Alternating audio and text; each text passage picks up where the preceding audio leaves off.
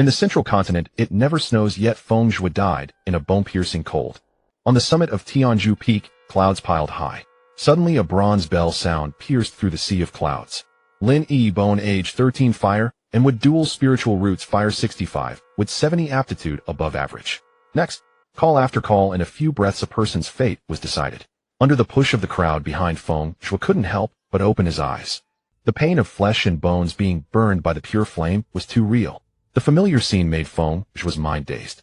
For a long time no one stepped forward, and the solemn voice of the senior official brother sounded again. Next one come forward for root bone test. Feng Zhuo, without time to think, walked forward covered in cold sweat. Feng Zhuo, the senior brother wrote quickly with a brush, paused slightly. When writing the character, Feng looked up at the pale-faced youth and read, "Calm your mind and focus. Place your hand on the spirit testing stone." Feng Zhuo did as told. His fair and delicate hand rested on the jade-white spirit testing stone. This was the scene of his root bone test at age 12 when he entered the Tai Divine sect. Looking at the familiar scene, Feng Zhuo understood that he had returned to the past for some unknown reason. Ink-like green instantly filled the testing stone, and a divine tree phantom shadow covered the sky. Deep green like ink, a heavenly phenomenon. Feng Zhuo bone age 12 heavenly with spirit root, with spirit body aptitude, supreme.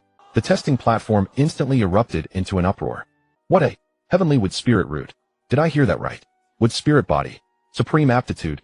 Hundreds of eyes stared straight ahead, all craning their necks forward. An elder cultivator on the upper seat even accidentally knocked over his teacup, spilling hot spirit tea all over himself without noticing. Silence. The senior brother's attitude became much more respectful. Junior brother Feng, take this jade token. The master selection ceremony will be in about 2 hours. You may follow the attendant to rest first. Feng Zhuo nodded his thanks, took the jade token, and followed the attendant to the resting area. Wang Hu bone age 14 firewood earth, 3 spirit roots. The test continued, but Feng Zhuo's heart was in turmoil.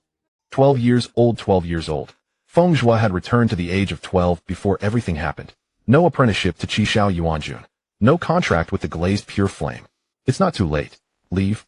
Must leave. Feng Zhuo just stood up, but his legs gave way, and he fell heavily to the ground. This fall, however, completely sobered his dazed mind. Memories of the past life flooded in like a tide. He had been the 4th disciple under Qishao Yuanjun and Su Ruanruan's senior brother. Although he had contracted the glazed pure flame, the quality of his elixirs was always inferior to the little junior sisters, and he was repeatedly ostracized by his 3 senior brothers. He was too naive back then. Even though he felt resentful, he adhered to the bond of fellow disciples. Su Ruanruan came to borrow his strange fire for alchemy time and again, and he generously agreed. Until after the golden core lightning tribulation at his weakest moment. Feng Zhuo suddenly clutched his chest where the searing pain of being burned by the pure flame still seemed to linger. He would always remember that moment. The glazed pure flame forcibly tore the contract and icy flames devoured him from the inside out. More ironically, after death his soul did not enter reincarnation, but instead saw a storybook called The Little Junior Sister Loved by All in Cultivation. In the book, Su Ruanruan was the favored daughter of heaven surrounded by stars, while Feng Zhuo was merely a tool to deliver strange fire to her. So that's how it is. Feng Zhuo let out a low laugh, his nails digging deep into his palm. The book clearly stated Su Ruanruan once nurtured the pure flame with her heart's blood for 49 days and repeatedly hinted to Master Qishao about the importance of the strange fire to her. That kind master secretly wore down his contract with the pure flame. His heart ached with pain, but Feng Zhuo's eyes grew clearer. Qishao, Su Ruanruan. One sanctimonious, the other hypocritical. Since fate had let him live again, he would repay this blood debt with interest. But the urgent task now was to think how to avoid the fate of the previous life and not become a disciple of Qishao. What's more, later in the story, the 6 main peak masters of the Tai Divine sect all doted on Su Ruanruan. Joining any main peak would be disadvantageous for Feng Zhuo. Then leave the Tai Divine sect now. Feng Zhuo shook his head. It was completely infeasible. His name was already recorded on the sect's admission list. Leaving now would be tantamount to betrayal. Even if he escaped the tragic death of the previous life, he would only meet a similar end. Feng Zhuo's mind raced to find a way to break the situation. The story said that the little junior sister Su Ruanruan was the sect's darling, loved by the 6 main peak masters and the leaders of various branch peaks. Moreover, she was admired by many genius disciples. Only one peak was an exception, Xiaoyao Peak.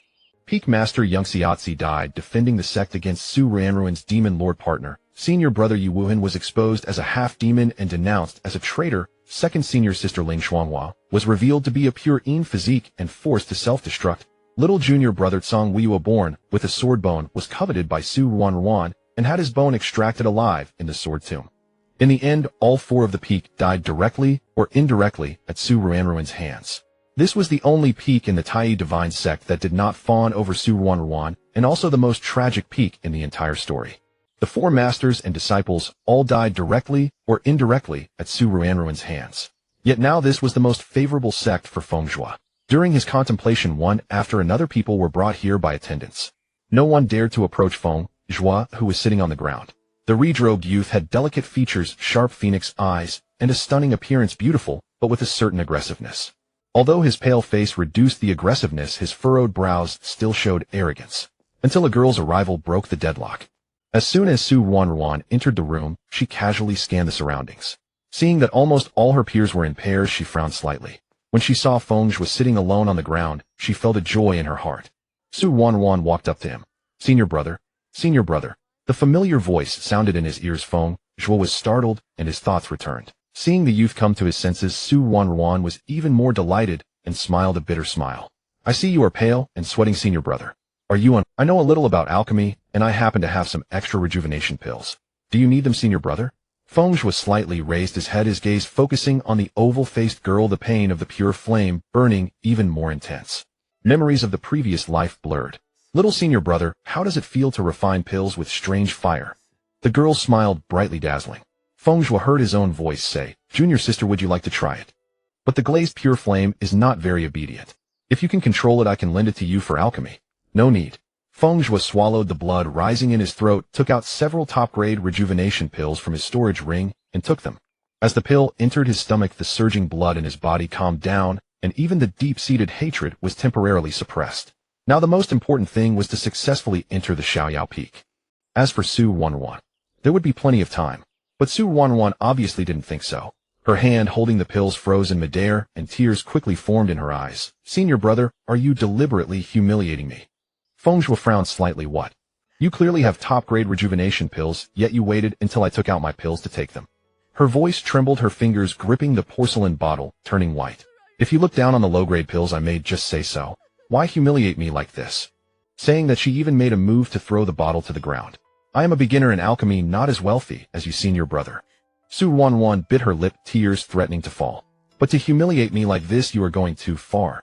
In just a few words it turned into Feng Zhuo, deliberately making things difficult. Hearing this, the surrounding disciples looked at Feng Zhuo with strange glances. A few hot-blooded young disciples were about to step forward, but were firmly pulled back by their companions. The one who could casually take out top-grade pills was not someone they could provoke. Feng Zhuo watched this farce coldly. Su Ruanruan's skill in twisting the truth was exactly the same as in the previous life. If Feng Zhuo let it go after entering the sect, his reputation of bullying others would spread throughout the sect. Are you done? Feng Zhuo slowly rose to his feet, brushing non-existent dust from his sleeves. Morning light slanted across his strikingly handsome face, outlining sharp contours. Beneath his sword-like brows, his phoenix eyes glittered like cold stars, the corners slightly upturned, carrying an innate edge. Junior sister, your words confuse me. Feng Zhuo's lips curled into a mocking smile. I merely swallowed one of my own pills. How is that deliberately making things difficult for you? Su Ruanruan's heart tightened. Why wasn't he following the script? Her face paled. Senior brother, you misunderstand. Just what? Feng Zhuo suddenly stepped forward, startling Su Ruanruan into stumbling back. Just thinking I should gratefully accept your low-grade pill and praise you as exceptionally talented. Su Ruanruan's eyes instantly reddened. Tu didn't mean that. Then what did you mean? Feng Zhuo took out another top-grade Huichun pill from his storage ring, twirling it between his fingers. Or do you think I, Feng Zhuo, lack these few pills? Under the sunlight, the pill's surface shimmered with meridian patterns emanating intense spiritual energy. Gasps sounded around them. Su Ruanruan tried to explain, but Feng Zhuo's smile vanished, his eyes like ice. If you genuinely wanted to give me a pill, why care about the grade? Since you care about the grade, why pretend to be generous? He flicked his finger, and the valuable pill landed with a pat at Su Ruanruan's feet, rolling into the dust. They'll say this once your things are dirty to me. The hall fell silent. Su Ruanruan could no longer hold back, covering her face and fleeing. Feng Zhuo watched her retreating back, coldly, leisurely adjusting his cuffs. This was only the beginning. In this life, he would repay everything from his past life with interest.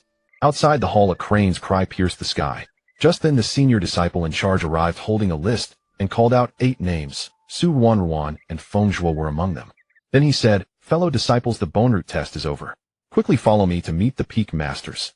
This both resolved Su Ruanruan's predicament and offered Feng Zhuo a way out.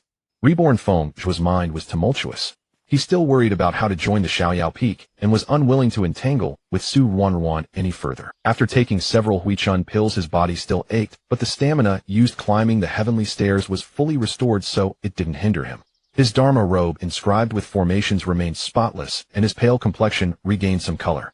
A cleansing technique later, his appearance was impeccable. Feng Zhuo was satisfied and hurried to follow. The young disciples held their breath, heads down, extremely nervous. The main peaks of the Tai divine sect only accepted personal disciples with top-grade aptitude. Therefore, all these youths had spiritual roots above the top grade. Feng Zhuo vaguely remembered that in his previous life, the highest-grade spiritual roots belonged to himself, with the heavenly wood spirit root and wood spirit body, and Su Ruanruan with wood-fire dual spirit roots and a natural sword heart. Yi Qingyu with a single fire spirit root of 95 purity, and Yun Li with a single ice spirit root of 90 purity. Together with 4 top-grade aptitude peers, Feng Zhuo's group totaled 8.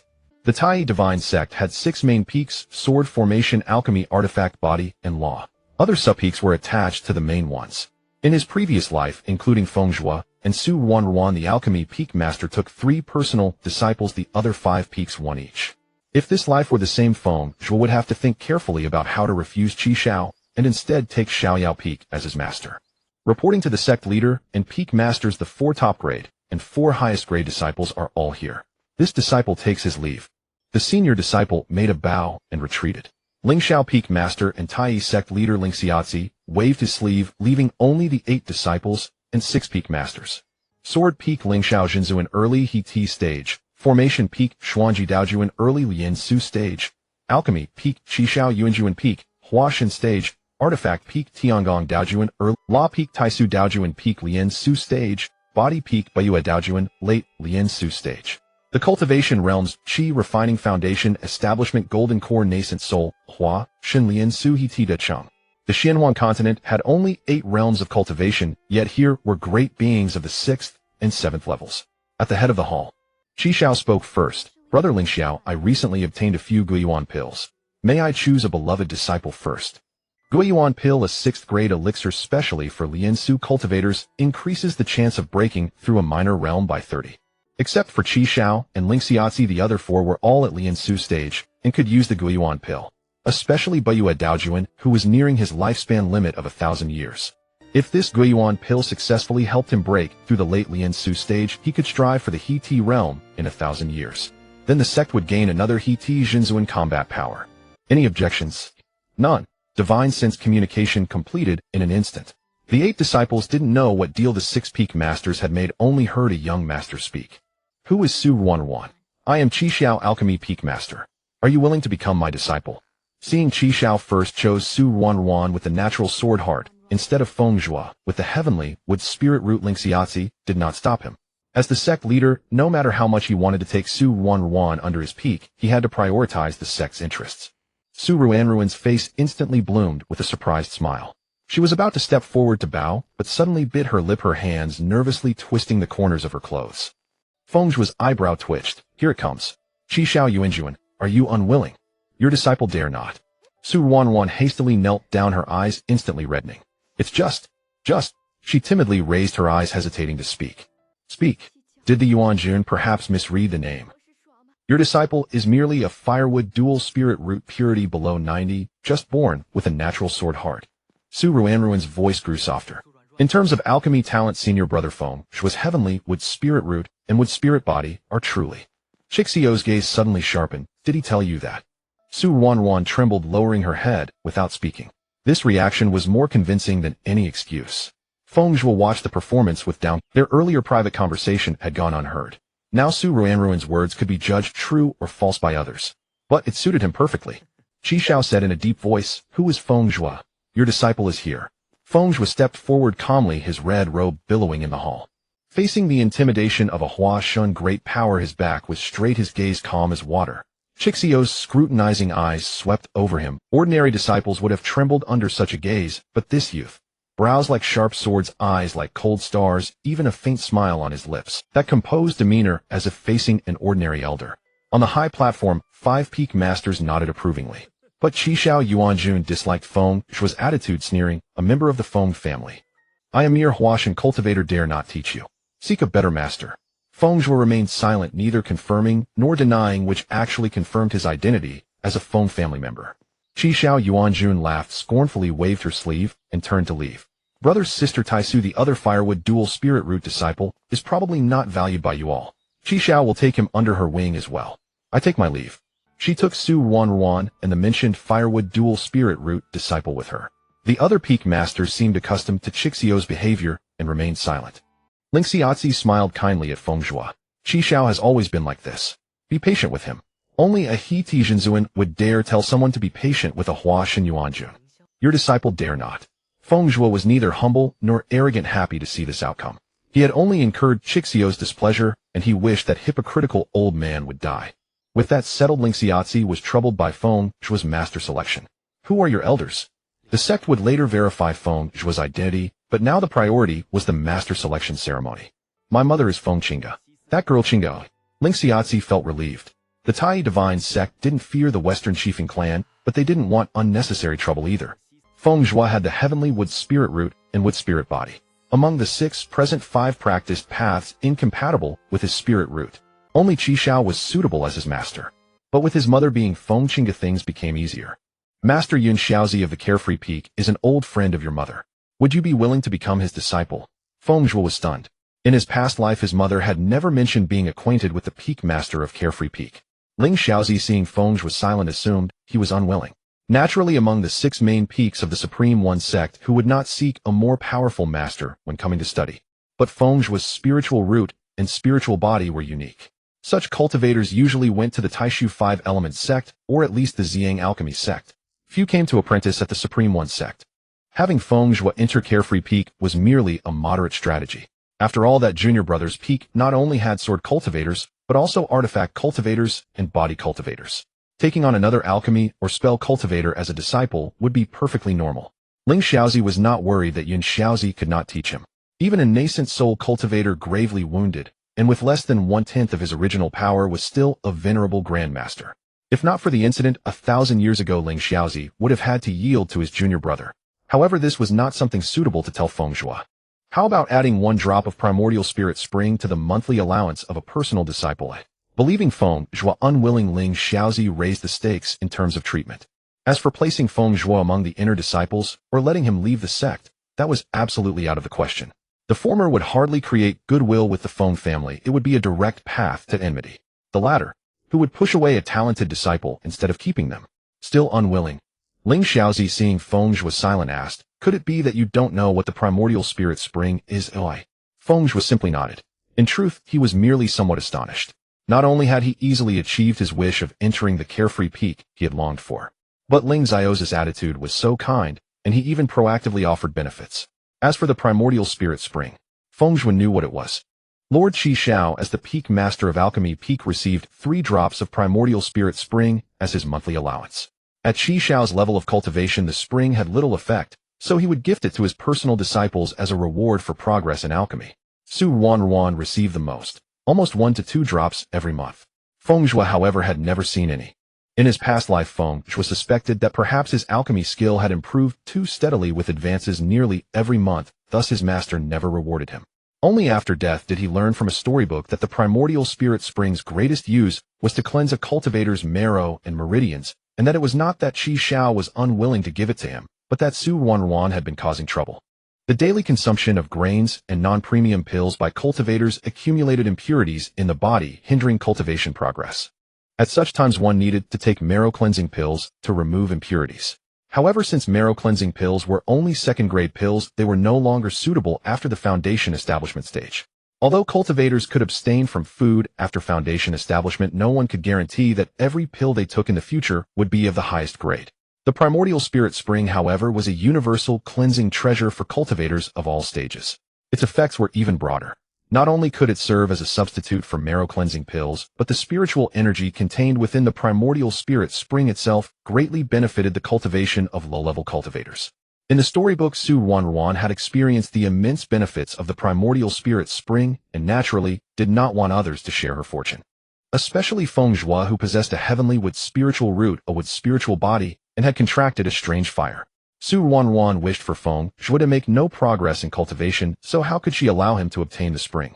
Thus Su Wanwan repeatedly played the victim before Qi Xiao, claiming that even with her monthly consumption of the spring her cultivation progress still lagged behind Feng Zhuo's, and she expressed her self-pity. Qi Xiao thus abandoned the idea of giving the spring to Feng Zhuo. Meanwhile Ling Xiaozi began to explain the effects of the primordial spirit spring. Apart from cleansing impurities from a cultivator's body, 1 drop of it was equivalent to a second-grade spiritual object that Qi refining cultivators could directly consume. Its greatest effect was actually enhancing the divine sense. Divine sense. Feng Zhuo had never read in the storybook that the primordial spirit spring could enhance divine sense. No wonder Su Wanwan, who was initially inferior to him in alchemy, later improved far faster than he did. Divine sense was even more important to an alchemist than cultivation level. If Su Wanwan had been taking the primordial spirit spring long-term, even if each drop's enhancement was limited, the accumulated increase in divine sense over months would be extremely significant. Feng Zhuo, realizing his lapse, quickly bowed to apologize.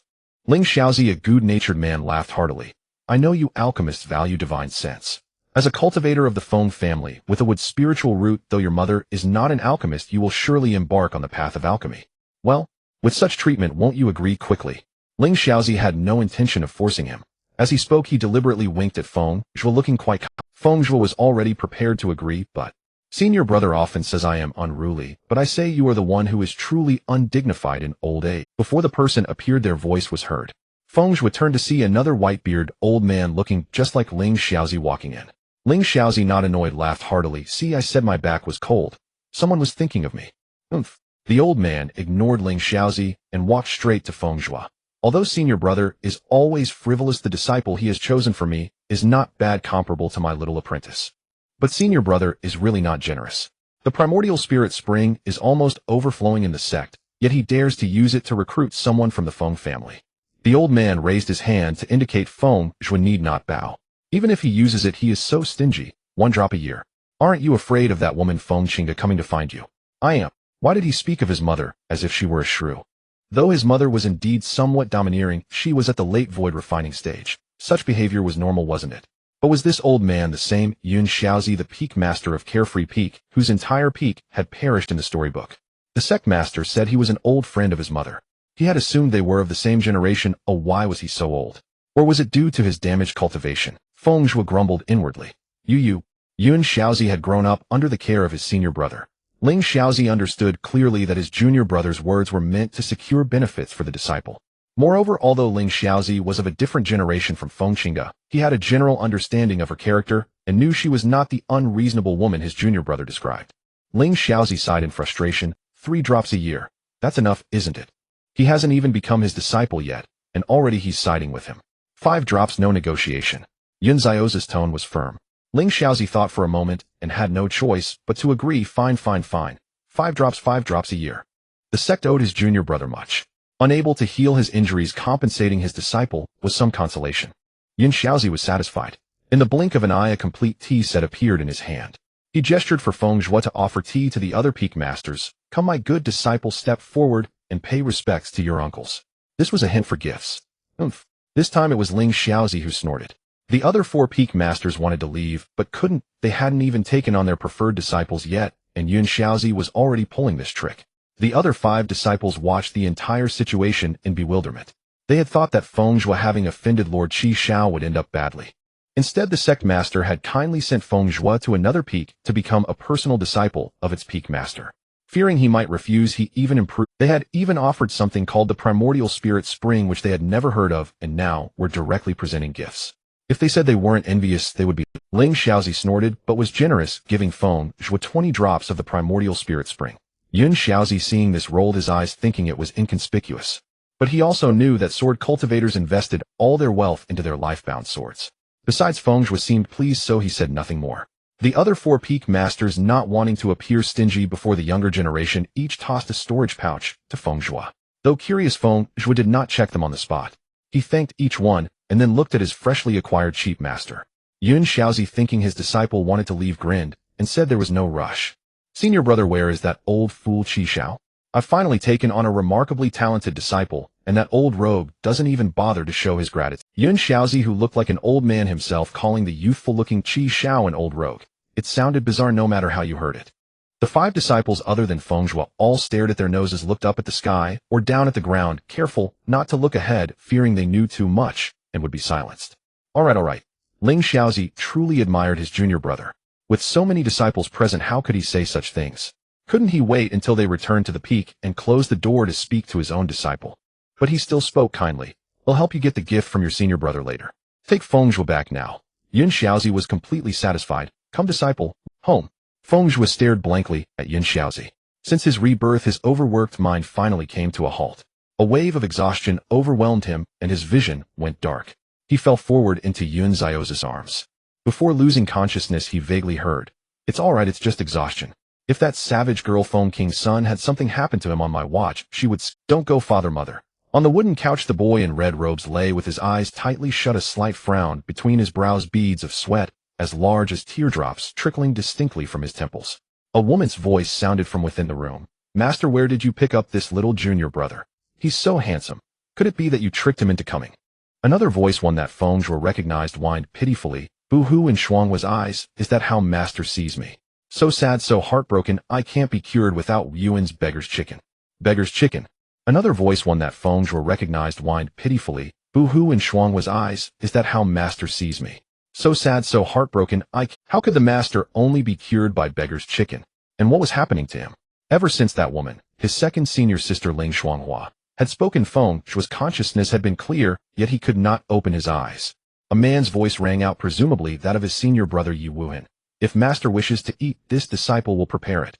Unexpectedly obedient. In the storybooks, Yi Wuhan, the senior brother of Xiaoyao Peak, possessed the bloodline of the 2-headed winged wolf, a high-grade demonic beast that upon reaching adulthood possessed cultivation equivalent to the divine transformation stage of human cultivators. Those storybooks focused mainly on Su Ruan and her numerous Dao companions, with little attention to other characters. Feng Zhuo had imagined the senior brother with a nature akin to the 2-headed winged wolf to be wild and domineering. But the second senior sister, however, was exactly as Feng Zhuo had expected, resolute and decisive, even ready to self-destruct at a moment's notice. Ling Shuanghua rolled her eyes ungracefully, ignoring Yun Xiaozi. "Junior brother Tsang, stop waving that broken sword of yours. Won't you come and see the little junior brother?" Song Yue did not even turn his head. "It does not benefit sword refinement, a waste of time." So he really is a sword cultivator, going to spend his whole life with his spirit sword at such a young age. Feng Zhuo nodded. Truly a sword maniac, as the storybook said. But soon he had no mind to dwell on that. His consciousness was clear, yet all before him was darkness, as though he were trapped in a sealed space. Then a wisp of light appeared like a spiritual flame. His first instinct was the lapis lazuli pure flame. The urge to flee surged, and the pain he had suppressed earlier rushed back to his heart. He quickly realized something was wrong. The lapis lazuli pure flame was a white exotic flame, but what appeared before Feng Zhuo was a deep crimson flame, silently floating nearby, neither approaching nor retreating. Feng Zhuo suppressed his trembling body, recalling what his mother had told him, that every member of the Qifeng clan nurtured a life-bound spiritual flame, he was the exception. This was also why Feng Zhuo had signed an equal contract with the lapis lazuli pure flame. Because he contained a life-bound spiritual flame, he could not form a life-bound contract with any other flame. Yet Feng Zhuo had clearly failed to nurture that flame within him, and still he could not form a life-bound contract with an Feng Qingge could only guess that Feng Zhuo did indeed harbor a spiritual flame, but the overwhelming dominance of his wood spirit root and wood spirit body had prevented it from awakening. This had even caused the Yi wood saint body, which should have been inherited from his father, to awaken only as a wood spirit body. Could it be that now this spiritual flame was about to awaken? Feng Zhuo was overjoyed. His past lives' experience of betrayal by an exotic flame made him wary of signing contracts with any flame again.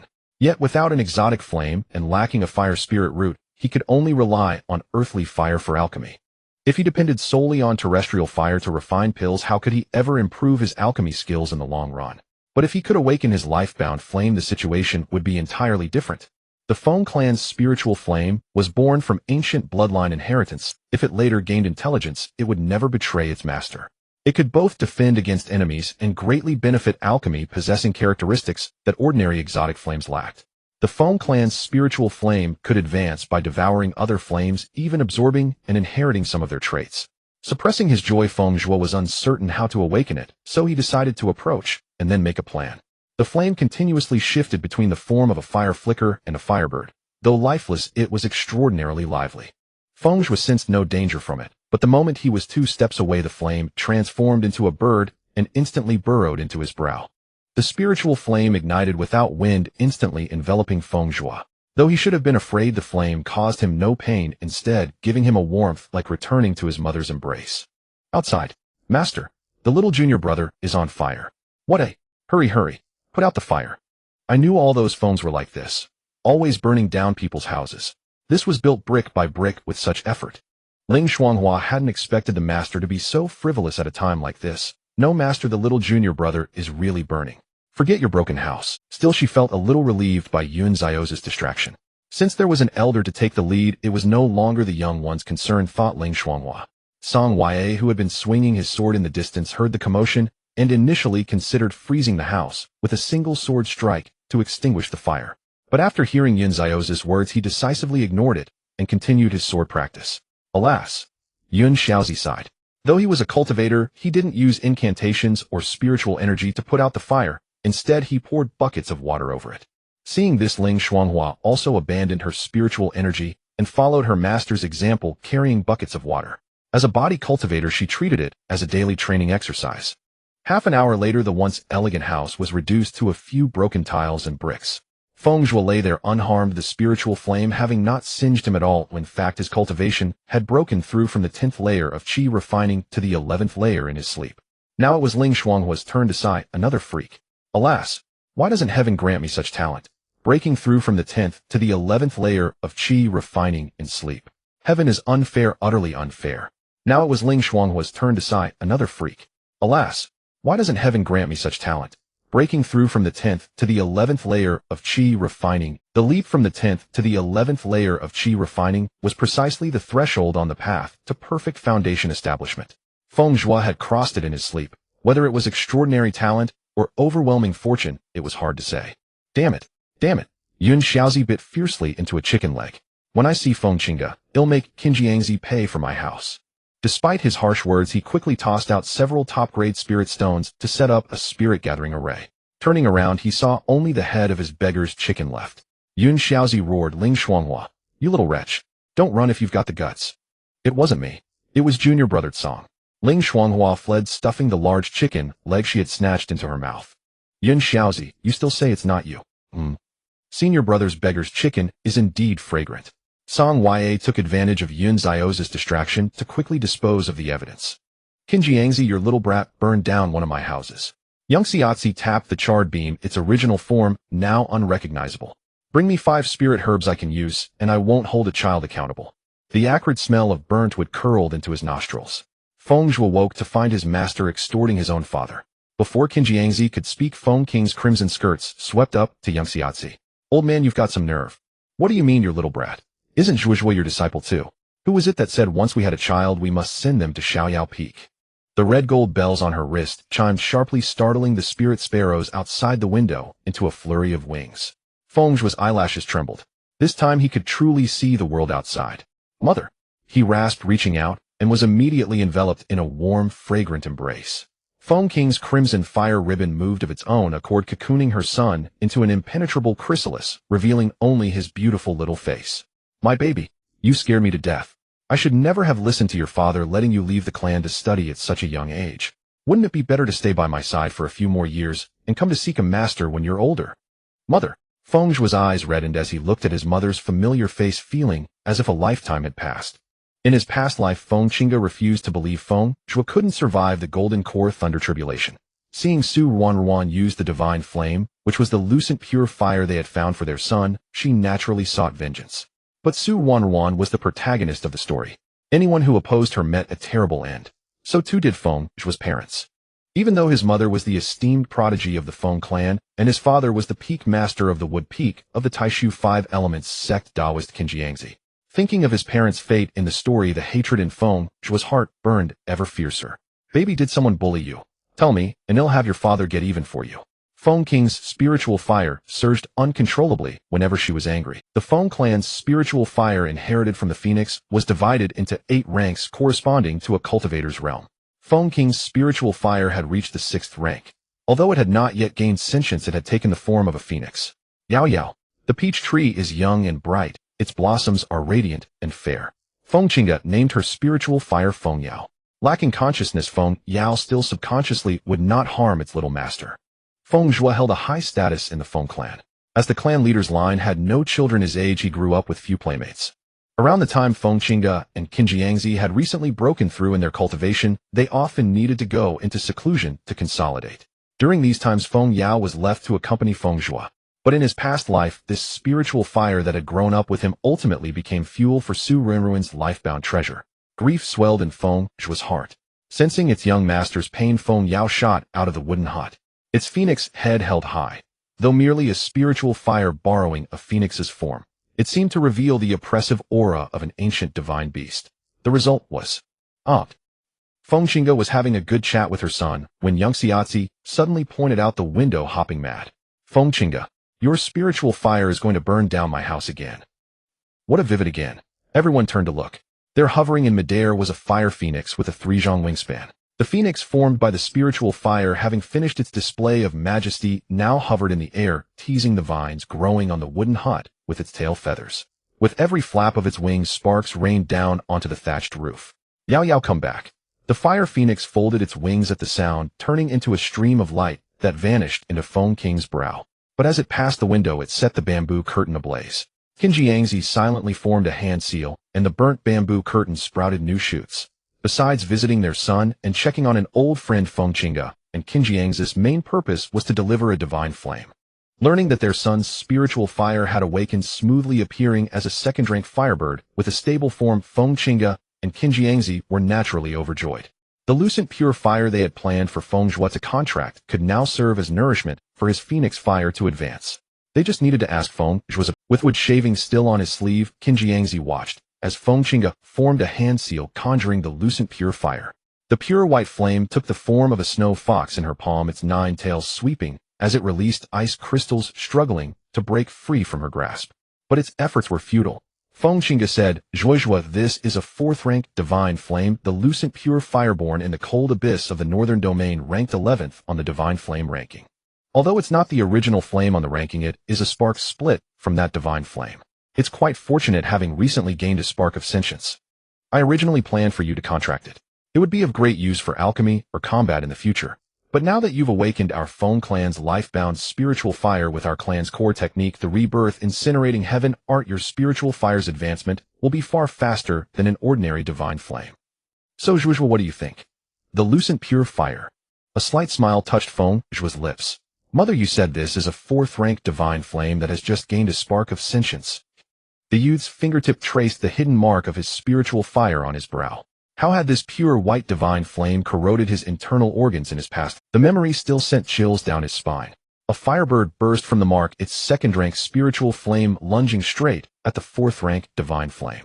The snow fox formed by the lucent pure fire bared its fangs, only to be pinned down by Feng Yao's claw. Feng Qingge nodded. Your father and I carefully considered it. A divine flame of too high a rank would be difficult for you to control at your current chi refining state. Once your cultivation improves and the lucent pure fire is no longer suitable, your father and I will find a higher rank divine flame for you. However, Feng Qingge raised an eyebrow. Feng Zhuo continued, but mother, the lucent pure fire has gained sentience. As a 4th-rank divine flame, it must have its own pride. It surely won't be willing to be contracted by a mere chi refining cultivator like me. So Feng Zhuo's next words were pronounced in a strange, chilling way. Erase it. Mother, could you erase the sentience of this divine flame for me? Feng Zhuo spun the crimson jade bangle on his wrist, a protective spirit artifact his mother had given him for her last birthday. Since it's to be nourishment, why keep it? Better to use it as a spark to feed my life-bound spiritual fire. Your mother is pleased that you have this idea, Zhuo. Feng King's 5 fingers suddenly clenched. The lucent pure fire let out a shriek like a baby's cry, its snow-white fox body shattering inch by inch. When she opened her palm again, only a docile, dancing pale flame remained. The firebird swooped down with a joyful cry, its wings grazing the 4th-rank divine flame, which melted into its body like snow. Young Xiaozi returned from inspecting his house just in time to see this and offered no opinion. In fact, he was pleased. binding a sentient divine flame through the power of elders without being able to form a life-bound contract. It was better for it to have no consciousness. After the lucent pure fire vanished, the inexplicable piercing cold pain that had racked Feng Zhuo's body completely dissipated. With Feng Qing's guidance and his past lives' divine sense, which had reached the golden core level along with his intimate familiarity with the lucent pure fire from alchemy and flame control, the firebird devoured the lucent pure fire with ease. The spiritual fire advanced smoothly, absorbing some of the lucent pure fire's properties.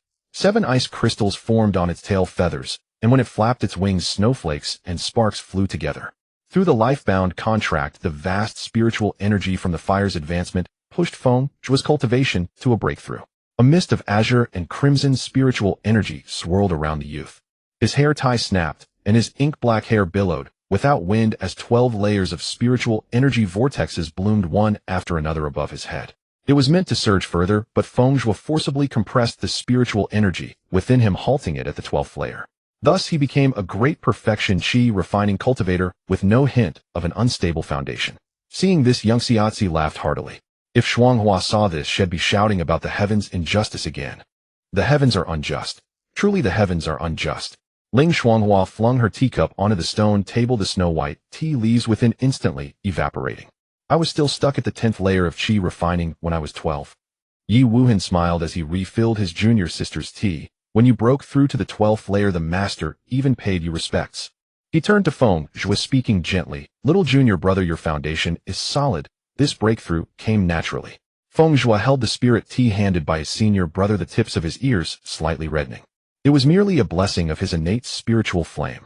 Suddenly Ling Shuanghua's face appeared reflected in his cup. Second senior sister, clearly a foundation establishment peak cultivator, was now squatting on a stone stool with no regard for decorum, conjuring an ice flower with her fingertip and dropping it into his tea. Drink.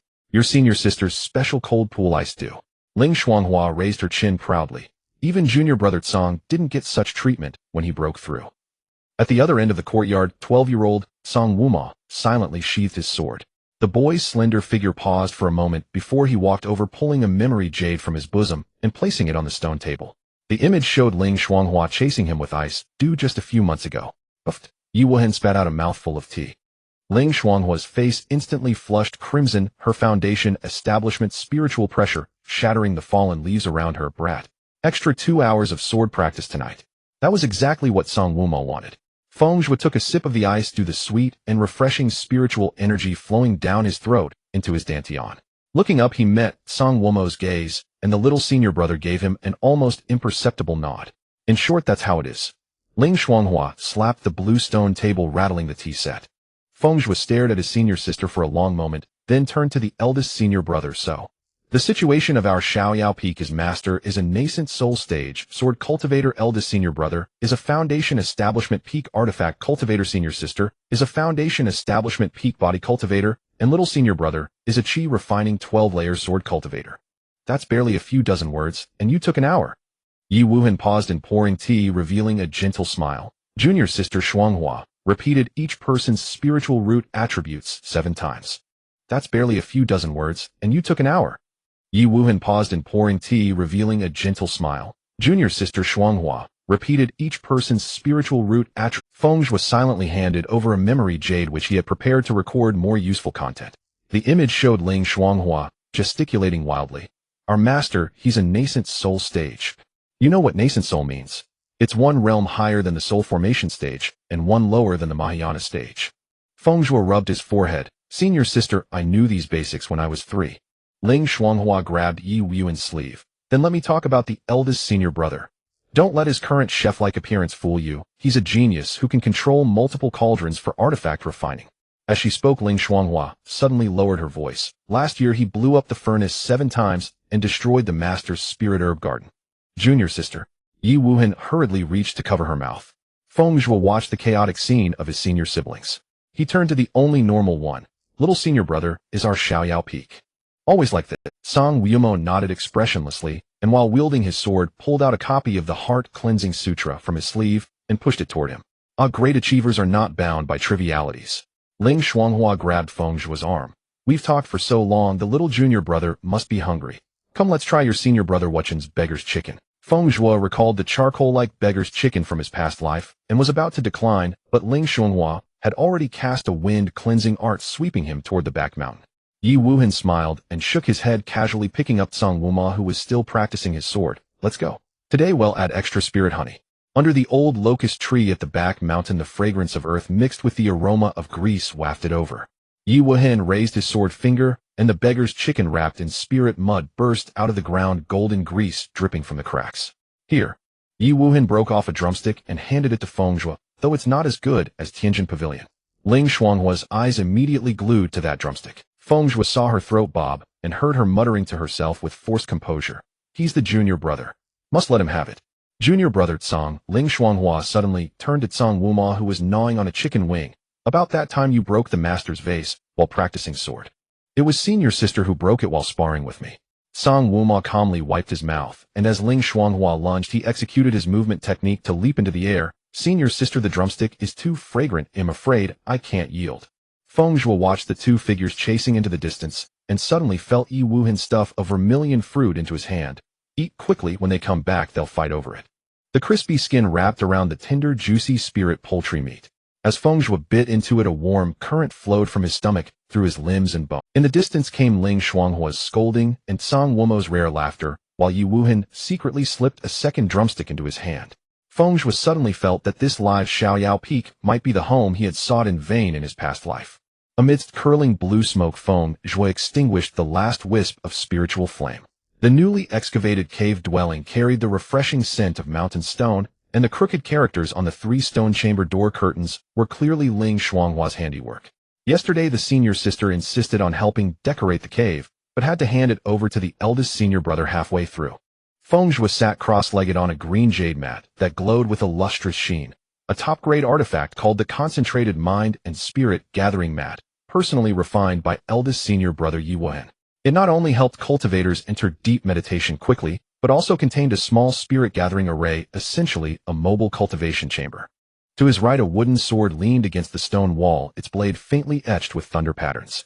Little senior brother Tsang Wuma had spent 3 days and nights refining it from the core of a fine peach, wood, creating a top-grade artifact specially designed to counter evil spirits, named Jingjia. Hanging from the sword's tassel was a memory jade containing Ling Xuanhua's fierce threat. If you lose it, junior brother Tsang will freeze you into an ice sculpture. Thinking of the gift from his second senior sister Feng Zhuo's lips twitched slightly. That basket of first and second-tier spirit herbs was mixed with several third-tier spirit herbs disguised as weeds, and at the bottom was a crumpled piece of paper with a hastily written, self-created pill formula, ice and fire dual cultivation. Senior sister's original creation. Don't blame me if the furnace explodes. In the corner of the cave lay gifts from various peak masters. The most striking was the middle-grade spirit artifact, Crimson Flame Flowing Fire Fan. Given by the artifact peak master, its golden red ribs engraved with phoenix spreading wings resonating faintly with the spiritual fire within him. Unfortunately, artifacts are divided into 5 tiers: Dharma artifacts, spirit treasures, immortal artifacts, and divine artifacts, with the first 3 further divided into lower, middle, upper, and supreme grades. Spirit artifacts can only be used at the golden core stage. With his current chi refining level, spiritual energy reserves half a fan swing would drain his dantian dry. It could only be stored away for now. Thinking this, Feng Zhuo weighed the storage pouch containing 20,000 mid-grade spirit stones and muttered, Chi Shao is indeed stingy. In contrast, the 4th tier Thunder Kill Array Disc and Golden Lock Array Disc given by Array Peak Master Sinji Daejun were now hanging at the cave entrance as door guardians. The storage pouch from Dharma Peak Master Taisu Daojun contained 3,000-year-old dark ginsengs sealed in ice jade boxes. Body Peak Master Bayua Daojun was even more practical, directly gifting a whole beast blood amber for body tempering. Much more refined than my past life. Feng Zhuo chuckled softly, placing the jade talisman inscribed with the Nirvana Phoenix Burning Heaven art against his forehead. It was time to experience the profundities of the Phoenix clan's exclusive cultivation method. On the azure jade cushion, a wisp of redand white interwoven spiritual flame flickered at Feng Zhuo's fingertips. The golden runes unique to the Nirvana Burning Heaven art emerged from his brow, circulating in parallel with another emerald green spiritual energy within his body, distinct and unimpeded. Such a practice would surely astound any cultivator who witnessed it. Ordinary cultivators cultivate a single mental technique, opening a solitary channel within their meridians, each person mastering only one path. Yet members of the Feng clan who have awakened their spiritual flame can simultaneously cultivate two mental techniques, granting them twice the spiritual energy reserves of ordinary cultivators. Within Feng Zhuo's Dantian, at this moment the spiritual energies of the two celestial grade techniques each performed their distinct functions. The emerald green, evergreen spiritual energy nourished his internal organs, while the crimson nirvana fire tempered his sinews and bones. Whenever the two streams of energy converged at the sea of qi, they would spark emerald-colored flames. No wonder the clan stands firm as the premier family of the western regions. Feng Zhuo, inspecting his meridians, now nearly twice as wide as in his past life, could not help but sigh in admiration. The evergreen scripture his father had obtained from a secret realm combined with his wood spirit body was already capable of generating an endless flow of spirit. Now with the addition of the nirvana burning heaven art, which operated through his life-bound spiritual flame, his current spiritual energy reserves rivaled those of an ordinary foundation establishment mid-stage cultivator. The most remarkable aspect was that these two mental techniques complemented each other perfectly. The evergreen spiritual energy tempered by the spiritual flame became increasingly pure, while the nirvana fire enveloped by wood element spiritual energy lost much of its violent nature. Even with a cursory circulation of the techniques, Feng Zhuo reaped such benefits. Corresponding to each major cultivation realm, the nirvana burning heaven art comprised 8 layers. The first layer's spiritual flame tempering the body. Feng Zhuo sat cross-legged on the cushion forming hand seals. As the technique circulated, a crimson fire pattern emerged on his brow, and his life-bound spiritual flame slowly rose from his sea of consciousness. Go! The young man pointed his finger, and the redand white spiritual flame instantly multiplied into thousands, transforming into fine threads of fire that burrowed into his meridians. Compared to the excruciating pain of being burned by the crystal pure flame in his past life, the burning sensation, now coursing through his meridians, was merely like the warmth of tepid water. After all this was his life-bound spiritual flame connected to his bloodline. His nascent soul-stage divine sense, as responsive as an arm to the hand, precisely guided every thread of fire. Wherever the spiritual flame passed, the pill toxins and impurities clinging to his meridians turned into wisps of smoke and dissipated. The most exquisite aspect of the first layer lay in the control of the flame's intensity. It had to ensure the tempering effect of the spiritual flame without damaging the meridian's roots. On the 15th day of cultivation, an unexpected incident occurred. A minor meridian where spiritual energy had stagnated was scorched by the spiritual flame, forming a crack. Just as Feng Zhuo prepared to withdraw his energy to regulate his breathing, the emerald green spiritual energy of the evergreen scripture suddenly surged forth on its own. The vigorous vitality, like spring rain nourishing all things, instantly healed the burn marks, restoring them to their original state. To his greater delight, the newly regenerated meridian had increased its toughness by more than 30%. So that's how it is. A glint of sharp light flashed in Feng Zhuo's eyes. In his past life, when tormented by the crystal pure flame, the self-healing property of the evergreen scripture had only prolonged his suffering. Now, however, it had become an excellent aid for cultivation. By scorching the meridians with the spiritual flame and allowing the evergreen spiritual energy to heal them, repeated tempering would greatly enhance the meridian's strength. Over the next half-month, wisps of cyan and crimson spiritual energy alternately rose and fell within the cave dwelling. Feng Zhuo deliberately controlled the spiritual flame to repeatedly scorch specific meridians, while simultaneously fully activating the evergreen scripture to repair them. After 99 cycles of this process, all his meridians became as transparent as crystal, with no impurities visible upon internal inspection. Crack! A thin fissure suddenly appeared on the cushion beneath him. The moment Feng Zhuo opened his eyes, the fire energy around him surged uncontrollably, scorching a deep pit into the stone wall. The young man was not alarmed, but delighted. This was a sign of the grand completion of the spiritual flame tempering the body. Feeling the surging torrential spiritual energy within him, Feng Zhuo curved his lips slightly.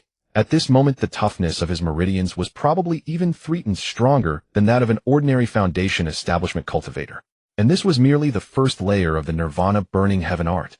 Feng Zhuo formed hand seals, a flash of spiritual light enveloped him, and the cleansing technique swept away the dust of a month's seclusion.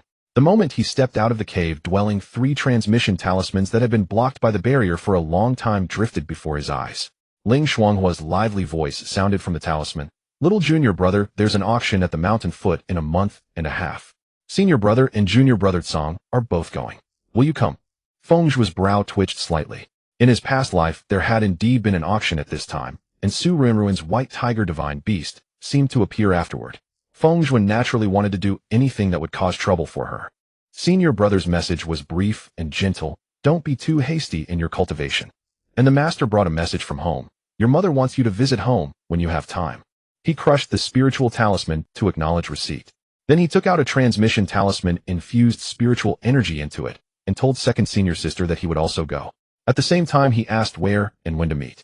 Ling Shuanghua, clearly not busy, quickly replied, "Little junior brother, you've come out of seclusion at just the right time. When the time comes, I'll bring senior brother and junior brother Tsong to find you. Just stay in your cave, dwelling, and wait." Feng Zhuo held the spiritual talisman, a warmth surging in his heart. Having spent only a month with his senior brothers and sisters on Carefree Peak, he already felt a sense of belonging like a home. Gazing at the rolling sea of clouds in the distance, Feng Zhuo's eyes were resolute. Such a wonderful sect. He would never allow it to repeat the tragic fate of the entire peak being slaughtered as recorded in the storybooks. In the remaining half-month, Feng Zhuo no longer deliberately cultivated but focused on alchemy. The Greenwood Phantom Forest secret realm was about to open. This was a secret realm accessible only to Qi refining cultivators. Su Ruan had obtained a 10th of Sandy-year-old spirit cleansing herb there, and Feng Zhuo intended to snatch it away. Moreover, he might find a life-bound spiritual plant compatible with his constitution within the secret realm. After all, in the rumors of his past life, remnants of a divine plant had been found there. Half a month later, Ling Shuanghua indeed arrived with Yi Wuhan and Tsang Wuya knocking punctually on the barrier of Feng Zhuo's cave dwelling. Feng Zhuo flicked his finger, and the barrier parted like a curtain.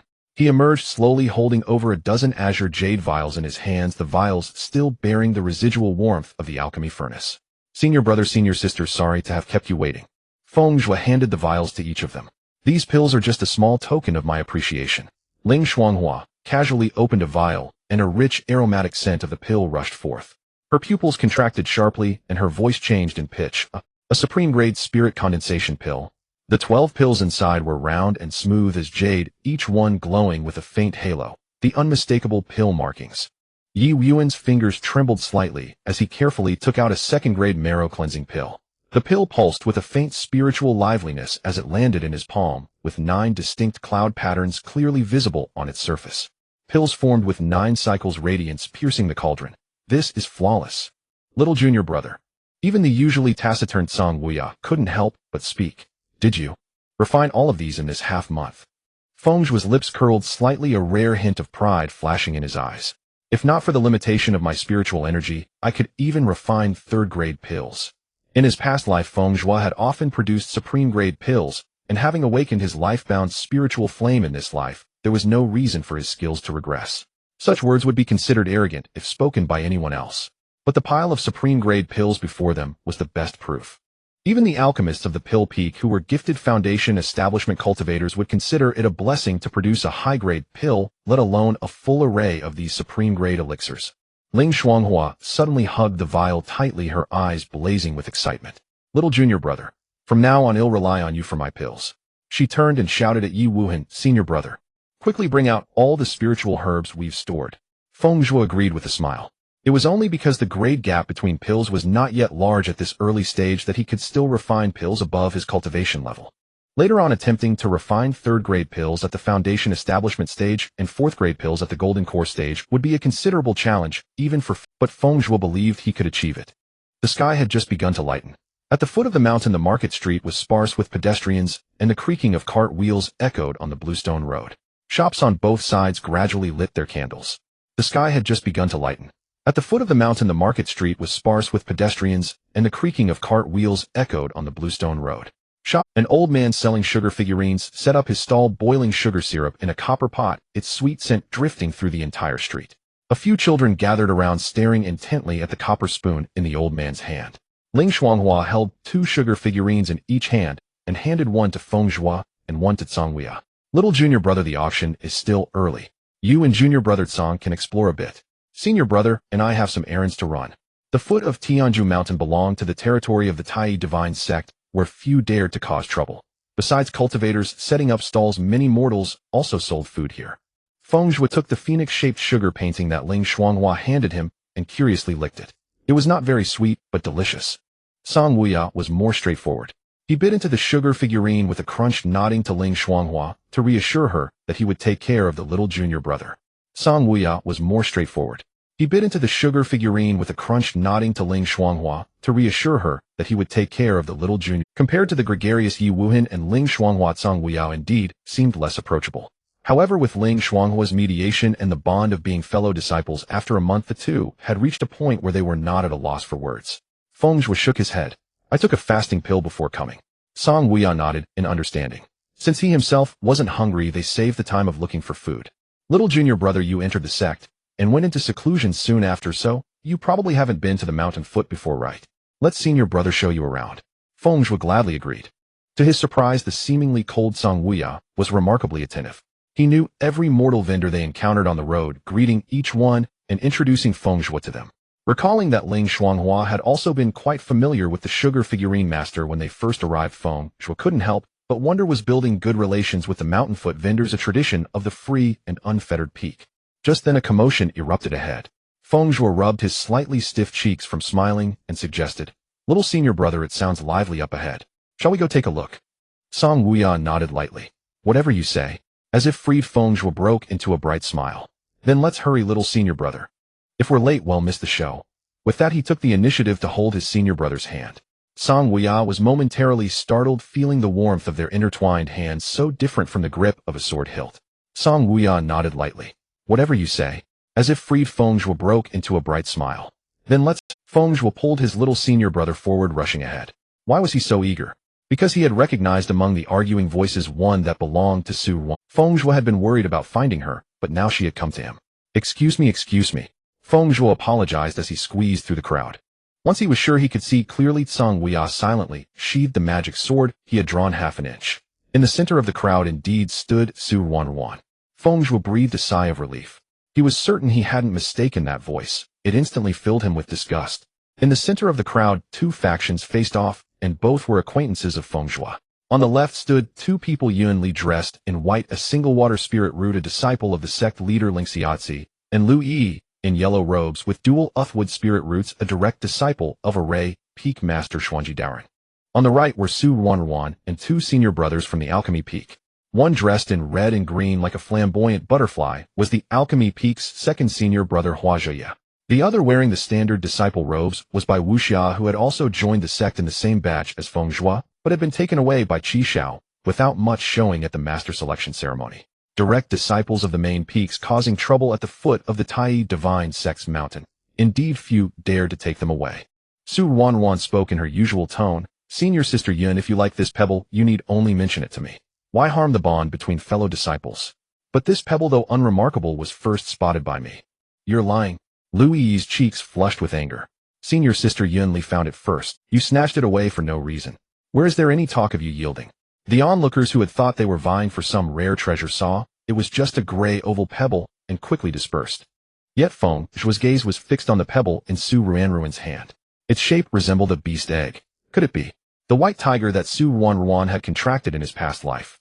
He had heard that some magical beasts, to protect their young, would disguise their eggs as other inconspicuous objects. The white tiger was a divine beast. Perhaps it had such a habit. Since senior sister says so, then it must be so. Su Ruan's face instantly turned pale, and her body swayed slightly, as if yielding out of fraternal affection or bowing under pressure. Little junior sister, don't be afraid. Second senior brother and I are both here. Su Wan had heard that there was an auction at the mountain foot today, and had specially invited her two senior brothers to. Bai Wuxia quickly chimed in. Exactly. But in his heart he thought, it's just a small pebble. Why must Yun Li be so aggressive, humiliating little junior sister in public? Little junior sister, don't be afraid. Second senior brother and I are both here. Su Wan had heard that there was an auction at the mountain foot today, and had specially invited her two senior brothers to join her. Just now second senior brother Hua Zheya had stepped away temporarily, and she suddenly sensed something attracting her at the market. Following the feeling to a stall, she happened to see Yun Li about to pick up that pebble. Su Wan swiftly stepped forward, snatched the pebble from before Yun Li's eyes, and confirmed that this was indeed what had drawn her. Since it was now in her hands, she naturally wouldn't give it up. Thus the two had fallen into this argument. Bai Wuxia had accompanied Su Wan the entire time, witnessing the whole affair, and still supported her even though he knew she was in the wrong. Su Wan, hearing this, knew that Bai Wuxia was on her side, and with the backing of the uninformed second senior brother, her confidence grew. Thank you, senior brother. Su Wan made a graceful bow, her demeanor composed. But as a disciple of our master, I should prioritize harmony among the sect, and put the interests of the Qishao Peak first. If senior sister Yun truly likes it, this ordinary pebble is nothing I cannot part with. Huh. A wandering cultivator among the onlookers sneered, fanning himself. A direct disciple of Lingxiao Peak, and she has to snatch a stone. Is she desperately? His companion quickly tugged at him. Watch your tongue. We're on the territory of the Tai divine sect. The wandering cultivator's face paled, and though embarrassed he feared for his life, and muttered, humph. If I can't afford to offend, I'll stay away. With that he hurriedly left. Yun Li's face turned ashen. If she accepted this pebble the reputation of Lingxiao Peak. She gritted her teeth and grabbed Lu Yi. Let's go. He'll remember this. Wait. Seeing Yun Li about to leave, Feng Zhuo immediately stopped her. Wait, he declared. That was merely junior sister Sue's one-sided account. How can it be taken as truth? All eyes turned to him. Feng Zhuo remained composed. Of course junior sister Liu's words are equally difficult to verify. In my opinion, why not let the stall owner tell us who first approached him to buy this stone? Su Ruanruan's heart tightened at the sight of that familiar red robe. She regretted offending Feng Zhuo before she had even joined the sect, and understood his. Seeing Feng Zhuo speak up for Yun Li, her regret deepened. Now she could only hope that the stall owner had slipped away upon sensing trouble, or that he would be too intimidated by the pressure of Qishao Peak to reveal the truth. Su Ruanruan gave a delicate smile. Elder brother Feng, are you blaming me for causing you to fail in joining Qishao Peak? That was not my intention. The master had made up his mind, and I have little sway. I truly could not change it.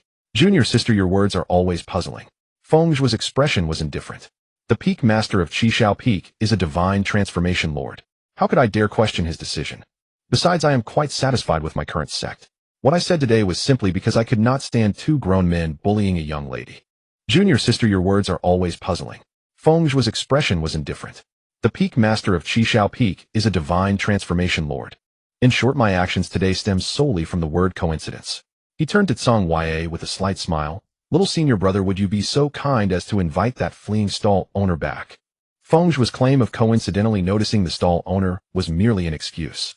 He had simply been observant and happened to spot a suspicious old man. After capturing him and questioning him, it turned out he was indeed the stone seller.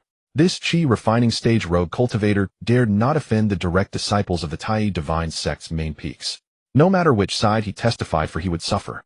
It was only when Feng Zhuo promised him a foundation establishment pill as a reward and guaranteed his safe exit afterward that the old man agreed to testify for Yun Li. The enemy of my enemy is my friend. Feng Zhuo would rather give the white tiger divine beast to Yun Li than let Su Ruanruan get her hands on it. Of course he had considered keeping it for himself, but the thought of this white tiger having been by Su Ruanruan's side in his past life made him feel disgusted, and he completely abandoned the idea of forming a contract. Tsang Wei silently brought the stall owner over. The old man shivered as he bowed. Greetings to all fellow Taoists. Hua Zheya recognized Tsang Wei and barked, Tsang Wei, is your Xiaoyao Peak determined to oppose my Qishao Peak to the end? I find it displeasing. Tsang Wei replied coldly, directly echoing Feng Zhuo's words. Feng Zhuo's heart skipped a beat. He had only intended to deprive Su Ruanruan of the white tiger's aid, and had not expected an old grudge between Xiaoyao Peak and Qishao Peak. If this deepened the conflict between the two peaks. Clang. Tsang Wei directly drew his sword, making his stance clear. Hua Zhaoya's face changed drastically. He was merely at the foundation establishment middle stage, but he could not withstand 10 moves against Tsang Wei's sword. How dare he make a move now? He could only swallow his pride for the moment, and report to his master later. Good. Very good. Hua Zhaoya gritted his teeth. Just wait and see. The crowd was still waiting for the outcome. With the obstacle removed, Feng Zhuo no longer kept them in suspense. Fellow Taoist, please speak frankly. Who first approached you to negotiate the purchase? Rest assured, with Xiaoyao Peak and Lingxiao Peak backing you, I doubt Qishao Peak would dare to do anything to you. Isn't that right, junior sister Yun? Yun Li now understood perfectly. This senior brother Feng, with his remarkable background, was on her side. Yes, speak freely. If anyone from Qishao Peak troubles you, come to Lingxiao Peak and find me. We'll stand up for you. Yun Li now understood perfectly. This senior brother Feng, with his remarkable background, was on her side. Yes, speak freely. If anyone from Qishao Peak troubles you, come to Lingxiao. The old man clutched the porcelain bottle containing the foundation establishment pill in his sleeve. Realizing that without foundation building he had only a few years left to live, he steeled himself and declared loudly, it was the fairy from Lingxiao Peak who first took a liking to this stone. The price was already settled. The crowd erupted in murmurs. They had thought Lingxiao Peak was bullying others, but it turned out the female cultivator from Qishao Peak had been spinning lies. You're slandering me. Hua Zai roared, releasing his foundation establishment pressure. The old man's knees nearly buckled, but Tsang Wei's sword, aura, senior brother, how impressive. Feng Zhuo's fingertip ignited with a redand white spiritual fire. Could it be that you intend to silence him in public? Yunli stepped forward at the right moment, her long sword held horizontally before her. Everyone here is a witness today. If anything happens to this fellow Taoist. She swept her cold gaze over the Dan Peak cultivators. My Lingxiao Peak will investigate to the end. Su Ruanruan had led a smooth life since becoming a disciple and had never faced such a scene. With a soft sob, the stone in her hand clattered to the ground. It was my foolishness. She turned and fled, covering her face. Tisk, guilty conscience. Someone in the crowd of rogue cultivators shouted and jeers erupted. Junior sister, wait for me. Bai Wuxia hurriedly chased after her. Hua Xiao's eyes darkened as he noticed the rogue cultivator's old man frequently glancing at Feng Zhuo. He understood the trickery involved. But with Su Ruanruan already gone far, further argument was futile. He had to swallow his anger. There would be a day to settle accounts. Seeing Su Ruanruan flee in disgrace, a smile unconsciously curled at the corner of Feng Zhuo's mouth. Little senior brother, I'll leave this fellow Taoist in your care. Earlier, when bribing the old man, Song Wei had offered to arrange a place for him, which saved Feng Zhuo a lot of trouble. Song Wei nodded in agreement, but suddenly asked, Little junior brother, do you have feelings for junior sister Yun? Little senior brother, you jest. Feng Zhuo shook his head with a wry smile. Didn't I just say? It was purely out of displeasure.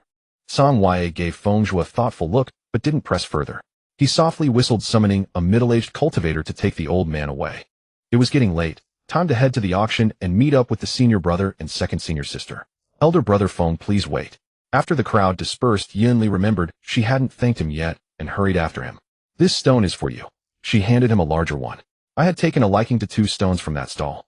I don't know why Su Ruanruan insisted on fighting for the smaller one, but I wasn't willing to be taken advantage of, so I argued.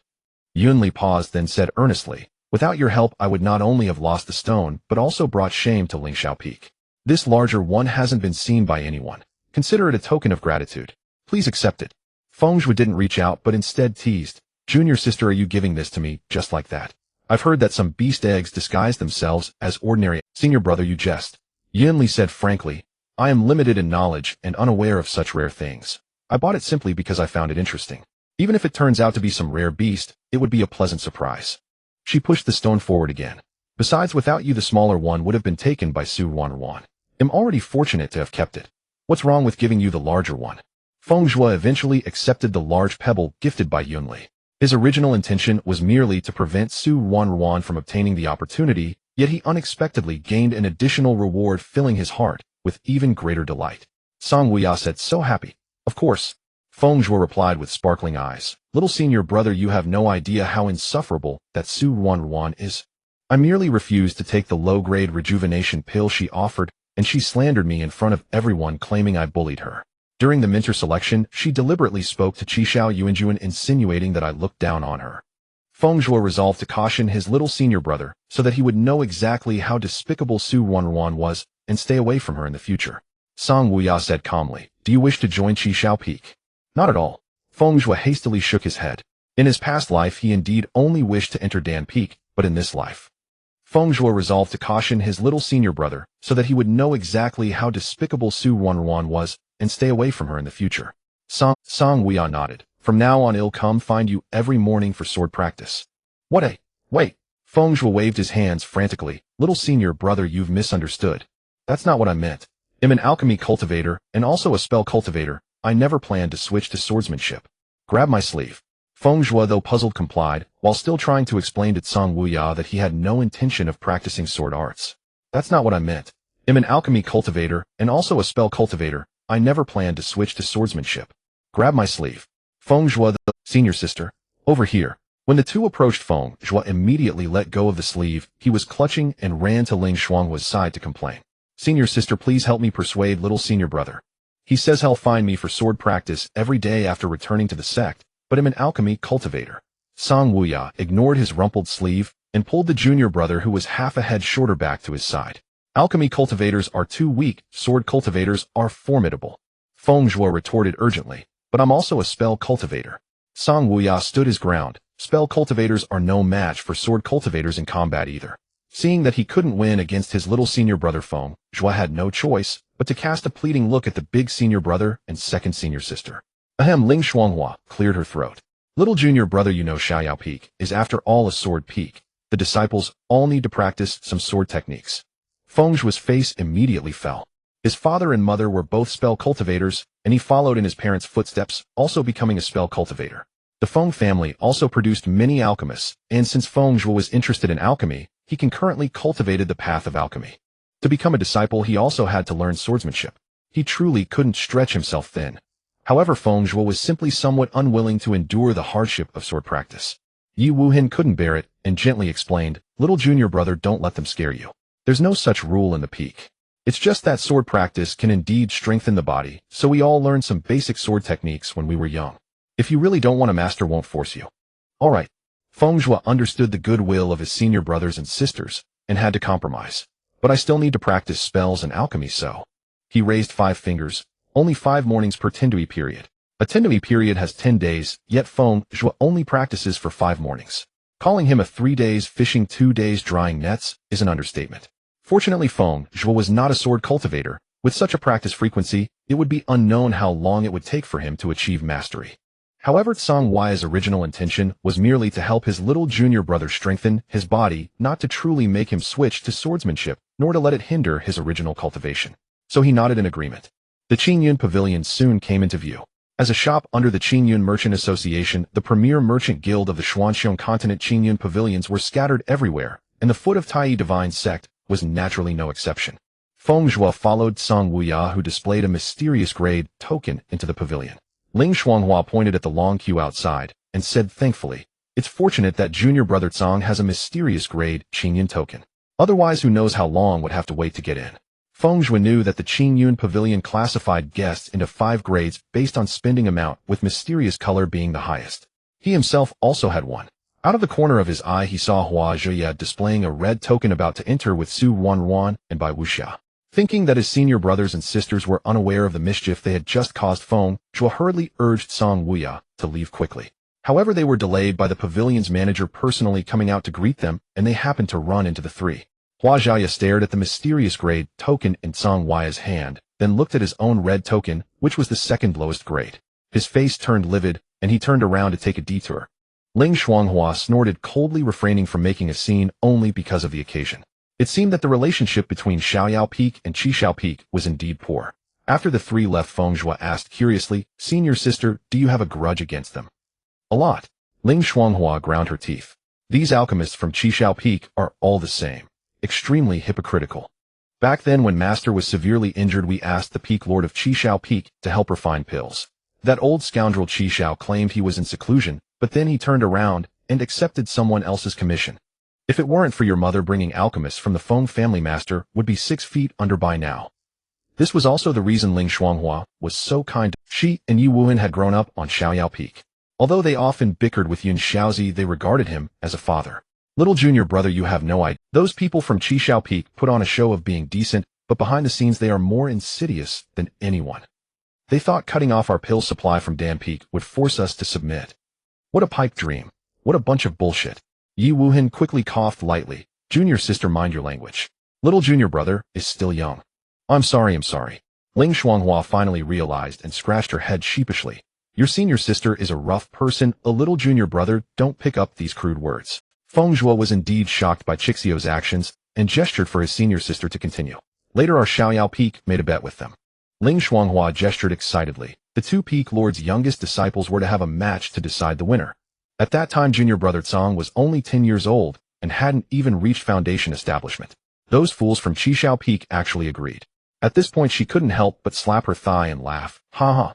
You should have seen junior brother Tsang chasing Hua Zheya all over the arena with his sword. I really regret not using a recording jade to capture it." Feng Zhuo asked. "So little senior brother won the match, and Qishao Peak lifted the pill ban." "Pak." Ling Shuanghua jumped up in anger. "They can't take a loss."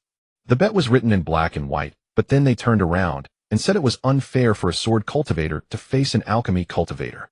If they really thought it was unfair, why did they agree in the first place? They just thought junior brother Tsang was young and assumed Hua Zheya would win easily. Feng Zhuo nodded in agreement. "Indeed hypocritical." Feng Zhuo nodded in agreement. "Indeed hypocritical." This hypocritical behavior was perfectly imitated by Su Wanruan. Feng Zhuo then turned and recounted the conflict at the market in detail. Ling Shuanghua listened with a beaming smile. "Excellent. Absolutely excellent. Next time there's such a good thing, make sure to call your senior sister." "Jiazi, no. One private room has arrived. I shall take my leave now." If you have any requests, distinguished guests, simply ring the copper bell in the room. The attendant bowed and withdrew. Yi Wuhan and Ling Shuanghua had accompanied Song Wuyan here a few times, and Feng Zhuo was even more accustomed to grand occasions since childhood. The four of them took their seats calmly. At that moment the auction officially began. A clear clang echoed as a wisp of green smoke rose from the bronze crane beak incense burner, and a jade bell chime struck the dome, producing an old man in a gray robe stroked his goatee as he stepped onto the jade platform. 7 floating lanterns flew out from his sleeve, casting the 3 seal script characters, Qingyun Pavilion, onto the vermilion lacquered pillars. I, the humble Taoist Zuan Weizi, am honored by President Qinjian's favor and have been specially invited to oversee this auction. He raised his hand, and another 24 mermaid pearl lamps lit up in sequence, illuminating the coiled dragon pattern on the display platform down to the finest detail. But let me state the unpleasant truth first. Those who pry will have their cultivation crippled, those who cause trouble will have their limbs severed, those who owe debts will be detained at the pavilion gate. It's I, exclaimed someone from the audience. Another person asked curiously, fellow Taoist, are you familiar with this old Taoist background? That person did not keep them in suspense. I wouldn't say I know his background, but I happen to know of someone. Have you fellow Taoist ever heard of the Cloud Cliff Hermit? The Cloud Cliff Hermit who attained enlightenment and became a deity transformation cultivator at the Cloud Sea Cliff. Could it be? Yes, it's him. The Cloud Cliff Hermit has a lightning-shaped white eyebrow at the left end of his brow, and this old Taoist on the stage also has one. Everyone looked closely and saw it was indeed so. So it seems that the Cloud Cliff Hermit has joined the Qingyun Chamber of Commerce and changed his Taoist title to Zuan Weizi. Hearing that a deity transformation cultivator was overseeing the event the cultivators present, all restrained their thoughts. Although some honored guests in the private rooms were not afraid of a deity transformation, Lord, they all maintained their dignity and did not wish to do anything that would tarnish their reputation. However, the fact that the Qingyun Chamber of Commerce specially sent a deity transformation lord to oversee this auction indicated that the items for sale were truly extraordinary. The bell toll faded, and a charming woman gracefully stepped onto the stage. Ladies and gentlemen, sorry to have kept you waiting. I am Gu Qingwan. Allow me to introduce today's auction items.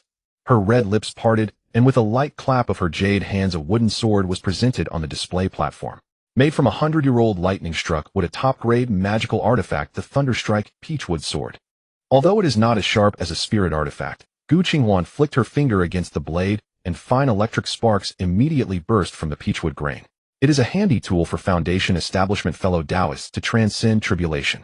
Although it is not as sharp as a spirit artifact, Gu Qingwan flicked her finger against the blade, and fine electric sparks immediately. There are 4 grades of spirit stones: low, medium, high, and supreme.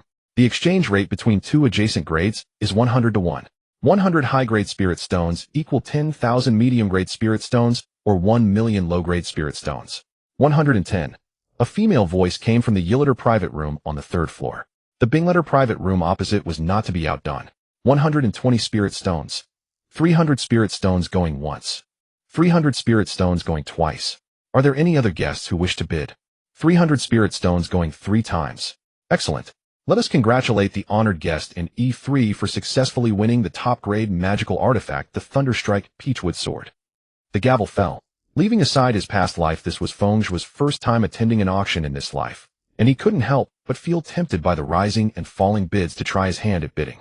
But remembering that he still had a sword called Jingjia, given by his junior brother, he barely restrained his impulse to bid. Senior brother, can top-grade magical artifacts usually sell for such a price? 300 high-grade spirit stones. 300 high-grade spirit stones equal 30,000 medium-grade spirit stones. That old scoundrel Qi Xiao, as the peak master of the alchemy peak, only gave him 20,000 medium-grade spirit stones as a greeting gift. So stingy. Feng Zhuo once again felt grateful that he had stayed away from the Qi Xiao peak in this life. Not necessarily, it's just that the materials for that Thunderstrike sword are rare. A 100-year-old Thunderstrike Peachwood not only has great lethality against and evil entities, but can also assist Foundation establishment cultivators in surviving the Golden Core Thunder Tribulation, hence the price was driven up to this level. Then junior brother, what about the Jingjia you gave me? Feng Zhuo vaguely recalled that the surface of Jingjia often had lightning crawling along it, and he had thought it was because lightning was sealed in during the forging process. He had no idea that the material itself was imbued with thunder. Yes. Song Wuyan finally deigned to move his gaze away from his own sleeve. Although its age hasn't reached 100 years, it's not far off. But I am not an orthodox artifact cultivator, so what I obtained is only a high-grade magical sword. Feng Zhuo understood.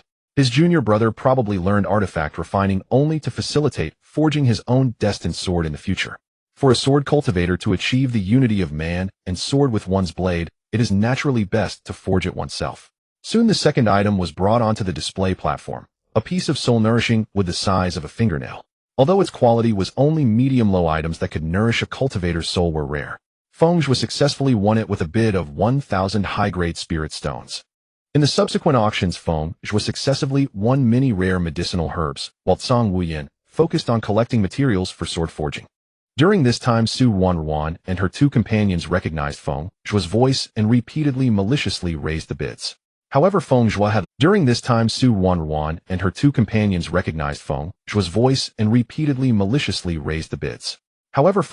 long developed a conditioned reflex of instinctive nausea upon hearing Su Wanruan's voice, so naturally, he would not fall for this trick.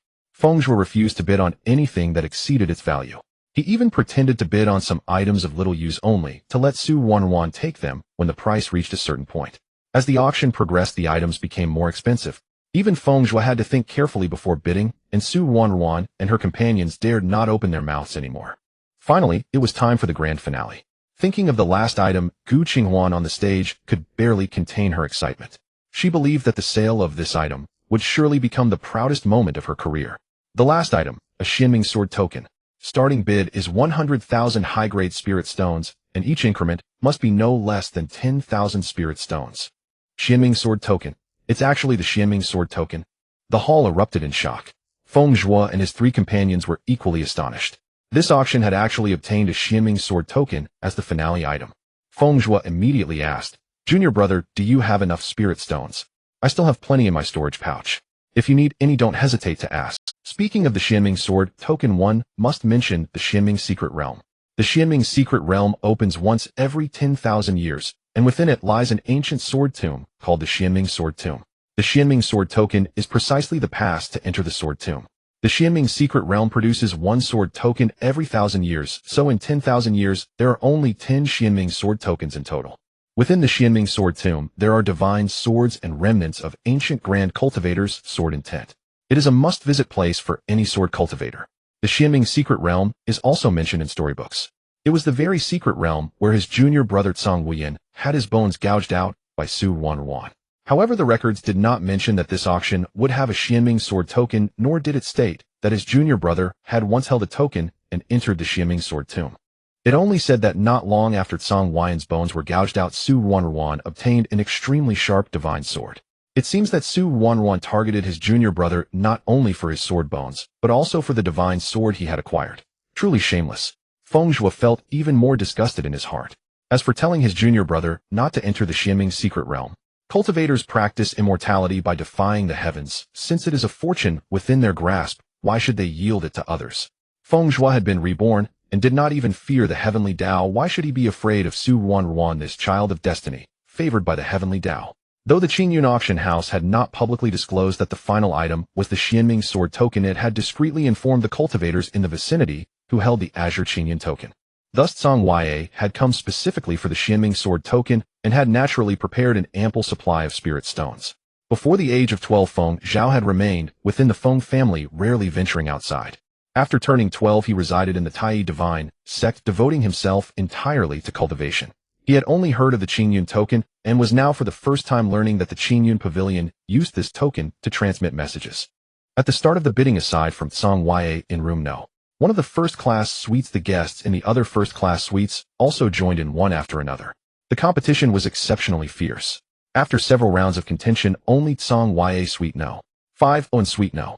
8 remained in the bidding. When the price reached 90 million spirit stones, Zhang Wuyan's voice was calm. 100 million high-grade spirit stones. 105 million.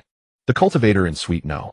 5 also youthful spoke with a voice as warm as spring breeze, his words flawlessly diplomatic. A gentleman does not take what others cherish, but the opportunity of the sword tomb is an ancient millennium encounter.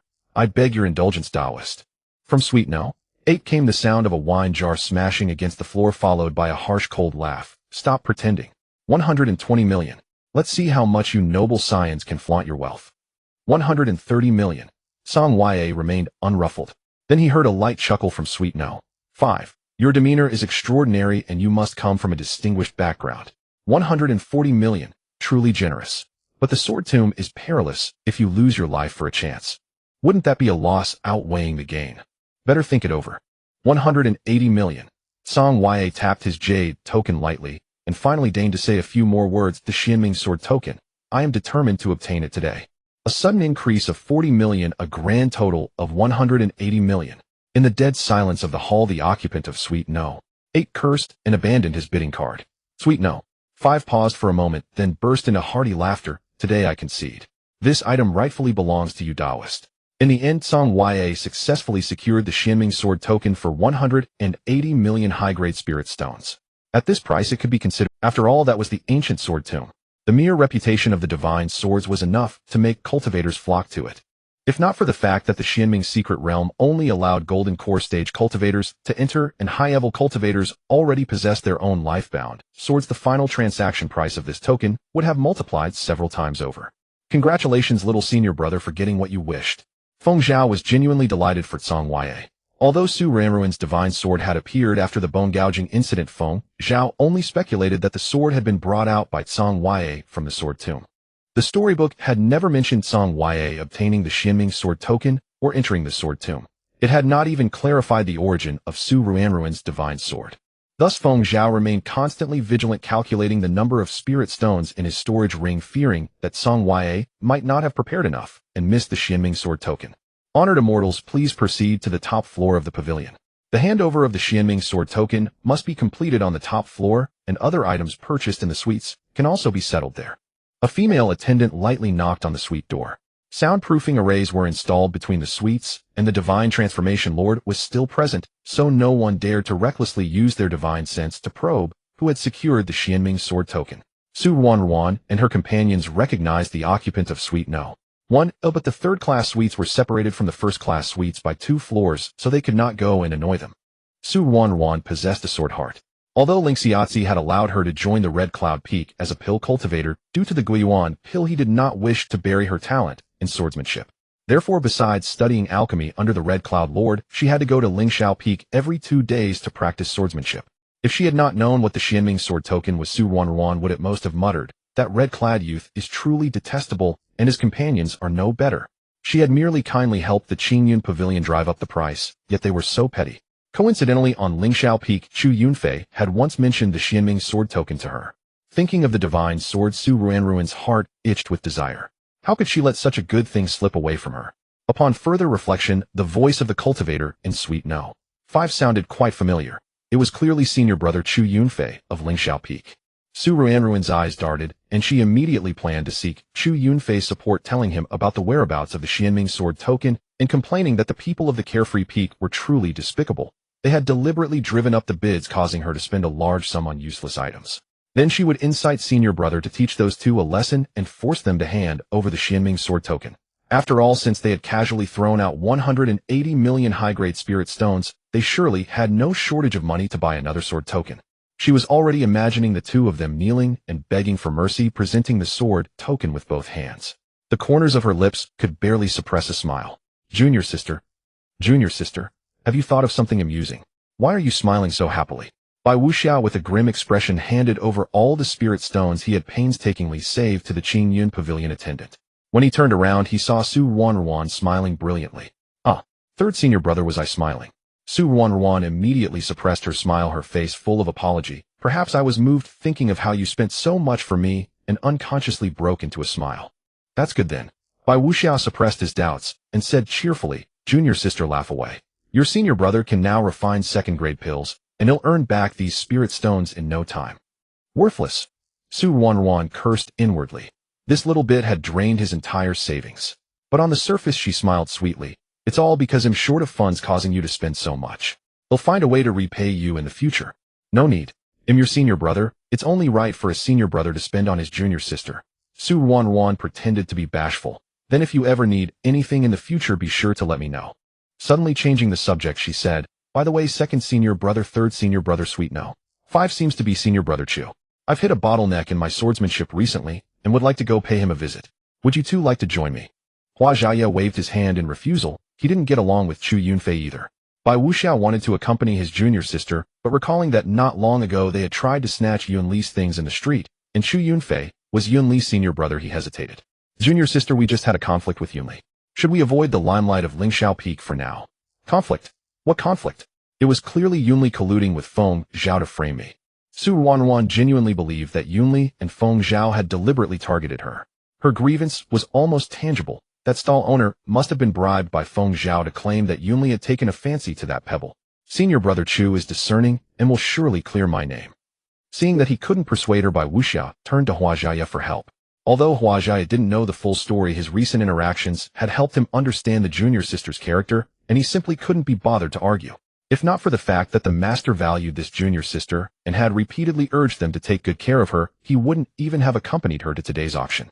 So Hua Jiaye merely said, I naturally trust the junior sister's character. Senior brother Chu is discerning and will surely clear your name. Third junior brother, and I won't interfere, we'll head back to the sect first. Bai Wuxiao, however, refused. If you want to leave, go ahead. He'll wander around the market and return to the sect with junior sister later. Hopeless. Hua Jiaye barely suppressed the urge to roll his eyes. Third junior brother, if you wish to stay, then stay. But I still have some matters to attend to today, and truly cannot delay. He turned to Su Wanwan. Junior sister, take your time enjoying yourself. He'll go back to handle things. Su Wanwan was more than happy to see him go. During the bidding, Bai Wuxiao had at least emptied his purse to help her, but this second senior brother had feigned deafness and muteness. Such a stingy senior brother. What was he good for? Thinking of Chu Yunfei's generous bidding, and then looking at this miserly second senior brother, they were as different as heaven and earth. No wonder at 18 years old, he was only at the mid-stage of foundation establishment. Oh, Su Wanwan feigned surprise. Then I have delayed your important matters by inviting you down the mountain today, haven't I? Senior brother, please hurry back. Then with a hurt tone, it's all because I'm so thoughtless. If you're ever inconvenienced in the future, please be sure to tell me directly, and don't let me delay your important affairs. Hua Jiaye. So now it was all his fault. Fortunately, the important matters had been just an excuse. If he had truly missed out on something important because of a junior sister like this, he would have regretted it deeply. Hua Jiaye resolved to stay far away from Su Wanwan in the future. He wouldn't want to lose his life over the master's vague regard for her. Ling Shuanghua and Yi Wuhan, having not participated in the bidding, did not follow Cang Wei and Feng Zhuo to the top floor. Along the way, Gu Qinghuan took over the guide's duties from the servant and led the two to the top floor. Gu Qinghuan enchanting and charming on stage, but down below, she wore a stern expression, only greeting Feng Zhuo and the other before remaining silent. They reached the top floor. Pavilion master, the two guests have arrived. Then a refined male voice came, trouble Qinghuan to bring the two distinguished guests in. Yes. Gu Qinghuan took a bronze token from her storage pouch and inserted it into the groove on the door, revealing a middle-aged man sitting in a wheelchair. Qinghuan, you may leave now. The man leisurely poured 2 cups of tea, then turned to Feng Zhuo and Cang Wei, please sit, young friends. Feng Zhuo was full of vigilance. Even something like the Xianming sword token wouldn't warrant the Qingyun Pavilion master's personal delivery, would it? The Qingyun Pavilion at the foot of Tai Divine Sect, though not the largest branch on the Xuanxiong continent, was still notable enough, though otherwise why would the Xianming sword token be auctioned here? The Qingyun Pavilion master gave Feng Zhuo a sense of danger similar to that of Qi Xiao, his cultivation likely at the divine transformation realm. But why would he take the time to summon the two of them? Feng Zhuo extended his divine sense into his storage ring, ready to unleash the jade talisman containing his mother's full-powered strike at any sign of trouble. Cang Wei did the same. He had seen the Qingyun Pavilion master here before, and it was not the person before him, so his vigilance was no less than Feng Zhuo's. Young friend, do not be alarmed. The man clearly knew his actions might cause misunderstanding. May I ask if you are a cultivator of the Feng family? Is your mother Feng Qingge? The man directly stated. Feng Zhuo relaxed slightly, but did not fully let his guard down. Lord, what business do you have with my mother? The man did not deny Feng Zhuo's address, but slowly spoke. My name is Qingxian. I have heard that in the ancestral land of the Western region's chiefing clan, there is a parasol divine tree, which nurtures a wisp of nirvana divine flame. From where did you learn of this, Lord? It seemed he had a request for the Feng family. The Feng family's ancestral land did indeed have a parasol divine tree, a 7th-rank peak divine plant with sentience, whose combat power rivaled that of an ordinary Mahayana cultivator. The Feng family was not afraid to make it known. But the fact that the tree nurtures a wisp of nirvana divine flame every millennium was known to few. How did the pavilion master learn of this? A Feng family cultivator told me. The man named Qingxian pointed at his own legs. I am not inquiring deliberately, but I was poisoned by an extremely and vicious toxin, which left my legs crippled. My father searched for famous doctors across the world, and the supreme elder of the Xing Alchemy sect stated that only a fire seed of supreme yang with a higher grade than my cultivation could dissolve this toxin. Fires of supreme yang were easy to find, but a 6th grade or above supreme yang fire seed was as rare as phoenix feathers. After extensive inquiries, I accidentally learned that the Feng family's ancestral divine tree could nurture a 6th grade supreme yang flame. I also heard that only the Feng family's patriarch and grand elder could decide the fate of the divine flame. Hence I presumptuously came to seek your help. Feng Zhuo's maternal grandfather was the Feng family's grand elder at the early unity stage. In the entire Feng family, only the patriarch's lineage and his own branch were true descendants of the Qifeng clan's bloodline. The other Feng cultivators were merely collateral branches who occasionally awakened a spiritual flame.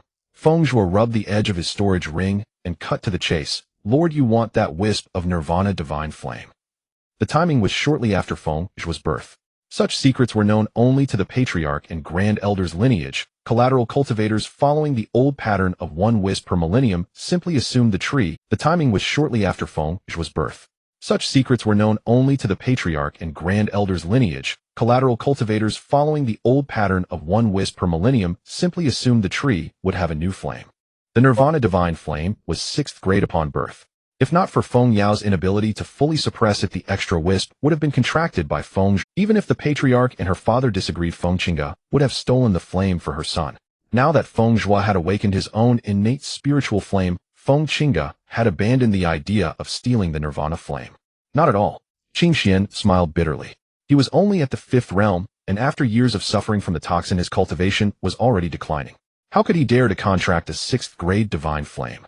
I know the difficulty of nurturing a divine flame. My poison only requires the divine flame to enter my body and force the toxins lurking in my meridian. So I boldly beseech the Feng cultivator who has contracted the divine flame to help me expel the poison. This matter was not difficult. His grandfather and the patriarch's own innate spiritual flames were both 7th grade. They had devoured the nirvana divine flame in the past, and inheriting its characteristics, they now possessed the traits of a supreme yang fire seed. It was merely a matter of passing a message to gain a favor. Feng Zhuo readily agreed. With a flick of his fingers, a crimson jade token appeared in his palm. Lord, take this jade token to Fengqi City. Once my mother sees it, she will surely be willing to meet you. Then you can state your request directly. Qing Xian had a favor to ask. Besides the Xianming sword token from the auction, he had prepared other gifts. That sword token was merely a door opener to seek an audience with Feng Zhuo. Thank you, young friend, for being willing to introduce me. A withered branch as thick as a baby's arm and as long as a thumb appeared in King Chuan's palm. My legs have been paralyzed for some years. Today, with your help, I have hope of recovery. This is a small gift, please do not refuse. This is... Feng Zhuo's pupils contracted. A Emu remnant branch. His worry during the auction had not been unfounded. In his past life, Qing Xian had also sought out Feng Zhuo's reputation and visited this Qingyun pavilion at the foot of Tai Divine Sect. Knowing that Feng Zhuo had joined Qishao Peak, he had brought not a Xianming sword token, a supreme sword artifact, but a treasure helpful to wood attribute cultivators, a mere Emu remnant branch.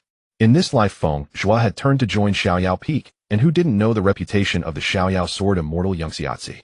Thus Qing Xian assumed Feng Zhuo practiced the sword path and brought the Xianming sword token. So would little senior brother still obtain a Xianming sword token in the future? Or was it that the divine sword in Su Ruanruan's storybook did not come from little... Indeed, Qing Xian handed over the branch. This remnant branch merely fell naturally from a 2nd grade Emu tree. It is far from the legendary divine plant Yima's heaven-reaching efficacy. I hope you will not disdain it. If it were any other item, Feng Zhuo might have hesitated. But this was the divine plant Emu whose roots connected to the earth's veins, legendary to be as renowned as the Jinmu tree. Feng Zhuo accepted it decisively, without pointing out that Qing Xian was using the Emu branch to settle the karmic debt from this favor. Instead, he said, Lord, would you say we have made an excellent deal? Qing Xian was stunned, then laughed heartily. Interesting. Young friend, you are truly interesting. With his worries resolved, Qing Xuan, originally refined and elegant, became even more affable. He told Feng Zhuo about the origin of the branch, and also mentioned that the Xianming sword token was obtained from a secret realm when he was young. After handing the sword token to Tsang Yue, who had remained silent throughout, Qing Xian could hardly wait to head to Fengqi City to dispel the evil poison that had plagued him for nearly a decade. Zhu and Wheezy, please escort the 2 young friends back to Tai Divine Sect. Ensure their safe arrival. Yes, young master. Young master. Although Feng Zhuo had already suspected from King Chuan's words, he hadn't expected the man before him to be the son of the Qingyun Chamber of Commerce's president. The same young master who, according to external rumors, had formed a Taoist partnership with a male cultivator and ultimately died at that man's hands. When he first heard such rumors, Feng Zhuo didn't know whether to be shocked by the young master's preference for men or to lament the futility of a devoted heart. Now, having met the subject of the rumors, he was curious to inquire, but the dignity of a divine transformation lord could not be offended. Feng Zhuo had to suppress his curiosity. "Senior brother, it's them. Please stop." Two junior brothers. Shortly after Feng Zhuo and Cang Wuya left the Qingyun Pavilion, they encountered Chu Yunfei and Su Wanruan waiting for them on the road back to the sect. Meanwhile, Ling Shuanghua and Yi Wuhan, seeing that the two junior brothers had safely exited the building and were guarded by a divine transformation powerhouse and coincidentally being summoned by Yun Xiaozi for some matters, returned to the sect first. However, Feng Zhuo was not afraid of the two blocking their way. After all, the sect was close at hand, and he had Xian Weizi guarding him, so he doubted Su Wanruan and her companion would dare to forcibly seize anything. As for Chu Yunfei, Feng Zhuo had seen him in his past life, the sect's senior brother whom everyone knew. However, in this life, after becoming a disciple, Feng Zhuo only interacted with the people of Xiaoyao Peak and spent the rest of his time in seclusion. He was not supposed to recognize Chu Yunfei. Unable to forcefully break through Chu Yunfei's obstruction, and with Xian Weizi unwilling to make the first move and offend Lingxiao Peak, Feng Zhuo had no choice but to stop. "Junior sister Su, who is this senior brother?" Feng Zhuo's gaze calmly swept over the two. "May I ask what business you have in stopping us?" A flicker of displeasure passed through Chu Yunfei's eyes. "How dare he pretend not to recognize me?" Su Wanruan immediately raised her voice. "Senior brother Feng, this is Chu Yunfei of Lingxiao Peak, true person, Chu the senior brother." Her eyebrows and eyes were full of pride, as if afraid that Feng Zhuo might not realize she had found a more powerful backer. Beside her, Chu Yunfei cooperatively flicked his folding fan and nodded slightly. Chu Yunfei was the highest cultivation among his peers in the Tai Divine Sect. A genius who achieved foundation establishment at 14, comprehended sword intent at 18, and formed a golden core at 20. If nothing went wrong, he would inherit Lingxiao Peak and the position of sect master of Tai Divine Sect. In the storybooks, Chu Yunfei was even one of Su Ruanruan's 6 formal Dao partners. Now that he was helping Su Wanruan to intercept them, Feng Zhuo was not surprised at all. "Senior brother Chu." Cang Wuya stood behind Feng Zhuo, holding his sword with both hands clad in a black robe a full half-head taller. At this moment, locking eyes with Chu Yunfei, who was 8 years his senior, his gaze, Cang Wuya stood behind Feng Zhuo, holding his sword with both hands clad in a black robe a full half-head taller. At this moment, locking eyes with Chu Yunfei, who was 8 years his senior, his gaze showed neither worship nor fear. It was as if he were looking at ordinary roadside grass, flowers, insects, and fish. Chu Yunfei was displeased. Just two Qi refining stage disciples. A surge of anger quickly rose in his chest, but he hesitated to act, mindful of Xian Weizi trailing far behind the two. "Senior brother Feng, how can you still behave like this before the senior brother? Don't you know that now that you've joined the Tai Divine Sect, the sect is not your family? How can you be allowed to act so recklessly?" Su Wanruan wore an expression of "you hopeless fool," truly nauseating. Feng Zhuo thought it, and so he did it. You. Apologies, junior sister Su." Feng Zhuo patted his chest. "The food at Tianjin Pavilion was simply too delicious. I accidentally ate too much. My apologies, my apologies." Junior brother Feng, bullying junior sister Wanruan like this is hardly the conduct of a gentleman. Chu Yunfei elegantly snapped his folding fan shut with a whoosh. "Then he'll get straight to the point with you two junior brothers." Junior brother Feng, bullying junior sister Wanruan like this is hardly the conduct of a gentleman. Chu Yunfei elegantly snapped his folding fan shut with a whoosh. "Then he'll get straight to the point with you two junior brothers." Without needing to release his divine sense, Chu Yunfei could tell the cultivation level of Feng Zhuo and the other at a glance, but their bone age was beyond his. "Both of you junior brothers are currently at the peak of Qi refining stage. Crossing foundation establishment and forming a golden core within 10 years is quite a challenge. When the time comes, rather than letting the Xianming sword token benefit others, you might as well let it benefit me, your fellow sect senior brother. Isn't that right, junior brothers?" How arrogant. Chu Yunfei formed a golden core at 20. How could he assume that they both would be unable to form a golden core by 22? Little did he know that Su Wanruan had not revealed Feng Zhuo's age. Chu Yunfei assumed they were so young because they had taken a youth-preserving pill. After all, in the Tai Divine Sect, he was the only one to achieve foundation establishment at 14 and golden core at 20. Chu Yunfei had long regarded the other disciples with disdain. Room No. 1 of the first-class Xianming sword token. Feng Zhuo's tone was exaggerated. "Senior brother, are you joking? The Xianming sword token was sold for a staggering 180 million high-grade spirit stones. Even you, senior brother, had to yield to that price. How could two lowly disciples like us have such wealth?" Then how do you explain the divine transformation lord behind you too? Chu Yunfei was reluctant to admit that his own wealth was not as abundant as Cong Huai's, yet he was unwilling to miss out on the Xianming sword token. He thought about how before leaving he had scraped together barely 150 million high-grade spirit stones. If only his master had been willing. Who are you referring to, senior brother Chu? Divine transformation lord? Feng Zhuo looked extremely frightened. He stepped back and turned to bury himself in Cong Huai's arms. Little senior brother, has there been a divine transformation lord following us all along? I didn't even know. What is that lord doing following us? Could he be plotting against us? Don't be afraid. Song Wuya found it amusing to see his little junior brother lying without batting an eye. My junior brother and I don't have a single spirit stone in our pockets. What could we possibly have that a divine transformation lord would covet? Perhaps the lord is just passing by. As the words fell, Xian Weizi vanished from Chu Yunfei's perception. Feng Zhuo also could not find any trace of Xian Weizi. Was this a provocation? Did little senior brother want to have a contest with Chu Yunfei? But Chu Yunfei was a golden core true person. Wasn't that too overconfident? Chu Yunfei, however, was no fool and dared not act rashly. If earlier he was still uncertain whether Xian Weizi was sent by the Qingyun Pavilion to escort Feng Zhuo and the other back to the sect, now he was sure. But to swallow this humiliation, Chu Yunfei raised his voice. This is an internal matter of the Tai Divine Sect. Please, senior, do not interfere. Xian Weizi did not respond. Senior brother Chu, there is no divine transformation lord. Su Wanruan, seeing Chu Yunfei like this, silently cursed him a coward and thought the sect's senior brother was making a mountain out of a molehill. It was just a Xianming sword token. Even if it were a supreme treasure, it was only valuable to golden core stage cultivators and below. How could it possibly make the Qingyun Pavilion specially dispatch a divine transformation lord?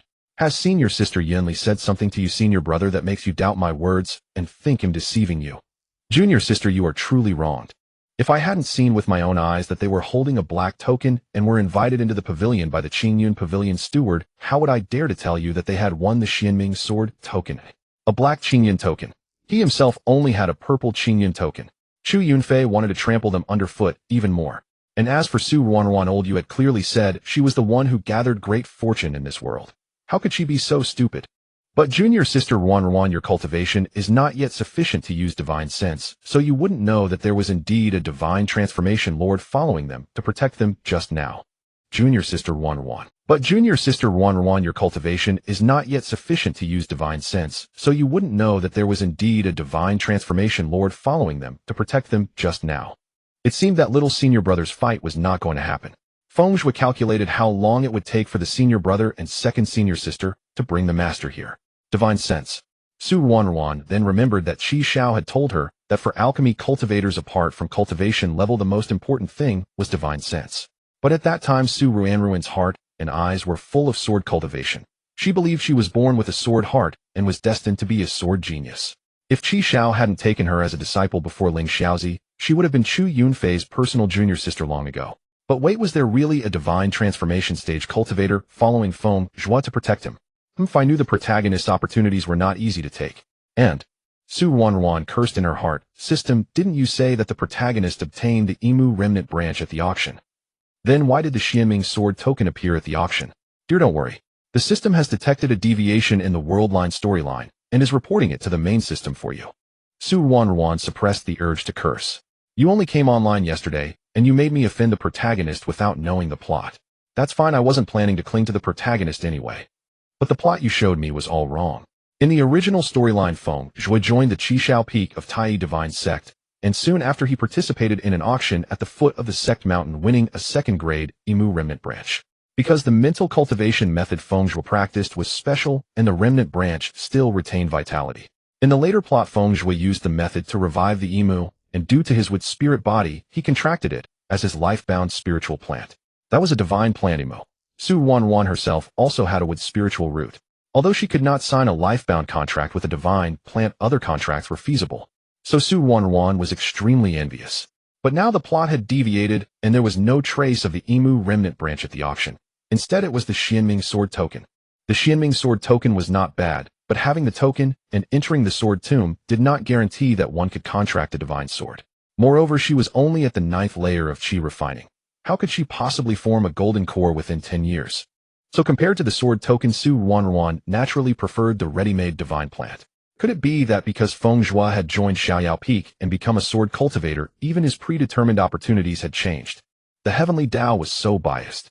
And Su Wanwan thought of the pebble she had fought over with Yunli. In the original novel, it turned out to be an impure-blooded divine beast, the white tiger. She had clearly obtained it, if not for Feng Zhuo butting in. The protagonist, it's all the protagonist's fault. Dear, the system has reported to the main system. Damn it, a human-machine system. What do you two junior brothers think? I am only looking out for you. The Qingyan Merchant Guild is an outsider after all. You have gained the protection of a divine transformation lord through a transaction for now. But what about the future? Can the Qingyan Merchant Guild shelter you for your entire lives? Chu Yunfei used both persuasion and coercion, alternating kindness with threats. But I am different, senior brother. If you are willing to cede the Xianming sword token to me, while I cannot protect you for life, I can at least see you through until you have grown mature. I know that every disciple of our sect considers themselves a genius. But a genius who dies young is nothing but mediocrity. Are you two truly willing to let a single sword token sever the bond of our sect brotherhood? Hypocrite. Utterly false. Feng Zhuo cursed inwardly. Senior brother Chu jests. Feng Zhuo spoke boldly, judging that their master would arrive soon. Not to mention that we do not possess the Xianming sword token. There are many ears and eyes here. Feng Zhuo did not want to draw unwanted attention to his junior brother's storage pouch. Even if we had it, we would not be inclined to yield. Cultivation is inherently defying the heavens. We contend with the sky and fight against men. If we must give away every opportunity that comes our way, then why cultivate at all? Better to die on the spot. Sharp-tongued brat. Chu Yunfei's voice turned cold. You refuse a toast only to be forced to drink a forfeit. Let me see how you two manage to keep that Xianming sword token and live in peace. Don't come crying to me when the time comes. Well said. Refuse a toast only to be forced to drink a forfeit. Ling Shuanghua and Yi Wuhui arrived in time with reinforcements. Yang Xiaozi heard Chu Yunfei's harsh words the moment he arrived and was unusually furious. His cultivation might be damaged, but did the disciples of the sect think he was dead? Disciple Chu, do you hold me in no regard, or do you even look down on senior brother Ling Xiao? Today you try to rob my disciples of their belongings, and tomorrow will you take their lives? And I didn't know you had such audacity. Even I dare not guarantee that my two young disciples will grow up smoothly, yet you make such a boast. It's time for senior brother to learn what kind of fine disciple he has raised. Uncle Master Yang Xiaozi. Chu Yunfei's pupils contracted, and he couldn't help glancing at Su Wanwan. She had never told him that these two were from Xiaoyao Peak. Witnessing Yang Xiaozi's arrival, Chu Yunfei was flustered for a moment, but quickly regained his composure. Greetings, Uncle Master. Chu Yunfei bowed, his face full of apology. I didn't know the two junior brothers were your personal disciples. My apologies. Since they are your personal disciples, what I said earlier was indeed improper. My master and you, Uncle Master, are from the same lineage. So naturally we should be like brothers from the same sect. I am willing to let the two of you have the Xianming sword token. What nonsense. The Xianming sword token was bought by his junior brother with spirit stones, not with Chu Yunfei's money. Why did he need to let them have it? Feng Zhuo was displeased. Senior brother Chu always says things I can't understand. I've said 3 or 4 times already that my junior brother and I know nothing about the Xianming sword token, yet you insist we yield it to you. Now you say that our bond should be like that of fellow disciples from the same lineage, and you want to yield the token to us. First you ask me to yield, then I yield to you. Senior brother, second senior sister, is my wording wrong? Why does senior brother Chu's understanding differ so much from ordinary people? Don't worry, little junior brother. Ling Shuanghua pushed Chu Yunfei aside. Perhaps our little junior brother's speech carries some habits from the western regions. Senior brother Chu, being of noble birth, may not be used to it. Perfectly normal. You. Chu Yunfei was furious, gritting his teeth. Uncle Master will take my leave and return to the sect first. Su Wanwan hurried after him. Facing 5 alone or chasing after one, she knew which was wiser. Song Wuyan gently pulled the stumbling Feng Zhuo into his arms and explained, Chu Yunfei was born immortal. He hates it most when people mention his background in front of him. Everyone in the Tai Divine sect knew that Chu Yunfei was brought back by Ling Xiaozi from a beggar's den when he went to the mortal world to slay a demon. He pretends to be magnanimous. Ling Shuanghua had more to say. After this incident, if we talk about narrow-mindedness, Chu Yunfei is second to none. Has our Xiaoyao Peak been bullied by Ling Xiao Peak too? The second senior sister hated Qi Xiao Peak because they refused to refine life-saving pills for their master. But why did she hate Chu Yunfei? Ling Shuanghua shook her head, understanding Feng Zhuo's implication. Uncle Master Ling Xiao and Master are from the same lineage and usually treat us well. My dislike for Chu Yunfei is just a woman's intuition. Back in the sect, I often hear junior brothers and sisters talk about Chu Yunfei. All praise, not a single flaw. Everyone in the sect admires him. No male or female disciple feels jealous of him. Doesn't that mean he is genuinely good, charismatic enough to be loved by the entire sect? But there is another possibility, isn't there? Ling Shuanghuan never believed in a perfect person. Seeing him today proved her right. The only puzzling thing was why Chu Yunfei, who had maintained a false front for decades, was so careless today. Was he confident that even if his true face was exposed, no one would believe it? On the other side, senior brother Chu, wait for me. Junior sister Wan. Chu Yunfei suppressed his rage. You never told me those two were from Xiaoyao. Su Ruanruan's expression was innocent. Xiaoyao Peak. Which peak is that? I don't know any Xiaoyao Peak, nor did I know that Feng Zhuo and his junior brother were from there. I only thought that since senior brother Chu was vying for the Xinming sword token with the people in room Jiano, he must need this opportunity. And I happen to know who won the token, so I told you. Her words implied nothing but concern for the senior brother. What a fine concern. When I return, I must have Elder Yu reevaluate Su Ruanruan's luck. Something must be wrong. Otherwise, the heavenly Tao of this era on Xuanxiong continent must have lost its mind, choosing such a person to be the son of heaven. Fine, very fine. Chu Yunfei had no time to argue further with Su Ruanruan. If Uncle Master Yangxiazi reported what happened to his master, the image he had painstakingly built for over a decade would be ruined. He had to return to the sect early and complain to his master. But before confirming any error in Elder Ye's judgment, he could not afford to offend Su Ruanruan. Having thought it through, Chu Yunfei forcibly calmed his anger and forced an apologetic smile. I thank junior sister Ruanruan for her kindness. I missed a great opportunity and spoke harshly to you. Please forgive me. I understand. Su Ruanruan was very understanding. Today's senior brother lost the Xinming sword token, and I also missed an opportunity. So I know, but that Xinming sword token. Su Ruanruan still wouldn't give up trying to incite Chu Yunfei against Feng Zhuo and his group. Senior brother was humiliated and robbed of his opportunity today. If you don't teach the two from Xiaoyao Peak a lesson, it might damage your authority among the disciples.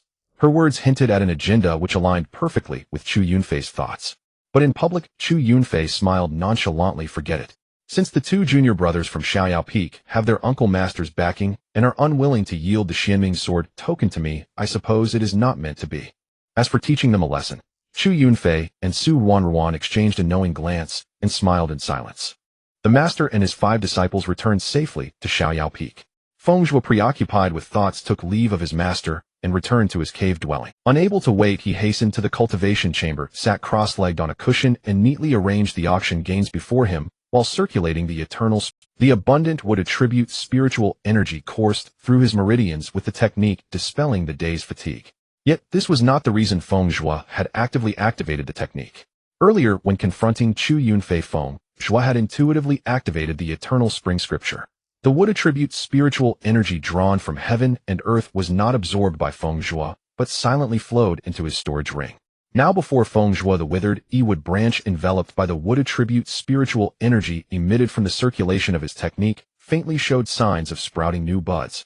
Feng Zhuo suppressed his elation and deliberately released his spiritual energy outward. If the branch still retained vitality and could be rejuvenated by his technique, it would mean he could possess a wood divine plant as his life-bound spirit plant.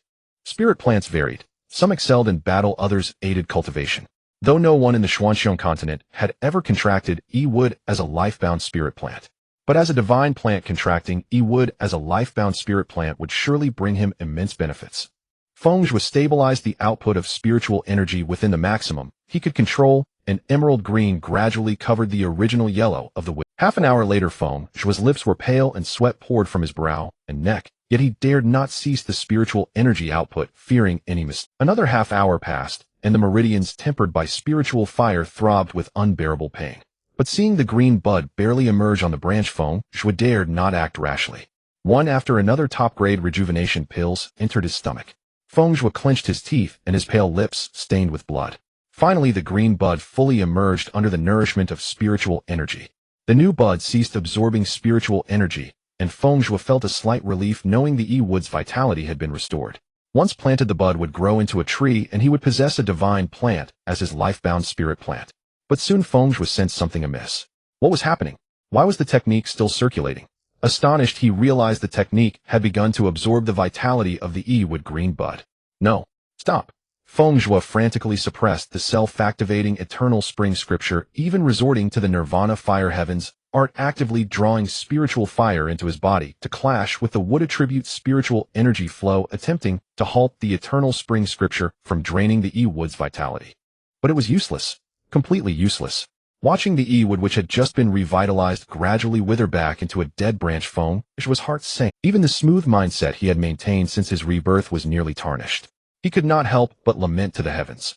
Was he destined to be that insignificant supporting character in the story who died at the Golden Core stage, never having traversed half the path of cultivation? Then what was the meaning of his rebirths? Why had he been shown that book after his death in his past life? Was it only to let him die more knowingly this time, to mock him? No, I refuse to accept this. Blood trickled from the corner of his mouth, soaking his red robe into a blood-stained garment. Feng Zhuo's eyes turned crimson as he madly circulated the Nirvana fire heavens, art even willing to burn his meridians completely. Yet the eternal spring scripture showed no sign of stopping, and the severed meridians were reconnected under the technique's influence. Blood surged to his heart, and Feng Zhuo was consumed by unwillingness but utterly powerless to stop it. Another mouthful of blood spat out and he fell into complete unconsciousness. During his coma, the eternal spring scripture continued its relentless circulation. The E wood that had sprouted returned to its original form, then shrank under the technique's influence, finally scattering into dust that dissolved into the wind and vanished between heaven and earth.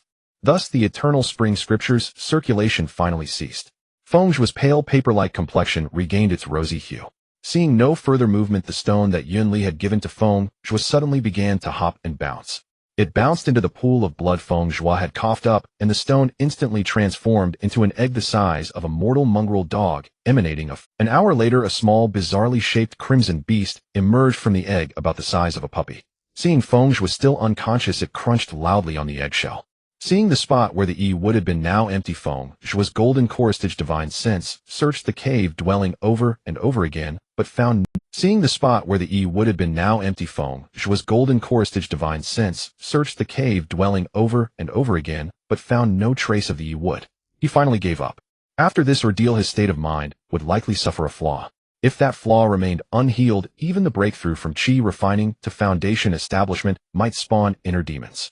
The eternal spring scripture, after absorbing the E wood's chi, broke through to the second layer, simultaneously nourishing Feng Zhuo's spiritual body, which had been damaged by suppressing the spiritual fire. It also informed him that if there was sufficient wood chi, his previously irreparable E wood saint body could be restored.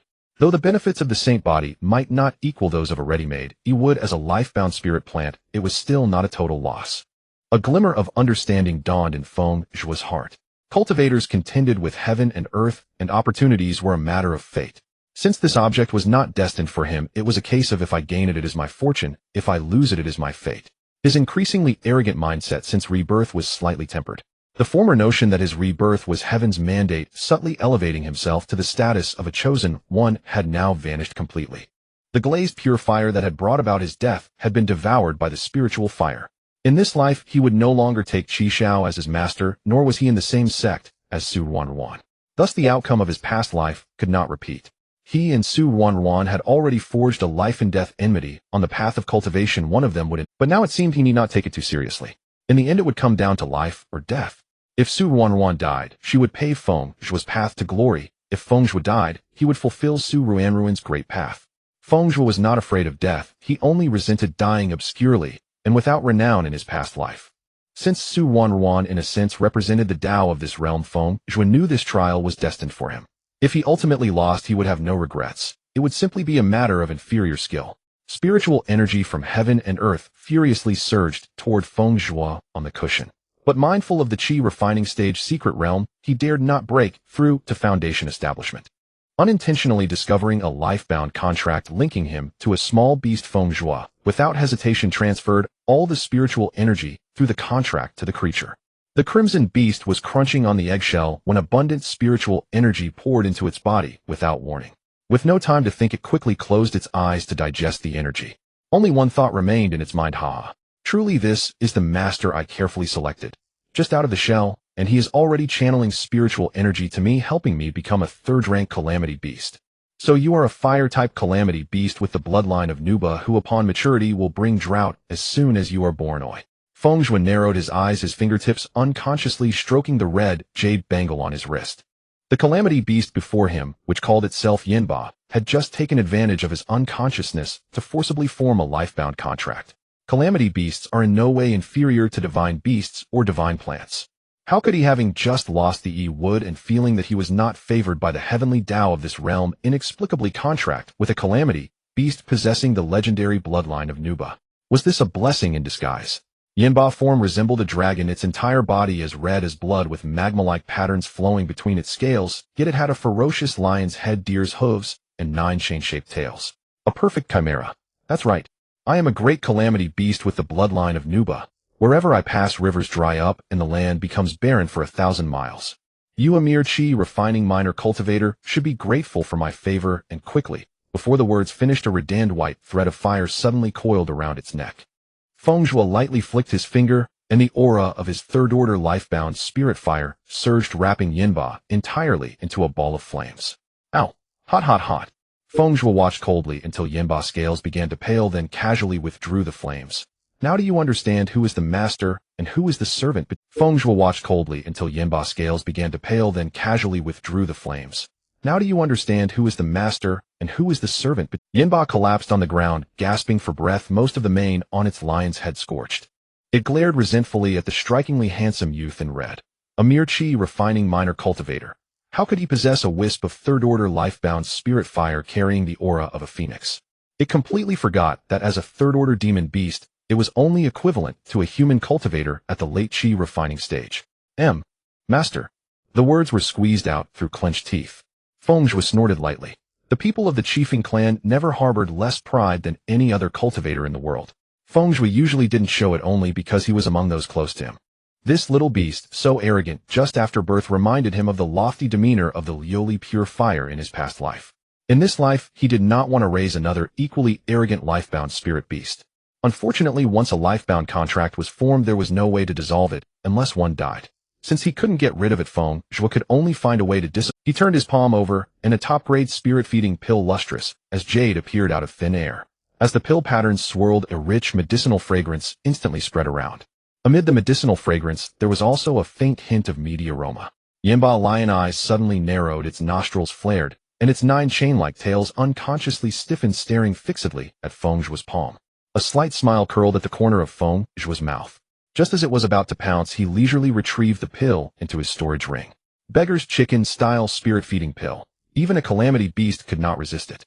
Let alone Yinba, which had been born for less than an hour. Master. Yinba forced out a few words from its throat, its front paws anxiously scratching the ground.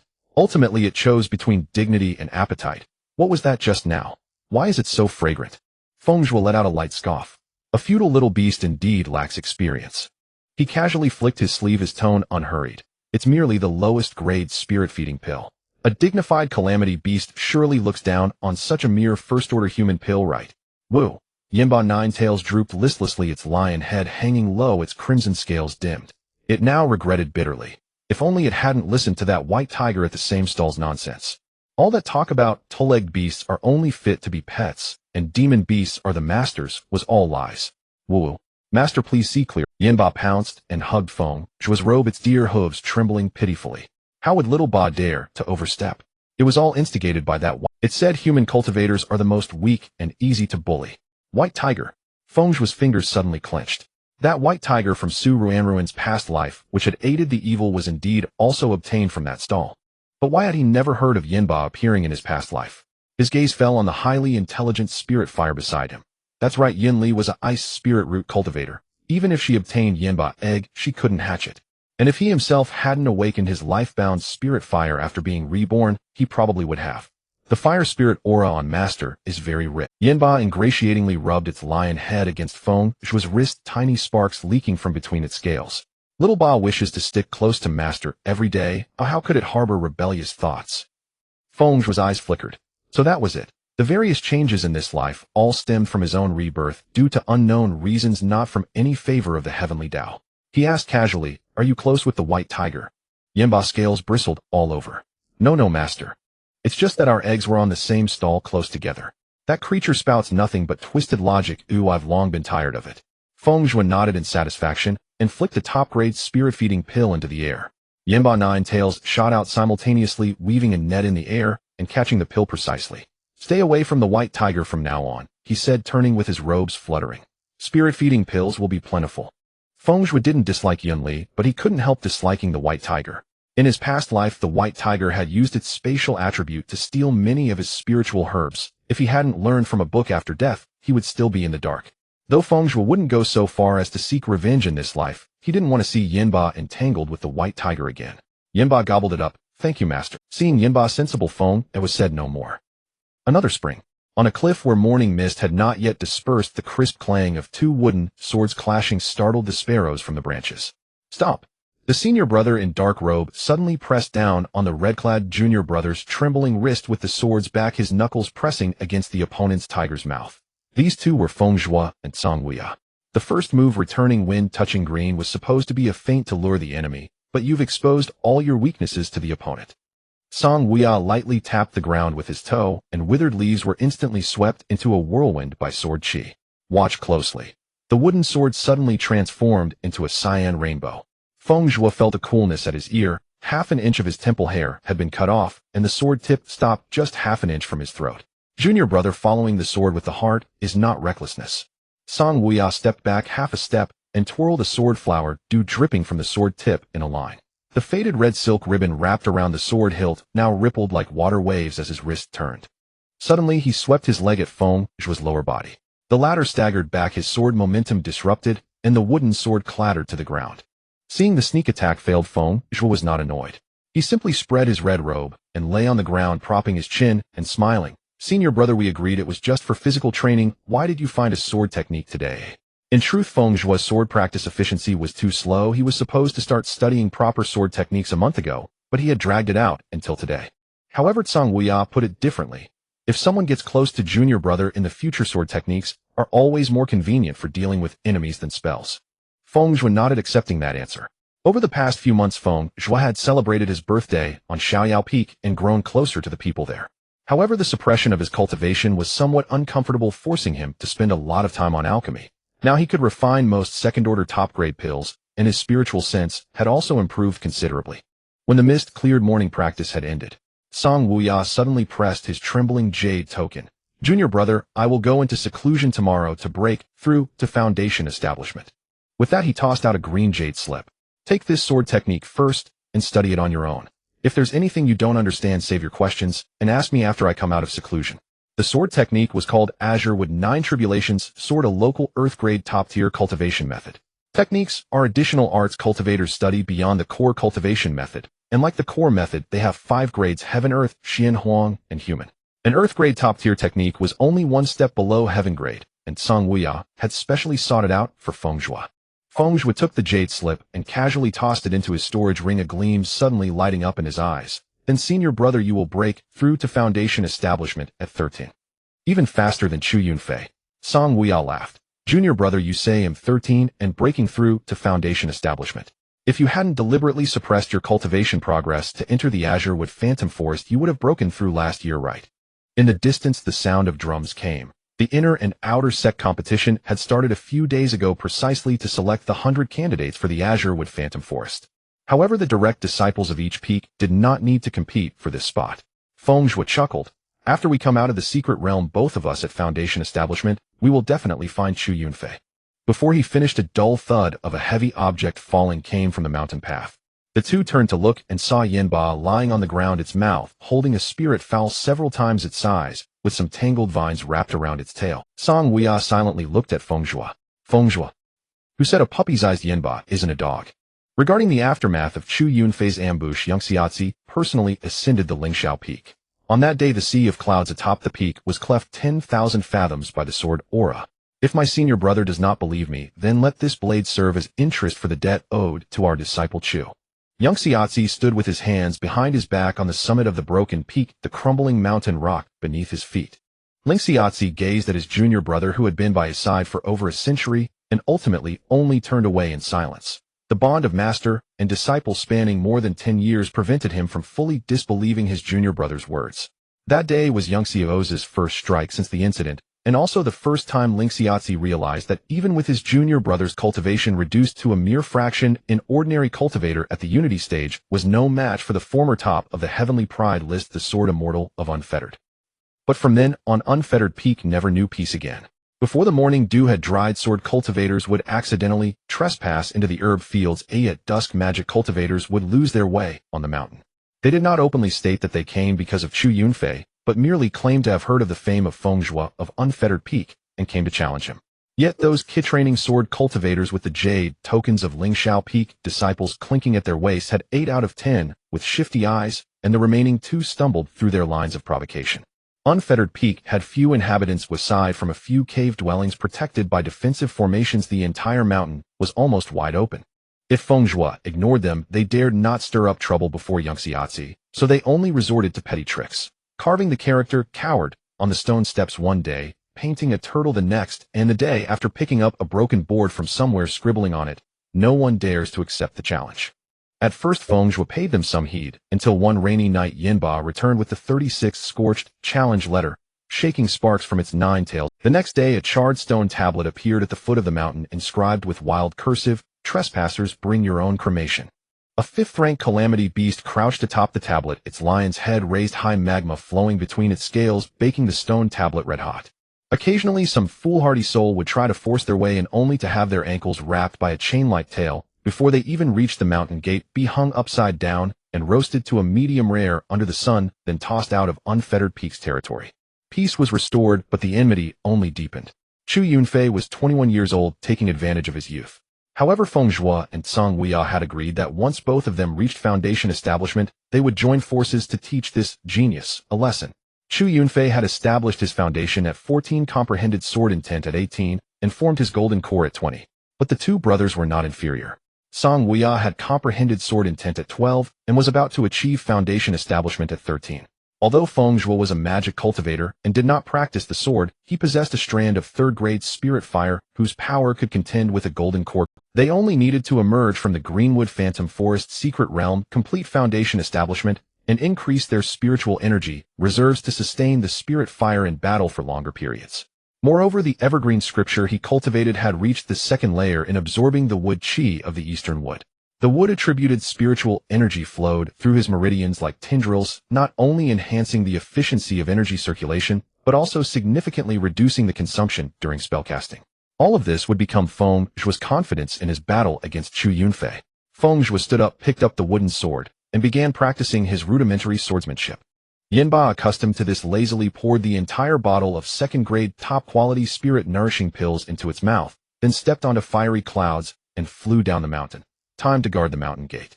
Just then Yun Yao from the Array Peak came to Unfettered Peak to find Ling Shuanghua. Yinba received a wisp of earth fire used for alchemy and also helped deliver a letter. By now everyone in the Grand Unity Divine Sect who had good relations with Unfettered Peak knew that there was a strange beast here that loved to devour all kinds of flames. Moreover, Yinba was clever and sociable, so those who often visited Unfettered Peak were happy to feed at the flames they no longer needed. Only Master Yangxiazi and his 3 disciples knew the truth. This was all to gather nourishment for Feng Zhuo's natal spirit fire. But they all kept silent in tacit agreement, often even feeding Yinba flames in front of outsiders to conceal the secret that Feng Zhuo's spirit fire could continuously advance. The Feng family was renowned far and wide, but they also had no shortage of enemies. The mere surname Feng was enough to arouse suspicion. If anyone discovered that he possessed a spirit fire matching the legends of the Feng family, even leaving the house would become a challenge. Fortunately, this was only because Feng Zhuo's cultivation was still shallow. Once his realm improved, there would naturally be no need to hide so covertly. Yin Yao had come to ask Ling Shuanghua to act as an intermediary, requesting Feng Zhuo to refine a top-grade golden core pill. Feng Zhuo had accumulated quite a few pills, and letting them go to waste was a pity, so he had asked his 2nd senior sister to help sell some on his behalf. Thus word spread that Unfettered Peak had produced a genius alchemist. Besides Yun Yao from the Array Peak, Qin Xiao from the Artifact Peak, Shui Xinyao from the Magic Peak, and Yu Chang from the Body Peak often came to see Ling Shuanghua. These 4 were close in age to Ling Shuanghua, all at the peak of Foundation establishment. Ling Shuanghua conveyed Yun Yao's request along with 3 sets of golden core pill ingredients and 10,000 high-grade spirit stones. Feng Zhuo gladly accepted. Since his senior brother had gone into seclusion, Feng Zhuo found practicing the sword alone boring. He might as well try something he had never done before, refining the golden core pill for the novelty of it.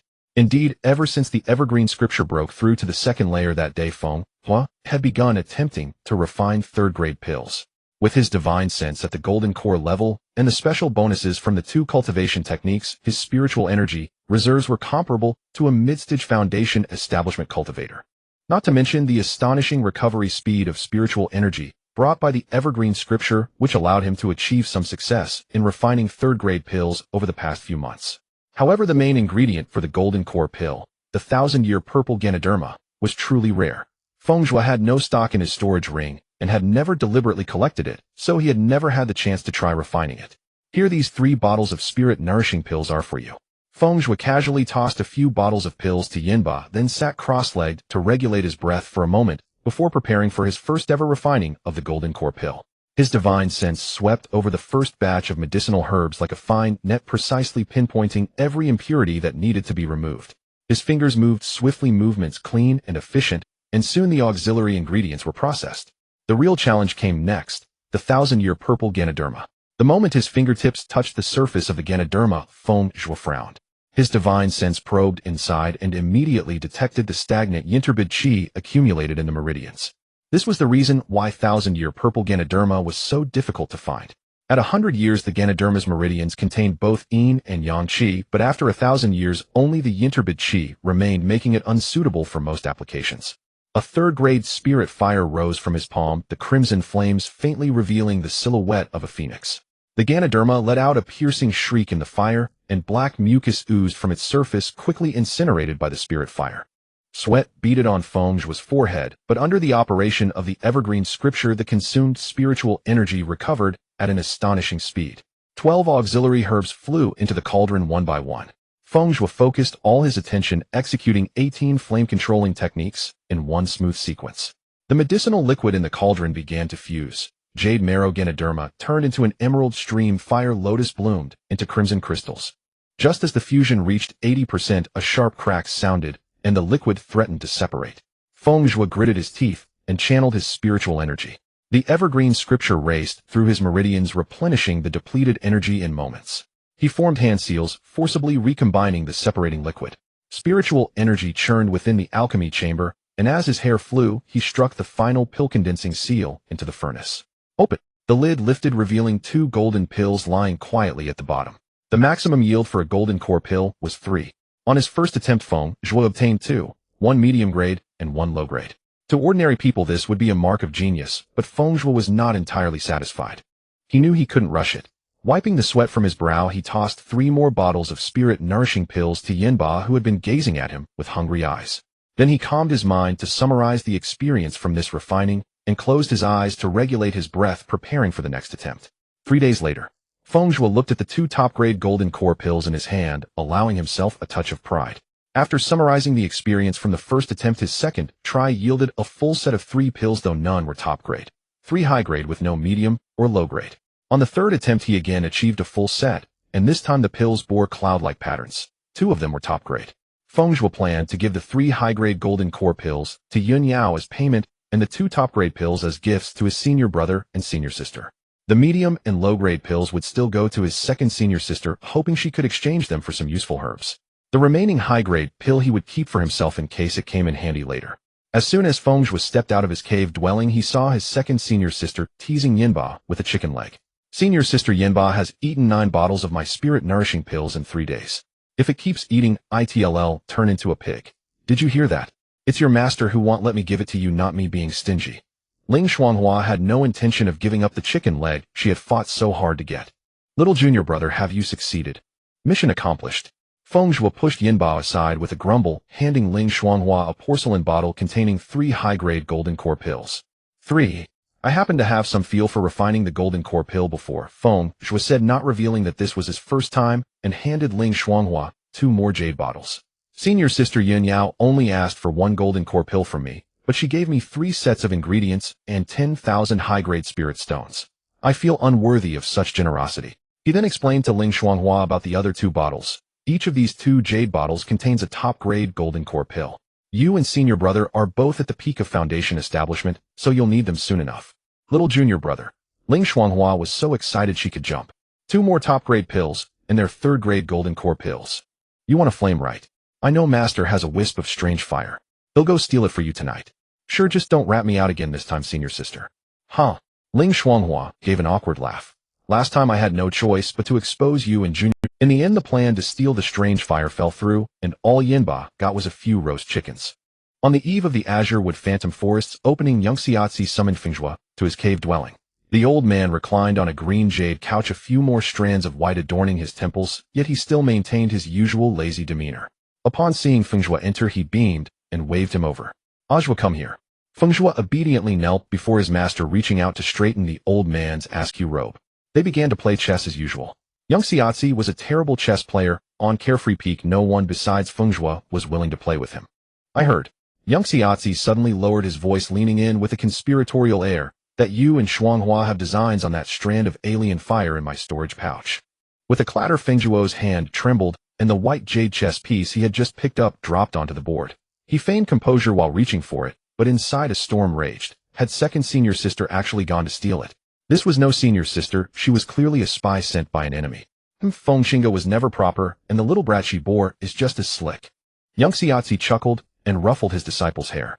"Master, am wronged." Feng Zhuo immediately put on the same pleading expression he used with his mother as a child.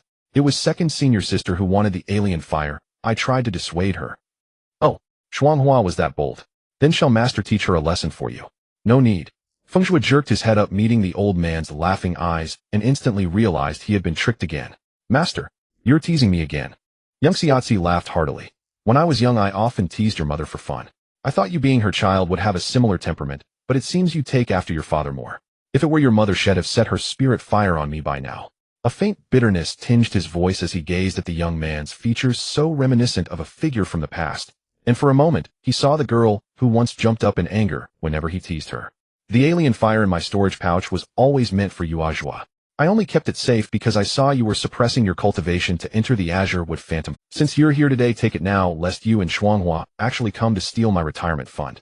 Pretending not to know about young Xiaozi's severe injuries, Feng Zhuo deliberately pouted. "Master is now a harmony integration cultivator. My mother is only at the void refining stage. You'll need to save that retirement fund for tens of thousands more years." As he spoke, he deftly took the storage pouch, his movements fluid and without hesitation. "Nine-turn Nirvana pill," he silently repeated the name in his mind. In the story, Su Ruan obtained an 8th grade divine pill from a celestial hall after reaching the nascent soul stage. A pill that could resurrect the dead. He was certain it could heal his master's hidden injuries. Although the celestial hall would not appear for some time in this life, he was determined to seize it before Su Ruan. But the immediate priority was dealing with the devil lord Li Tianqing, who would infiltrate the Tai divine sect after the Azure Wood Phantom Forest's opening. It was this very man who in the story directly caused his master's fall. Feng Zhuo caressed the storage pouch, feeling the warmth of the alien fire within. He would not let his master die. "You little rascal." Young Xiaozi watched Feng Zhuo's retreating back, his fingers unconsciously tracing the sword at his waist. Once upon a time, he too was as spirited as the youth, a single sword capable of breaking all techniques. Outside the hall, Feng Zhuo's crimson robes fluttered as he was about to leap onto Yinba, only to see Ling Shuanghua leaning beneath an ancient pine waving at him.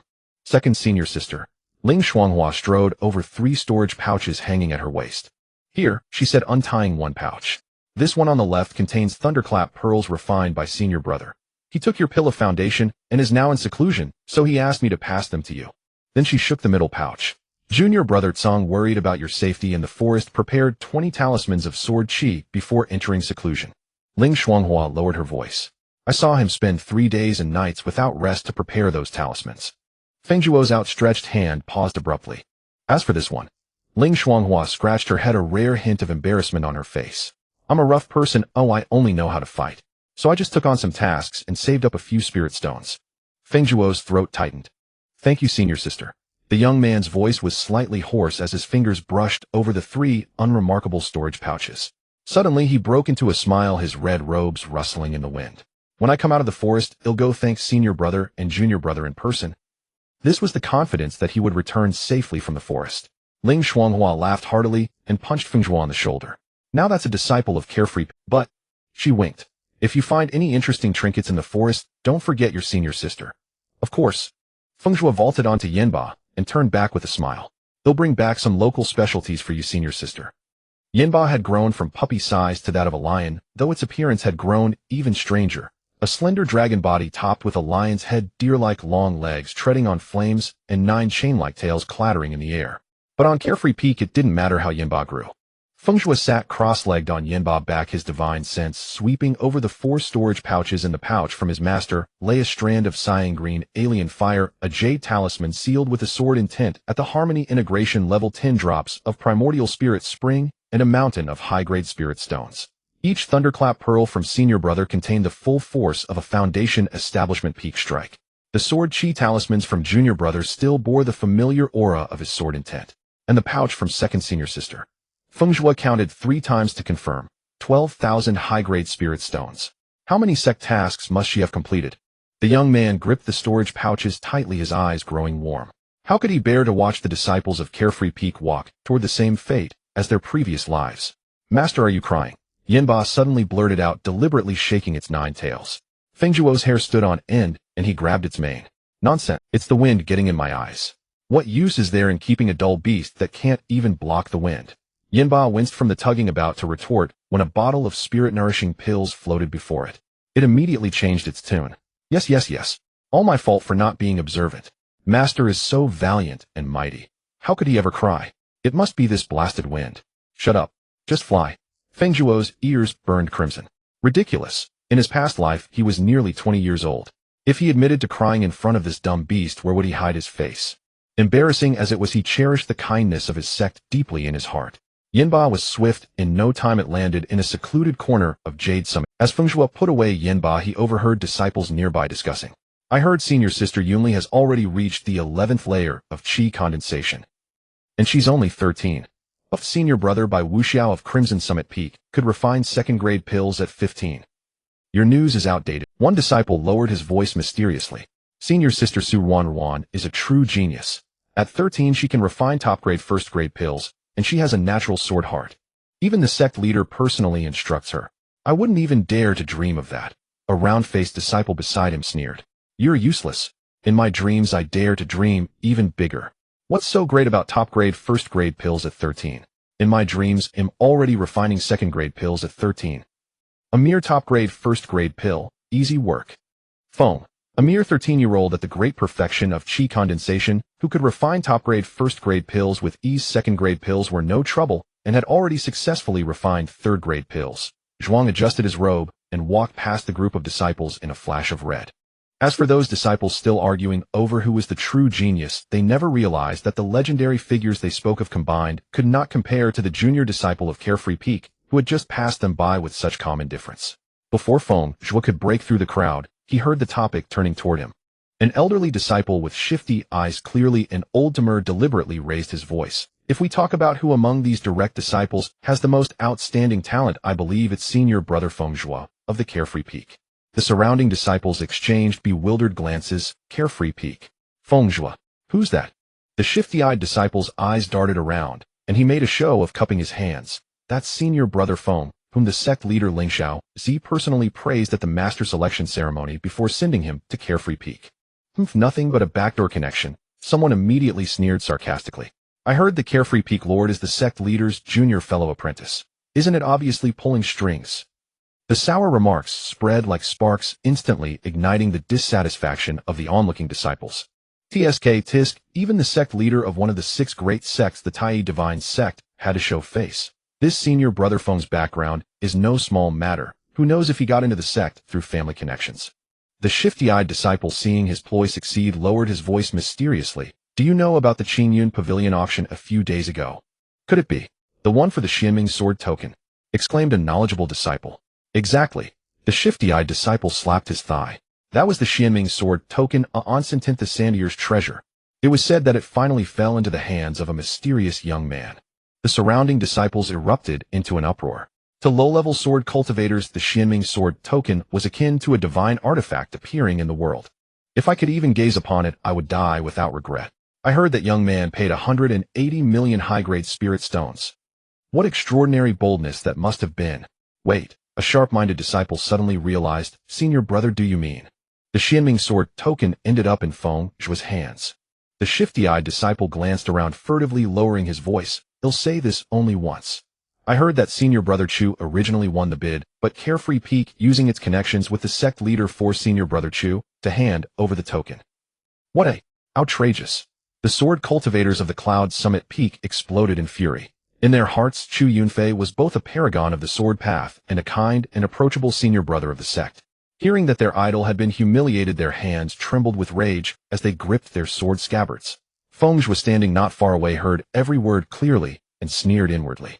So this was why people had been coming to Carefree Peak every day for the past few months to deliver challenge letters. Chu Yunfei's scheme of killing with a borrowed knife was true. A cold glint flashed in Feng Zhuo's eyes. Fortunately, when he accompanied his junior brother to the auction that day, he had taken extra precautions. Fellow junior brothers. Feng Zhuo suddenly spoke, his voice clear and resonant. I have something to say about the Xianming sword token.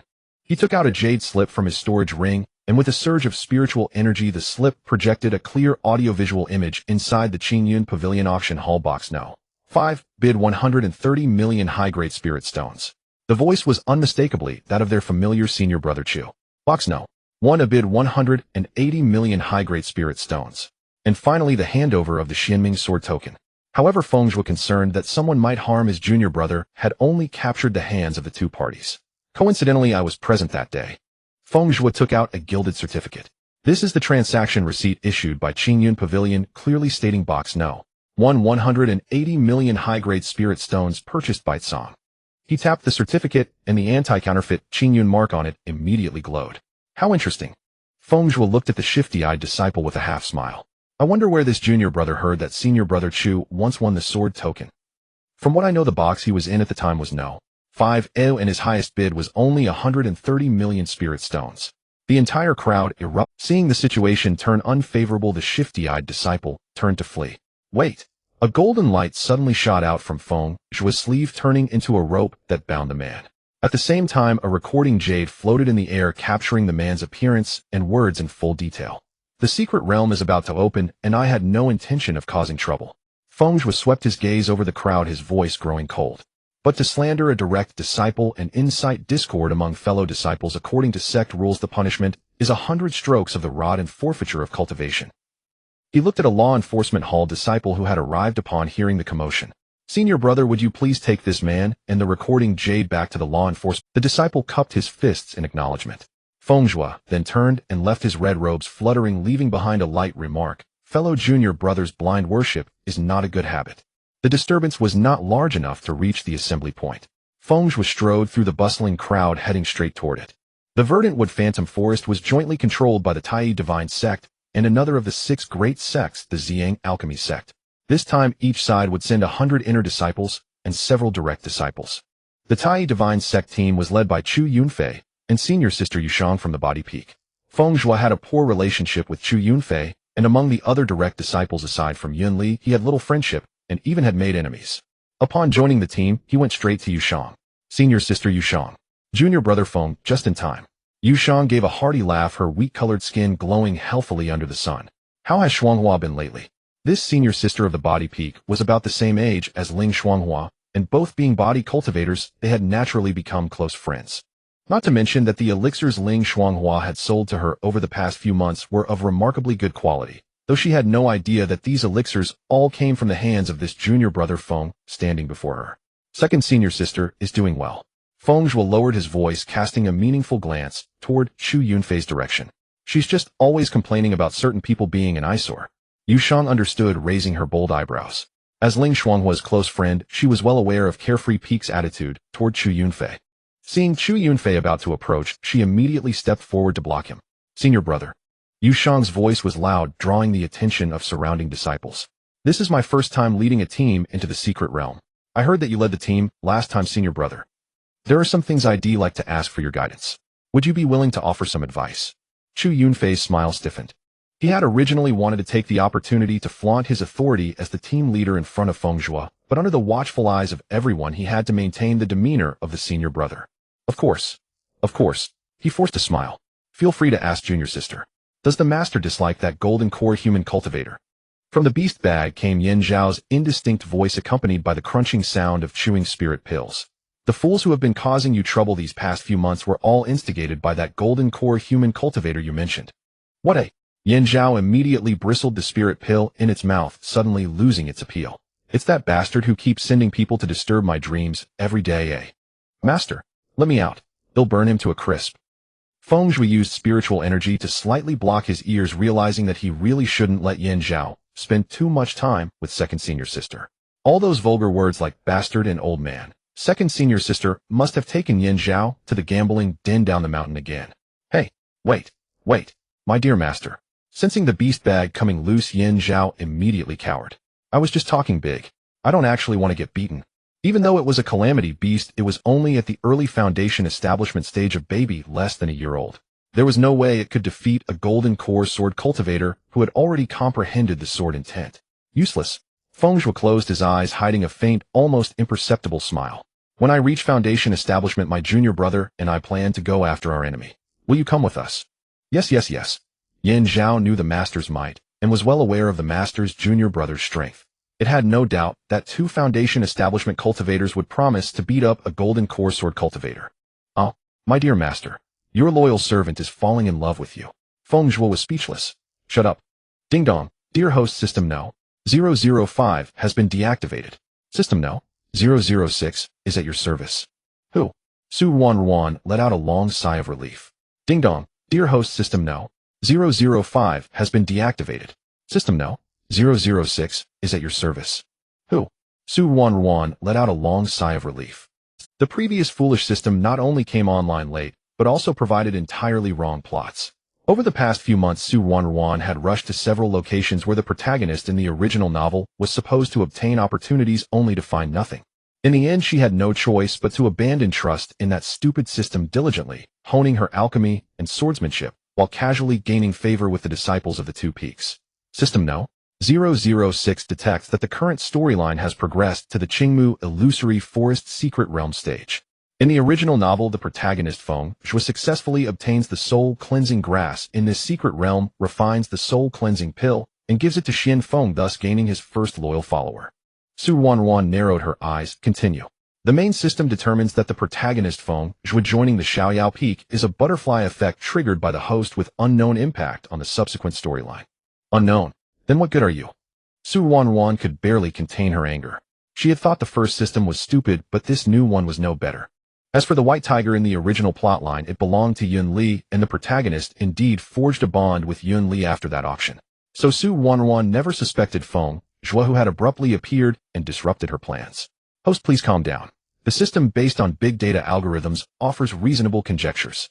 Possibility 1, there exists another transmigrator who knows the plot. Possibility 2, the Heavenly Tao adjusted the types of opportunities due to the protagonist's shift to the sword path. And the third possibility, a native cultivator has reincarnated back to the past for unknown reasons. Su Wanruan grew even angrier, and a panic she had never noticed before rose in her heart. Reincarnate. Transmigrator. When you brought me to this world, you promised there would only be me as a transmigrator. Why is there someone else who knows the plot? The host's question has been reported to the main system. System no. 006 suggests that the host first enter the secret realm to search for the soul-cleansing grass, refine the soul-cleansing pill, and recruit Xian Feng according to the original plan. The soul-cleansing pill could randomly wash away one of a cultivator's spiritual roots. In the original plotline, the protagonist used it to recruit Xian Feng, the younger junior brother of the Taisu Peak. If the protagonist had truly switched to the sword path, the Heavenly Tao would not have replaced it. Su Wanruan suppressed the impulse to curse the system about family relations and turned to Xian Feng with a sweet smile. Senior brother Xian Feng. She tilted her head, revealing a playful little canine tooth. Don't always have such a worried look. Smile.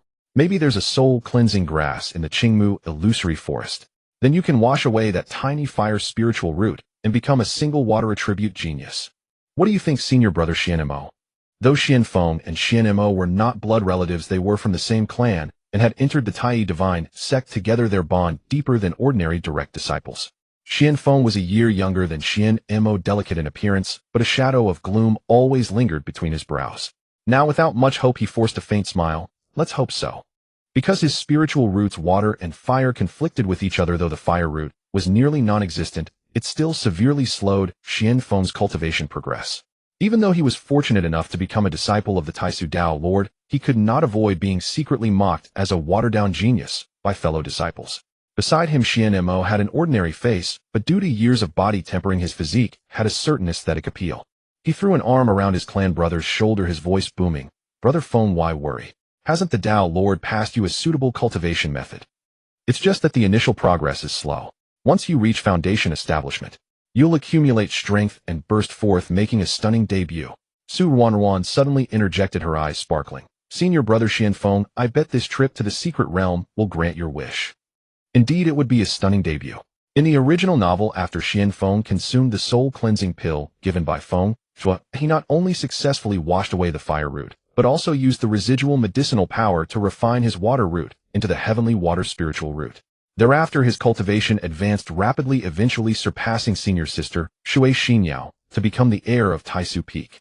Su Wanruan needed to seize this opportunity to cut off one of the protagonist's future arms and claim it for herself.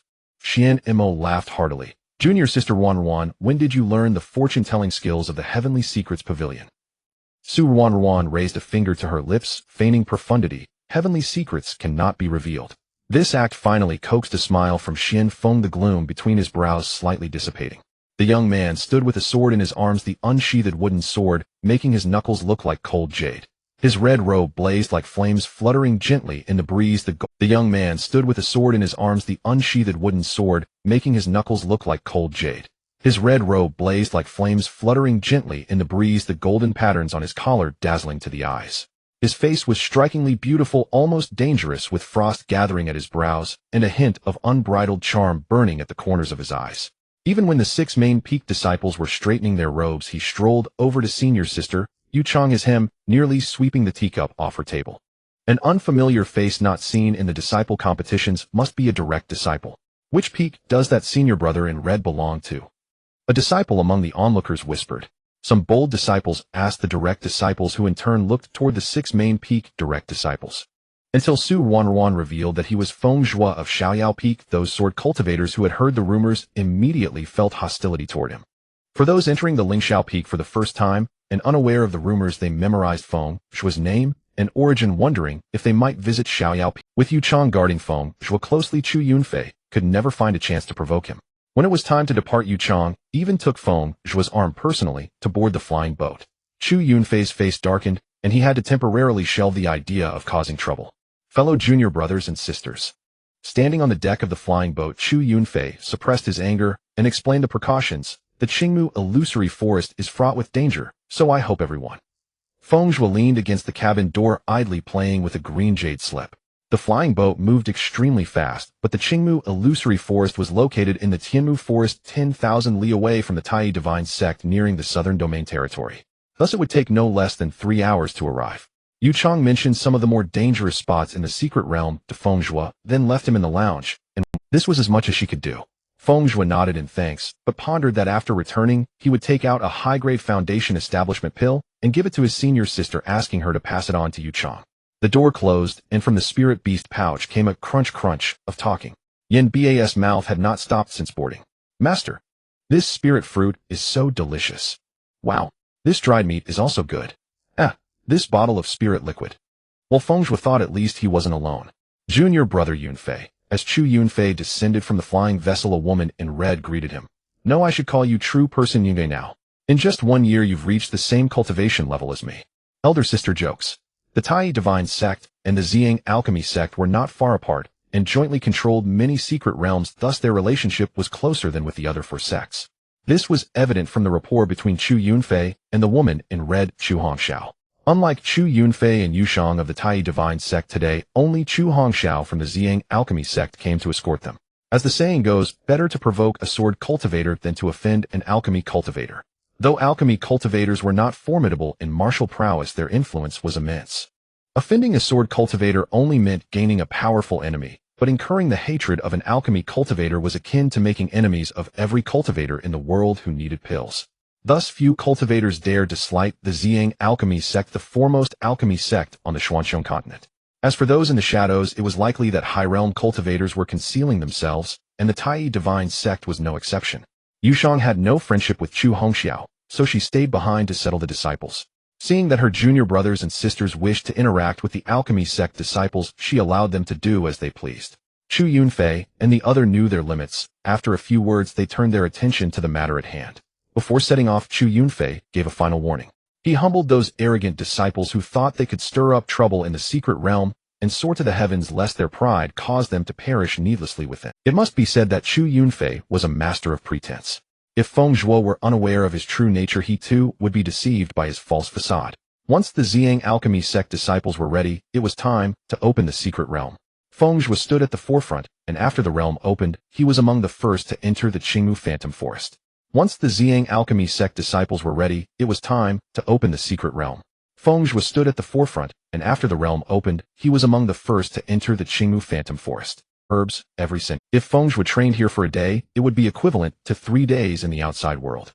The forest was vast, and the disciples were randomly scattered. With just over 200 people, it was nearly impossible to meet. Feng Zhuo stood still, summoned the Yinba, and recalled the book he had seen after his death in his past life. The book said that Su Ruan had found a 10th sandier spirit-cleaning herb in the secret realm. There was no detailed description of how she obtained it, only that she traveled south after entering the secret realm and discovered a stone cave that should not have existed in the forest. Curious, Su Ruan entered the cave and found a hidden world within.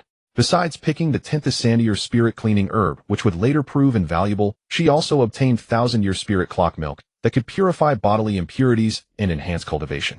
After consuming the spirit clock milk, Su Ruan's cultivation broke through to the 11th layer of qi refining, officially crossing the threshold of perfect foundation establishment. Knowing this, how could Feng Zhuo not seize the opportunity? Over the past few months, Feng Zhuo had collected all the minor fortunes that Su Ruan had obtained in the book as long as he remembered them. And that 10th sandier spirit-cleaning herb. Spirit-cleaning herbs were rare, and those over 10,000 years were even rarer. How could Feng Zhuo let it slip away? Feng Zhuo commanded the Yanba to control the fiery clouds beneath its feet and not burn the trees. Riding it southward, he extended his divine sense to search for the stone cave described in the book, while also collecting some rarer spiritual herbs. During the journey, he was ambushed by demon beasts. In the forest, Feng Zhuo could not easily use spiritual fire to fight, and his spiritual root lacked offensive power, preventing a swift resolution. Fortunately, the Yanba was fast and agile, so the journey remained relatively peaceful. An hour later, a stone cave abruptly appeared within the range of Feng Zhuo's divine sense. I actually found it. Feng Zhuo was surprised. He had only been trying. After all, the direction he entered the secret realm was different from Su Ruan's. Perhaps the cave was south of Su Ruan, but north of him. He never expected to find it.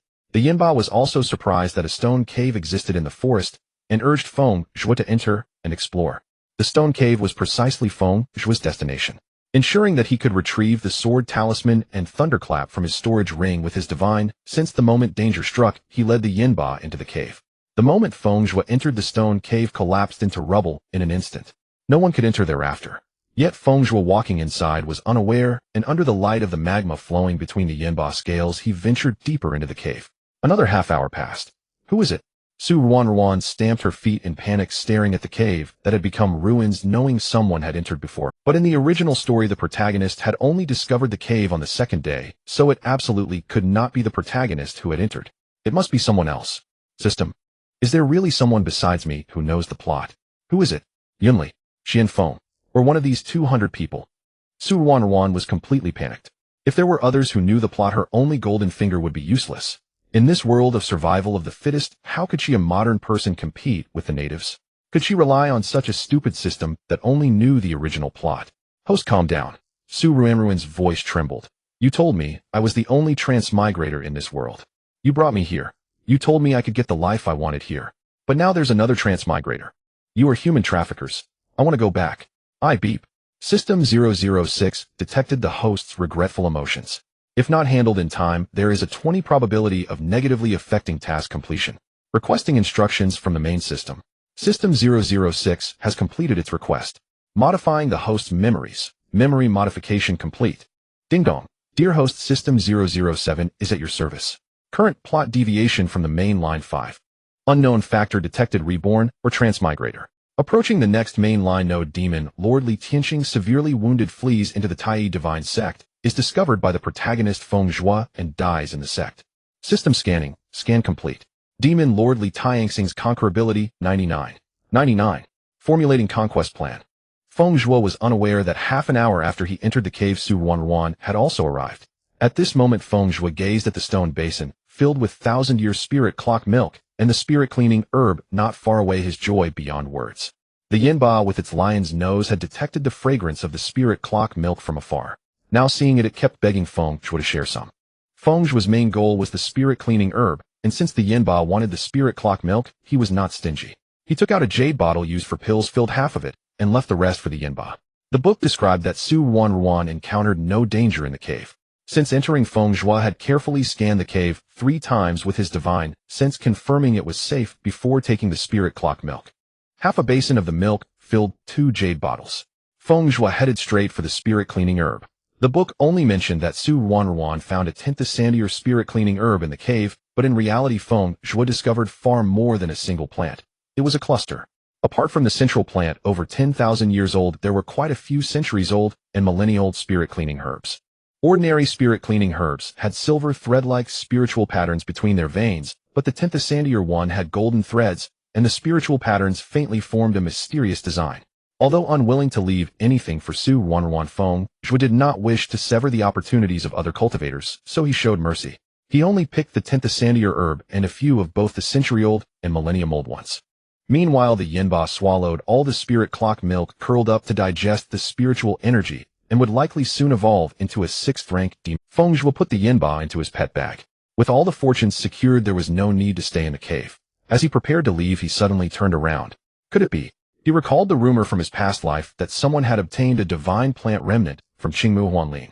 Could it also have been acquired from this cave? Feng Zhuo could not suppress the spontaneous circulation of the everlasting spring scripture, just as he could not contain the boiling joy in his chest.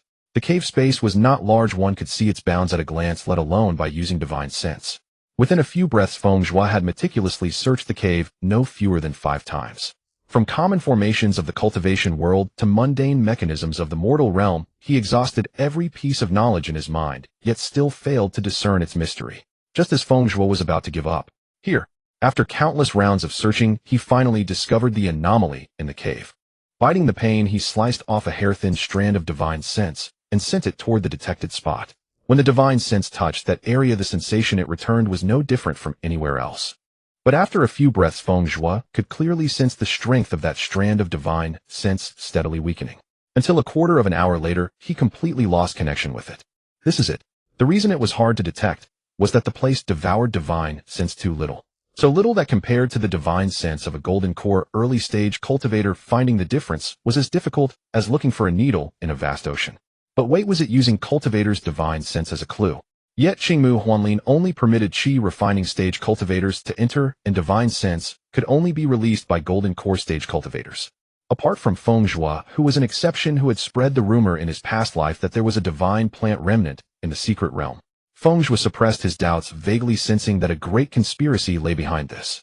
But cultivators sought opportunities from heaven and earth. Feng Zhuo feared not even the heavenly Tao, let mere human calamities.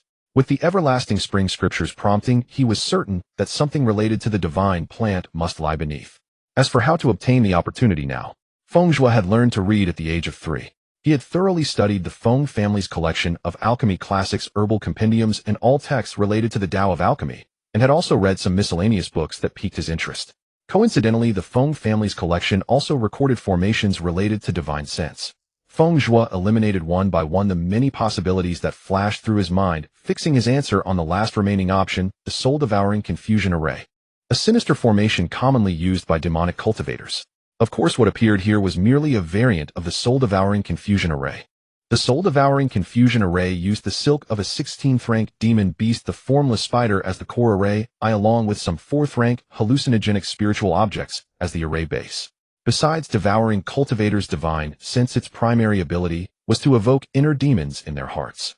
By formation rank classification, it should be a 4th-rank grand array, but the formation here was at most 2nd rank. It completely discarded the original array's sinister function of luring inner demons, and even the effect of devouring cultivators' divine sense was nearly non-existent, serving only as a warning mechanism. The Feng family's collection recorded this variant array, as well as its solution. The solutions were varied, but in summary, only one was most suitable for Feng Zhuo's current situation. Since the array wanted to devour divine sense, let it feast to its heart's content. Exhausting his divine sense would not affect Feng Zhuo's subsequent combat. After figuring it out, Feng Zhuo desperately compressed all his divine sense into a fine needle aimed precisely at the array that devoured divine sense, and stabbed it fiercely. With a bang sound as the silver needle fully plunged in the array, burst with a sharp noise like tearing silk, and the surrounding space suddenly cracked with spiderweb-like fissures. In a dizzying whirl, Feng Zhuo fell into a realm of scorched earth. Cracks spread from beneath his feet, and from each fissure rose spiritual mist that had condensed into substance. The spiritual energy concentration in this space was actually comparable to the Feng family's ancestral land. Feng Zhuo, as if sensing something, looked up at the sky. 9 eclipsed moons hung in the vault, their cold light cascading onto the colossal tree that pierced the heavens, illuminating the flowing golden ancient patterns on the cracked bark. How bizarre. He had never heard of any continent in the 3,000 worlds having 9 moons simultaneously. Feng Zhuo took out a few thunderclap pearls and clutched them in his hand, suddenly feeling a sense of security. As for the heaven-piercing ancient tree, Feng Zhuo recognized it as the divine plant Imo. He could not discern its rank, but could only roughly sense that its imposing aura was much weaker than that of the Qiwu divine tree in the Feng family's ancestral land. Its rank should be below the 7th rank. But upon closer inspection it turned out that it was not inferior to the Qiwu divine tree in rank. This Imu, like the remnant branch Feng Zhuo had recently obtained, was already ancient and decrepit. A pang of sorrow arose inexplicably in Feng Zhuo's heart. Even the divine plant that could nearly live as long as heaven and earth had a day of death. Where should they cultivators who contended with heaven go from here? However, wallowing in melancholy was not for Feng Zhuo, who was only 13 years old. After a moment of daze, he steadied himself and approached the divine tree. It was a shock that words could not describe. The moment Feng Zhuo's palm touched the tree trunk, a tremor of 10,000 years seemed to come from beneath his palm. The branches and leaves drooping from the canopy were extremely beautiful, like silver dust formed by the collapse of a starry river. Until a splash of scarlet burst into Feng Zhuo's sight. Countless blood vines suddenly erupted from deep underground. The dark red vines deeply constricted the main trunk of Imu, and what gushed from the wounds was not sap, but blood burning with black flames. The most eerie part, however, was the tips of these vines. Thousands of blood vines converged on the divine plant's trunk, twisted into a coiling mass of snakes and pythons, yet the vine tips were swollen like a woman about to give birth, their surfaces bulging with countless different human faces. Feng Zhuo abruptly withdrew his hand and quickly stepped back half a pace. The blood vines all over the tree suddenly glowed with blood light, and he seemed to hear a sigh mixed with thick blood scent emanating from deep within him. "Child, fear not." The voice from the high heavens directly entered his sea of consciousness. Feng Zhuo could not identify what language it was, yet inexplicably understood its meaning. Divine tree. Feng Zhuo did not stop retreating. No matter how sacred the voice in his mind was, the scene just now had indeed appeared before his eyes. "It is I." The holy voice carried deep weariness and a trace of almost imperceptible relief. "Fear not, child. I am the Imu before your eyes. The cultivation method you practice should be able to recognize my aura." Feng Zhuo stopped at a relatively safe distance. "Cultivation method? You mean the everlasting spring scripture? I didn't know that the everlasting spring scripture had the ability to discern the aura of divine plants." If it weren't for the last time, when the everlasting spring scripture itself reacted to the Imu remnant, Feng Zhuo would have only thought it was a cultivation method with extremely abundant vitality. "Then where does the Imu power within you come from?" The voice paused for a second, then seemed to discern something. "So it is the Imu saint body." This old man was mistaken. "But how has your constitution been damaged to such an extent?" "Those with the Imu saint body constitution have Imu chi within them." Why had he never heard his father mention this? Feng Zhuo concealed his astonishment. Under the circumstances where he did not know whether the voice in his mind was friend or foe, speaking too much would also be a flaw. Feng Zhuo sat cross-legged, circulating 2 inner techniques simultaneously, while keeping his spiritual sense vigilant. Yin Ba had fully absorbed the spiritual energy and advanced to the 6th rank, now faithfully guarding by its master's side. Although the aura of Imu felt familiar, the blood fiend aura permeating the air made it restless. How did the master end up in such a damned place? Yin Ba muttered to itself. Then with heroic spirit it thought, "But since I've acknowledged him as master, I'll follow him through fire and water. Of course it would be even better if I could have a beggar's chicken before dying." Feng Zhuo couldn't bear to look. "You're drooling." Turning to the divine tree, he asked, "Senior, do you know how to leave this place?" "I do not." Imu had now completely shed its sacred guise. The holiness it had pretended at the beginning was gone without a trace. It sounded just like an old street-side grandpa. This was what it meant to return to simplicity. It spoke at length to the boy in red. It told him about the evergreen scripture and elaborated on the Imu's sacred body and some ancient special physiques. It even frankly admitted that this place was an ancient battlefield, and what was coiled around it was an ancient evil plant, a great baleful thing that grew by absorbing blood resentment chi. It had been guarding here solely to prevent this evil plant from going out and wreaking havoc on the world. Yet the boy before it remained skeptical. Though anxious, Imu, in truth, after millennia of confrontation, the roots of the Jiuyou Shihun tongue had long become intertwined with Mu in a symbiotic existence. Although the Shirhun tongue had been suppressed here for so long, its rank had been repeatedly reduced. But Mu's vitality had also suffered attrition in this process. When the Jiuyou Shirhun tongue died, that would also be the day when this Mu, which shared the lifespan of heaven and earth, withered and decayed. More troublesome was that the Jiuyou Shirhun tongue, as one of the 10 ancient evil plants, possessed a trait called Rebirth. If Mu perished, it would be but the Jiuyou Shirhun tongue would regenerate in this withered land in the form of a young vine. At that time, the newborn Shirhun tongue, though without memories of its predecessor, would still be driven by its nature of slaughter. If the young Shirhun tongue were left here after its death, the young plant would absorb the endless supply of blood resentment qi, and one day it would make a comeback. By then, without Mu to suppress it, breaking out of this secret realm and wreaking havoc on the Xuanxiong continent would be almost inevitable. Of course, Mu chose to remain silent about these secrets. It knew well the greed of human nature. If the young man learned of the evil plant's sapling, it was hard to say he wouldn't develop covetous thoughts. That would be a true disaster. Feng Zhuo said in a flat tone, "You are about to die." "I know," said the old tree. Feng Zhuo's expression remained unchanged. He simply stood up and walked toward Mu, saying, "When the secret realm closes, I will leave this space." He paused, then added, "Or the day you die will also be when this space shatters." Feng Zhuo's guess was correct. Mu did not deny it. "Aren't you afraid of being buried here with me? When this space shatters, you are only at the qi refining stage. Escaping through spatial cracks would be as difficult as reaching the sky.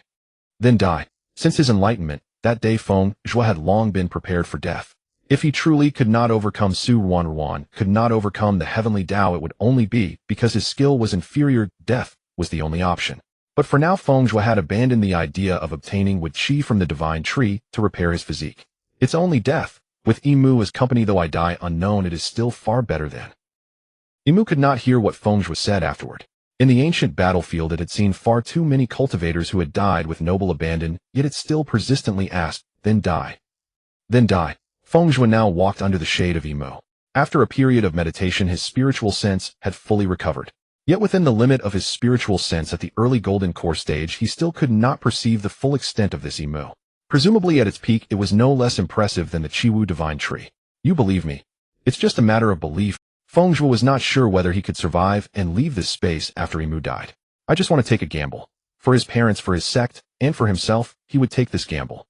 I often heard my senior brothers and sisters say that the gambling houses down the mountain were so much fun. Having tried it today, I feel quite a thrill." "Ha." Mu laughed heartily for itself and for Feng Zhuo. "You're a little madman." "A little madman." Feng Zhuo shook his head, then nodded. "I suppose so. Then I'll gamble with you." Mu had originally intended to make Feng Zhuo the next Mu, a tree that would share the lifespan of heaven and earth and remain here forever to suppress the Jiuyou Shirhun tongue.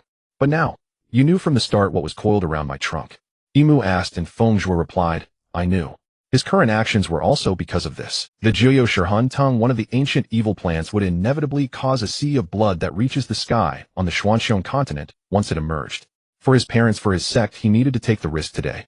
"It seems you come from an extraordinary background." Mu did not dwell on the topic. "Your fire and wood aura are strong. Have you contracted a third-rank spirit flame flew out from his brow. Feng Zhuo's gaze still lingered on the Daos and serage patterns among Mu's leaf veins. Mu was somewhat surprised. "Are you a cultivator of the Feng clan? Do you know that fellow Qiwu?" Feng Zhuo nodded. "I do not know what the Feng clan you refer to is, but I am indeed a cultivator of the Feng family." "As for Qiwu, do you mean the Qiwu divine tree?" It seemed the heavenly Tao also took pity on its hardship. Mu thought since he was from the Feng clan under Kaiwa's protection, there should be no major problem. It did not reveal its relationship with the Qiwu divine tree, but merely explained to Feng Zhuo about the rebirth of the Jiuyou Shirhun tongue. "You want me to contract the young Jiuyou Shirhun tongue and use the Mu's sacred body to restrain it so it can never wreak havoc again?" Feng Zhuo found evil plants do not develop intelligence, they are born knowing only slaughter. Even if he forged a life bond contract with the Shirhun tongue, he would still be regarded as a target for attack. The ultimate cost of the divine plant, Mu suppressing the Jiuyou Shirhun tongue, was to die together with it. How could he use the Mu's sacred body to completely suppress the Jiuyou Shirhun tongue? "Don't you still have Phoenix Fire?" The Nirvana Divine Fire is a supreme yang flame. After your Phoenix Fire devours the Nirvana Divine Fire, it will itself possess the qualities of supreme yang flame, and the Jiuyou Shirhun tongue besides. Mu's qi fears nothing more than supreme yang flames. The Feng family's library only recorded the name of the Jiuyou Shirhun tongue with no other information. Senior, do you know any other weaknesses of the Jiuyo Shihun? The divine flame was a 6th-rank spirit flame. In the past 1,000 years 2 of them had been born unprecedented, but Feng Zhuo still had his mother and uncle above him. How could it be his turn? Unless Feng Qingge actually infiltrated the ancestral land and stole the divine flame for her son. But in the end it would disappoint Feng Zhuo. None. The Jiuyo Shihun tongue, as a thing rejected by the heavenly Tao, is inherently an existence that defies heaven. It is already good enough to have 2 kinds of suppressants. However, Yimu continued, the Jiuyo Shihun tongue feeds on blood resentment chi and also uses blood resentment chi as a weapon. If you can find a treasure or spirit object that can counter blood resentment chi, you can also restrain the Jiuyo Shihun tongue to some extent. Feng Zhuo was silent.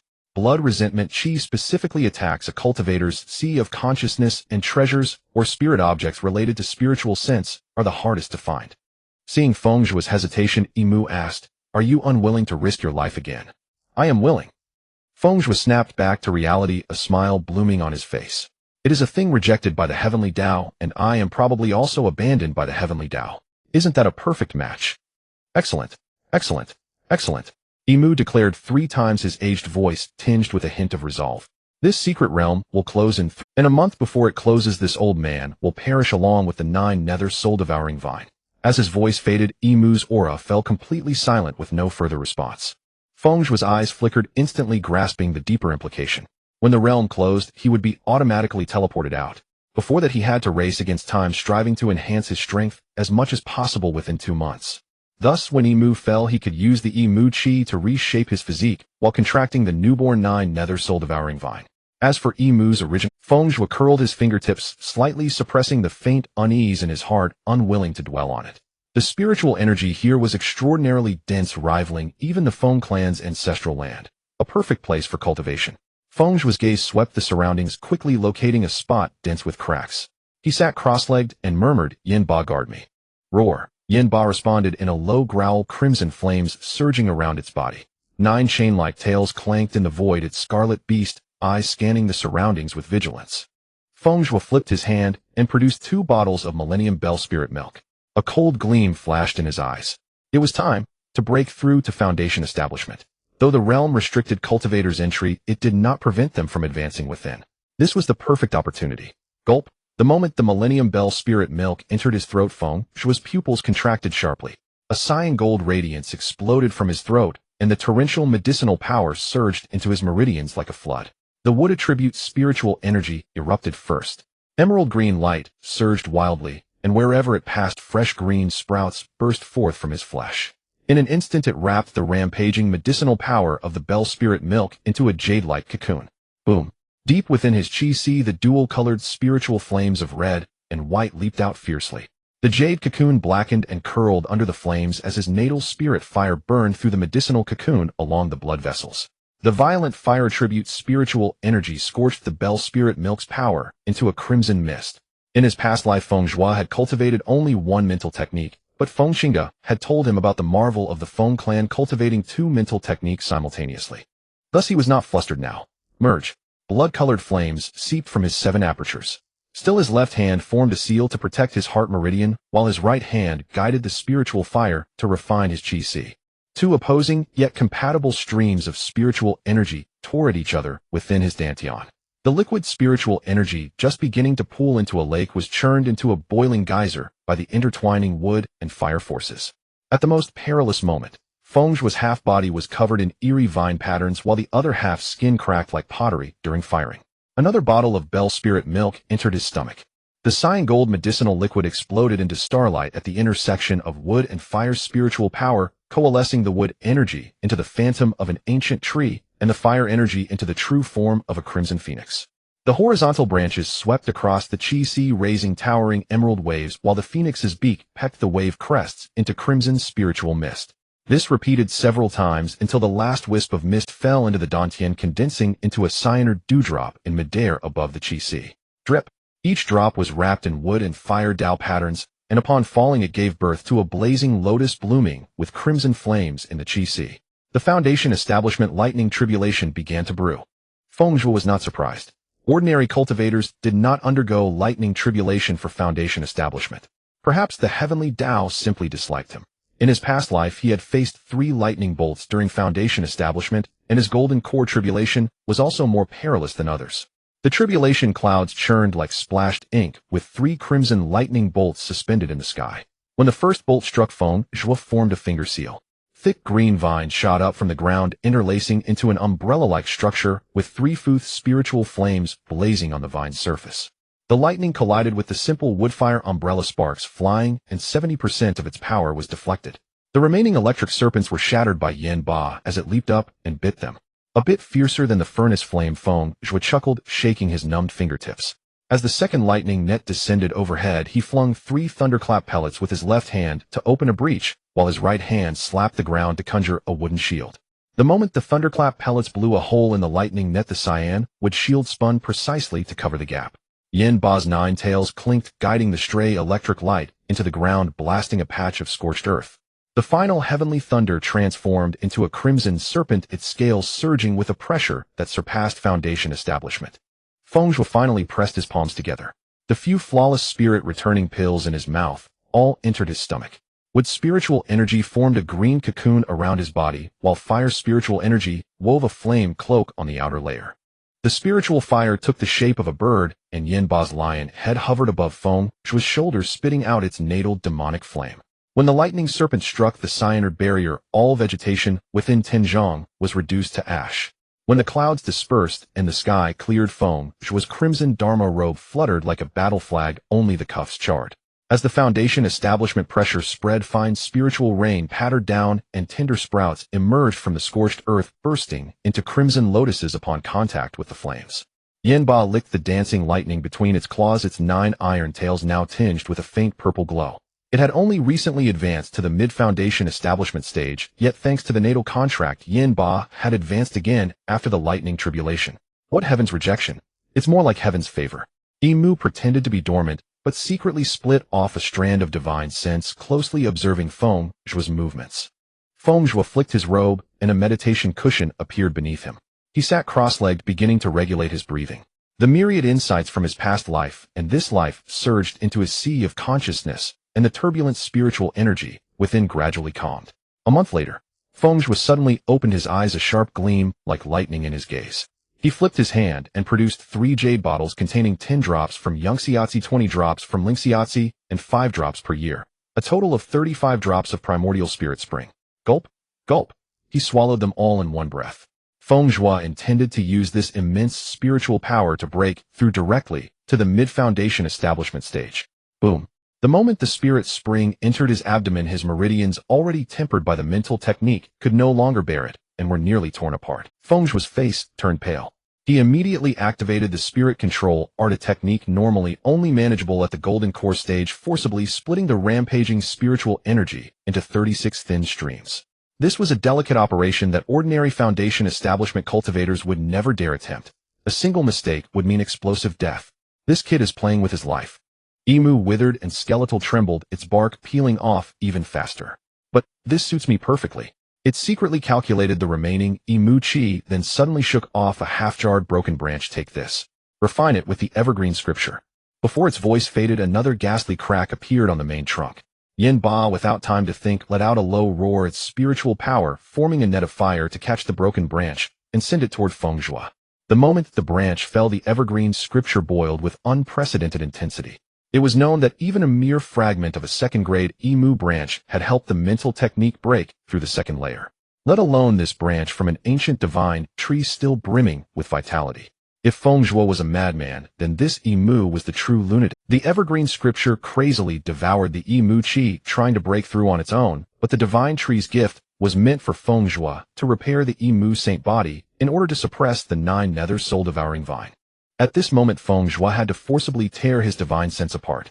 One part controlled the spirit control art to assault the bottleneck, while the other suppressed the rampage of the evergreen scripture.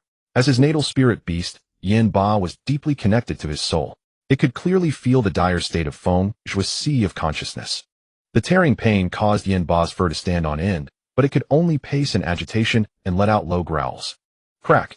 From the sea of chi came a faint, almost imperceptible sound, and a trace of blood trickled from the corner of Feng Zhuo's mouth. The originally droplet-shaped spiritual energy had completely condensed into a dense spiritual liquid gurgling like a stream as it surged through his meridians. Mid-foundation establishment stage achieved. Yet there was no joy in his eyes. His 5 fingers suddenly clenched the charred remnant branch. The residual power of the Hongmeng's spiritual spring had not yet dissipated, carrying violent spiritual energy that crushed the divine tree's remnant branch into a skyfall of cyan light. This was a true gamble. The damaged Yiwood sacred body, like parched earth meeting sweet rain, greedily devoured the Yiwood chi. Just as the vitality was at its peak, Feng Zhuo's skin suddenly cracked. The blood resentment chi spread along the green light, withering flesh and blood wherever it passed. What's going on? Yin Ba's flames erupted, his demon fire pointing at the divine tree. Are you trying to harm my master? It's the blood resentment chi of the Juyo soul-devouring vine. The main trunk of the Yiwood split open a crack, and it finally explained, "It has entangled with me for tens of thousands of years. My Yiwood chi has long been mixed with its blood resentment chi." Before the words faded, Feng Zhuo was left. I had already turned crimson. The blood resentment chi, like a bone-burrowing ulcer, surged along the meridian straight toward the heart meridian. The spiritual liquid in the sea of chi collapsed upon contact, the demon fire transferred by Yin Ba, and the spiritual fire within Feng Zhuo all retreated far away. In the chaos, the image of his past life being devoured by the glazed pure fire after forming the golden core flashed back in his sea of consciousness. Feng Zhuo suddenly smiled. You want it? Take it all. The 3 drops of Hongmeng's spiritual spring hidden under his tongue exploded with a bang, the violent spiritual force driving the blood resentment chi into his left arm. He brought his fingers together like a blade, a flash of cold light, and his entire forearm was severed at the root. He actually cut off his arm to survive. Roar. Yinba's mournful cry shook down withered leaves like rain. The spurting blood splashed onto the remnant branch, unexpectedly activating the deeply hidden Yiwood origin. The Changchun Sutra spun wildly, but the severed limb flesh sprouts grew madly, and in the blink of an eye a new arm emerged like jade carving with a green jade luster flowing beneath the skin. The withered Yiwood suddenly trembled. Fight poison with poison, break before standing. I am not wronged in losing. Since he could think of such a method to resolve the blood resentment chi and use its Yiwood chi to recast the sacred body, it admitted defeat. At this moment, Feng Zhuo's red robe was soaked in blood, and his reborn forearm shimmered with a green jade luster. With only the Changchun Sutra as a cultivation method, his spiritual power at the mid-foundation establishment stage was already 50% denser than his peers. More crucially, the Changchun Sutra had reached the second layer's perfection, and the Yiwood sacred body was 30% restored.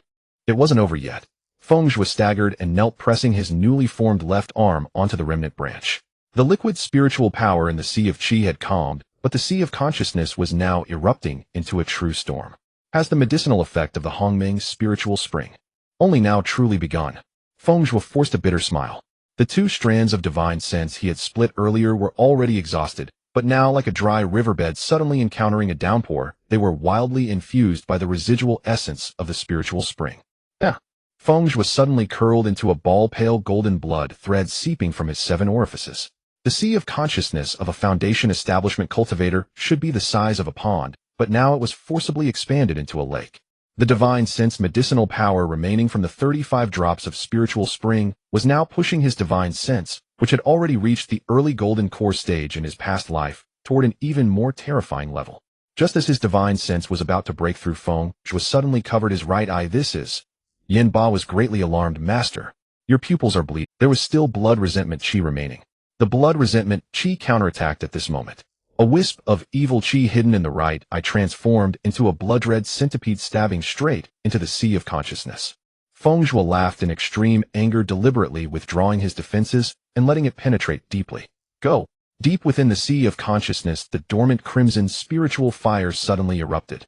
The flame condensed into the form of a phoenix bird, its wings raising sky-scorching heat waves as it dove toward the remaining evil chi. The blood resentment chi transformed into a centipede that screeched and sprayed poison mist, but was torn half its body apart by the crimson phoenix's claw. Now, Yin Ba's lion eyes blazed with fire, his life-bound demon fire transformed into a chain that stabbed straight into Feng Zhuo's brow. The dark red fire chain precisely entangled the remnant of the evil chi, and at the end of the chain the phantom of Nuba actually appeared. Though it was not even 1/10th of the ancient fierce gods might, it carried the ferocity of burning the 8 wastelands. Chi, where the demon fire chains strangled the blood resentment, chi melted like residual snow. The last wisp of evil chi struggled to drill into the gap of the fire chain, but Yin Ba swallowed it with a grim smile. A mere blood resentment chi trying to harm my master. A sudden mutation. The flames around Yin Ba flickered, and within the core of his dark red demon fire, a hair-thin blood vein actually appeared. It looked down at the tip of its claw where a wisp of black flame materialized out of thin air. That flame had no temperature, yet it burned so that the surrounding light twisted. This is soul-scorching flame. It looked down at the tip of its claw where a wisp of black flame materialized out of thin air. That flame had no temperature, yet it burned so that the surrounding light twisted. This is outside only a snap of the fingers had passed. The Crimson Phoenix Phantom in Feng Zhuo's sea of consciousness let out a long cry and dissipated the divine sense lake shimmering with brilliant golden radiance. Divine sense at the mid-golden core stage spread out like a tide. Within 30 li the rustling sound of ants and insects crawling was clearly discernible. He suddenly turned to look at Yin Ba. You swallowed that thing. Yin Ba with deer-like feet bearing sharp 5 claws had a flash of black fire on its claw tips. The taste is acceptable. Feng Zhuo squinted at the blood vein at the core of the demon fire, then suddenly brought his fingers together and sliced across his newly born left arm. A drop of green jade blood fell into Yin Ba's mouth. Don't be devoured by backlash, stupid lion. The 30% repair of Feng Zhuo's Yiwu's sacred body was precisely manifested in his reborn left arm. The withered main trunk of the Yiwu suddenly emitted a laugh like rotting wood cracking. I never expected that after guarding the soul-devouring vine for 10,000 years, I would misjudge twice today. The cracks on its trunk suddenly burst with cyan light. It's one thing to bear a damaged sacred body, but to actually contract a calamity beast capable of devouring blood resentment chi. Old wood. Yin Ba's claw tips raised a heart-scorching flame, its fire tongue licking the cracked bark of the Yi wood. Just now you deliberately lured my master to absorb the wood chi laced with blood resentment. Don't think that because you're praising me now I'll forgive you for trying to harm my master earlier. Feng Zhuo did not wish to waste words with a dying Yi wood. He flicked off the blood scabs on his palm, his red robe billowing without wind. He stared at the twisted grain on the tree trunk, and in a trance he saw hundreds of thousands of resentful souls struggling within it. Those were the remnant souls of warriors swallowed by the Zhuo soul-devouring vine lingering in the blood resentment chi. Soul shift. Feng Zhuo suddenly spoke, pressing his newly born left arm onto the roots of the divine tree. When you gave me the remnant branch you hid a soul shift curse within it. You wanted to merge my soul into this, you would making me die alongside the Zhuo soul-devouring vine in your place. Soul shift possession. If not for Feng Zhuo's divine sense strength having reached the mid-golden core stage, and this, he would being in a dying state, he would have fallen into its trap. The cyan light on the withered branch suddenly froze. So you saw through it. The aged voice of the Yi-Wood was both surprised and curious. How did you come to that judgment? Just a slight guess. At first I truly thought you were helping me recast the sacred body. Feng Zhuo's fingertip traced through the air, leaving a trail of sparks. Until the blood resentment chi ran rampant, the wood chi in your remnant branch was actively devouring my divine sense. And besides you the master, no one else could control that wood chi. The Yi-Wood was silent for a long time, then suddenly a gap split open on the main trunk. Foul black blood seeped from the crack, and inside the tree core hollowed out by the Zhuo soul-devouring vine was faintly visible. You guessed correctly. Yaima's voice suddenly became distant, as if coming from the end of time, carrying a hint of desolate laughter. I've long heard that your Phoenix clan is favored by the heavenly Tao, and now I see it's true. Even the sacred body that cannot be reforged with my wood chi has a calamity beast by its side to suppress the blood resentment within, aiding your path to cultivation. Feng Zhuo remained non-committal. This old piece of wood had never spoken truth from the start. The Zhuo soul-devouring vine feeds on blood resentment and also uses it as a blade. As fellow ancient beings, how could it have no resistance, allowing Yimu to suppress it for millennia? He should have realized long ago. This so-called divine tree was merely a hollow shell. Yin Ba suddenly burst forth its heart-scorching flame, forming a curtain of fire to shield Feng Zhuo as the nine-tailed chains clanked. You old thing really had ill intentions. Why must you speak so harshly? The last green leaf on Yaima's trunk fell, and before it touched the ground it burned to ashes in midair. Its voice suddenly twisted, a suppressed millennium of madness bursting from the old tone. 10,000 years ago, I too was a cultivator who inquired of the heavenly Tao. I guarded countless ferocious beings for this world for endless ages. Now I merely wish to borrow a prodigy's body to tread the immortal path again. What wrong have I done? Ridiculous. Feng Zhuo suddenly let out a sneer, stepping on a sprout of the soul-devouring vine that emerged from the ground. The stinking juice on his boot sole dragged a long bloodstain on the ground. If you could truly suppress the ferocious plant, how could you have been corroded into this crack? The main trunk of Imu trembled violently, decayed bark peeling off in showers revealing a shocking truth. The tree core, which should have been as smooth as jade, was riddled with holes, and in each hole curled a twisted, resentful spirit. These translucent souls kept tearing at Yaima's trunk, emitting silent wails in the air. It was already a hollow shell. It wouldn't even wait for the secret realm to close. Now was the moment its fate would end. A cold glint flashed in Feng Zhuo's eyes. The divine sense of this ancient sacred tree had long been corroded and polluted by the blood resentment of the soul-devouring vine. No wonder it was so eager to seize his body. I see. A wisp of flame ignited at his fingertip, burning the vines, trying to coil around his ankle to ashes. Under the constraints of the heavenly Tao, Yaima's soul indeed had no other means besides that piece of remnant branch hiding the soul-shifting curse. All that remained was to wait for this millennium-long game to reach its end, watching Imu and the soul-devouring vine destroy each other. Then, subdue the newborn ferocious plant sapling. Feng Zhuo's lips curled into a cold arc. He still intended to contract the Zhuo soul-devouring vine. No matter how much truth there was in Yaima's words, as long as he could successfully contract the soul-devouring vine and find a way to control such a ferocious creature, today's peril would eventually become a ladder to the heavens. The divine sense barrier suddenly expanded completely, isolating Yaima's dying curses and wails. The red-clad youth stood with hands behind his back, quietly awaiting his own fortune to descend.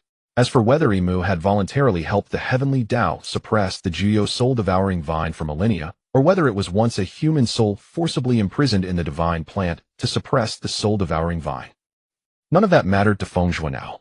Another month passed. When Feng Zhuo tumbled out of the void rift, his left arm was almost pitch black. The sapling of the Zhuo soul-devouring vine coiled within it, occasionally bursting into struggle, only to be forcibly suppressed by the invisible contract power. Feng Zhuo's red robe was already bright, but now it was soaked through with blood, dark and rusty. He landed heavily on a layer of decaying leaves in the greenwood illusion forest, startling a swarm of firefly-like spiritual lights. Mist drifted through the forest, and the low roar of a demonic beast echoed from afar. Feng Zhuo coughed up a mouthful of blood and barely managed to prop himself up. But he saw that the blood in his palm was actually dark purple. The blood resentment poison of the Zhuo soul-devouring vine was about to seep into his meridians. Yin Ba emerged from the spirit beast pouch, its demonic fire dim, clearly also severely injured. It looked around warily and whispered, "Master this place." Feng Zhuo twitched the corner of his mouth, his voice hoarse. "Find a place first." He staggered to his feet, his red robe hanging down, and blood dripped onto the fallen leaves, actually corroding wisps of black smoke. The contract with the Zhuo soul-devouring vine was finally completed, but how to suppress it afterward was still a problem. Moreover, Feng Zhuo hadn't expected that besides the uncontrollable blood resentment of the Zhuo soul-devouring vine forcibly contracting with the ferocious plant would also incur backlash from the contract. Feng Zhuo sat leaning against an ancient tree, his left arm as black as ink. The Zhuo soul-devouring vine became increasingly uncontrollable. Its vines writhed like living things, each struggle tearing flesh and oozing dark purple blood. His face was pale, cold sweat beaded on his forehead, his breathing heavy and intermittent, and even his exhalation carried a bloody smell. The spiritual energy within Feng Zhuo's body was nearly exhausted. The Changchun scripture circulated with difficulty. The Imu's sacred body, which had recovered to 30%, produced far too little Imu chi and now was instead being eroded by the soul-devouring vine's blood resentment. The originally inexhaustible wood-type spiritual energy was now like a candle in the wind, on the verge of being extinguished. The third-order life-bound spiritual flame driven by the nirvana sky-burning art, which should have been blazing and domineering, was now as weak as a firefly due to insufficient spiritual energy. Now it barely circulated through the meridians, unable to completely suppress the soul-devouring vine's rampage. Yin Ba's lion head rested on his shoulder, its demonic pupils dim. The heart-scorching flame traveling within Feng Zhuo's body was nearly extinguished. It was originally a demonic beast at the late Foundation establishment stage, but now it could barely maintain the heart-scorching flame. 3 methods combined can barely suppress it. Feng Zhuo opened his eyes, a hint of fatigue flashing in them. But it's not a long-term solution, at most a quarter of an hour. Then he would be unable to suppress the soul-devouring vine. Before his words faded, a rustling sound came from the forest. Isn't this Senior Brother Feng? A clear, sweet voice suddenly rang out. Feng Zhuo looked up and saw Su Ruan dressed in white gracefully approaching, accompanied by a cultivator from the Xiang dance sect. Her almond eyes widened slightly, revealing just the right amount of surprise. "Oh my, how did you get so injured?" "What an unfortunate timing." The The fingers hidden in his sleeve curled slightly, but Feng Zhuo's expression betrayed nothing. No need to trouble yourself. Senior brother Feng, why are you so severely injured? Su Wanruan, as if not hearing, stepped forward quickly. A layer of mist timely appeared in her eyes, as if genuinely worried for Feng Zhuo. Who hurt you? Wanruan will definitely seek justice for you. She reached out to help him, but the moment her fingertips were about to touch Feng Zhuo, she was forced back by his icy gaze. The male cultivator from Xiang Dan's sect saw this, and asked in confusion, Junior sister Su, who is this? Ah, this is senior brother Feng Zhuo from my Taishan sect, exceptionally talented, but... She hesitated as if having something difficult to say, then gave a gentle smile. Senior brother Chun, could you do me a favor? I think I saw a Qingling grass ahead when I came, but I'm not sure. Could you help me confirm? The male cultivator suspected nothing, thinking that Su Wanruan and Feng Zhuo had matters not convenient for an outsider to hear, so he nodded. All right, junior sister Su, wait a moment, they'll be right back. Once that Dan's sect disciple was far away, Su Wanruan immediately crouched down, took out a jade bottle from her storage pouch. This is high-quality rejuvenation pill. Feng Zhuo coldly interrupted, no need. Su Wanruan's eyes turned slightly red, her voice carrying a hint of grievance. Are you still holding a grudge about the disciple recruitment ceremony, senior brother? She sighed softly, her tone compassionate. Actually, I forgave you long ago. That day you embarrassed me in front of all the disciples, saying my alchemy talent was mediocre. It really made me sad for a long time. But I know you are straightforward, and speaking harshly is also for my own good. Look at today, I can already refine a top-grade rejuvenation pill right. As she spoke, she leaned in another step, her fingertips brushing the edge of her sleeve. Feng Zhuo's eyes darkened. He wanted to raise his hand to stop her, but couldn't even move a finger. He had used nearly 90% of his spiritual energy to safely escape from that space. But because of the forced life-bound contract with the Zhuo soul-devouring vine, the sudden backlash after leaving the space made all his meridians feel as if thousands of ants were gnawing at them. Originally, he could still resist the backlash of the blood resentment, but now the spiritual energy in Feng Zhuo's body was completely stagnant, and he could barely suppress the Zhuo soul-devouring vine. Seeing this, Su Wanruan, though unaware of what Feng Zhuo had encountered, a flicker of secret complacency passed through her eyes. Yet her face remained gentle as water. The path of cultivation is long. What is this little grievance? I have never taken it to heart. As she spoke, she quietly moved closer, the poisoned needle hidden in her sleeve, already poised to strike. Just as Su Wanruan was about to make her move, the soul-devouring vine on Feng Zhuo's left arm erupted without warning. Oh!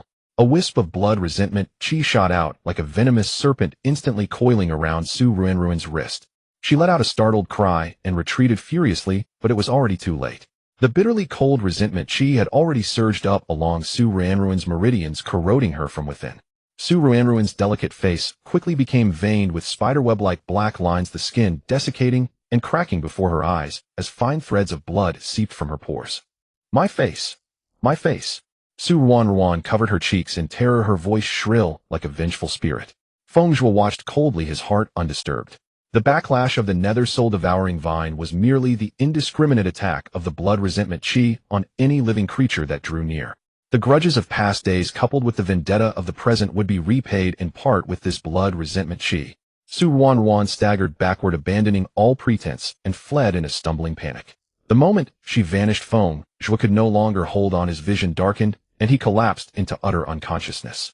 A green figure silently descended from the treetops. Nangong Tang crouched beside him, the jade golden toad perched on her shoulder, its crimson tongue slowly retracting. "'Tis such severe injuries." She muttered, a wisp of dark cyan flame kindling at her fingertip, which she pressed gently against the soul-devouring vine on Feng Zhuo's left arm. The vine's patterns recoiled slightly, but did not fully subside. Nangong Tang pouted, fished out a jade-green pill from her bosom, and slipped it into Feng. "Lucky for you, you ran into yours truly." She hoisted the unconscious Feng Zhuo onto her shoulder, her silhouette vanishing like a wraith into the forest. Feng Zhuo awoke to the bitter fragrance of medicinal herbs. Opening his eyes, what met his gaze was a crude stone cavern with several luminous vines clinging to the walls, casting a dim blue glow all around. The soul-devouring vine still coiled around his left arm, but the searing pain had lessened considerably. Someone had temporarily suppressed the backlash. "Awake!" A crisp voice sounded beside him. Feng Zhuo turned his head to see a girl of about 13 or 14 sitting cross-legged by a fire, idly roasting a skewer of mushrooms. A jade golden toad perched on her shoulder, its green eyes fixed on him. A disciple of the Purple Sun Alchemy sect. Feng Zhuo propped himself up, his voice hoarse. "Thank you." Nangong Tang didn't look up, tossing a water skin over casually. "Thank me too soon." The soul-devouring vine in your body has only quieted temporarily, it's far from resolved. The water was warm, carrying a faint aroma of medicinal herbs. After a sip, Feng Zhuo's spiritual energy recovered somewhat. He raised his eyes, a hint of scrutiny in his gaze. Why save me? Because, Nangong Tang suddenly leaned in, her almond eyes blazing with excitement. That nether soul-devouring vine inside you. She pulled out a dagger from somewhere, brandishing it with gusto. This is the first time I've ever seen a real nether soul-devouring vine. How about letting me take a small segment for research? They'll only dig out a little flesh. I promise it won't hurt. Feng Zhuo stared at her expressionlessly. Fine, no, then never mind. Nangong Tang pouted and sat back down to continue roasting the mushrooms. But you're lucky you ran into me. If it were any other disciple from the Alchemy sect, they'd have been eroded by the blood resentment chi of the soul-devouring vine in your left arm long before they could save you. Feng Zhuo fell silent for a moment, not pressing further on how Nangong Tang had suppressed the nether soul-devouring vine. He simply asked, what do you want? There was no kindness without reason in this world, especially in this realm. Nangong Tang blinked. Simple. Once you're healed, come with me to a place. Where? Deep in the Azurewood illusory forest, there's an ancient cultivator's cave mansion. A wisp of cyan flame danced at her fingertip, reflecting craftiness in her eyes. Inside there might be something that can completely resolve the backlash of your soul-devouring vine. Feng Zhuo's gaze flickered. Of course, if you're scared, deal. Nangong Tang was taken aback, then her eyes crinkled with laughter. Straightforward. She tossed a jade bottle over. Take this medicine first, it can temporarily suppress the blood resentment chi. As for that good junior sister of yours from the same sect, she drew out the words meaningfully. Feng Zhuo said coldly, if no solution is found within 3 months, her cultivation will surely be destroyed. The blood resentment chi of the soul-devouring vine was not so easily dispelled. Outside the stone cavern, the night wind rustled through the treetops, whispering like a murmur. Su Wanwan stumbled back to her temporary cave dwelling. The face reflected in the bronze mirror nearly drove her to collapse. Her once ethereally beautiful visage was now covered with spiderweb-like black lines, the skin dry and cracked, oozing threads of blood, as if devoured by some insidious poison. System, what is this? She shrieked, her fingers trembling as they touched the cracks on her face, only to gasp in pain. Warning, the host has been corroded by the blood resentment chi of the nether soul-devouring vine. If not cleansed in time, it will lead to spiritual root pollution and cultivation stagnation. The icy mechanical voice echoed in her mind, only fueling her agitation. Cleanse? How? She frantically rummaged through her storage pouch for antidote pills, but found them utterly useless. Searching original plotline. During the Azurewood illusory forest secret realm, an ancient cave mansion once opened containing spirit, cleansing mystic water that can purify blood resentment chi.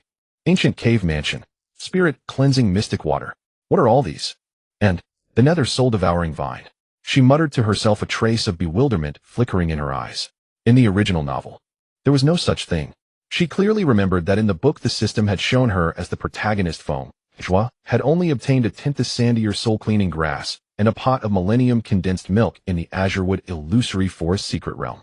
But now he not only possessed some bizarre black vine, but had even used it to injure her. Is it because of that other transmigrator? Or is it because of my arrival? Triggering a butterfly effect. She whispered, then shook her head violently. No, that's not right. System, retrieve all records related to vine type in the original novel. System searching.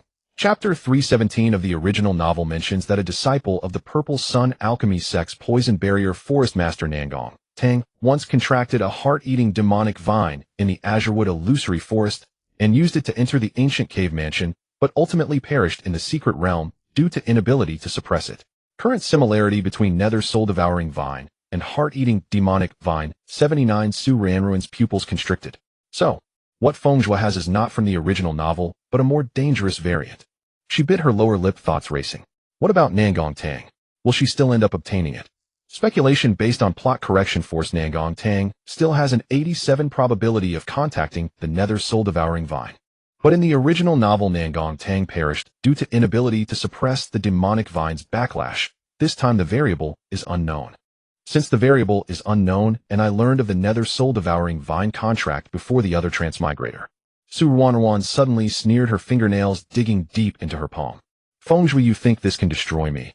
She caressed the black lines on her face, her voice soft yet venomous. Once I obtain the spirit cleansing mystic water, and then seize your soul-devouring vine, let's see how you can still be so arrogant. She slowly rose and took out a communication jade talisman from her storage pouch. Senior Brother Chun. Her voice resumed its usual sweetness, as if the earlier malice had never existed.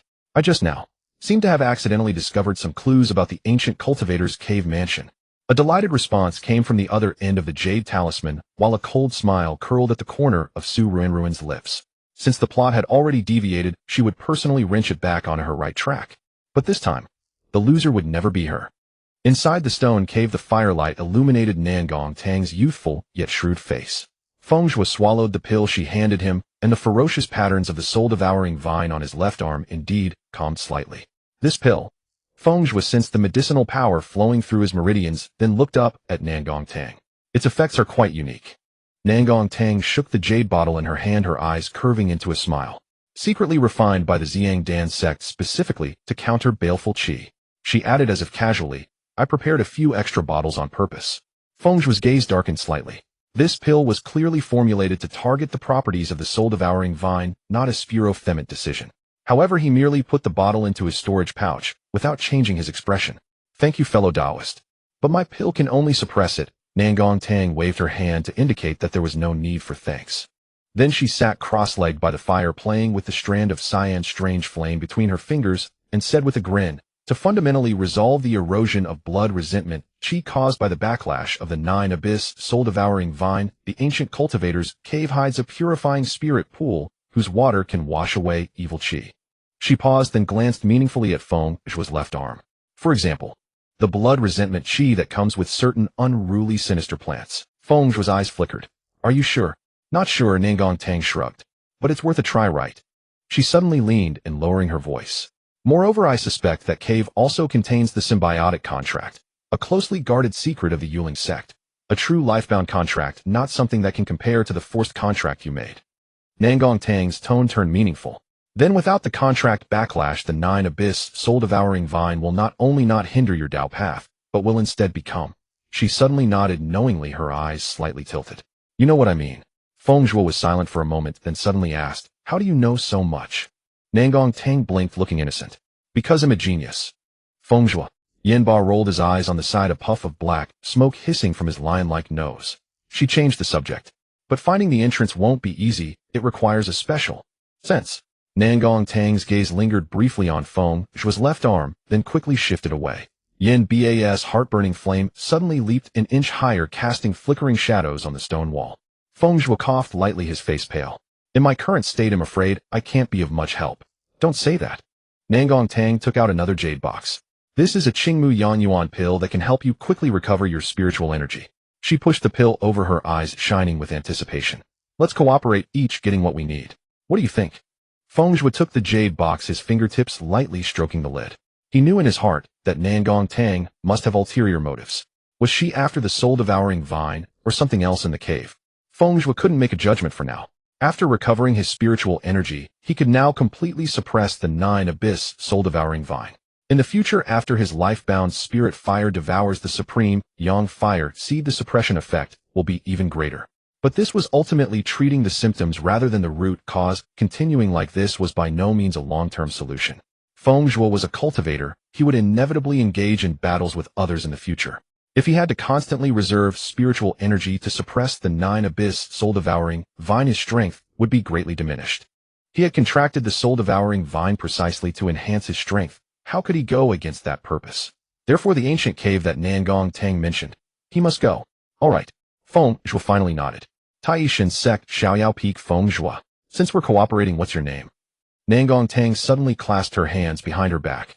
Straightforward enough. She stepped onto a green rock with one foot, the dark patterned brocade boot crushing the moss on the rock. The greenied golden toad on her shoulder jumped down in response. This young lady never changes her name whether sitting or standing. Xiang Dan sect, Duzhong Forest, Nangong Tang. Fellow Taoist Nangong. Feng Zhuo turned the red jade bracelet on his left wrist. Since we're in a cooperative relationship, you should be able to share some information about the cave with me, right? Nangong Tang. Is that all? Is that all? The greenied golden toad dove into the ground. Nangong Tang also took out a silk handkerchief from her storage ring and began to wipe the green stain on the tip of her boot. Fellow Taoist, Feng won't think I was stupid just now, right? Surely not. Surely not. Feng Zhuo paid no attention to her actions at all. Instead, he recalled in his mind whether there had been a cultivator of the Xiang Dan sect named Nangong Tang in his previous life. She had prepared pills to remove blood resentment chi in advance, and also knew that there was a method to completely resolve the drawbacks of contracting the 9-abyss soul-devouring vine in the Qingmu illusory forest. In his previous life, it should be this person who contracted the soul-devouring vine. But why had he never heard of Nangong Tang of the Xiang dance sect? Someone who could even contract an ancient ferocious plant should not be completely unknown, right? Could it be that he had fallen too early in his previous life, dying before Nangong Tang's name became known? As for guilt, Feng Zhuo had none. Since this life's opportunity had fallen into his hands, Feng Zhuo had no intention of yielding it. Well, about the specific details of the cave. Nangong Tang looked embarrassed and evasive. You'll know when we enter the cave. You don't know? Feng Zhuo stood up. The Qingmu Yangyuan pill was indeed worthy of being a special spirit pill of the Xiangdan sect. Though only a first-grade pill, it had already restored 3/10 of his mid-foundation establishment spiritual energy after taking one. Or are you unwilling to say? If Nangong Tang deliberately concealed the cave's situation, Feng Zhuo had to suspect whether she had ulterior motives. After taking 2 top-grade recovery pills, he circulated the eternal spring scripture nurturing the wood chi. The heart-burning flame devoured the blood resentment chi lurking in his meridians, and the spirit fire together with the wood chi completely suppressed the soul-devouring vine. Feng Zhuo's injuries visibly improved, and his spiritual pressure uncontrollably radiated outward. Having been a golden core true person in his previous life, he fully restrained his pressure within a single breath. However, just that instant, it was still noticed by Nangong Tang. You're not a chi-refining cultivator. Nangong Tang's pupils constricted. The cyan's strange flame in her palm flew out, and the greenied golden toad leaped up, swallowed it, and its size instantly swelled. It was now a 6th-grade demon beast. Yin Ba no longer concealed himself, and the pressure of a 7th-grade calamity beast bore down on the person and the beast. Feng Zhuo smiled with pleasure. Fellow Taoist Nangong, now you should be willing to tell the truth, right? Ha ha. Fellow Taoist Feng, calm down. Nangong Tang, try to struggle. He'll talk. It's just, the ground is cold. Fellow Taoist Feng, could you first let my greenied golden toad get up from the ground? Are you joking with me, fellow Taoist Nangong? Or are you betting that I don't know the greenied golden toad's escape abilities? This time she was completely honest. The greenied golden toad might not excel in other things, but its escape ability was unparalleled. The moment Yin Ba's pressure was withdrawn, the toad could swallow Nangong Tang and flee underground. The greenied golden toad might not excel in other things, but its escape ability was unparalleled. The moment Yin Ba's pressure was withdrawn, the toad could swallow Nangong Tang. I didn't lie either. Under Yin Ba's pressure, Nangong Tang found it uncomfortable to stand, so she simply sat on the ground, crossed her arms, and said obediently, the entrance to the ancient cave can only be found by a cultivator who has contracted the 9-abyss soul-devouring vine, and there really is something in the cave that can wash away blood resentment chi. But Feng Zhuo's injuries were completely healed. He formed a hand seal, and his clothes changed to another red robe, though the gold patterns on the hem were slightly different from the previous one. Nangong Tang closed her eyes, her words almost shouted out. But what washes away the blood resentment chi is not the purifying spirit pool in the cave, but the purifying spirit mystic water. Feng Zhuo tapped his fingers lightly on the crimson jade bracelet. Pure spirit mystic water. He repeated the name with deliberate slowness. Ranked 8th on the list of extraordinary waters said to be able to purify all filth in the world. Feng Zhuo showed little interest. As a pill cultivator, he found such a water-based treasure hardly appealing. It couldn't serve as nourishment for his destined flame like an extraordinary fire could. You think it's impossible for me to contract pure spirit mystic water, and that I'm likely beyond saving? Nangong Tang, surprised that her head was still attached to her neck, hastily explained, how could that be? Taoist Feng, with your exceptional talent, pure spirit mystic water will surely recognize you as its master. Feng Zhuo let out a cold laugh. The contract of pure spirit mystic water was extremely demanding. It would only bond with those whose Tao heart was pure and clear. Even a genius like Feng Zhuo at his current stage could not claim to have a perfectly pure Tao heart. No wonder Nangong Tang had lied, saying there was a purifying spirit pool in the cave dwelling that could cleanse the blood resentment energy. Was she afraid that if he knew the truth, he would be unwilling to accompany her into the ancient cultivator's abandoned cave, unable to resolve the blood resentment energy in his meridians? However, it indirectly proved that the cave could only be found by someone who had contracted the 9-nether soul-devouring vine. So, Feng Zhuo suddenly stepped closer. Was the secret contract technique of the spirit control sect you mentioned earlier also fabricated? The scorching heart flame of the Yin Ba could counter the blood resentment energy of the soul-devouring vine. Feng Zhuo's true aim was the symbiotic contract, which was even more mystical than the lifebound contract. Well, I was only guessing. Nangong Tang spoke, rapidly gesticulating wildly. You know, the Azure Wood Phantom Forest was voluntarily offered to the Tai Divine Sect and the Ziyang Alchemy Sect 1,000 years ago by the Beast Taming Sect in exchange for protection. And the Beast Taming Sect is the only sect that inherited the legacy of the Spirit Control Sect. So I speculate. Her voice grew softer. I speculate that the ancient cultivator's abandoned cave contains the very inheritance of the Spirit Control Sect. 10,000 years ago, the Spirit Control Sect was one of the 7 top-tier sects of the Central Continent alongside the Tai Divine Sect, renowned for controlling spirit beasts and spiritual plants. A catastrophe struck 10,000 years ago, causing the complete loss of the inheritance related to controlling spiritual plants, and the techniques for controlling beasts were also partially lost. The sect was renamed the Beast Taming Sect, and its ranking fell accordingly. By now it could no longer hold the title of top-tier sect. Even among first-rate sects, it needed the help of the Tai Divine Sect and the Ziyang Alchemy Sect just to maintain its position. Feng Zhuo nodded. The origin of the Azure Wood Phantom Forest was indeed new to him.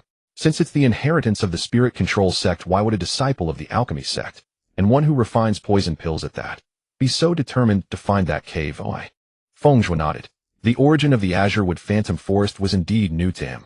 Since it's the inheritance of the Spirit Control Sect, why would a disciple of the Alchemy Sect, and one who— What do you mean all for? My jade golden toad is an extremely rare spirit beast. If I put it on the market, it would be priceless. Alright, fine. It's certainly not as rare as that beast of yours that I've never even seen before. Nangong Tang cursed her luck inwardly. Among the nearly 10,000 disciples in the sect, except for her master, no one recognized the jade golden toad. Even if they did, they only knew its name. Unlike Feng Zhuo today, who actually knew that the jade golden toad was an earth-attributed spirit beast most skilled in escape techniques. Ordinary people would mistake it for a poison-attributed beast. Nangong Tang explained, my jade golden toad accidentally swallowed the miasma glass poison flame. Not only did it not explode, but the flame indirectly formed a contract with me through the toad. The jade golden toad underwent an unpredictable mutation, allowing it to briefly merge with the poison flame and elevate its own rank.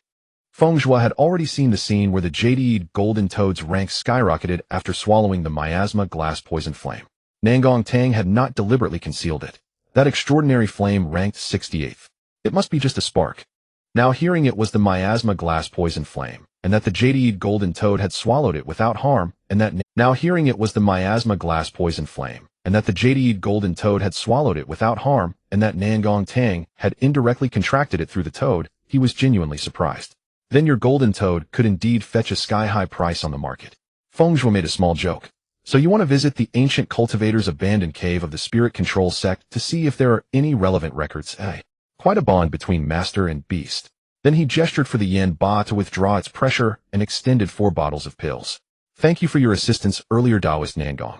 2 bottles of replenishing spirit pills, 1 bottle of feeding spirit pills, and 1 bottle of foundation establishment pills. A pleasant cooperation. Pleasant cooperation. Nangong Tang got up from the ground grumbling and took the pills resentfully. But in her heart she thought Feng Zhuo of the carefree peak of Tai Divine Sect right. When I get back to the sect, I'll make you pay. But when she opened the pills and looked closely, all were of the highest grade. Her expression changed instantly, and she hurriedly stored them in her storage ring. Well, Taoist Feng, look at you. Given the relationship between our 2 sects, there's no need for a gift of thanks. These were all top-grade pills. And all second tier. What a huge gain. What a huge gain. Just a few first-tier poison pills for countering poison with poison had been exchanged for 4 bottles of second-tier top-grade pills. Nangong Tang thought happily. The bottle of feeding spirit pills alone contained 12 pills, enough for the jade golden toad to eat for over 2 months. She would keep 1 bottle of replenishing spirit pills for future use in the foundation establishment stage, and the remaining bottle along with the foundation establishment pills could be sold, which should fetch enough to buy plenty of poisonous herbs. What a benefactor. Nangong Tang shamelessly spoke up. By the way, Taoist Feng, besides the gift of thanks, do you think it's possible that you might also compensate me with some apology gifts? Feng Zhuo, have the people of your Ziyang Alchemy sect fallen so low? Nangong Tang still smiled. Now was not the time to argue with a wealthy patron. Taoist Feng, you don't know how hard it is to manage a household without firewood and rice. The truth was that Nangong Tang's spirit root was special. She could not refine ordinary pills, only poison pills. Poison pills had far less market demand than spirit pills, so she rarely had any income. But she couldn't stop cultivating. When she was young, the old man covered all her expenses. But as her cultivation grew, the old man started saying, a poison cultivator who can't make money is not a good poison cultivator. Nangong Tang, Where did that twisted logic come from? And was this really her biological grandfather? Long-term financial deficit had forced Nangong Tang to rely on trickery and deceit to scrape some spirit stones from her senior fellow disciples of various peaks. Did anyone know how she had been living?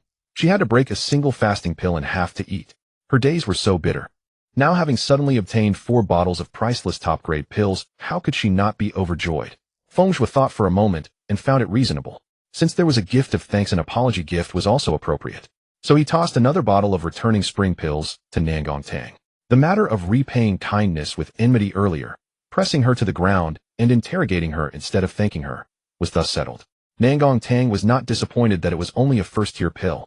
Top-grade pills were priceless, and even first-tier ones could fetch a considerable price. Of course, Feng Zhuo was not the only one in the world capable of refining top-grade pills.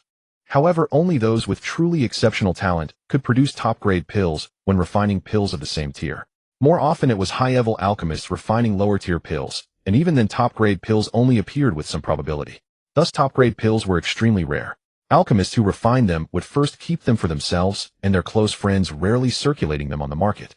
For some unknown reason, Feng Zhuo frequently produced top-grade pills when refining, so he had accumulated a large stock. A bottle of 12 top-grade returning spring pills could even serve as the highlight of small auctions. Nangong Tang's eyes sparkled, and she became even more determined to stick with Feng Zhuo. He was rich, and more importantly, he was generous enough. Su Ruanruan's hastily constructed cave dwelling felt somewhat tense. The three stood facing each other, each harboring their own thoughts. The disciple of the Alchemy sect who had been sent earlier to search for Qingling grass had returned empty-handed and now stood by Su Ruanruan's side. Accompanying him was a purple-robed youth of extraordinary bearing. Qin Yuanshan gave a simple smile and introduced, "Senior Brother Shen, this is junior sister Su Ruanruan, a direct disciple under Lady Qishao of the Tai Divine Sect." The purple-robed youth nodded slightly. Shen Mingxiao from the Medicine King Peak of the Ziyang Alchemy sect. The name Shen Mingxiao from Medicine King Peak made Su Ruanruan's heart skip a beat. Ever since she offended Feng Zhuo, she had frantically studied information about the noble families and sects across the 4 regions of the central continent.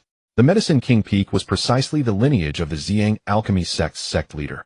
And to be able to command such respect from Chun Yuanshan, a direct disciple of an elder, this person must be of even higher status, likely a direct disciple of the sect leader. Su Ruanruan instinctively wanted to present her most perfect side, but forgot that the rampant blood resentment chi within her meridians had already left countless cracks on her face. With that movement, her originally slightly improved face immediately oozed thin trails of blood. Su Ruanruan's eyes grew even more sinister, and she wished she could have Feng Zhuo cut into 1,000 pieces. Fortunately, the veil covered her, allowing her to hide her current ugliness. She slightly lowered her head, her voice soft and gentle. "I have long admired the renowned Medicine King Peak of the Ziyang Alchemy sect. It is fortunate to meet you today." Then her eyelashes fluttered and she sighed as if unintentionally. "Although I am a direct disciple under Lady Qishao, I often hear my master lament, when it comes to the orthodox path of alchemy, Medicine King Peak is supreme." That was of course a lie. Qishao had always been arrogant, even looking down on the alchemists of the Feng family. So how could she ever admit to being inferior to the alchemists of the Ziyang Alchemy sect, which was on par with the Feng family? Shen Mingxiao, however, believed it, and the smile in his eyes deepened. Junior sister Ruanruan is too modest. Although the Tai Divine Sect is not particularly known for its alchemy, it far surpasses our sect in other aspects. Qin Yuanshan was about to ask Su Ruanruan about the whereabouts of her fellow disciple and why she had suddenly put on a veil, but he was abruptly stopped by her previous words. Even for someone as inflexible as Qin Yuanshan, he could detect the deliberate flattery in her words. His impression of this direct disciple of the Tai Divine Sect immediately plummeted, but out of consideration for the news of the ancient cultivator's cave dwelling she had mentioned, he barely suppressed the urge to turn and leave. On the other side, Shen Mingxiao and Su Ruanruan were having a pleasant conversation. Back in the Ziyang Alchemy sect, Zhang Daojun often compared him with the direct disciples of Qishao Peak of the Tai Divine Sect, saying that although he was exceptionally talented, he was lazy by nature, and his alchemy skills were even inferior to those of the Qishao Peak disciples. Although Shen Mingxiao was unconvinced in his heart, he dared not defy his master. Every time after a lesson, he would return to his cave dwelling seething with now encountering a direct disciple of Qishao Peak outside, who not only proactively showed goodwill, but even claimed that Lady Qishao herself revered the alchemy heritage of Medicine King Peak. How could he not be overjoyed? At this moment, Shen Mingxiao almost regarded Su Ruanruan as a kindred spirit. It was only when Chun Yuanshan, noticing that it was getting late, spoke up to remind them that the two reluctantly ended their conversation. Chen Yuanshan asked directly. Junior sister Su, you previously sent word that you had accidentally obtained information about an ancient cultivator's cave dwelling. Is that true? Shin Mingxiao then remembered the main matter and promptly pressed on. Yes, the ancient cave dwelling. Junior sister Wanwan, is what junior brother Chen said true? While conversing with Shun Mingxiao, Su Wanwan was extremely agitated. Ever since the blood resentment, Qi entered her body in the morning, the delay had worsened the injuries on her face. But Shun Mingxiao completely failed to grasp the key point. She had repeatedly mentioned the ancient cave dwelling both explicitly and implicitly, yet Shin Mingxiao only latched onto the fact that Lady Qishao personally admitted that the alchemy level of the Ziyang Alchemy Sect's Medicine King Peak was superior. What a fool, Su Wanwan concluded in her heart, thinking of the system's warning. If she could not resolve the blood resentment Qi within 3 months, she would lose all her cultivation and be unable to cultivate ever again. Su Wanwan was nearly driven mad. If that were truly the case, what was the meaning of her abandoning her modern family and transmigrating here? Yes. Su Wanwan raised her hand tremblingly, but the moment her fingertips touched the veil, she recoiled as if burned. Her eyes glistened with tears and her voice choked. Senior brother Chen, you saw my fellow disciple earlier, didn't you? I wanted to go forward and help, but I never expected that he would collude with a woman who had a greeny toad crawling on her shoulder. They poisoned me, disfiguring my face like this. Su Wanwan steeled her heart, and suddenly tore off the veil, revealing her face covered in hideous bloody marks. Shin Mingxiao was startled. It was only when his gaze met the grievance in Su Ranruin's eyes that he belatedly realized his reaction was quite hurtful, and he quickly tried to salvage the situation. Junior sister Wanruan, are you telling the truth? He then looked at Chen Yuanshan beside him, who also wore a shocked expression.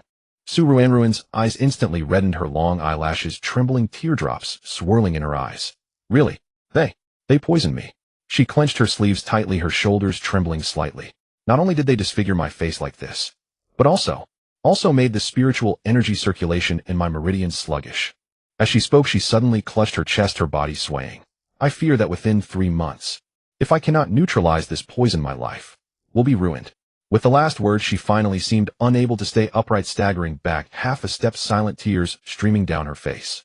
No matter which young man in his teens, none could tell that Su Wanruan was lying. Chen Yuanshan looked at her terrifying face, and a look of anger spread across his simple countenance.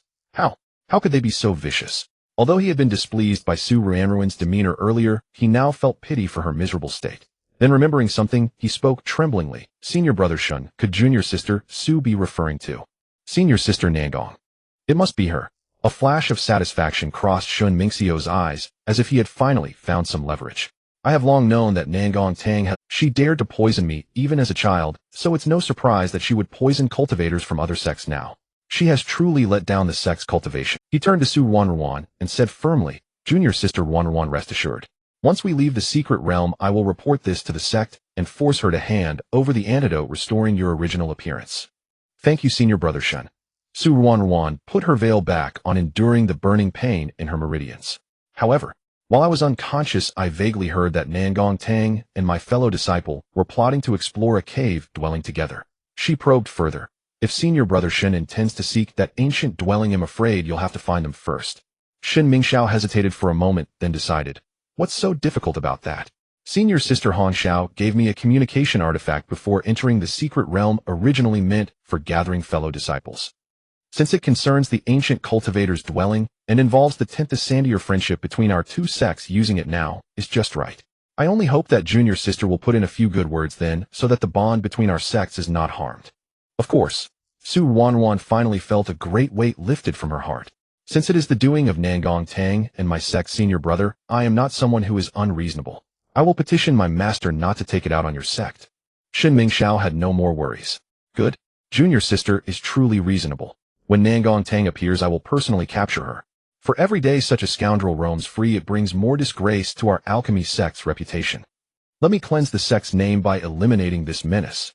Nangong Tang was currently squatting gloomily by the fire, completely unaware that she had been labeled by her fellow disciples as a reckless poison-using villain. She stared at the green-robed youth with blindfolded eyes across the fire, and the more she thought about it, the more she felt she shouldn't have come to this secret realm. What rotten luck! Taking advantage of Feng Zhuo's absence. She stared at the green-robed youth with blindfolded eyes across the fire, and the more she thought about it, the more she felt she shouldn't. The green-robed youth deftly dodged all the flying sparks and said leisurely, Taoist Nangong, I calculated with my fingers today, and it seems you are about to encounter a bloody calamity. Shut up. Nangong Tang hastily lunged to cover his mouth, but was too late.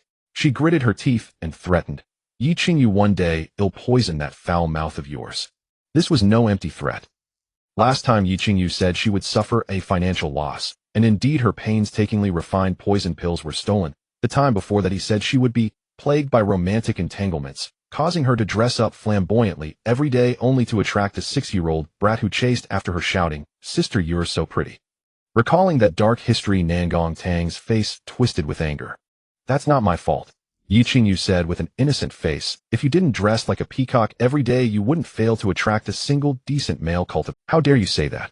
Nangong Tang completely lost her temper and lunged at Yi Qingyu, grappling with him. Yi Qingyu didn't back down either. Neither of them used spiritual energy, engaging in pure physical combat. When Feng Zhuo returned, this was the scene he witnessed. The two cultivators were rolling on the ground like street brawlers, deliberately targeting areas that hurt, but left no visible marks. They neither pulled hair nor tore clothes, but fought with a certain skill. Well, a skill reminiscent of hair-pulling fights. The two were clearly old acquaintances. Feng Zhuo couldn't be bothered to intervene, and closed his eyes to regulate his breathing, recovering the spiritual energy expended from refining the beast-feeding pills earlier. By the fire, Nangong Tang and Yi Qingyu's sparring continued, punctuated by Yi Qingyu's cries of despicable, hitting there. Curses. Yin Ba sneakily poked its lion head out of the beast pouch, but seeing Feng Zhuo meditating with closed eyes, it immediately retracted its head. Instead, it quietly extended its tail tip, aiming at the storage pouch on Feng Zhuo's waist containing the beast-feeding pills. Fast. Fierce. Accurate. Got it. Smack. Without even opening his eyes, Feng Zhuo casually added a layer of prohibition to the beast pouch. Eat any more, and you'll really turn into a pig. This had been the norm for the past few days. Ever since teaming up with Nangong Tang to search for the cave dwelling along the trail of the 9 abyss soul-devouring vine, and encountering this blindfolded youth, who called himself Yi Qingyu, along the way the group had become lively. Yi Qingyu claimed to be a disciple of the Tiangong Peak of the Tai Divine Sect, and had briefly met Feng Zhuo during the master selection ceremony. Feng Zhuo recalled carefully, and indeed remembered a disciple with a single fire's spiritual root of supreme quality who bore that name. Moreover, in his past life memories, this person had not appeared besides Su Ruan, and Nangong Tang clearly knew him, so Feng Zhuo tacitly allowed him to travel with them temporarily. However, Yi Qingyu was extremely thick-skinned, pretending to be deaf and dumb despite their hints, stubbornly refusing to leave. Although Feng Zhuo was not a good person, he wouldn't kill a fellow disciple with no grudge, so he had to let him follow until now. Over there, Nangong Tang and Yi Qingyu finally stopped after exhausting themselves, and Feng Zhuo had just completed a full cycle of the evergreen scripture. He opened his eyes and decided to be straightforward. Junior brother Yi, fellow Taoist Nangong, and I still have important matters to attend to. Could you please excuse? As soon as he finished speaking, the characters Tai Divine Sect appeared in golden light in the distant sky, the sect's gathering signal. Yi Qingyu had only wanted to tease Nangong Tang when he encountered her, and had no intention of stealing her opportunity. Now that Feng Zhuo had issued his eviction order, and the sect was summoning him, there was no reason to persist. Of course. Yi Qingyu calmly adjusted the blindfold over his eyes. The sect's gathering order is not used unless urgent. Senior sister Yin Li seems to have something important to discuss. Would you like to come along, senior brother? Among the 6 main peaks of the Tai Divine Sect, the Lingxiao Peak held supremacy. Since Yin Li was in the secret realm, such an important matter as gathering disciples would not fall to Su Ruan. This was also why the Ziyang Alchemy sect had issued a gathering order days ago, but the Tai Divine Sect had been slow to act. After his death, Feng Zhuo had read something like an autobiography of Su Ruan and was all too familiar with her tricks. What trick was she planning this time? Would she claim that he had been controlled by a backlash after contracting with a dangerous plant, or fabricate that he had killed innocents so that she could rally everyone to act in heaven's name? Feng Zhuo shook his head calmly. Thank you for understanding, junior brother. Fellow Taoist Nangong and I have other matters to attend to, so we won't join the excitement. If you have the chance, please help cover our tracks. Nangong Tang was far less polite. She slammed her fists together with a thud. Yi, if you dare to reveal my whereabouts to that bastard Shun Mingxiao, I'll make your life hell once we leave the secret realm. Yi Qingyu replied solemnly, rest assured, senior brother. I shall keep my lips sealed. Nangong Tang was far less polite. She slammed her fists together with a thud. Yi, if you dare to reveal my whereabouts to that bastard Shun Mingxiao, I'll make your life hell once we leave this. Would you then beg me to make it good for you? He then winked at Feng Zhuo and added, "Don't worry, senior brother told me to keep my mouth shut, and I definitely will." Yi Qingyu. Nangong Tang's roar startled the birds in the forest into fleeing like beasts. Yi Qingyu, leaning on his bamboo staff, leisurely walked through the Ziyang Alchemy sect's camp and arrived at the Tai Divine sect's encampment. The gate-guarding disciple, though inwardly disdainful of this blind senior brother, showed great respect on the surface. "Is it senior brother Yi?" Seeing Yi Qingyu nod, the disciple became even more humble. "The various senior disciple brothers and sisters have been waiting for a while. Please follow me." The bamboo staff tapped, thump thump, on the ground. Yi Qingyu's act of being blind was indeed lifelike. The disciple led him through layers of tents, and the deeper they went, the more luxurious the tents became. Finally, they stopped before the main tent at the center, surrounded by others like stars around the moon. "Senior brother Yi, please." The disciple bowed and stepped back, but the sound of the bamboo staff continued as Yi Qingyu walked straight into the tent. Before he even sat down, someone spoke sarcastically, "Senior brother Yi, you've made us wait quite a while. Forgive me, forgive me. A blind man's pace is all." Yi Qingyu was completely unbothered. "Oh, junior brother Xianfeng looks well, and your cultivation seems to have improved again. Congratulations." Xianfeng indeed stopped his nagging. Although Su Wanruan had lost the opportunity that originally belonged to Feng Zhuo in the narrative, she still found a spirit-washing grass, just over 1,000 years old in the Greenwood Illusion Forest. After reuniting with the sect, despite her meridians being blocked by blood resentment energy, she still sought out by Wuxia to refine pills for Xianfeng. Now that she had gathered everyone for a meeting, and Yi Qingyu arrived late, Xianfeng naturally stood up for his junior sister. Little did they know that Su Ruanruan's action had precisely disrupted Tai Su's plans, and Xianfeng's future achievements would never reach the heights of the original. Yi Qingyu took his seat among the 7 in the front row with a grin. Apart from Xianmo, he was the only direct disciple among the 6 peaks who had reached the great perfection of qi refining. No one raised any objection to his taking a seat before Yun Li of Lingxiao Peak. After the 7 direct disciples of the main peak had taken their seats in order by Wuxia, who was wholly devoted to Su Wanruan, spoke first. "Senior brother Yi, have you ever seen a female cultivator from the Ziyang Alchemy sect accompanied by an emerald-eyed toad and a youth in a red robe from our sect?" Yi Qingyu tapped his bamboo staff lightly with his fingertips, a faint smile curling beneath the white blindfold over his eyes. He knew full well that the 2 mentioned by Wuxia were none other than Feng Zhuo and Nangong Tang. Su Wanruan held a grudge against Feng Zhuo, while Yi Qingyu had grown up with Nangong Tang as childhood friends, and he also knew that Xin Mingxiao was at odds with Nang. But having promised senior brother Feng to keep it secret, Yi Qingyu naturally pretended not to have seen them, a youth in a red robe. He recalled for a moment. "Junior brother Bai, are you referring to senior brother Feng from the master selection ceremony?" Then with an expression of utter admiration he said, "If we speak of wearing red, truly only senior brother Feng possesses such grace." He continued, "Junior brother Bai, have you been smitten ever since you saw senior brother Feng that day? Now you've come to beg me for help. What a pity." Bai Wuxia hastily interrupted, "Senior brother, be careful with your words. The object of my affection is a woman. Although senior brother Feng's appearance is indeed stunning, but..." No. Enough. Xianmo, who detested frivolous people, found Yi Qingyu's behavior like a direct challenge. The burly-bodied cultivator with a frown of his thick brows stepped in front of Yi Qingyu. "Junior brother, Yi, mind the occasion. Just say whether you have seen them or not." Yi Qingyu, who always liked to feign blindness in such occasions, lightly traced circles on the ground with his bamboo staff. "I am blind, fellow Taoist. Even if I had seen them, I would not recognize them." Then how could he speak so eloquently about senior brother Feng's appearance just now? Yunli massaged her temples, stroking the soft fur of the pure white kitten, and she should never have accepted Xian Mo's transmission talisman. Since the day they fell out, Yun Li had not personally slain Su Wanruan only out of sect camaraderie. Why would she be willing to lay siege to Feng Zhuo for her? But Su Ruanruan's methods were formidable. Yun Li glanced around the tent at the others. Xianmo, Xianfeng, Bai Wuxia. Except for the unreliable Yi Qingyu, the other direct disciples of the main peak had all been quietly won over by Su Wanruan. But Su Ruanruan's methods were formidable. Yun Li glanced around the tent at the others. Xianmo, Xianfeng, Bai Wuxia. Except for the unreliable Yi Qingyu, the other direct disciples of the main peak, Yun Li sighed inwardly. Mindful of the kindness Feng Zhuo had shown her in the past, she had done her best to stall. Until today, when Su Ruanruan's patience ran out and forced her to hand over the sect's assembly instrument. Now the only thing she could do was pray that Feng Zhuo would not show himself. Su Wanruan, realizing that Yi Qingyu was unwilling to help and being familiar with the plot, knew that Nangong Tang and Yi Qingyu had a connection, but she dared not expose it at this moment. After all, the characteristics of Nangong Tang she knew came from books, and even the name her excuse was learned from Xin Mingxiao. If she rashly revealed secrets that even Xin Mingxiao didn't know, wouldn't she arouse suspicion for no reason? Su Wanwan was willing to wait for Yi Qingyu's return before executing the siege plan only because she hoped that this blind man, unaware of the details, might unconsciously reveal Nangong Tang's whereabouts.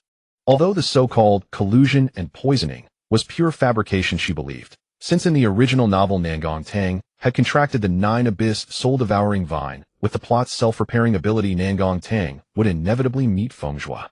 Therefore, even though she had never met Nangong Tang, she slandered him as well. Su Wanwan looked down at her scarred arm and recalled the hideous face beneath her veil, a glint of ruthlessness flashing in her eyes. As the direct disciple of the poison barrier forest master, Nangong Tang's mastery of poison arts was unmatched by any of the 200 disciples. The shocking wounds on her body would serve as the best evidence. Moreover, a person who will die in the secret realm soon in the original novel, what is there to worry about? Su Wanwan sneered in her heart. When the time comes, there will be no evidence, and I can say whatever I want. More importantly, if she could take this opportunity to obtain information about the ancient cultivation cave from Nangong Tang. As for Feng Zhuo, she was not in a hurry. The Qingmu Phantom Forest was vast, and these Qi refining stage disciples could not use divine sense to search, making the search truly laborious. But as long as they guarded the secret realm's exit, or had senior brother Chu intervene. What a pity. Su Wanwan glanced at Yi Qingyu, who was currently playing along with Xian Mo, and gritted her teeth inwardly. This blind man had clearly sensed something amiss. Even if he knew Nangong Tang's whereabouts, he would probably not tell the truth. Senior brother Mo, there are still half a month before the secret realm closes. Since senior brother Yi is not clear about senior brother Feng's whereabouts, we should make— If she could not get the antidote, her future Dao path would end here, yet there was not a trace of dismay on junior sister Su's face. Xian Mo's admiration for Su Wanwan grew. Junior sister Su. Why still call that fellow senior brother? Even if he is from the Feng clan of the western regions, there is no reason for him to collude with outsiders to poison you. Once we find him, I, as your senior brother, will take the lead in crippling his cultivation and then beseech the sect master to expel him from the sect. Why still call that fellow senior brother? Even if he is from the Feng clan of the western regions, there is no reason for him to collude with outsiders to poison you. Once we find him, I, as your senior brother, will take— The Feng clan is the foremost family in the western regions. If senior brother Mo truly cripples Feng Zhuo's cultivation, it will be difficult to explain to the sect. Xian Mo said, it's just the foremost family of the western regions. Tai Divine Sect is one of the 6 top sects of the central continent. Why should we fear a foremost family from a remote backwater? I'm afraid it's not even as good as my Xian clan. Upon hearing this, Yunli scoffed inwardly, thinking him a complete fool. The Xuanqiong continent was indeed divided into the central continent and the 4 regions, but it was never explicitly stated that the 4 regions were subordinate to the central continent. The central continent was simply vast, with sects being more prevalent than noble families. He Xian Mo was from the first-rate Xian clan of the central continent, but compared to the Tai Divine Sect, it was like a small fish before a big one, no better than an ordinary second-rate sect. The Feng clan's Qi Feng lineage was a completely dominant noble family in the western regions.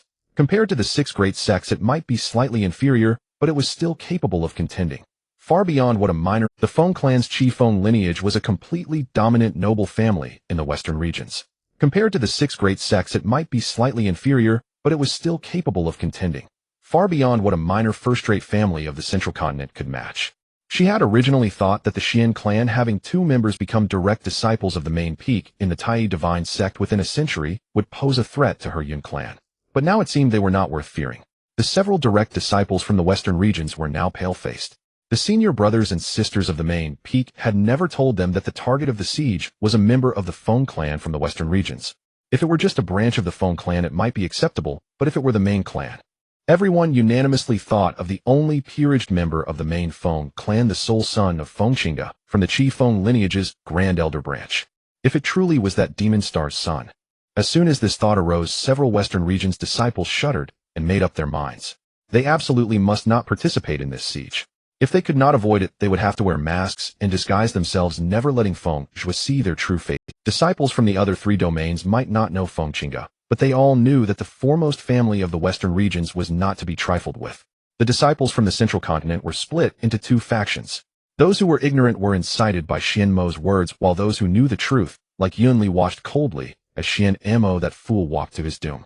Fortunately, there were not a few sensible people who would not convict Feng Zhuo based solely on Su Ruanruan's words. In the end, Su Wanruan only gathered a group of willing disciples and joined forces with the people from the Ziyang Alchemy sect. After deliberation, they decided to spend 10 days searching the secret realm for traces of Feng Zhuo and Nangong Tang. If they could not find them, they would guard the exit of the secret realm for the last 5 days like waiting by a tree stump for a hare. Absolutely without a doubt. Feng Zhuo crossed his arms expressionlessly examining the ugly withered tree before him. Its bark was cracked, its branch. Absolutely without a doubt. Feng Zhuo crossed his arms expressionlessly examining the ugly withered tree before him. Its bark was cracked, its branches twisted. Truly unremarkable. Absolutely without a doubt. Feng Zhuo crossed his arms expressionlessly examining the ugly withered tree before him. You wouldn't understand. Nangong Tang gesticulated excitedly, pulling Feng Zhuo to stand beside the tree. Squinting, she used her fingers to measure the angle between the trunk and the ground. See, this tilt, she said enthusiastically. It's smaller than the angle a person makes standing upright, yet larger than the angle when lying down. She nodded with great solemnity. The conditions match perfectly. It's definitely this one. Feng Zhuo, you and my second senior sister would probably get along. Wasn't that a trait common to any crooked tree? He glanced silently at Yin Ba beside him, who was covering his face with a deer hoof, 9 tails curled awkwardly. Wasn't that a trait common to any crooked tree? He glanced silently at Yin Ba beside him, who was covering his face with a deer hoof. Afterward, Feng Zhuo watched as Nangong Tang uprooted the gnarled tree with her bare hands, and had the golden-eyed toad dig underground, finally locating the cave entrance. But, after squeezing out of the hole with difficulty, Feng Zhuo's temple veins bulged. Couldn't you have had the golden-eyed toad dig a bigger hole? He cast a cleansing dust spell, but still felt uncomfortable. Achoo! Yin Ba, emerging from the hole behind him, sneezed from the dust. The furry lion head shook like a rattledrum. Nangong Tang rubbed her hands sheepishly. Well, time was tight. In truth, with the golden-eyed toad's digging skill, even a tunnel several times wider would have taken only a breath. Feng Zhuo couldn't be bothered to argue. He cast an avoid dust spell on Yin Ba, and turned to the towering azure stone door. Ancient patterns on the door faintly glowed, and the 9 nether soul-eating vine in his left arm writhed restlessly. How do we get in? Feng Zhuo circulated his cultivation method to suppress the vine's agitation. Does it need my blood? Or? Upon closer inspection, the patterns on the stone door were grooves of varying depths. Due to the incomplete contract backlash, the 9 nether soul-eating vine did not dwell in his dantian like ordinary life-bound spirit plants, but just as Feng Zhuo was about to cut his wrist, Nangong Tang grabbed his sleeve. No. Just use the 9 nether soul-eating vine. Inwardly, she thought, what a madman. Even with blood-restoring pills, wouldn't it hurt? Due to the incomplete contract backlash, the 9 nether soul-eating vine did not dwell in his dantian like ordinary life-bound spirit plants, but instead coiled within the flesh of his left arm, which contained 30% of the azure with sacred body. Now commanding it was no easy task. Shoo! Spiritual power slashed, and blood immediately trickled down his pale skin. Nangong Tang's scalp tingled. She saw spiritual energy circulating around Feng Zhuo, as the everlasting spring scripture nourished the azure with qi, while his life-bound flame and the heart-scorching flame entered his body simultaneously. Nangong Tang's scalp tingled. She saw spiritual energy circulating around Feng Zhuo, as the everlasting spring scripture nourished the azure with qi, while his life-bound flame and the heart-scorching flame entered his body simultaneously. He suppressed the rampaging soul-eating vine with one hand, and devoured the blood-resentment aura it unconsciously released with the other. Good thing I didn't fight him. Nangong Tang swallowed hard, and discreetly stepped back half a pace. As the heavy stone door slowly opened, the scene before him abruptly shifted. Nangong Tang, who had been standing beside him, was as the heavy stone door slowly opened, the scene before him abruptly shifted. Nangong Tang, who had been standing beside him, was gone. In its place stood a resplendent golden palace. Feng Zhuo thoughtfully stroked the red jade bracelet on his left wrist. Another teleportation array. Was this array targeting all who entered, or only those who had contracted the soul-eating vine? Come out. He patted his spirit beast pouch, and Yin Ba leaped out with agile grace. With limited visual range, Feng Zhuo attempted to extend his divine sense only to encounter a strange phenomenon. Outside the palace, his divine sense moved freely, but once it probed inside, it vanished like a stone sinking into the sea. Nothing could be perceived. Feng Zhuo withdrew his divine sense, a flicker of interest in his eyes. Interesting. He knew of many spirit-restricted areas, but places that could block divine sense were not even recorded in the Feng clan's archives. This only heightened Feng Zhuo's anticipation. A cultivator capable of such power must have left behind an extraordinary opportunity. After adjusting his state to perfection outside the hall, he entered with Yin Ba. In stark contrast to its opulent exterior, the interior was disappointingly austere. Only a meditation cushion, 12 stone pillars, and a set of skeletal remains. Yin Ba. Master, could this cave mansion have a spirit that gave all the good stuff to Nangong Tang? Feng Zhuo searched every corner of the hall, and finally had to admit perhaps. Still, though the hall was empty, the palace itself, which could block divine sense, was a rare treasure. He gently touched the peculiar stone slabs on the wall. If he gained nothing else, chiseling off some of these slabs for study wouldn't be a bad idea. From his storage ring, he took out several medicinal herbs, flicked a spark of spiritual flame, and casually rolled 3 long incense sticks with curling smoke. With a solemn expression, he bowed 3 times to the skeleton. After all, trespassing into someone's final resting place required at least this courtesy. But to his surprise, right after the 3rd bow, the skeleton collapsed with a clatter, revealing a glossy white porcelain bottle and a warm jade talisman beneath it. An unexpected bonus. Feng Zhuo raised an eyebrow and picked up the 2 items. The jade talisman was warm to the touch, a heritage jade slip. When he probed it with his divine sense, the external blocking force miraculously vanished. Moreover, what the jade slip contained was exactly what he had come for: the spirit manipulation art, a technique that could completely resolve the backlash of the 9 nether soul-eating vine. As for the seemingly ordinary porcelain bottle, Feng Zhuo examined it repeatedly. Though it emitted no spiritual fluctuation, a cultivator's instinct told him it held something far beyond a mere pill. He cautiously refrained from opening it and put it away first. Then, turning to the scattered bones, he chose not to bury them in the ground. Not a bad haul. Feng Zhuo clapped his hands together and recalled the curious yin ba into the spirit beast pouch. Before leaving, he glanced back at the now not a bad haul. Feng Zhuo clapped his hands together and recalled the curious yin ba into the spirit beast pouch. Before leaving, he glanced back at the now quiet hall and ultimately decided against taking the stone slabs. Well, not a bad haul. Feng Zhuo clapped his hands together and recalled the curious yin ba into the spirit beast pouch. Before leaving, he glanced back at the now quiet hall and ultimately decided against taking the stone slabs. Having received the senior's gift, it would be improper to plunder his tomb. The moment Feng Zhuo stepped out of the hall, a spatial fluctuation teleported him out of the cave. Unbeknownst to him, the moment he left the formation maintaining the palace's exterior collapsed, revealing a horrifying truth. The ground was littered with the remains of demon beasts, and coiled in the center of the formation was a ferocious python, suppressing the lingering souls of the slaughtered beasts. Had Feng Zhuo indeed attempted to chisel the tomb, this python would never have stood by and watched its master's resting place be defiled. The python, with small bumps on its head, was already in the stage of transforming into a dragon, at least beyond the 8th rank, equivalent to a human cultivator at the golden core stage. Given Feng Zhuo's current state, he would have been no match. Outside the cave, Feng Zhuo said Jinx. In the spirit beast pouch, Yin Ba shrank his neck, refused. The cave mansion had a spirit, and it seemed Yin Ba's words had come true, sending the greater fortune to Nangong Tang. But Feng Zhuo didn't mind much. He was merely teasing his spirit beast.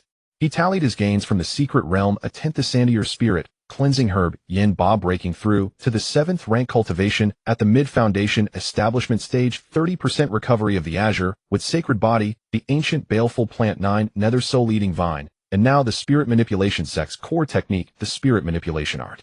The harvest has far exceeded expectations.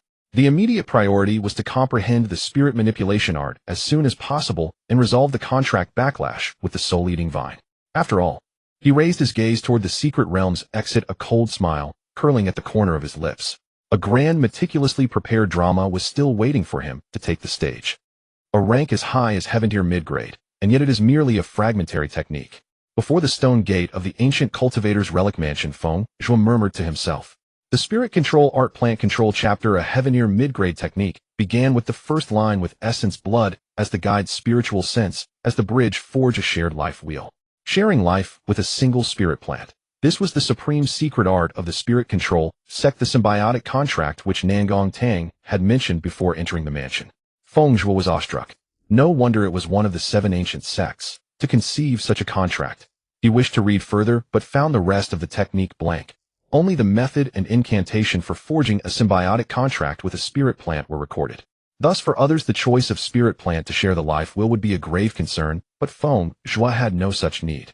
His visit to Nangong Tang's cave dwelling had precisely been to resolve the issue of the 9 Hells soul-devouring vines contract. The method of the symbiotic contract he had obtained was enough to address Feng Zhuo's immediate crisis: how to cultivate the technique based on his natal spirit plant. Steeling himself, Feng Zhuo barked Yin Ba. At the same time, he hurled out a defensive array disc to guard against intruders. The instant the burning heart flame was withdrawn from his meridians, his flesh split open with cobweb-like cracks. The moment the evergreen scripture ceased circulation, the rampaging, soul-devouring vine tore off Feng Zhuo's left arm and surged toward his entire body. This was why Feng Zhuo, even after surviving the contract backlash, still had to suppress the vine at every moment. Even though the natal contract had been forged, this malevolent plant devoid of intelligence and driven by instinct to kill still attacked its host. Feng Zhuo needed to guide the soul-devouring vine into his dantian. Under his guidance, the vine advanced, its pitch-black tendrils piercing through his chest cavity, stabbing into his heart along with fragments of shattered bone. The meridians were collapsing. Every tendril's movement felt like a hard object scraping against marrow. The ghostly faces formed a blood resentment gnawed at his meridians. The veins on Feng Zhuo's neck bulged, and dozens of wandering fleshy lumps swelled beneath his skin. His right eye suddenly burst with blood, and a tendril tip slithered out from the eye socket, coiled around the eyeball, and retracted back into Feng Zhuo's body. When the main juvenile body of the soul-devouring vine reached the depths, cough. Now, gritting his teeth, Feng Zhuo shook open his chi. The explosive pain from his dantian nearly shattered his divine sense. 3 drops of heart blood inscribed with golden patterns hovered in the center of his dantian.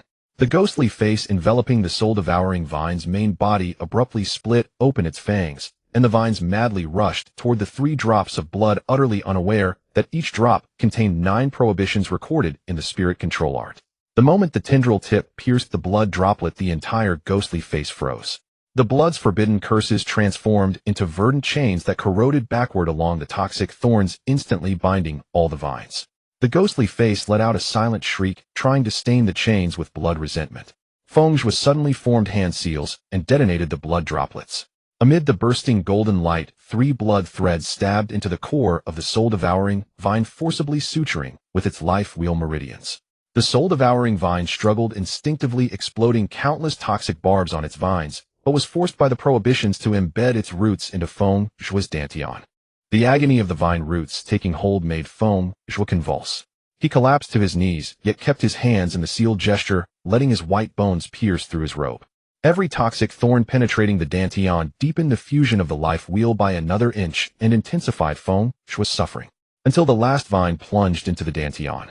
You are my root, I am your soul. As the final incantation landed, the ghostly face suddenly split apart from the center. Half dissipated into black mist, while the other half branded onto the surface of foam. You are my root, I am your soul. As the final incantation landed, the ghostly face suddenly split apart from the center. Half dissipated into black mist, while the other half branded onto the surface of foam, which was dantian, forming an ink-colored vine pattern. The once ferocious, soul-devouring vine finally grew docile, and Feng Zhuo collapsed unconscious. Master. Yin Ba wanted to carry Feng Zhuo, whose bones were exposed, but feared worsening his injuries. After several agonizing moments, Yin Ba sensed that Feng Zhuo's breathing was gradually calming, and his worry slowly faded. Inside Feng, the soul-devouring vine wrapped itself around Feng Zhuo's entire dantian, as if independence, and unconsciously resonated with the spontaneously circulating evergreen scripture, supplying with elemental energy on its own.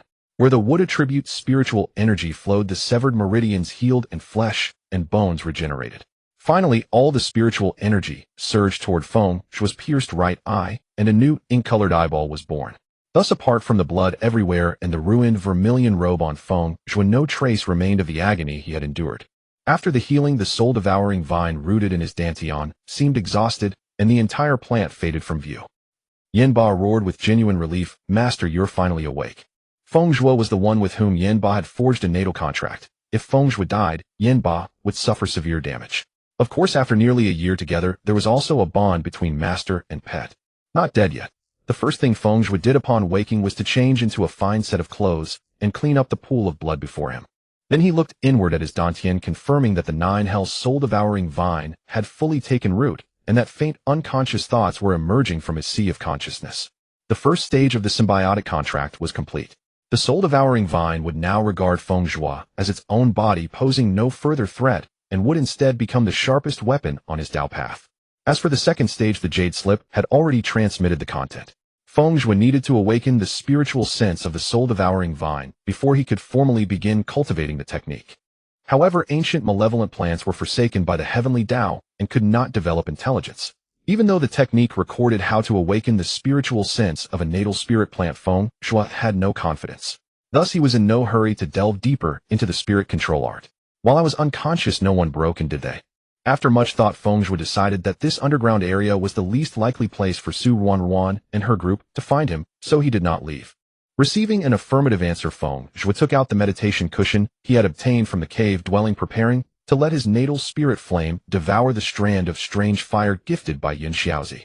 Feng Zhuo had broken through to Foundation establishment, and although the Nirvana Burning Heaven art had not reached the second layer, it had strangely granted his natal spirit flame an ability. It could temporarily separate the devoured strange fire from its body and use it to fight. This was a power no Feng clan cultivator had ever possessed, yet it appeared in Feng Zhuo. But since his elders were not around, Feng Zhuo could only suppress his doubts, planning to ask his mother or maternal grandfather when he returned home. Of course, the rank of the separated strange fire could not exceed that of Feng Zhuo's natal spirit flame, nor could it exceed the original rank of the strange fire before it was devoured. Take the glazed pure flame as an example. The natal spirit flame was third rank, so the glazed pure flame would also be third rank after separation. But if Feng Zhuo's natal spirit flame were fifth rank, since the glazed pure flame was only a fourth rank strange fire before being devoured after separation, it would remain fourth rank. As for the strange fire Yin Xiaozi gave him, named the Green Vine Heart Flame, it ranked 198th on the strange fire list. Not high, but it was a treasure for alchemists.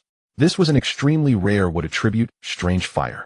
Unlike the destructive nature of ordinary strange fires, the Green Vine Heart Flame had the ability to accelerate wound healing and speed up spirit plant growth. It even provided a slight boost to the quality of pills. Of course, that did not mean it could not be used for combat. It was simply less aggressive. Moreover, the Green Vine Heart Flame, gifted by Yin Xiaozi, was a third-rank strange fire. Even if it was not adept at offense, it could still break through the defenses of a golden core human cultivator.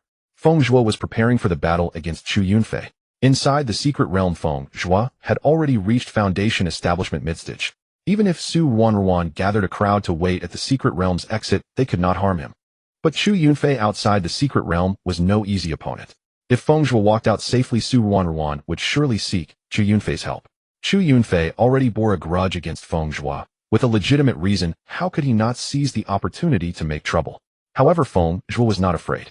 Before entering the secret realm, he had agreed with his little senior brother to seek revenge on Chu Yunfei. Now, it was merely earlier than planned.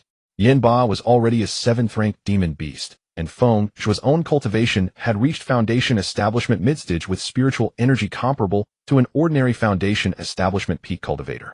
With 3 strands of 3rd-rank strange fire and an ancient malevolent plant to aid him, could he not contend with Chu Yunfei? If he truly could not win, he still had many life-saving items given by his parents and elders. Retreating unscathed would not be difficult.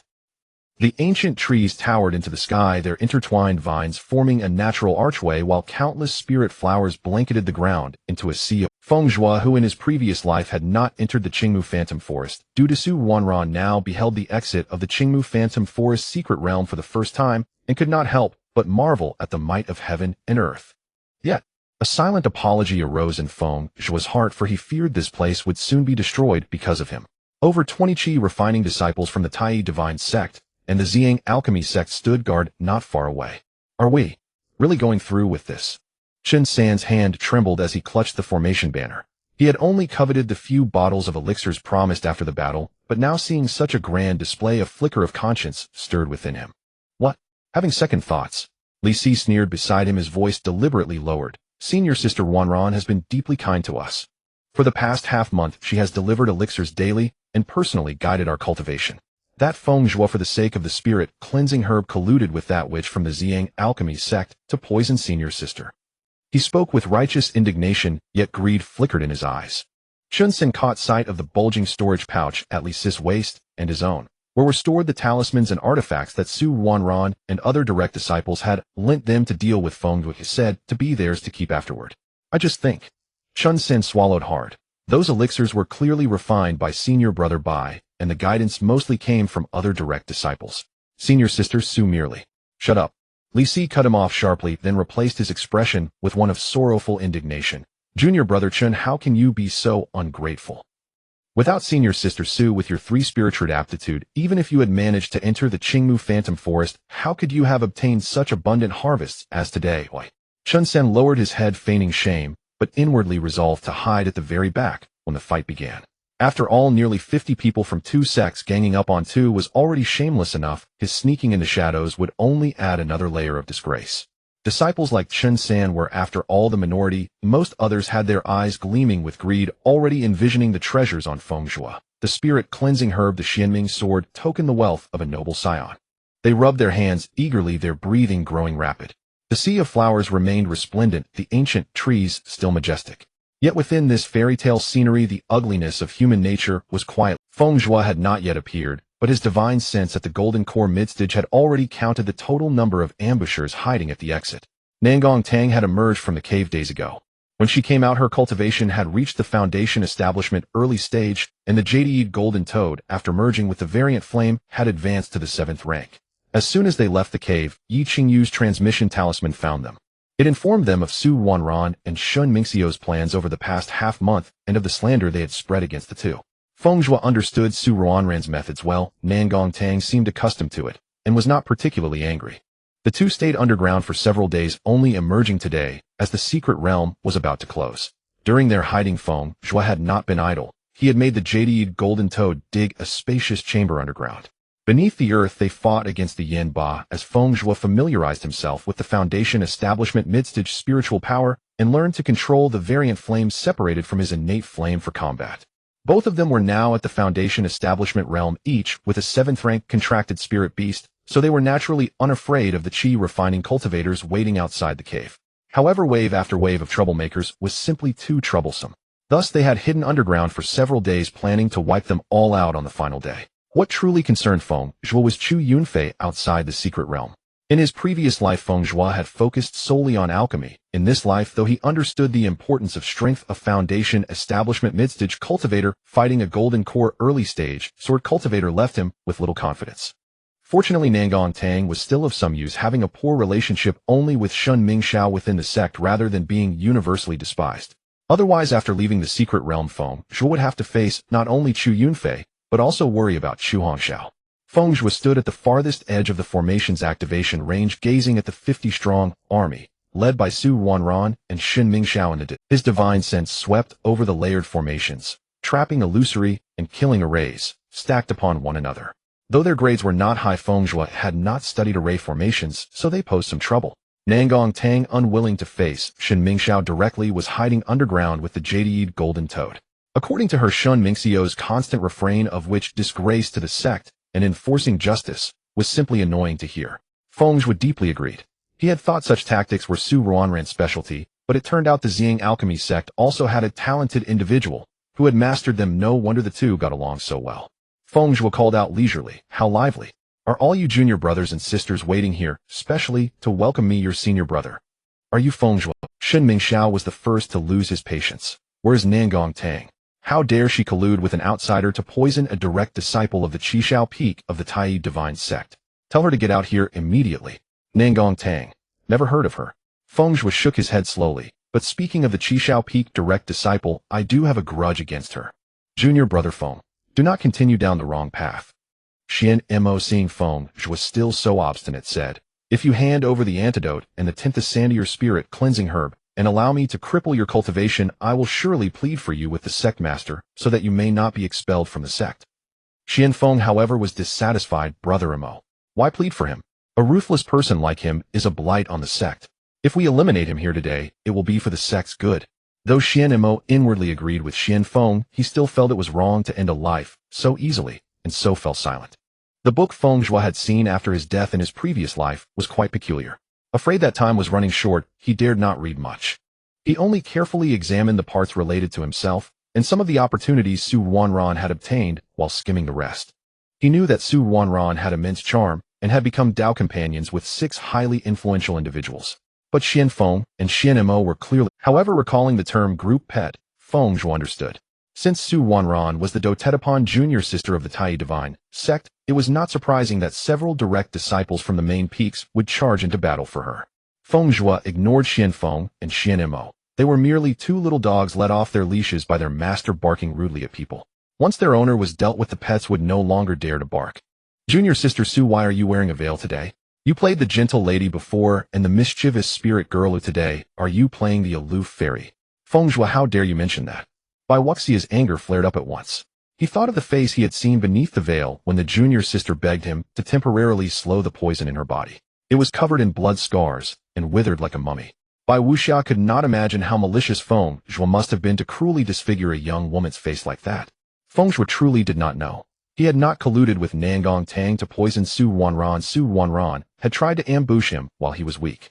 Feng Zhuo, in his haste to channel spiritual power, had suppressed the 9 nether soul devouring vine, and the blood resentment chi of the vine had attacked indiscriminately, thus injuring Su Wanran. Before he had formed the symbiotic contract, he had been constantly eroded by the blood resentment chi. In the agony of his entire body, he naturally could not notice what changes had occurred on his face. Before he had formed the symbiotic contract, he had been constantly eroded by the blood resentment chi. In the agony of his entire body, he naturally could not notice what changes had occurred on his face. He was completely unaware of the other side effects. Bai Wuxiao saw Feng Zhuo's utterly indifferent expression, and though he had initially felt compassion and thought only to cripple Feng Zhuo's cultivation and spare his life. Now, having committed such a vile deed without a shred of remorse, he felt that letting Feng Zhuo die here would be the best thing for the Tai Divine sect and the people of Zhongzhou. Feng Zhuo looked coldly at Bai Wuxia's righteous indignation, finding it utterly absurd. These people were all as if possessed. Su Wanwan was. Xu Yunfei was. Now even Bai Wuxia had become inexplicably the same. Feng Zhuo, do you know why I am dressed like this today? Su Renruin's eyes glistened with tears, her voice choked. If you hadn't colluded with outsiders to poison me, why would I need to cover my face with a veil now? What wrong have I, your junior sister, done to you, that I must suffer such humiliation? I let the previous time slide, but this time.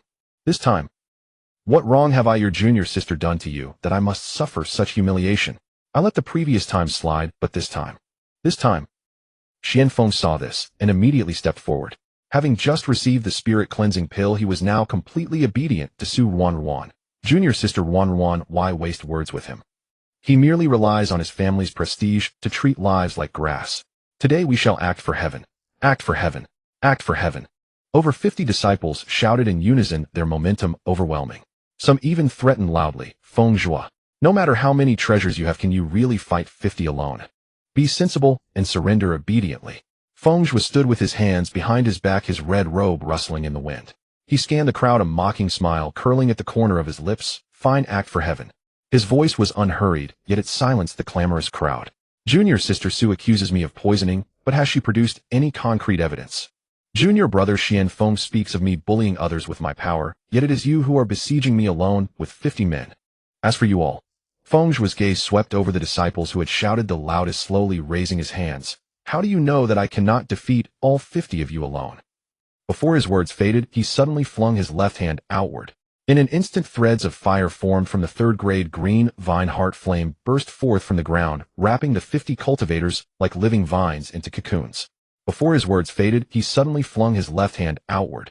In an instant, threads of fire formed from the third-grade green. Feng family alchemists often used this technique to refine pills with multiple cauldrons, but Feng Zhuo employed it for the precise manipulation of the green vine heart flame, transformed into fire threads. With a pop, the greeny golden toad emerged from the ground carrying Nangong Tang. Nangong Tang clapped and laughed. Fellow Taoist Feng, you've got skill. Feng Zhuo glanced at her indifferently. Fellow Taoist, Nangong's burrowing skills are not bad either. Same to you. Nangong Tang raised her chin proudly. Her hiding underground was not solely to avoid Shen Mingxiao. The green vine heart flame manifested externally as vines, and the tendrils entwined between Feng Zhuo's fingers were its offshoots.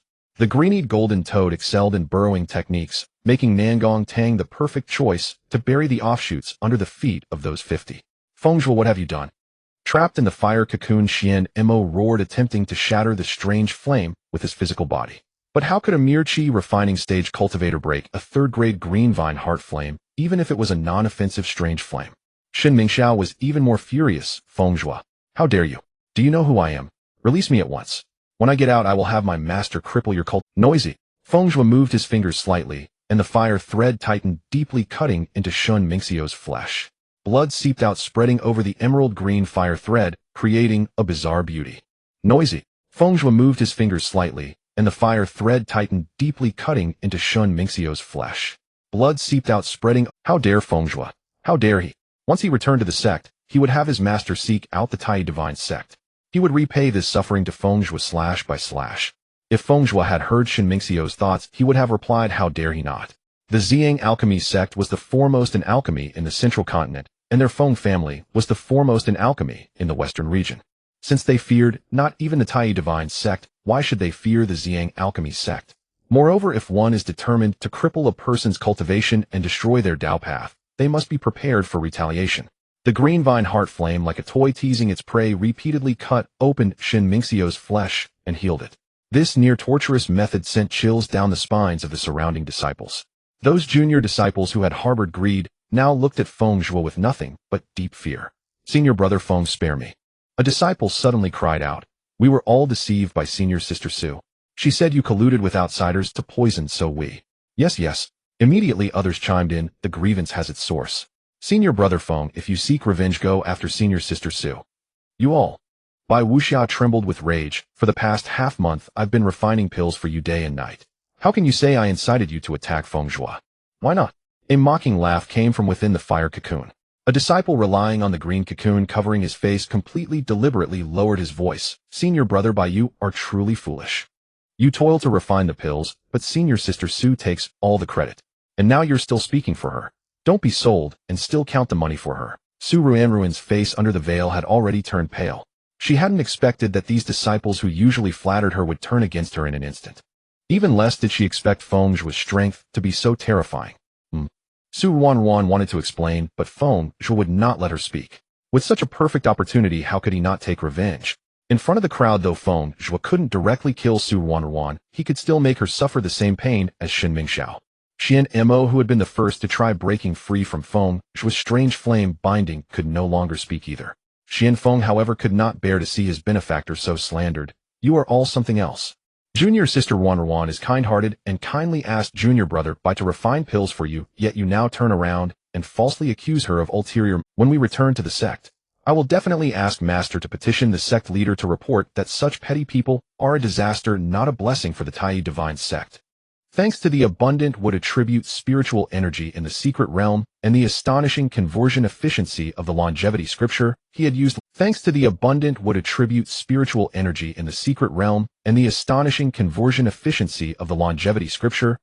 less than one-third of his spiritual power to firmly trap these 50-odd people. Recorded. Nangong Tang tossed a recording jade with a grin. The jade clearly captured the arrogant way Su Ruanruan and others had shouted for Feng Zhuo's death, and later the ugly sight of the disciples turning against each other. The former was to prove his innocence upon returning to the sect, while the latter, Feng Zhuo, toyed with the recording jade, a hint of mockery in his eyes. Su Ruanruan loved forming factions and pinning labels on people, didn't she? Today's scene of desertion by all was so commemorative that he naturally had to preserve it for her. As for the final step, it was to retrieve the blood resentment chi from Su Ruanruan's body. To be honest, Feng Zhuo actually wished she would die from the backlash. But the nine-abyss soul-devouring vine had become his natal spirit plant, and it was impossible to evade detection by high-level cultivators. If Su Ruanruan were to die from the blood resentment chi, the rumors she had casually fabricated today would be confirmed. What a pity. Feng Zhuo sighed to him. Today he could not erect a grave for Su Ruanruan. He would have to save that for another day. The nine-abyss soul-devouring vine crept silently along the ground, withdrawing all the blood resentment chi from Su Ruanruan's body. By then Su Ruanruan had already been tortured by the green vine heart flame to the point of delirium, utterly unaware of the changes within her body. Fellow Taoist Nangong, Feng Zhuo turned to say, "You first." Before he could finish, the sound of air being torn suddenly rang out. At the same time Yin Li's warning came, "Senior brother Feng, be careful." Feng Zhuo's figure flickered as he dodged an attack from behind. A crimson light flashed at his waist, and he uttered soft. In an instant, a seventh-tier calamity beast with a lion's head and a dragon's body burst forth from the void. The demonic flames wreathing its body intensified the already blazing green vine heart fire. Feng Zhuo raised an eyebrow at the assailant. "A second-tier snow-white giant tiger," he said with a teasing tone. "Has second-tier, kitten. How could Yin Ba allow a mere second-tier beast to act so insolently? Even if it were a divine beast white tiger, it would not be permitted." Its 9 tails instantly wove into a net precisely intercepting the white. How could Yin Ba allow a mere second-tier beast to act so insolently? Even if it were a divine beast white tiger, it would not be permitted. Its 9 tails instantly wove into a net precisely intercepting the white tiger's pounce. At the same time, it opened its mouth and spewed heart-scorching flames, the searing heat distorting the space for several zhang in all directions, completely sealing off the white tiger's spatial teleportation ability. As the two alien beasts confronted each other, their bloodline pressures collided. The diluted Nu Ba bloodline within Yin Ba and the mixed divine beast bloodline of the white tiger were on par in terms of hierarchy. But the white tiger's bloodline was purer. Although Yin Ba was already a 7th-tier calamity beast, its pressure effect was greatly diminished against this second-tier. However, in terms of cultivation realm, the white tiger could never match Yinba. Feng Zhuo didn't even spare a glance at the white tiger. His gaze fell directly on Yun Li, who walked out with one arm missing. Yun Li's gaze flickered between the white tiger and Su Ruan, the hatred churning in her eyes, almost materializing. Feng Zhuo understood and raised a hand in a gesture to hush her. "Where did this stray cat come from?" he said with a light laugh, studying the white tiger. "This fur is top grade. Yinba, be careful when you kill it later." Though his tone was exceedingly light, Su Ruan felt as if she had fallen into an ice cavern, a chill seeping into her very bones. "Whoa!" The white tiger struggled desperately under Yanbei's claws, disbelief in its blood-red eyes. It couldn't understand why this human, who should have been torn apart by it, could so easily evade its ambush. Nor why that mongrel calamity beast with inferior bloodline purity had now transformed into a 7th-tier demonic beast. MMPH. MMPH. MMPH. Su Ruan's heart seethed with hatred. Why was this happening? How could Feng Zhuo have dodged the white tiger? Puffed. Another mouthful of blood spat out. Feng Zhuo. Feng Zhuo. As Feng Zhuo had anticipated, this white tiger, after hatching, refused to form a life-bound contract with Yun Li, only reluctantly agreeing to an equal contract. Yun Li, mindful of its divine beast bloodline, took good care of it despite its wild temperament, even using resources to push it to the 2nd tier. Yet once they entered the secret realm, this beast changed its heart upon seeing Su Ruan. Not long ago, it forcibly tore apart the contract, causing Yun Li to suffer backlash and fall into a coma. While she was unconscious, it bit off her sword-wielding right arm. If not for Lu Yi's desperate protection, Yun Li would have died in the tiger's jaws. Now, watching the white tiger writhe in death throes under Yanbei's claws, Yun Li felt the pent-up resentment in her chest. She knew there was something fishy about it, but Xian Mo and the other two were constantly defending Su Ruan. Moreover, she was gravely injured and had exhausted her elixirs. She could only swallow her teeth and blood. Now, watching the white tiger writhe in death throes under Yanbei's claws, Yun Li felt the pent-up resentment in her chest vanish. She thought to herself, yes, Senior Brother Feng was right. It was just a 2nd-tier beast. How had she let it run rampant for so long? If it didn't obey, kill it. But her right arm. Yun Li stared fixedly at the white tiger's corpse, the stump of her right arm aching dully. She was a sword cultivator. A sword cultivator who wielded her sword with her right hand. Now that she had lost her right arm, her path of cultivation was almost severed. The 3-tier elixirs that could regenerate severed limbs if taken by her, who had not yet reached foundation establishment, would only result in her body exploding. For someone who had lost the sword arm and had not even established a foundation, the journey from chi refining to golden core was nothing but a mirage. Beast. Yun Li ground her teeth, wishing she could devour its flesh alive. Yin Ba obeyed orders, binding the white tiger with its 9 tails and directly incinerating its soul with heart-scorching flames, leaving the skin and fur unscathed. In the blink of an eye, a perfectly intact white tiger corpse lay before everyone.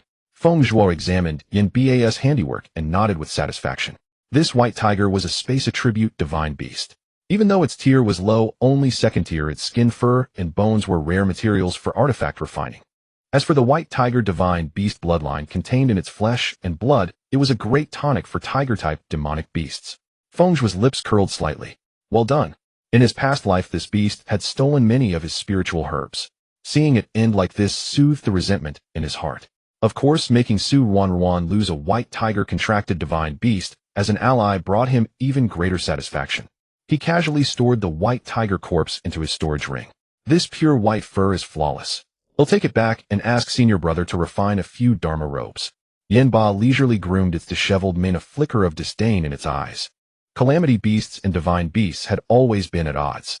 Earlier at the stall, if not for the white tiger's pure bloodline, it would have already taught the brood a lesson, not letting it strut around arrogantly. Feng Zhuo made no mention of Yun Li's lost arm, nor asked about the white tiger's origin. He simply treated the white tiger as an ordinary 2nd-tier demonic beast from the Qingmu Phantom Forest. After all, it was just a beast that had suddenly sprung out from the secret realm to ambush Feng Zhuo, and he killed it. Perfectly reasonable, wasn't it? Then he turned to Yun Li and casually tossed her 2 bottles of elixirs. I can't do anything about your right arm for now. But after you reach foundation establishment, you may come to the Carefree Peak to find me.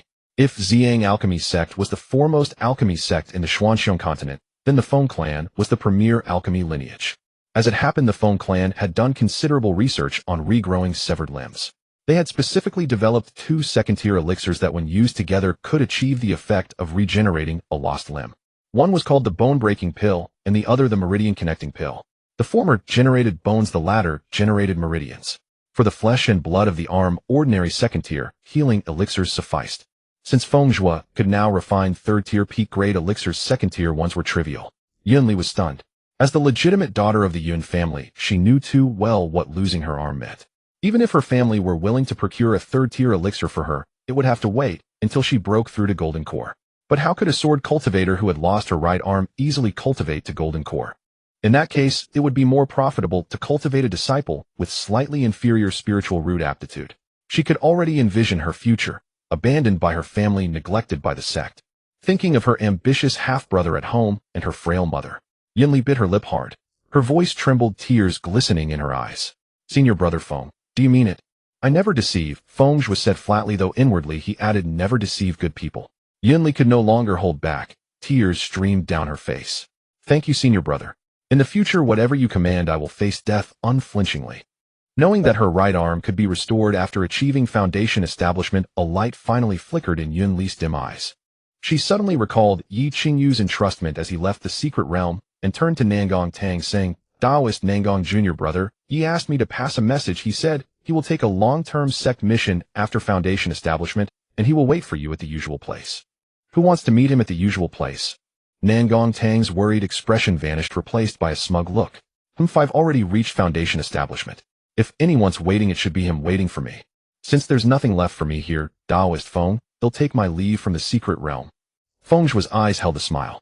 Not so fast, these fellow cultivators from Xiang Dan's sect. I don't want to care about them.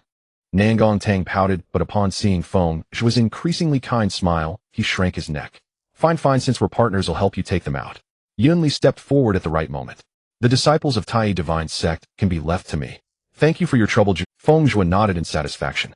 I intend to leave the secret realm first and meet Chu Yunfei. At the very last moment before the secret realm closes, you can bring them out. He knew full well that given Su Rinruin's nature, apart from these 50 disciples, she must have also arranged for someone outside the secret realm to tip off Chu Yun. Therefore, these 50 people must not leave the secret realm before Feng Zhuo. Otherwise, when the time comes, besides dealing with Chu Yunfei, Feng Zhuo would also have to fight these 50. The two had nothing to say against Feng Zhuo's decision. Just at the last moment before he left the secret realm, Senior brother Feng, Yunli called out to Feng Zhuo, Bon voyage. Nangong Tang also cupped his hands in farewell. At this moment, outside the secret realm, Yushang's face was ashen. Senior brother Chu, can you really believe a disciple's one-sided words, eh? Junior sister Yushang, Chu Yunfei smiled warmly. It's natural for you to doubt since you're not familiar with junior sister Wanruan. But I have worked with her for over half a year and know her character. Well, she is not one to speak without evidence. Furthermore, his tone shifted. Although junior sister Wanruan has not formally taken a master, the sect master has indeed taught her swordsmanship. Even if you don't trust me, junior sister, do you question the sect master's judgment? Who would dare to publicly criticize the leader of the Tai Divine Sect? Yushang's face grew even uglier, and her fingertips unconsciously dug into her palms. Damn it. She gritted her teeth secretly. The transmission talisman she had just sent was already the highest grade she had, but it would still take 6 hours to reach Xiaoyao Peak, adding the time for reinforcements to arrive. By then, everything would be too late. The only option now was to delay.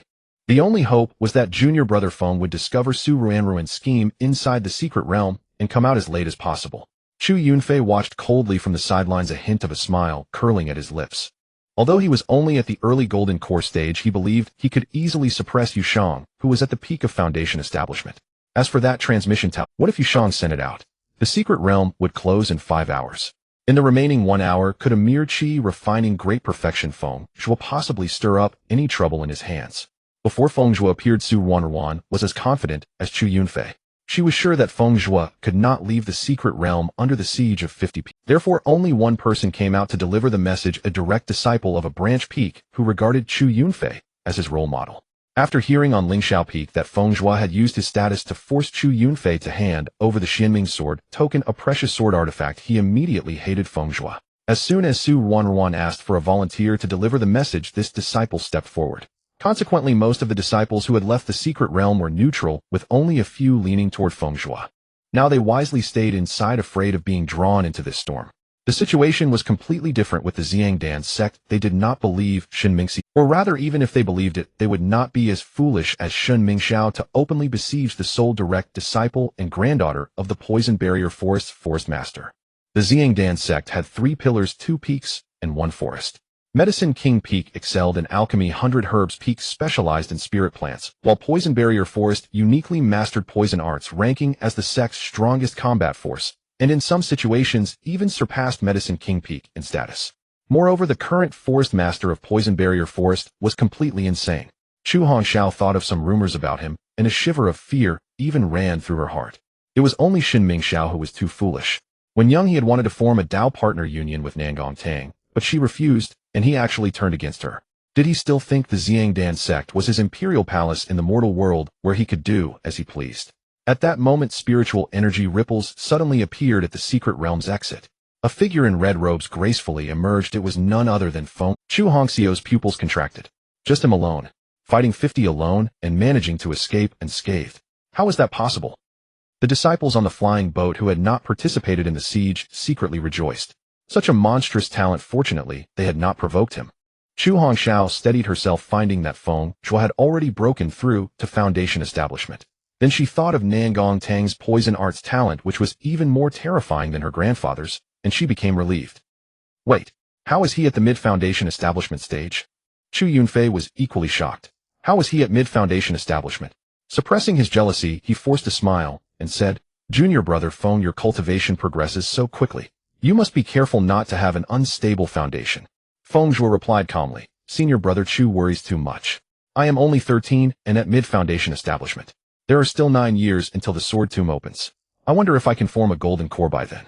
Calculating this way, I am probably not as good as you senior brother who achieved golden core at 20. Chu Yunfei's face turned ugly.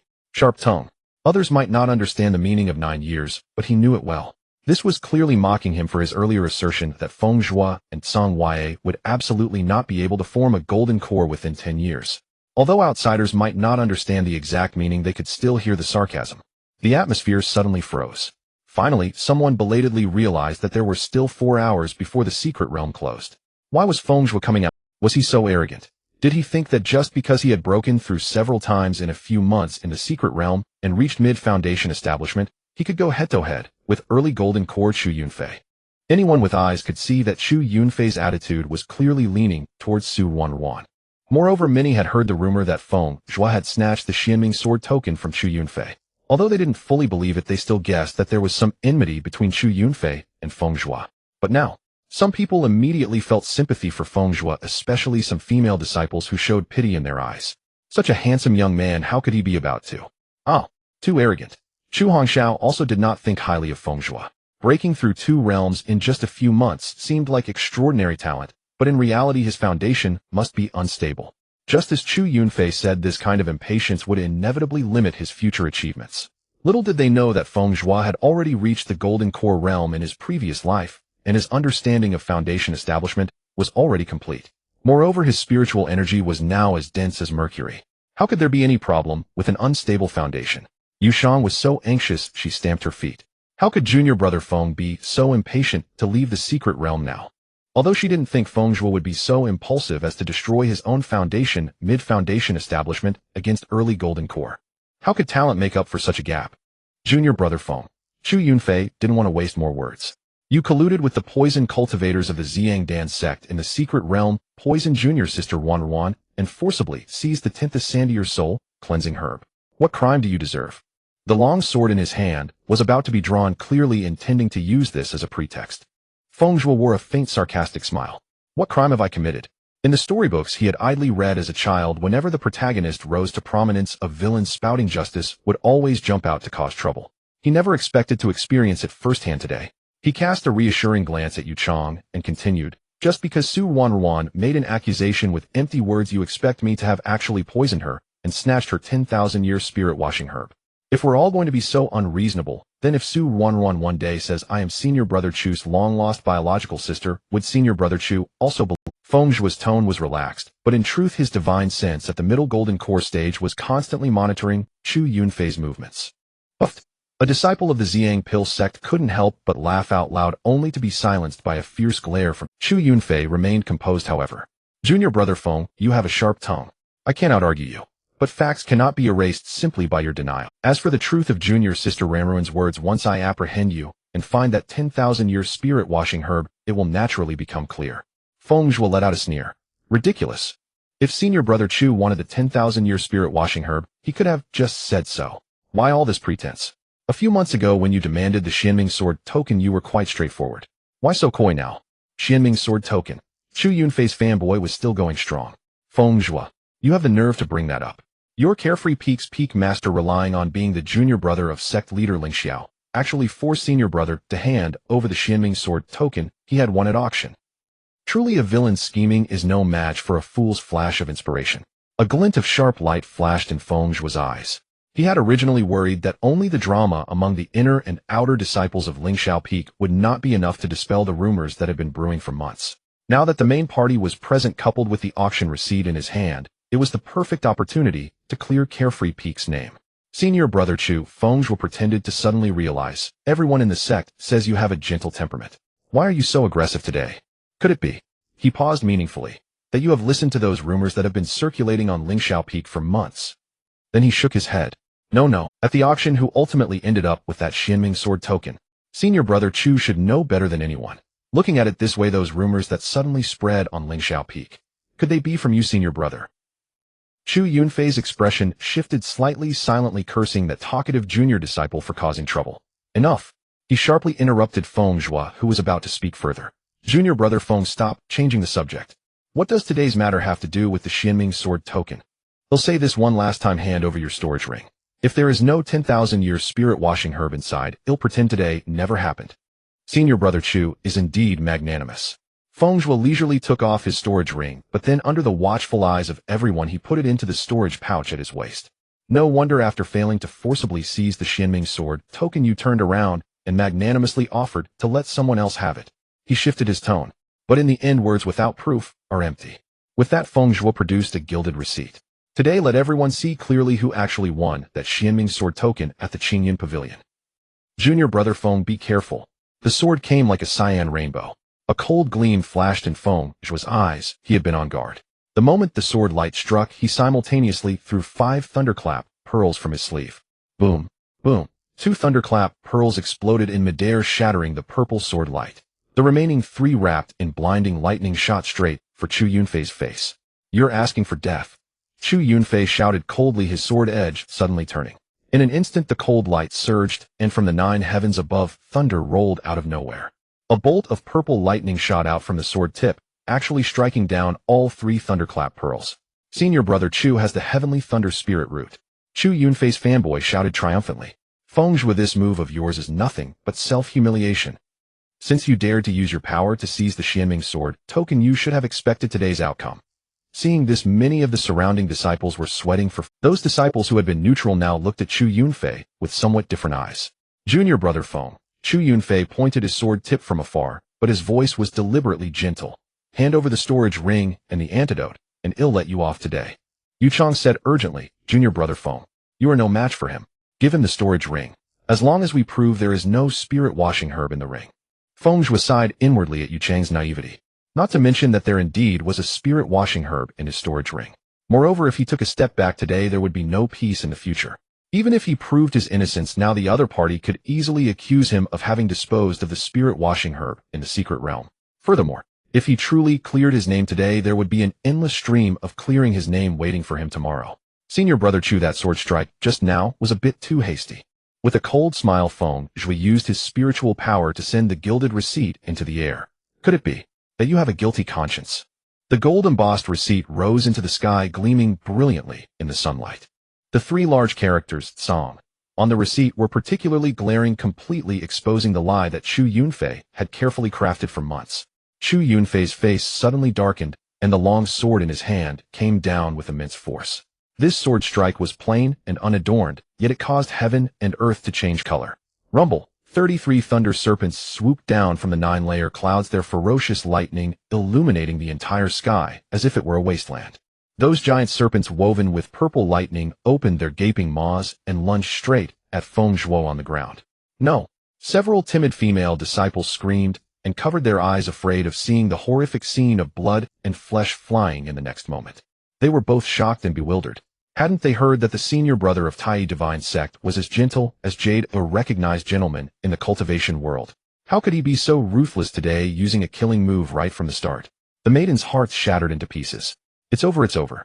An outer disciple murmured. Senior brother Feng is probably going to. A foundation establishment cultivator against a golden core one. Isn't this just suicide? His companion's face turned pale. And senior brother Chu is a sword cultivator with a heavenly thunder spirit root. Yu Chang's face was ashen and her fingers had already grasped the life-saving jade talisman bestowed by her master. She had witnessed the power of this move of Chu Yunfei's. During the sect competition last year, these 33 thunder serpents had nearly razed an entire arena to the ground. Chu Hongxiao, on the other hand, looked at that tall and upright figure with full admiration.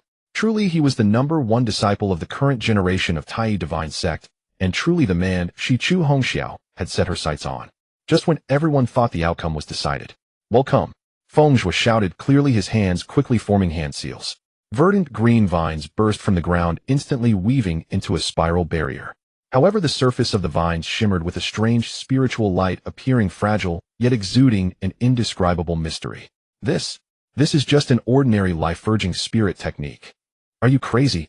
A mid-foundation establishment cultivator against an early golden core one, and he still dares to be so arrogant. The surrounding disciples were in an uproar. Some shook their heads and sighed some more sneers, and some had already turned away, unable to bear watching. You're seeking death. Chu Yunfei sneered. How could the might of his sword strike be blocked by a mere foundation establishment cultivator using a basic spirit technique? However, in the next moment, a jaw-dropping scene unfolded. Just as the thunder serpents were about to devour the vine wall, a sudden change occurred.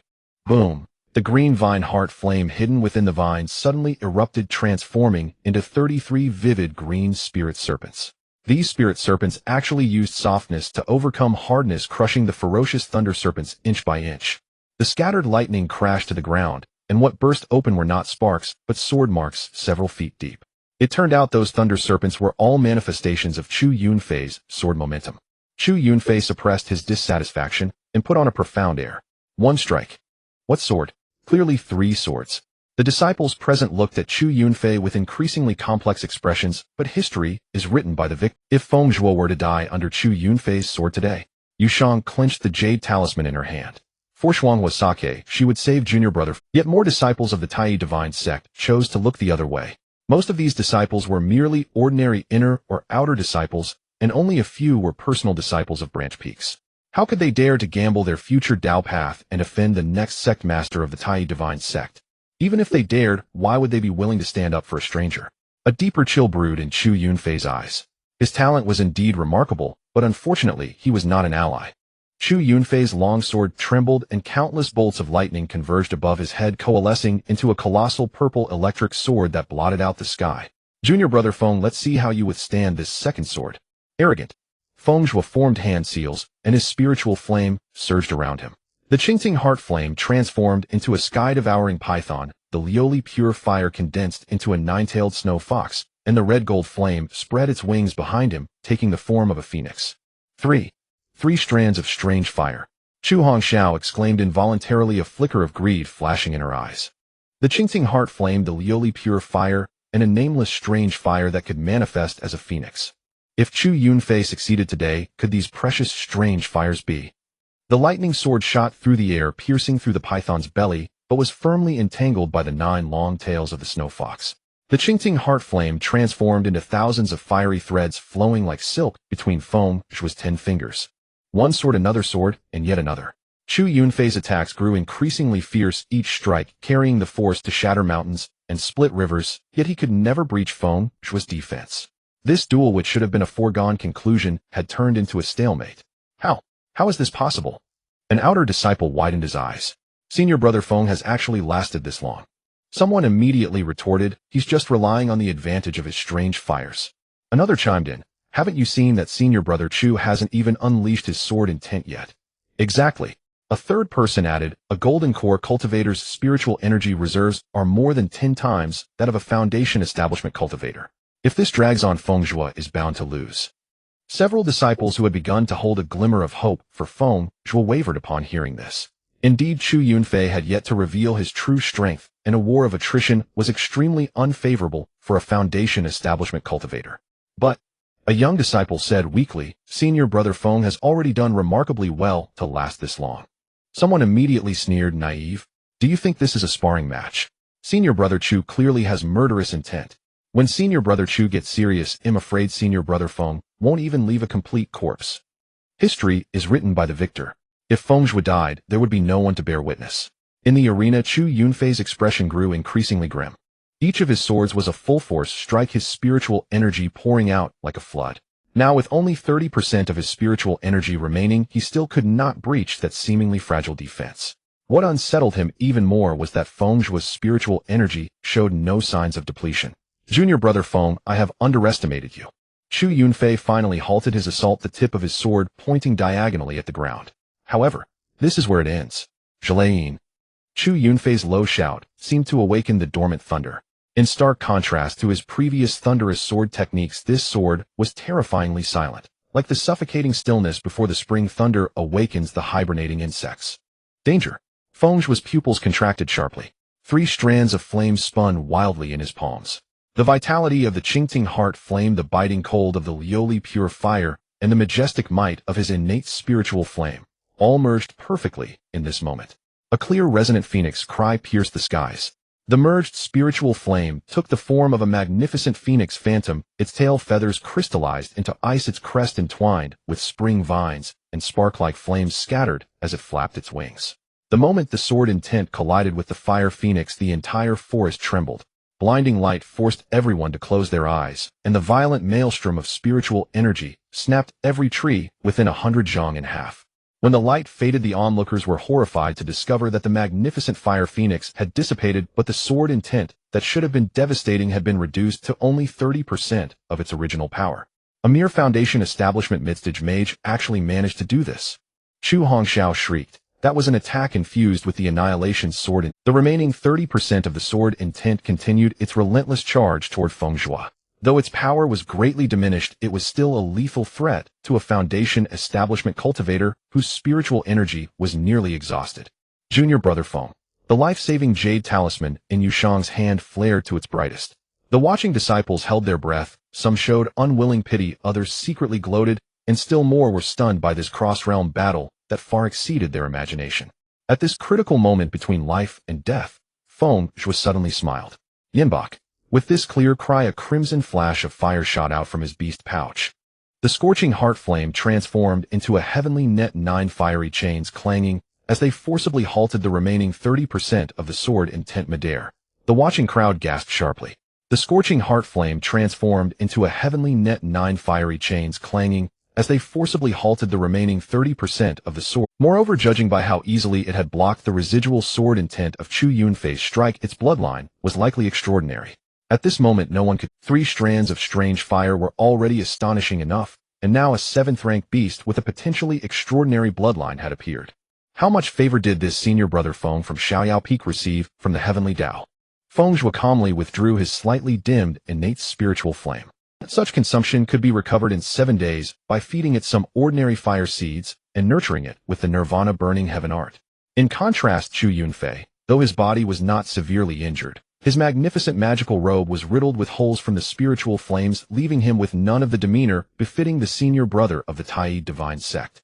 Junior brother Feng's strength is indeed impressive. Chu Yunfei forced calmness, but he had secretly swallowed a pill to restore his spiritual energy. Feng Zhuo sneered and openly took out an entire bottle of second-rank top-grade spirit recovery pills. Senior brother Chu's strength, however, is not so impressive. He swallowed 12 pills in succession, and the special effect of the eternal spring scripture allowed him to absorb the medicinal power at an astonishing rate. In just a quarter of an hour, his originally depleted spiritual energy had fully recovered. What kind of recovery speed is this? What heart cultivation method is senior brother Feng practicing? Meanwhile, on the other side, Chu Yunfei, constantly harassed by Yinba, could not even fully absorb the medicinal power of the 2 third-rank top-grade pills he had. Senior brother Chu, it's my turn. A cold light flashed in Feng Zhuo's eyes, and he struck simultaneously with Yinba. Emerald green vines shot out like spirit snakes, lashing specifically at the gaps in Chu Yunfei's breathing. Though not fatal, they prevented him from ever calming his breath to recover. Chu Hongxiao stamped her feet in frustration and was about to step forward to help, but Yushang blocked her with a flash. The jade talisman in Yushang's hand flickered.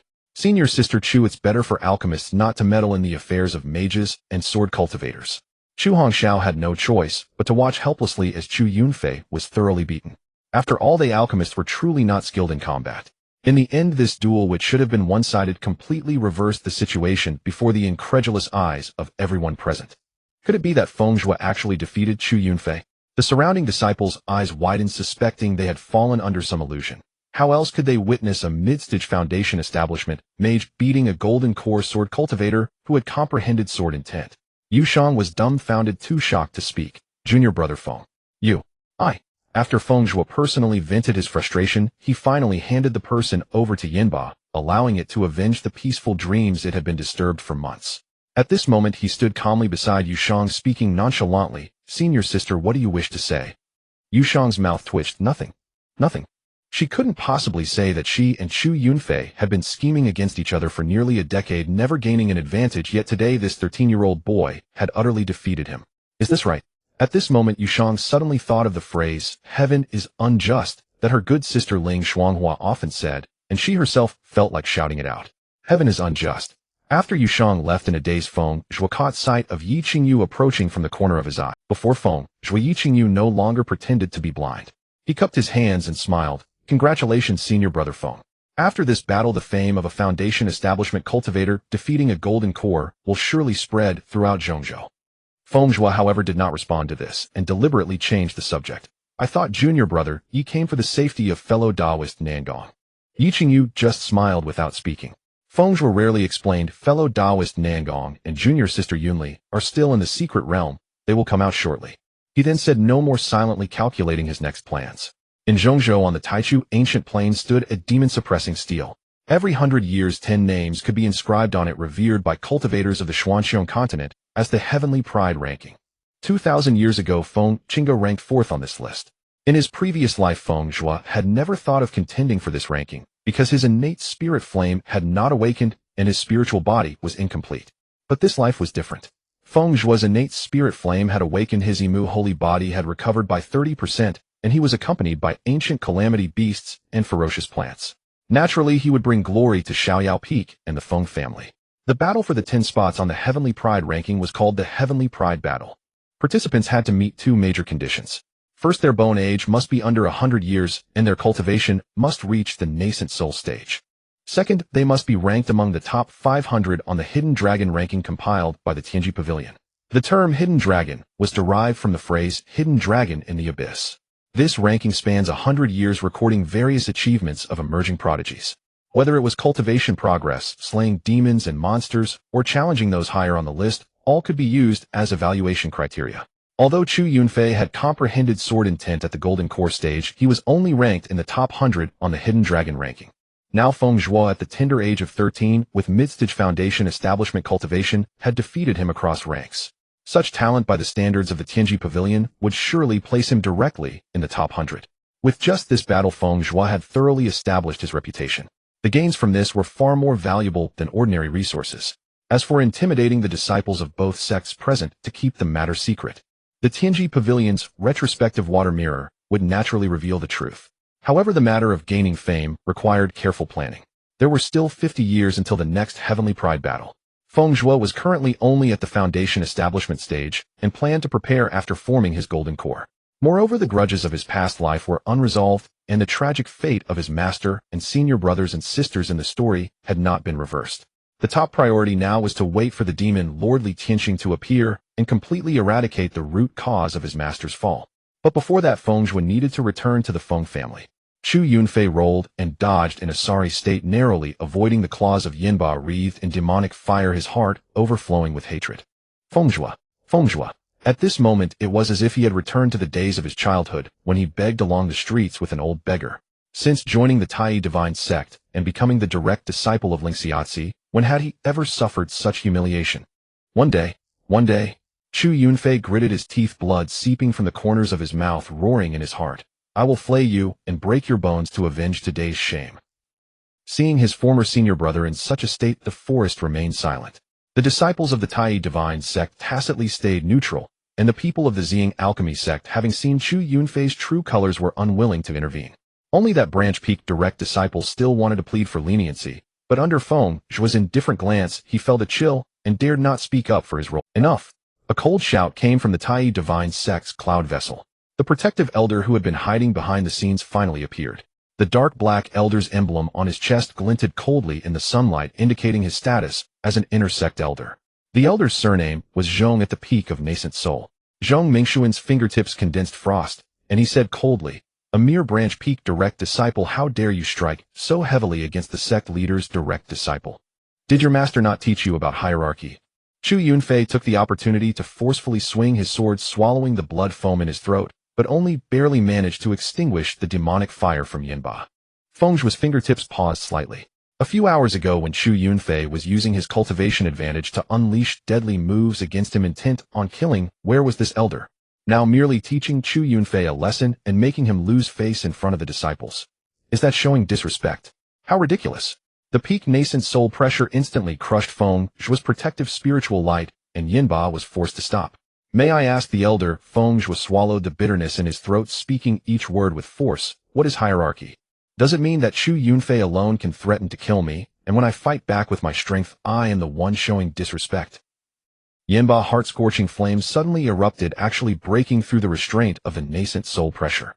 9 chains shot straight for Chu Yunfei's throat. Earlier it was just a minor punishment. Now Feng Zhuo was truly enraged. For Chu Yunfei to kill me is justified, but for me to act against him is preposterous. Zhong Mingxuan's pupils contracted sharply. "How dare you?" 3 profound ice chains instantly condensed, 2 of them aiming straight for Feng Zhuo's throat. The crimson jade bracelet on Feng Zhuo's right wrist suddenly grew hot. The 9 nether soul-devouring vine transformed into a ferocious thorny barrier. Boom! The spiritual energy turbulence from the collision of chains and demonic vine snapped the cloud vessel's mast in half. Blood trickled from Feng Zhuo's mouth, but his eyes were full of defiance. A mere inner sect elder, how dare he talk about hierarchy in front of a direct descendant of the Feng family? Seeing that Feng Zhuo could block his profound ice chains, and that the lion-head dragon-bodied beast was still pursuing Chu Yunfei, Zhong Mingxian roared, "How dare you, beast!" As he formed a hand seal, a profound ice cage materialized out of thin air. The crimson jade bracelet suddenly soared into the air, its blazing red light melting a gap in the ice cage. Feng Zhuo wiped the blood from his mouth and laughed boldly, "How dare I not?" Yinba's 9 tails expanded, and Chu Yunfei's sword snapped with a sound. Had he not crushed his life-saving jade talisman in time, the tail, wreathed in heart-scorching flame, would have already separated his head from his body. Arrogant. Zhong Mingxuan, in extreme fury, instantly condensed 12 ice shards. Under such overwhelming pressure, Feng Zhuo's breath caught. He was only at Midstage Foundation establishment, having just been through a fierce battle, facing a full-force attack from a peak nascent soul cultivator. If not for the 9 nether soul-devouring vine and the crimson jade bracelet, he couldn't have even withstood the previous 2 moves. Should he activate his life-saving jade talisman? He stared fixedly at the 12 ice shards. Although they carried no killing intent, Feng Zhuo had no doubt they could take his life in an instant. Then use it. Though extremely unwilling, Feng Zhuo consoled himself. After all, he was a peak nascent soul cultivator. When his strength was sufficient, he would find an opportunity to avenge today's grievance.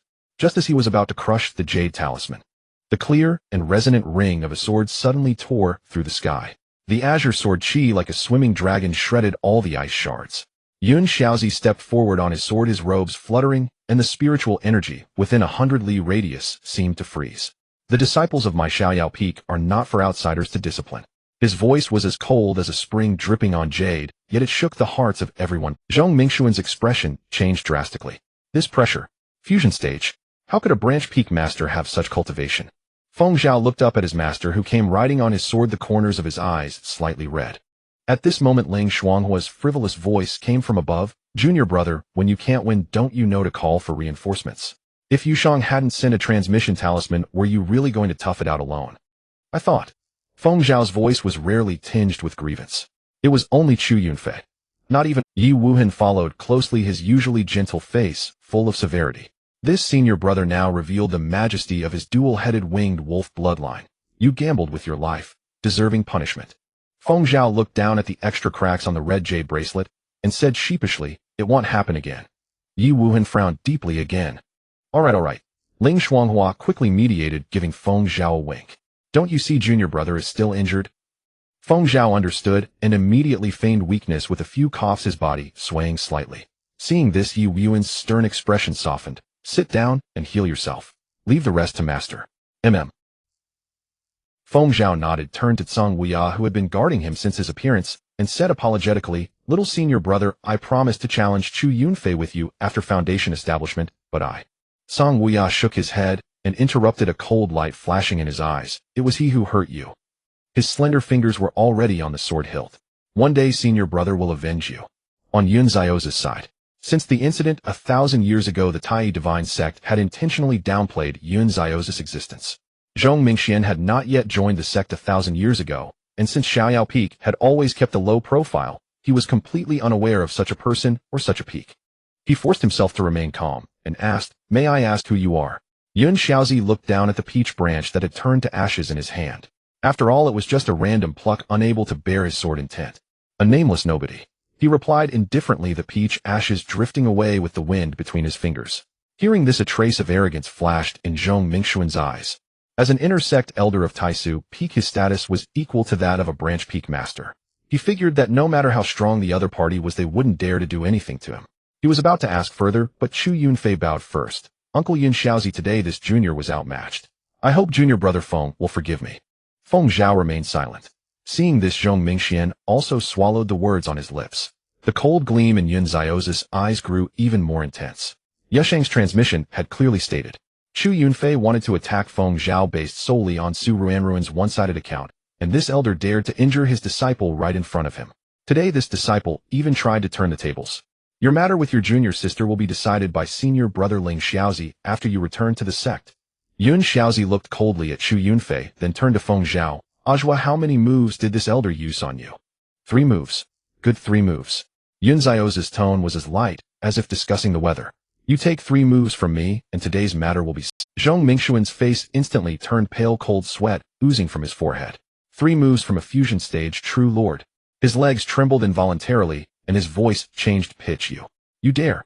I am an inner-sect elder of Taisu Peak. You are merely a branch peak master. How dare you administer private punishment? You dare to administer private punishment on my disciple, so how dare I not? Yun Xiaozi lightly raised his sword finger, and in an instant the spiritual energy for 100 zhang around solidified. A sword intent as clear as a mountain stream breeze quietly emerged, carrying no killing intent, yet it froze the blood of Zhong Mingxian instantly. He hastily activated all his protective treasures. Ice shield, heart protecting mirror, substitute puppet. Various colored spiritual lights interwove into a net around him. But as the breeze-like sword intent brushed past, all defenses were pierced layer by layer like thin paper. Death. True death. Zhong Mingxuan's pupils shrank to the size of a pinprick, all color draining from his face. He had never felt the breath of death so clearly. The sword intent was as gentle as the wind, yet every inch of his skin stung as if cut by blades. PFF, a soft sound, and Zhong Mingxuan's head was separated from his body. One move. Just one move. The disciples present were all horrified. Some fell to their knees with weak legs, some tightly covered their mouths for fear of screaming.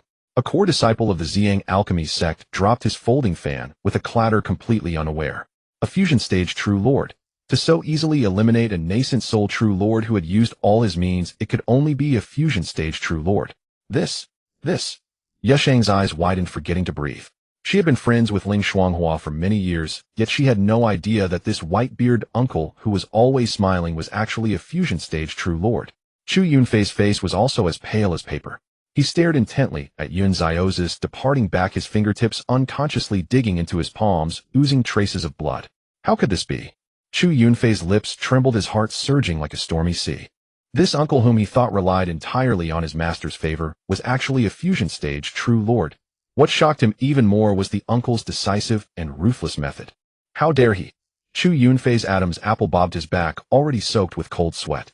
Zhong Mingxuan, only 300 years old, had already reached the peak of nascent soul, was an inner-sect elder highly valued by the Taisu Peak Lord, and was an important connection Chu Yunfei had painstakingly cultivated over the years. Now just like that, dead. Chu Yunfei suppressed the panic in his heart, his eyes flickering. What he worried about most at the moment was whether this madman Yun Xiaozi would suddenly change his mind and kill him too. Only when he saw Yun Xiaozi leading Feng Zhuo and the others onto the flying boat with no intention of attacking him did Chu Yunfei finally breathe a sigh, but in an instant a stronger surge of venom surged into his heart. Just a branch peak master. He gnashed his teeth in his heart, cursing, "Do you really think having fusion stage cultivation allows you to do whatever you want?" The Taisu Peak Lord might not be a match for Yun Xiaozi, but the previous Peak Master who had been in seclusion for many years was still alive. That was an existence even the sect master had to respect. Let's see how Xiaoyao Peak handles this. A sinister light flashed in Chu Yunfei's eyes. Today's humiliation he would repay 100-fold. Xiaoyao Peak. Feng Zhuo. Just wait and see. The blue jade incense burner exhaled the cold fragrance of winter plum. The starlight flowing on the bronze ground suddenly froze.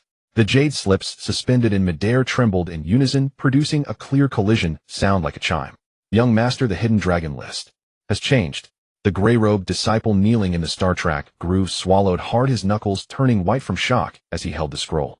3 zhang before him, the silver-haired youth who had been deducing the constellations of the heavens slowly turned the trailing ends of his hair, drawing fine streaks of light in the darkness. Speak. 8th on the hidden dragon list, Tai Divine Sect, Xiaoyao Peak, Western Region, Feng Family, Feng Zhuo. The gray-robed disciple's voice trembled. The scroll unrolled, automatically golden characters floating in the starlight. Bone Age 13 Foundation Establishment Midstitch. 1 day ago at the exit of Qingmu Phantom Forest, he defeated the 100th on the hidden dragon list, Chu Yunfei of Tai Divine Sect. The cold incense in the burner suddenly surged violently.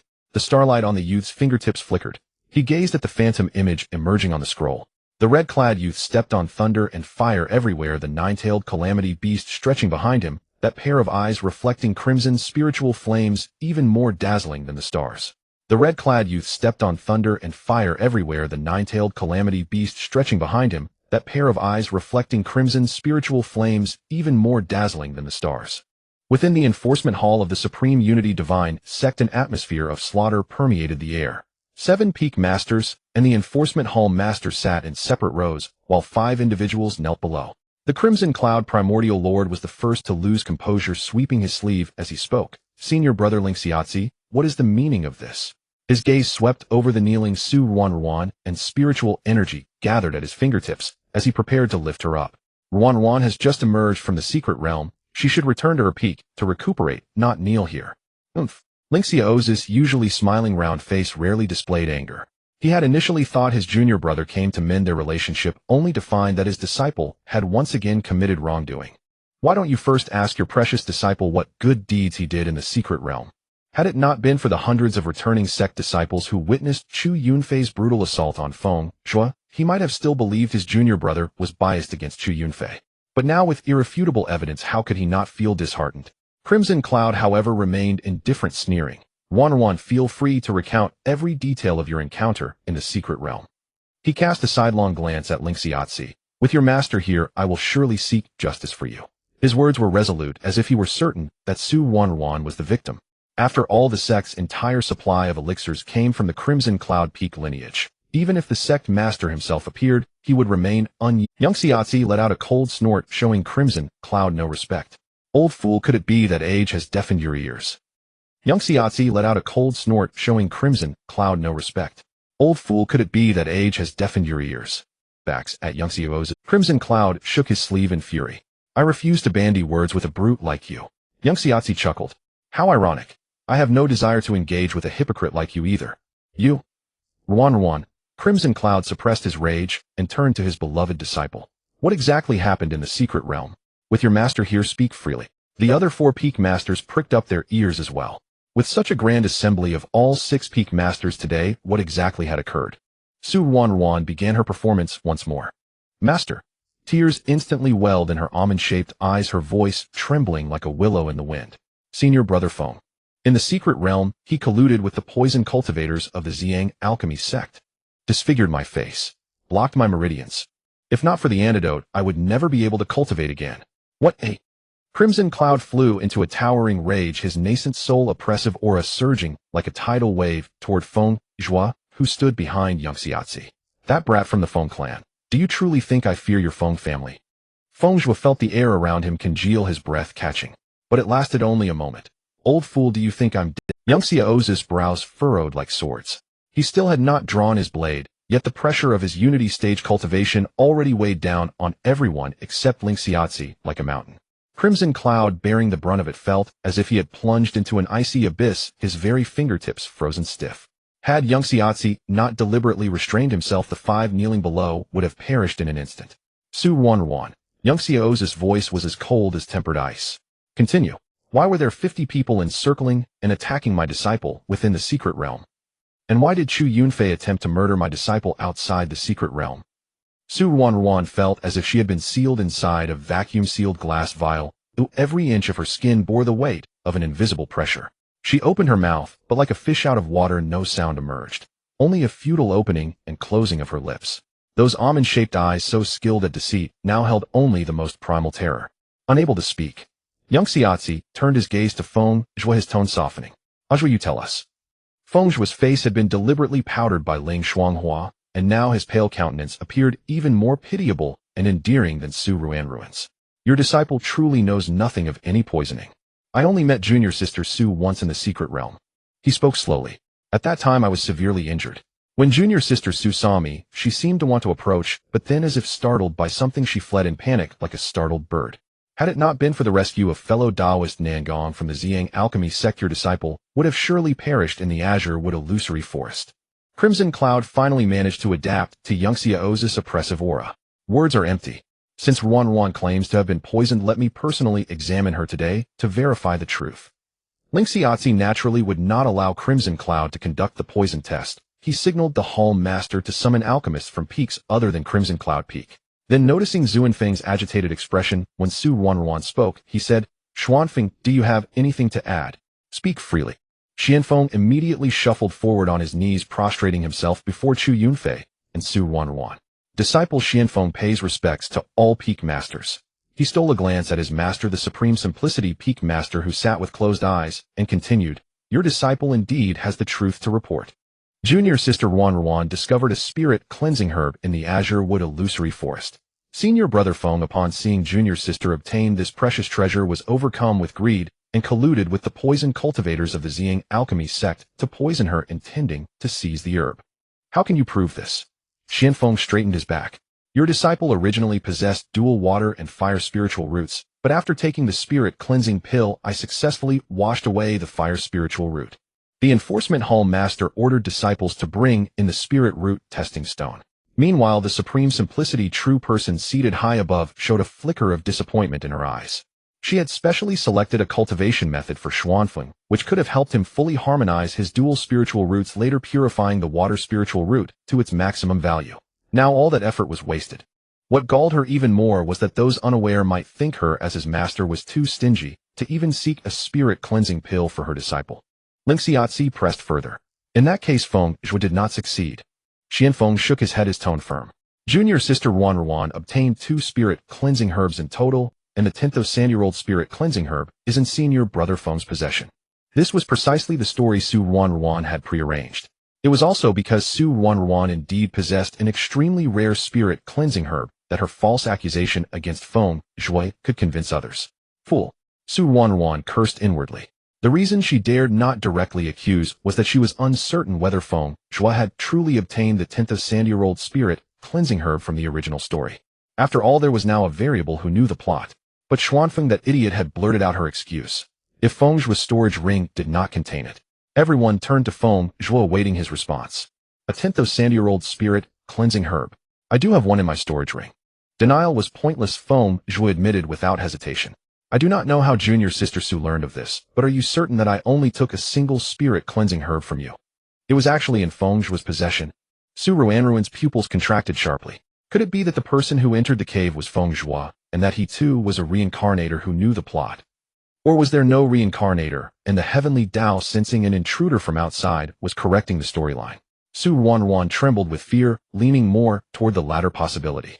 Recalling that in the original novel Feng Zhuo had only obtained 1 spirit cleansing herb and a stone basin of millennium spirit condensing milk in the cave, Su Ruan was certain Feng Zhuo was bluffing. "Yes, I truly was robbed of a 10th of Sand-year-old spirit cleansing herb by senior brother Feng." "What a coincidence." Feng Zhuo chuckled lightly, producing 11 spirit cleansing herbs from his storage ring. 5 of a century's age, 5 of a millennium's, and 1 of 10,000 years. All 11 herbs were present in full array. "Senior brother seems to have quite a stock of spirit cleansing herbs. It couldn't be that I snatched yours and then found more elsewhere in the illusory forest, could it?" The air in the law enforcement hall froze instantly. Xianfeng's face turned ashen. If Feng Zhuo himself possessed so many spirit cleansing herbs, why would he bother to snatch Su Ruan's single one? Bai Wuxiao, however, added as if casually, "Everyone knows that the older the spiritual herb, the better. Perhaps a 10th of Sand-year-old spirit cleansing herb could even purify the root's spiritual aptitude." Feng's senior brother might have had those spirit cleansing herbs in his storage ring all along. How can that prove the 10th Sandier herb wasn't forcibly taken from junior sister Wan? Truly a preposterous logic. Feng Zhuo sighed softly, then retracted all the herbs. Senior brother Bai and junior sister Su have always been overbearing in their reasoning. His gaze swept over the crowd, his tone tinged with helplessness. At this rate, if it turns out that junior sister Su isn't poisoned at all, you'll likely say, I cured her beforehand. No matter what, it's always my fault. I have nothing more to say. Su Wan felt a surge of satisfaction. It seemed this third senior brother wasn't as foolish, even though she knew full well that these spirit-cleansing herbs were most likely genuinely obtained by Feng Zhuo in the secret realm. How could she admit it? Moreover, watching those rare herbs of varying ages, jealousy burned fiercely in Su Ranruin's heart. In the original story, Feng Zhuo had only obtained a single 10th Sandier spirit-cleansing herb, yet now he had such a harvest. She was even more certain that Feng Zhuo was not a reincarnator, but rather that the heavenly Tao had sensed an intrusion and was repairing the plot. Su Ranruin's teeth ground in hatred as she thought of the single spirit-cleansing herb she had painstakingly found. Feng's senior brother overthink things. She lifted her veil, revealing her face. These blood marks on my face are proof of poisoning. One examination will confirm it. She turned to Bai Wuxiao. And senior brother Bai can testify that in the secret realm my meridians were indeed blocked by toxins, preventing me from using spirit. The crowd looked at Su Ranruin's face covered in hideous blood scabs, and could not help but believe her somewhat. With Bai Wuxia's nod of confirmation, Su Ranruin's accusation grew even more credible. Feng Zhuo suddenly let out a scornful laugh. Calling your own senior brother to testify for you. Then can I ask Nangong Tang to testify for me, proving that I didn't collude with her to poison you? Moreover, based solely on blood marks on your face and blocked meridians, you conclude that I poisoned you. Junior sister Su, you might want to consider whether you've offended anyone lest you mistake your enemy while being secretly harmed. With that he said no more. With a flick of his finger, a memory jade floated into the air. The light within clearly displayed the scene from that day in the secret realm. 50 cultivators stood in a murderous formation, loudly proclaiming they would execute justice on behalf of heaven. And on the opposite side of those 50, there was only Feng Zhuo. Although Yun Xiaozi knew his disciple had been ambushed in the secret realm, he had never imagined that 50 people would block the exit. He laughed in furious rage. Fine. Very fine. The long sword at his waist rang out as it left its sheath, and a millennium's worth of sword intent shot straight into the sky. If I don't draw my sword today, my disciple will surely die in the wilderness someday. The sword tip pointed directly at Qi Xiao. Your disciple bullied mine. Today you will face my blade. Madman. Qi Xiao's face turned pale as he frantically summoned his protective artifact, barely steadying himself against the sword aura. His withered fingers unconsciously traced the armrest of his seat. As a senior brother, he knew he should not intervene today. But, as the sect master of the Tai Divine, Sect Ling Xiaozi, his withered fingers unconsciously traced the armrest of his seat. As a senior brother, he knew he should not intervene today. But, as the sect master of the Tai Divine, Sect Ling Xiaozi ultimately resolved the crisis for Qi Xiao. Senior brother, Yun Xiaozi's sword tip trembled slightly, his voice hoarse. Are you determined to shield Qi Xiao today? It was a clear demand for Ling Xiaozi to take a stand. Tai Su, seated on the lower right of the first seat, glanced at the two fellow disciples as if about to speak, but ultimately turned his face away. The law enforcement hall was so silent a pin could be heard, and everyone held their breath. Ling Xiaozi gazed at his junior brother's white hair like withered grass, and seemed to see again the little child who had once babbled at his knee. Junior brother. His voice trembled. Must you push me to this point? Yun Xiaozi suddenly smiled, but that smile was colder than the edge of a blade. He thought of his friend entrusting 6-year-old Song Wuya into his hands of the sparkling eyes, when Yi Wuhan first called him master of Ling Shuanghua, sticking out her tongue when caught stealing his treasured spirit wine. And of Feng Zhuo, this young disciple who had been at the sect for less than a year, yet had already suffered so much humiliation. And what about the other 3 children? How many grievances had they endured in places he had not noticed? Fine. Very well. Yun Xiaozi slowly sheathed his sword, but the sword aura around him grew even more fierce. 1,000 years ago, Ling Xiaozi had abandoned him for the sake of the sect. Now another 1,000 years later, the bond of a century's companionship would end here. He looked at Ling Xiaozi as if he were a stranger. From this day forth, I and Ling Xiaozi. Master. Feng Zhuo interrupted Yun Xiaozi before he could finish. If he severed their relationship in front of everyone today, Yun Xiaozi would have no way to turn back. His master was willing to protect him, but Feng Zhuo did not want his master to sever ties with his fellow disciple for his sake. A heavenly Tao oath. Do you dare? Feng Zhuo's cool voice echoed through the law enforcement hall. He abandoned his original plan, choosing the most perilous path at this moment. Amidst the uproar, the crimson-robed youth unhesitatingly slit his palm. Drops of crimson blood fell into the oath soul cauldron at the center of the hall, splattering into desolate blossoms on the bronze walls. The Jingzhou wooden sword stained with blood flew out of its sheath, pointing directly at Su Ruanruan's throat. Your turn. Say if I speak a single false word today, may my cultivate. The Jingzhou wooden sword stained with blood flew out of its sheath, pointing directly at Su Ruanruan's throat. Your turn. Say if I speak a single false word today, may my cultivation stagnate forever. How about it? Yun Xiaozi flicked his sleeve, and the wound on Feng Zhuo's palm healed instantly. He looked at the disciples standing before him, and finally remained silent. The Heavenly Tao Oath was the highest karmic contract in this world. If Feng Zhuo's words contained even a hint of falsehood, his Tao path would be forever severed. Even more terrifying was that the judgment of this oath rested entirely with the Heavenly Tao. Even if Feng Zhuo had not poisoned her, as long as the poison Su Ruanruan suffered bore any connection to him, it would be considered a breach of the oath. Feng Zhuo's hand holding the sword was as steady as a rock. He knew full well that the blood grudge qi of the 9 nether soul-devouring vine was not traditionally classified as a poison, but if the Heavenly Tao was determined to favor Su Ruanruan, it could easily force define it as poison. The oath soul cauldron suddenly burst into blinding golden light, and the Heavenly Tao's pressure enveloped the entire hall. Cold sweat beaded on Feng Zhuo's forehead, but he kept his back straight. The golden light gradually faded and no punishment descended. Fortunately, he had gambled and won. The Heavenly Tao oath that Feng Zhuo had just sworn was like a sharp sword cleaving the truth before everyone's eyes. All gazes were fixed on Su Ruanruan. Would she dare to accept this oath? Su Ruanruan's face instantly turned as pale as paper, her lips trembling. In her mind, she frantically called out to the system, what to do? Why does the cultivation world have such a thing? But the system, which usually responded at her call, was now silent.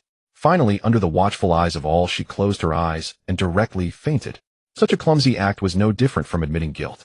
Ling Xiaozi's beard trembled with anger. He had nearly broken with his junior brother over this disciple, and yet she was feigning unconsciousness to escape. More laughably, did she really think she could deceive the eyes of these high-level cultivators present? Su Ruanruan of Qishao Peak Tai Divine Sect, Ling Xiaozi said coldly while secretly glancing at Young Xiaozi's reaction, has violated 7 sect rules. Article 18, Slandering Fellow Disciples, Article 20. From today onward you are exiled to the 9 nether blood domain to atone for your crimes. You shall not return to the sect for 10 years. The 9 nether blood domain. The place where the great demonic cultivator blood prison ancestor fell 1,000 years ago. Their resentment condensed into baleful energy, breeding countless demonic creatures. Disciples were sent there every year. Ordinary disciples only needed to eliminate demons on the periphery, but those who violated sect rules had to go deep into the core of the blood domain, into the blood fiend heart-tempering array. If Su Ruanruan went there, she would lose at least a layer of skin, if not die. Qi Shao was about to plead for mercy, but Ling Xiaozi silenced him with a glare. Then Shu Yunfei was sentenced to 20 years, while Bai Wuxia Xianfeng and Xian Mo each received 2 years. Xian Mo, knowing that he had misunderstood Feng Zhuo, accepted the punishment openly. Bai Wuxiao remained unchanged in his infatuation, his heart still set on Su Ruanruan. Only Xianfeng fell into deep inner conflict. On one hand, there was the debt of gratitude for the elixir Su Ruanruan had given him, which had furthered his path. On the other, the conscience within him. How was he to choose between gratitude and morality? Young Xiaozi snorted coldly, flicked his sleeve, and left with Feng Zhuo. In the law enforcement hall, only Su Ruanruan's unconscious figure remained, along with a dead silence. As for Zhong Mingxuan, who had been slain by Young Xiaozi's sword, Taisu had long since discovered his collusion with cultivators from other peaks, and Young Xiaozi's move had actually removed a great worry from her heart. She was more than grateful. Standing on his flying sword, Feng Zhuo gazed at his master's back, his mind turbulent. He still couldn't believe that the Heavenly Tao had actually acknowledged his oath. Logically, with the Heavenly Tao's partiality towards Su Ruanruan, it could have easily forced the blood resentment qi of the 9 nether soul-swallowing vine to be recognized as poison. After all, in the script he had seen after his death in his previous life, Su Ruanruan was clearly the Heavenly Tao's favored daughter. Yet the result was, after all, in the script he had seen after his death in his previous life, Su Ruanruan was clearly the Heavenly Tao's favored daughter. Yet the result was, Young Xiaozi suddenly turned around his hand that had just killed, making a gesture as if to knock on Feng Zhuo's forehead. But in the end he held back, only giving a light flick. If you take such risks again, I'll have your mother take you back to the Feng family. Feng Zhuo suppressed his many thoughts, touched the spot on his forehead where Young Xiaozi had flicked, and stealthily glanced at his master's stern profile. He recalled how his mother had acted when she was angry with him in his childhood. Feng Zhuo tugged at Yangxiaozi's robe swaying left and right, and said cautiously, Master, you. Yangxiaozi let out a long sigh, his sleeves flapping in the wind. You're this old and still acting spoiled. I thought your temperament had taken after Qinjiangzi, but it turns out you're still like that girl Feng Qinga. But what could he do? Yangxiaozi looked into the distant sea of clouds. After all, he was his own disciple. 100 years of time was enough for the little ones to grow. It was time to let the world see the carefree sword immortal who had dominated the scene 2,000 years ago. The howling wind was completely blocked by Yangxiaozi's spiritual energy outside Feng Zhuo's body. He had escaped calamity. Feng Zhuo felt lucky in his heart, twisted the crimson jade bracelet on his wrist, and fell silent again. His earlier thought had been too shocking. The lesson from the second-order residual branch of Yi Wood was enough. How could Feng Zhuo still dare to imagine that he was the one favored by the heavenly Tao of this world? Unable to resolve his doubts, Feng Zhuo simply began to think about his future plans. A 10-year sentence. For a cultivator, it was merely the time from foundation establishment to golden core. For Feng Zhuo, it should be enough to resolve the crises that had led to his senior brothers' and sisters' deaths in his previous life.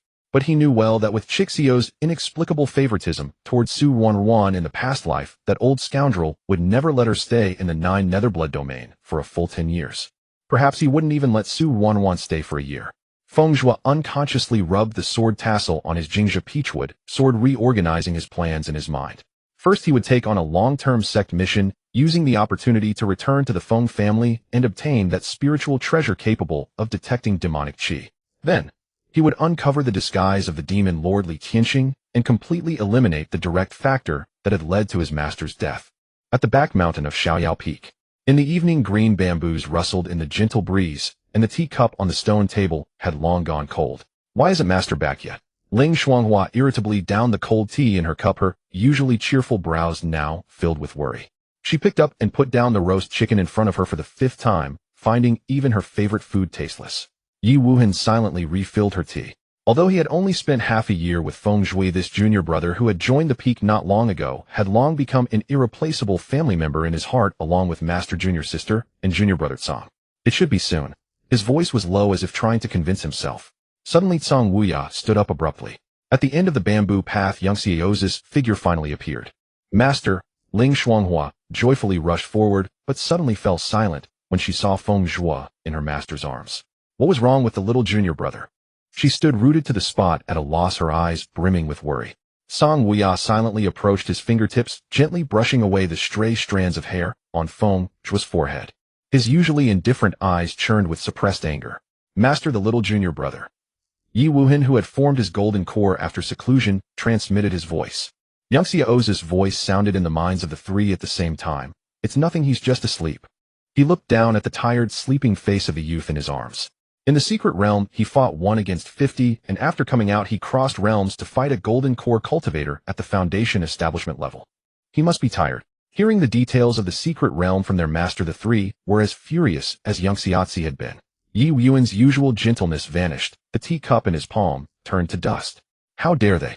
Ling Shuanghua opened her mouth to curse, but forced herself to stop when she saw Feng Zhuo's slightly furrowed brow in his sleep. She could only glare with eyes that seemed about to spit fire, her fists clenched and cracking. Tsang Wuya silently turned around, his long sword clanging as it was drawn 3 inches from its sheath. Under the moonlight, the blade reflected the chilling, murderous intent in his eyes. System No. 158 reports the protagonist of World No. 158 is suspected to be a reincarnator, requesting instructions on whether to continue the mission. ZZZ mission. Continue. Ding dong. System 008 is online. System 008. Su Wanwan was lying comfortably on the soft couch in her cave dwelling. Suddenly, the mechanical voice resounding in her sea of consciousness startled her into sitting up with a jolt. Realizing what was speaking, a sharp glint flashed in her eyes. Where is that useless System 007? Thinking of the thrilling scene at the enforcement hall yesterday, Su Wanwan trembled with rage. It failed me at the critical moment, nearly getting me exiled to the Nether Blood domain. Recalling the scene described by Qi Shao, fighting demonic creatures day after day, and disciples who violated sect rules had to endure the excruciating pain of blood miasma corroding their bones. If not for Qi Xiao's willingness to refine 6th grade pills for the sect for 100 years free of charge, she would probably have ended up in the nether blood domain, living. If not for Qi Xiao's willingness to refine 6th grade pills for the sect for 100 years free of charge, she would probably have ended up in the nether blood domain, living a life worse than 10 years in prison. Host System 007 has been destroyed by the main system for dereliction of duty. Su Ruanruan's red lips curled slightly, her anger subsiding, clearly quite satisfied with this outcome. She languidly leaned back against the soft pillow, twirling a strand of hair between her fingers. 008. How are you any better than the previous useless ones? This is already the 4th system, and none of them have been of any use. The electronic voice of System 008 remained calm and flat. According to the contract terms, the system only provides plot guidance and suggestion functions. The functions of the previous 3 systems are identical to System 008. Although she had long known the result, Su Wanruan still felt displeased. Tisk as useless as ever. Su Wanruan stood up and examined herself carefully in the bronze mirror, nodding with satisfaction. Never mind.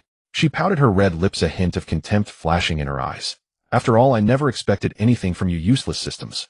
Su Wanruan stood up and examined herself carefully in the bronze mirror, nodding with satisfaction. Never mind. She pouted, her red lips, a hint of contempt flashing in her eyes. After all, I never expected anything from you. She was very confident. The original novel had many descriptions of Li Tianxing. He was the son of the previous demon lord, but lost both parents shortly after birth. The demon realm valued strength, so naturally they would not obediently elect Li Tianxing as the new demon lord. Therefore he struggled to survive in the demon realm, surrounded by various demons. Through 1,000 years of arduous cultivation, he reached the peak of the void refining stage. With the inheritance of the previous demon lord, and a demonic immortal artifact, he successfully ascended to the throne of the demon realm 100 years ago. But then, betrayed by his most loyal subordinate, he was forced to flee to the Tai divine sect. This kind of love-deprived man is the easiest to handle. Su Wanruan toyed with the jade pendant at her waist, a confident smile curling at the corners of her lips. She was a transmigrator who had read all kinds of strategy novels, so she knew exactly the preferences of a character like Li Tianxing: beautiful, strong, and tragic. Moreover, the original novel clearly described the type of woman Li Tianxing favored. Gentle as water, yet resilient as bamboo. This perfectly matched the persona she had meticulously crafted. Just wait and see. Su Wanruan adjusted her sideburns before the bronze mirror, her eyes full of calculation. Once I capture the demon lord, people like Feng Zhuo and Yun Xiaoxiao, they will all have to kneel and beg me to spare their lives. Xiaoyao Peak. Morning sunlight pierced through the bamboo leaves, falling on the bluestone slabs. Feng Zhuo's Jingzhe sword traced a beautiful sword flower. As the blade swept past, it stirred up the red petals that had fallen on the steps last night. Song Wei stood leaning against a green bamboo, casually parrying the incoming sword strikes with a long sword condensed from ice crystals. The frozen petals rustled down onto the bluestone table. Little junior brother, your returning wind and dotting emerald always carries a hint of recklessness. Song Wei flicked his finger and shattered the ice sword, the fragments turning into white mist that shrouded the courtyard. Feng Zhuo's sword momentum was instantly obstructed, thin frost forming on the sleeves of his red robe. The first form of returning wind and dotting emerald, new sprout breaking ground, should be like a seed breaking through the soil. Before he finished, a jade green light suddenly burst out from the white mist. Feng Zhuo's sword momentum was instantly obstructed, thin frost forming on the sleeves of his red robe. The first form of returning wind and dotting emerald, new sprout breaking ground, should be like a seed breaking through the soil. Before he finished, a jade green light suddenly burst out from the wall. The sword chi that spread like tendrils froze midway, and ice crystals climbed along the vines to Feng Zhuo's right hand holding the sword. Little junior brother, your sword techniques are still not proficient. Little senior brother's lesson is correct. Feng Zhuo suddenly released his grip and discarded the sword, his entire body becoming ethereal like a willow leaf. The Jingzhe sword instantly swelled with green light as it fell, shaking the frozen stone slabs into spiderweb cracks. When he reappeared, he was half an inch in front of Song Wei. As Song Wei raised his sword to parry, his sleeve had already been sliced open 3 inches by the sword chi. How is this form willow leaf mirage? Feng Zhuo grabbed the front of Song Wei's robe and steadied himself, frost clinging to his hair. A clever trick. Song Wei raised his hand to wipe the thin sweat from Feng Zhuo's forehead. With his other hand, he casually hooked the Jingzhe sword. The second form of returning wind and dotting emerald willow leaf mirage should be. The blade suddenly thrust toward his own left shoulder. Feng Zhuo gasped and tried to dodge, but found the sword chi passing through him and burying itself into the green bamboo behind him. The wind chimes at the eaves tinkled. Song Wei chuckled lightly. It should be like this. The sword chi swept up fallen petals and brushed past his ear. Feng Zhuo's mind went blank for a moment, staring at the youthful and spirited little senior brother before him, unable to snap out of it for a long time. The young sword cultivator, whose face was always covered in frost, and whose brows bore perennial ice, actually showed such charm when he smiled. For the first time, Feng Zhuo noticed that his little senior brother had a tear mole at the corner of his left eye, a startlingly red tear mole. Little junior brother, someone is looking for you at the foot of the peak. Coming. Realizing he had been staring at his little senior brother in a daze, Feng Zhuo's eyes widened slightly, his ears flushed crimson, and he fled to find the senior brother.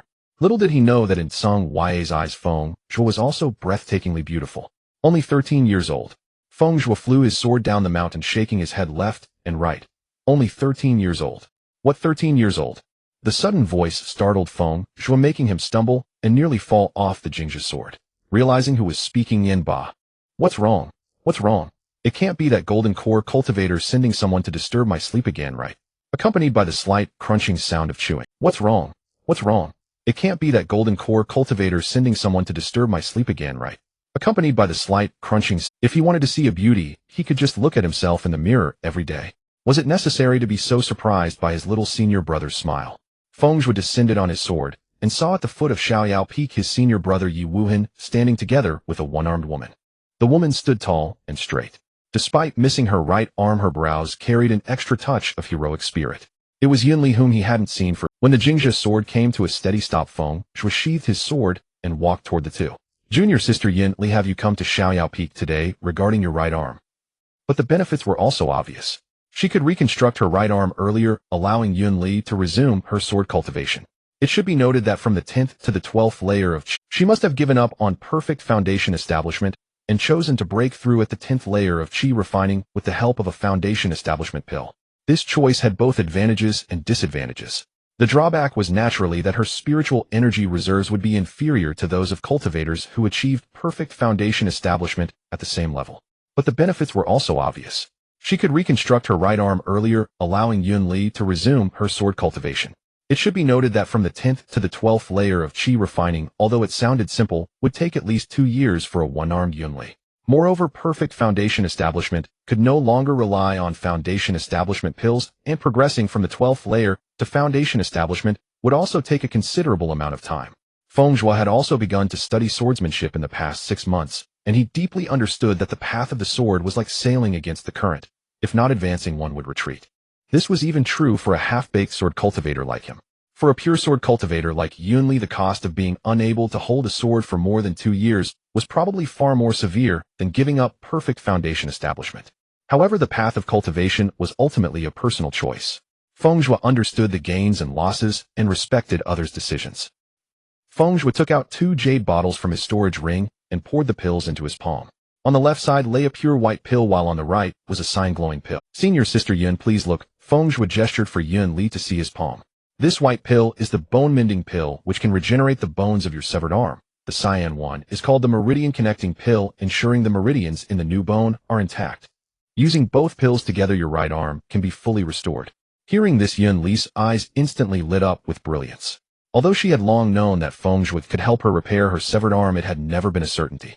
Now, seeing the pills with her own eyes, she could hardly contain her excitement. She took a deep breath and solemnly bowed to Feng Zhuo. Senior brother Feng, your great kindness is unforgettable to Yunli. After speaking, Yunli took out a pure white jade token from her storage ring, on which the character Yun was carved in ancient seal script. Although my Yun family is not as illustrious as your Feng family, it is still a first-class clan in Zhongzhou. If senior brother ever needs help, bring this token to the Yun family, and my clan will definitely do our utmost to assist. Then she took out a wooden key with a decayed surface and explained, I obtained this by chance at the market at the foot of the mountain. At the time, I saw that the key's surface seemed withered, but inside it harbored hidden vitality, so I bought it out of curiosity. This key is useless to me, but senior brother, with your heavenly wood spiritual root, it is more suited for you. Today I gift it to you as well. Clearly Yunli realized that Yinba must have hatched from the stone she had given Feng Zhuo that day, so she guessed that this key was also extraordinary. She just didn't know exactly what use it had, so she decided to pass it on to Feng Zhuo as a gift. Feng Zhuo's gaze fell on the wooden key, and the evergreen scripture within him began to circulate on its own again. Another divine plant. No, that's not right. It's not a divine plant. His heart stirred, but he quickly sensed the anomaly. The key's attraction to the evergreen scripture was less than 1/10 of that of the second-grade Ewood remnant he had encountered before. This key, Feng Zhuo mused to himself, should not be made of a divine plant, but rather accidentally contaminated with the aura of a divine plant. It is most likely the key to some secret realm or cave dwelling where a divine plant might exist. Although he could not determine the key's exact origin for now to Feng Zhuo, who was planning to restore his Ewood sacred body, any clue related to a divine plant was extremely precious. Currently his sacred body had only revived 30%, and he did not yet know what benefits full awakening would bring to his cultivation. However, thinking that his father Qinjiangzi also possessed the Ewood sacred body, Feng Zhuo believed that he would receive more guidance from his father in the future. Feng Zhuo took the ancient wooden key. When his fingertips touched its surface, he could feel a faint trace of vitality flowing within it. He shook his head slightly and said, "I cannot accept a reward without merit. That day the stone you gave me hatched Yinba. Today these 2 pills are considered settling the karma from that day. However, this key is indeed somewhat useful to me, so I will shamelessly accept it. How can this be considered no merit without reward?" Yunli frowned slightly, her tone resolute. "That stone was originally given to repay your help that day. Today you helped me regenerate my severed arm, which is equivalent to continuing my almost broken path of cultivation." She paused, her voice deepening.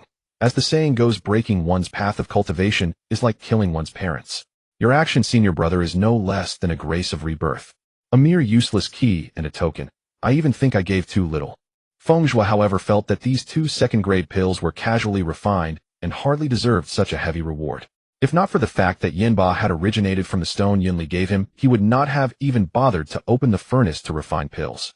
Seeing that Feng Zhuo insisted on not accepting, Yunli turned her gaze to Yi Wuhan. Yi Wuhan spread his hands and said, "I as his senior brother cannot persuade my junior brother." In truth, he did not want to interfere with Feng Zhuo's decision. Even if he was Feng Zhuo's senior brother, he neither had nor should have the right to intervene in his junior brother's decisions. In the end, Feng Zhuo refused to accept the Yun family token. In his view, today's pill giving was only to repay the karma of that day. Not only that, but he also took out a golden glowing pill from his storage pouch. This top-grade golden core pill is considered in exchange for this key. Yunli, seeing no way to refuse, had to accept the golden core pill. She could no longer suppress her urgent desire to restore her right arm. She cupped her hand with one arm and said, "Then I won't disturb you further, senior brother. You'll return to my peak first. If you ever need anything, come to Lingxiao Peak to find me."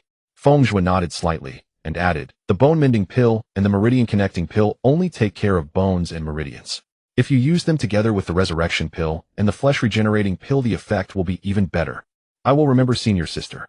Yunli nodded solemnly, a glimmer of anticipation shining in her eyes. Watching Yunli's figure disappear into the mist, Yi Wuhan suddenly spoke meaningfully.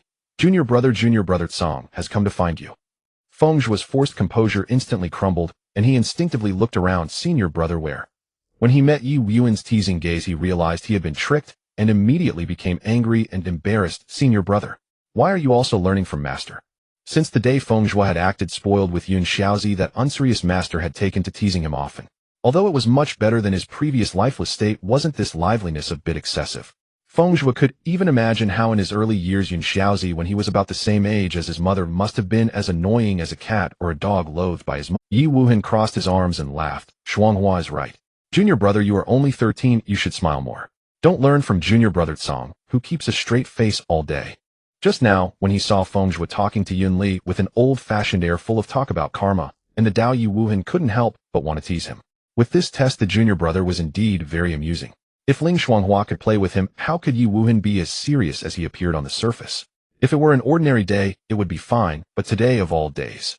At Yi Wuhan's words, Feng Zhuo's ears quietly turned red again, and his mind involuntarily conjured the image of his junior brother's smile, that morning, especially the red tear mole at the corner of his eye. Looking at the still laughing Yi Wuhan, Feng Zhuo's eyes rolled, and a sly smile appeared on his face. If he couldn't be happy, then his senior brother shouldn't be happy either. "Senior brother, you actually spoke ill of junior brother behind his back. Watch me go and tattle." Before his words faded, he had already leaped onto his Jingzhi sword. "Wait, junior brother. I didn't mean that. Junior brother, don't go." Yi Wuhan shouted in pretended panic, but he didn't actually stop him. He wanted to see what expression would appear on junior brother Tsong's perpetually expressionless face if the junior brother really went to tattle. What a pity. Yi Wuhan chuckled to himself. Shuanghua won't be able to see this good show. "Master." Feng Zhuo pushed open the wooden door of Yun Zio's bedchamber, the door panel letting out a bang sound. "Little senior brother and I plan to take a long-term sect mission and go down the mountain today." Song Ya followed behind, quietly closing the door for his little junior brother. His true nature was revealed. Yun Xiaozi looked at the little one who increasingly resembled his mother, sighing inwardly. This little disciple of his not only resembled Feng Qingge in his bones, but also had a temper, just like Feng Qing's, only he was better at pretending in front of outsiders than his mother. Yun Xiaozi recalled the wooden cabin that Feng Zhuo had burned down a few days ago, and asked with a displeased tone, "Go ahead and go down the mountain then. Why come bothering me again?" Feng Zhuo reached out his hand without any hesitation. Second senior sister said that when she and big senior brother went down for missions before, they each had sword key talismans personally refined by master. When he said this, there was not a trace of embarrassment on the young man's face. As for Song Ya, his little junior brother said he wanted to take a sect mission down the mountain, so he would accompany him. When his little junior brother said he had something to see the master, he would also accompany him. Yun Xiaozi rolled his eyes inelegantly. "You never think of me, this old man, when it comes to good things, but you're awfully eager when asking for treasures." Saying this, he casually took out 4 talismans gleaming with cold light from his storage ring. Take them. Hurry and go down the mountain. Don't come bothering me anymore." Fortunately, back when he was at the void refinement stage, he had idly refined quite a few sword intent talismans. Otherwise, these 4 disciples of his wouldn't have enough to share. Feng Zhuo and Song Ya each took 2. Although both of them had plenty of life-saving treasures, who would complain about having too many of these things? By the way, Yun Xiaozi suddenly recalled something and cautioned, "As we keep an eye on your little senior brother, don't let him comprehend the sword intent in these talismans." Hearing this, Feng Zhuo looked at his little senior brother in surprise, thinking truly a sword maniac. This glance made Song Ya's body stiffen slightly. However, he ultimately said nothing. As they were about to leave, Feng Zhuo added with ill intent, "Oh master, that spiritual wine you buried under the tree the other day. I think I saw big senior brother dig it up." "What a—" Without waiting for the two to leave, Yun Xiaozi's figure had already vanished from the spot. Plan succeeded. Feng Zhuo laughed heartily, grabbed Song Ya's sleeve, and ran down the mountain. "Little senior brother, hurry up. Don't let big senior brother find out it was me who—" On this peak, besides these 4 disciples, what Yun Xiaozi cared about most were those wooden cabins and the spiritual wine buried under the trees behind the mountain. The spiritual wine was understandable, but as for why those wooden cabins were so important to Yun Xiaozi, Feng Zhuo asked all his senior brothers and sisters, but in the end, even asking the master yielded no answer. So he simply stopped caring. After all, burning the house would make the master distressed. Song Ya's gaze was calm, allowing Feng Zhuo to pull him along as they rushed. Only when his little junior brother laughed did his eyes linger long on the young man's joyful profile. Shortly after, Feng Zhuo stood before the jade wall of the sect's mission hall, his fingertips lightly tapping on the continuously scrolling list of missions. Since joining the sect, he had cultivated to the foundation establishment stage, but he had never taken a single mission. This resulted in Feng Zhuo's sect disciple token having a blank mission record, unable to even accept a decent long-term outing mission. Although with his current wealth, he didn't need to rely on contribution points to exchange for anything. "This one won't work. This one won't work either," Feng Zhuo muttered as he browsed. He wanted to return to the Feng family for a visit. The western region was extremely far from the Tai Divine sect, and even with the help of teleportation arrays, it would take at least a month for a round trip. Song Ya stood quietly by his side, his gaze following his little junior brother's fingertip. "Found it." Feng Zhuo's eyes suddenly lit up, pointing at a mission. Qingxi village under the jurisdiction of the Tai Divine sect requests aid. Suspected evil demon causing trouble. Mission duration 3 months. 3 months. Feng Zhuo was delighted in his heart and continued reading. Qingxi village was a mortal village located at the border of the sect's jurisdiction. Although the contribution points rewarded for completing the mission were very low, it was just right for Feng Zhuo. Such villages were different from the mortal realm. In the mortal realm, due to sparse spiritual energy, very few people possessed spiritual roots, and even if they did, the purity of the spiritual roots was generally low. The residents of villages in the cultivation realm were mostly descendants of cultivators, but they had failed to awaken spiritual roots, and over time, they gathered to form villages. This was not uncommon in the Xuanxiong continent. Compared to the pure mortal realm, the villagers of such villages knew more about the cultivation world and were better at dealing with cultivators. "Little senior brother, how—" Feng Zhuo turned his head to seek his opinion. Song Ya nodded slightly, his gaze lingering on the mission description for a moment. "All right." The description in the mission jade slip was as follows. 2 little girls from the village chief's family vanished into thin air in broad daylight. A child's limb with bite marks appeared inexplicably in a villager's granary. The night watchman often heard strange swallowing sounds and giggling during his patrols. Demonic beasts eating humans was perfectly normal for cultivators like them. But for these mortals who could not cultivate, no matter which family it befell, it was an absolute catastrophe. Feng Zhuo stroked the jade slip, lost in thought. In the cultivation realm, after reaching the 13th rank, and entering the nascent soul stage demonic beasts could refine the horizontal bone in their throat and speak human language. After the 16th rank, their cultivation reached the divine transformation stage, and from then on they were called demonic cultivators, able to take human form. When demonic cultivators coupled, their children could naturally shift between their original form and human form. Of course, for certain demonic beasts of extremely high bloodline quality, the requirements for speaking human language and taking human form could be lower. For instance, Yanba, due to possessing the Nuba bloodline, could speak human language from birth.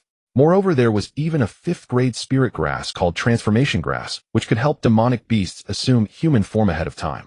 However, the thing haunting Qingxi village, though called a wicked demon, was essentially a demonic beast, not a demonic cultivator. A demonic beast haunting a mortal village, having only devoured 2 people so far. For the 2 of them, it was no different from going on a spring outing. But Song Wei didn't ask Feng Zhuo why he had taken such a mission. He simply said, it should be a nightmare eater child, a type of demonic beast skilled in creating illusions and fond of devouring children. He didn't speculate in the direction of spatial attribute. After all, the white tiger, being a divine beast, was the only one able to awaken spatial attribute abilities. The ability to abduct someone out of thin air in front of everyone, manipulating space, was definitely not something a low-level demonic beast could possess. Feng Zhuo frowned slightly. Nightmare eater child. He knew this kind of demonic beast. It resembled an ape but had a baby's face, and its tail could secrete hallucinogenic mucus. Mostly 2nd rank, very rarely could it break through to 4th rank and reach the foundation establishment stage. Because it loved to devour children, it often appeared in some mortal villages. Moreover, its nature was extremely cruel, taking pleasure in dismembering corpses, making it quite infamous in the cultivation world. If it really is a nightmare eater child. Feng Zhuo's fingertip lit a cluster of spiritual fire. Little senior brother, then let's go quickly. Half a month ago, 2 children had already died at the hands of the nightmare eater child. Now half a month had passed, and if he delayed any longer, he feared more innocent children would meet a tragic end. 10 days later.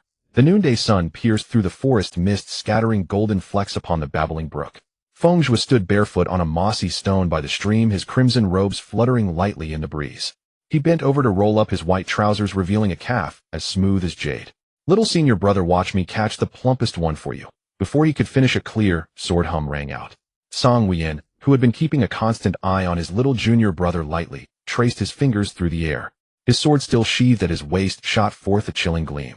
In an instant, the entire stream froze into a crystalline ribbon of ice, and the silver fish that had leaped out landed on the ice with a crisp sound. Feng Zhuo stood frozen, holding his newly removed brocade boots.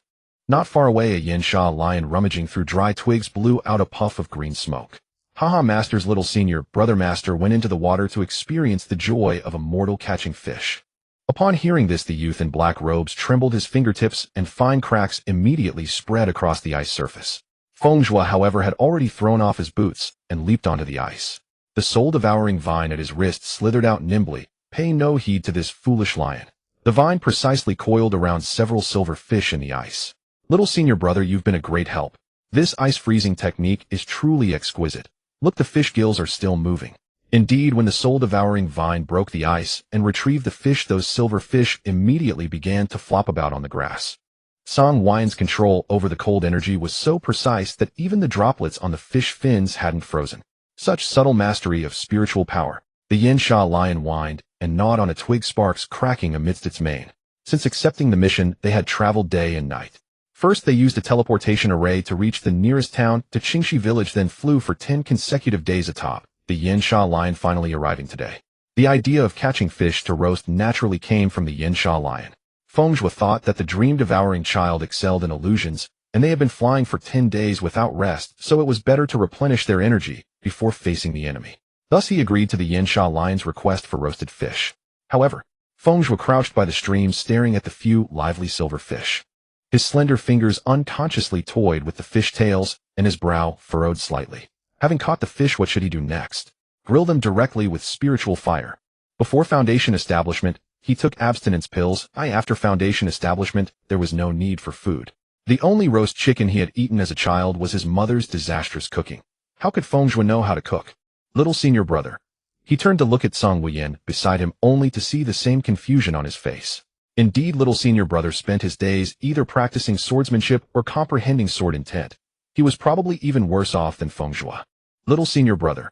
He turned to look at Song Wei beside him, only to see the same confusion on his face. Indeed, little senior brother spent his days either practicing swordsmanship or comprehending sword intent. He was probably the Yansha lion obediently lay down, raising its tail to catch the jade bottle that Feng Zhuo tossed. As soon as the stopper was removed, a rich aroma of medicine mixed with meat fragrance wafted out. This calamity beast born with awakened intelligence immediately flattered, "Master is right. What's so good about roasted fish? The spirit-feeding pills you refine are true delicacies." Indeed, Feng Zhuo's specially made spirit-feeding pills were not only supreme-grade elixirs, but also tailored to the Yansha lion's taste. Each pill contained pure spiritual energy, far more precious than any ordinary roasted fish. This calamity beast born with awakened intelligence immediately flattered, "Master is right. What's so good about roasted fish? The spirit-feeding pills." A clear female voice suddenly came from the forest. A young girl in a plain white gauze dress carrying a zither hurried around the corner. Silver bells on her hair jingled with each step. When she saw Feng Zhuo and his companion, she showed no restraint and greeted them with a graceful bow. The girl's bright eyes sparkled with anticipation. "Fellow cultivators, were you just discussing fine food? Might I inquire?" Feng Zhuo's ears reddened, and he shot another glare at the Yansha lion. Song Wuyin took the initiative to explain, "There is no fine food. It is merely my junior brother's spirit pet claiming that the spirit-feeding pills are a delicacy." The girl's face dimmed considerably. Song Wuyin took the initiative to explain, "There is no fine food. It is merely my junior brother's spirit pet claiming that the spirit-feeding pills are a... Do you have any to spare? Could you give me a few?" She took out several spirit herbs with a faint blue glow from her storage ring. "I can exchange these Yanli herbs for them." Feng Zhuo's eyes flickered.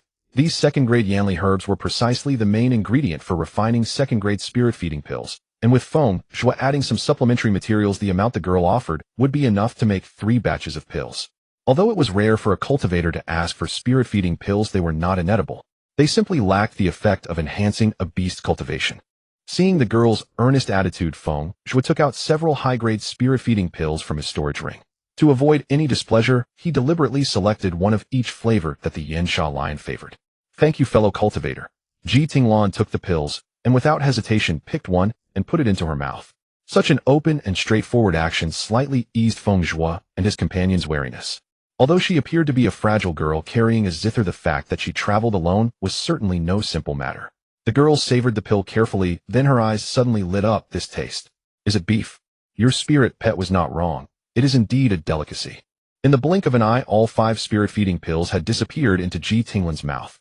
After finishing, she still looked at Feng Zhuo's storage ring with lingering desire, but realizing she had nothing of equal value to offer, she could only smack her lips regretfully. "I am Ji Tinglan, a disciple of Lingquan Valley nearby." The girl held the zither, which was half her height. "You two must also be here for the evil demon in Qingxi village." Lingquan Valley. Feng Zhuo and Song Wuyin exchanged a brief glance, both reading doubt in each other's eyes. The sect mission Jade Slip had never mentioned any other sect nearby. Logically, if Lingquan Valley were here, why would the villagers go to such lengths to seek help from Tai Divine Sect? Feng Zhuo's expression remained calm, and he smiled with a cupped hand salute. "I am Feng Zhuo, and this is my senior brother. We study under a wandering cultivator and have come today to subdue the demon." As he spoke, Feng Zhuo had subtly probed the other's cultivation level. The 12th layer of qi, refining great perfection. Observing her demeanor, her movements still carried a hint of youthful innocence. She should be quite young. To have such cultivation at that age was no ordinary sect disciple. In the central continent cultivation world, there were 6 top-tier sects, 10 first-class sects, and countless second- and third-class ones. This Lingquan Valley was not among the first-class sects that Feng Zhuo knew of, nor was it a top-tier sect. More notably, among the 6 top-tier sects, 9 Heavens Sword Sect, Cast Mountain Sect, Purple Sun, Alchemy, Sect Taishu 5 Elements Sect, Heavenly Dipper War Sect, and the comprehensive Tai Divine Sect. None specialized in music. The zither she carried exuded strong spiritual energy, indicating she was a sound cultivator. Among the first-class sects, the only one dedicated to sound was the 100 Tunes Sect. The zither she carried exuded strong spiritual energy, indicating she was a sound cultivator. Among the first-class sects, the only one dedicated to sound was the 100 Tunes Sect. Ji Tinglan was completely unaware that her every action was riddled with flaws, and she was smugly congratulating herself on having successfully concealed her identity as her master had instructed. "Since we are all here to slay the vile demon, would you 2 fellow cultivators care to join me?" The girl proposed with a blink, though her gaze kept involuntarily drifting toward Feng Zhuo's storage ring. Feng Zhuo and Song Wuyu exchanged a knowing glance and nodded slightly. Very well. They could sense that Ji Tinglan bore them no ill intent. Judging from her earlier behavior, she was likely drawn purely by the delicacy mentioned by Yin Ba, and then stayed because of Feng Zhuo's specially crafted spirit-nourishing pills.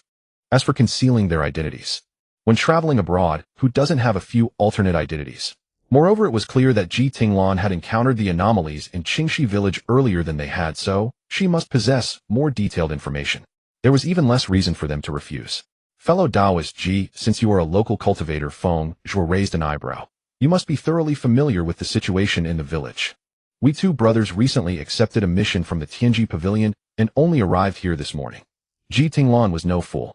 The two youths before her possessed an extraordinary bearing, their every movement exuding the profound heritage of a noble sect. How could they be mere rogue cultivators? But she tactfully refrained from exposing them and went along with the conversation. The twin girls of the village chief in Qingxi village vanished in broad daylight, and later in a villager named Wang's granary human tooth marks were found on. She paused. The dismembered limbs of a child. I suspect it was the work of a nightmare child. This matched the description on the mission jade slip perfectly. Feng Zhuo followed up. Then why are you now fellow Taoist Ji? Before he could finish, Ji Tinglan's ears had already turned red. With her cultivation at the great perfection of qi refining, dealing with an ordinary nightmare child should have been a simple task. That beast's illusionary arts far surpass its kind. She plucked the strings of her zither to cover her embarrassment. I was caught off guard. Feng Zhuo did not mock her. Although sound cultivators generally had strong resistance to illusions, it was not absolute. However, Feng Zhuo felt an oddity in his heart, but did not voice his question. Song Wei's expression remained calm as he cut straight to the point. Have you already fought it? Can you tell what rank it is? I encountered it yesterday in the bamboo forest east of the village. It is 4th rank. Seeing their serious demeanor, Ji Tinglan also turned solemn. By ordinary logic, a 4th rank nightmare child's illusions should not be able to trap me, but that beast. Her fingers unconsciously tapped a series of notes on the zither. It is very abnormal. Ji Tinglan had not reached this level of cultivation by being a fool. She invited Feng Zhuo and Song Wuyu to join her precisely because she knew she could not overcome the nightmare child in the village. That explained it. Why didn't the villagers seek help from the nearby Lingquan Valley instead of appealing to the Tai divine sect? Because even the disciples of that valley were no match for the village's nightmare child. Feng Zhuo asked casually, fellow Taoist Ji, did you come on a sect mission? When she nodded frankly, understanding dawned in Feng Zhuo's heart. It seemed Qingxi village was indeed unusual. They had actively sought help from the Tai divine sect, and yet also posted a mission notice at the Baidiao sect. The corner of his eye caught sight of ice crystals quietly forming on Song Wei's sword tassel. Clearly his junior brother had reached the same conclusion as him. The evil demon in Qingxi village was definitely suspicious. Feng Zhuo looked at Ji Tinglan. Could you lead us to the bamboo forest where you encountered the nightmare child? Yin Ba, having traveled all the way and just swallowed 12 second-rank, supreme-grade spirit-nourishing pills in one go, had now fallen asleep in the beast. Ji Tinglan readily agreed. Of course. But you too must be careful. That nightmare child's illusion arts are extraordinary. If I hadn't relied on my ancient zither for protection yesterday, I would have had difficulty escaping. Feng Zhuo, though not proficient in illusions, had a divine sense at the mid-golden core stage enough to make him immune to most illusions below the golden core level. He said calmly, naturally, if the forest proves too dangerous and you cannot hold on, fellow Taoist Ji, there is no harm in leaving first. If even Feng Zhuo's divine sense could not break the nightmare child's illusion in Qingxi village. In the end, if they still could not overcome the beast temporarily, using the sword intent talisman bestowed by his master would not be unacceptable. However, as a training exercise, Feng Zhuo did not wish to rely on external help unless it was a life or death situation. Ji Tinglan was taken aback by his words, and her fondness for these two chance-met cultivators grew. If possible, I will do my utmost to help. Having agreed, the three of them headed toward the village's bamboo forest. On the way, they happened to meet the old village chief of Qingxi village. Seeing them traveling together, the old man took them for fellow sect disciples and bowed shakily. 3 immortals, you must rid the people of this scourge. He left hurriedly before finishing his words, not even giving Feng Zhuo a chance to ask about Lingquan Valley. On the road, Feng Zhuo had to feign curiosity and asked Ji Tinglan, fellow Taoist Ji, does Lingquan Valley only accept sound cultivators? My brother and I are rogue cultivators who have been wandering for a long time.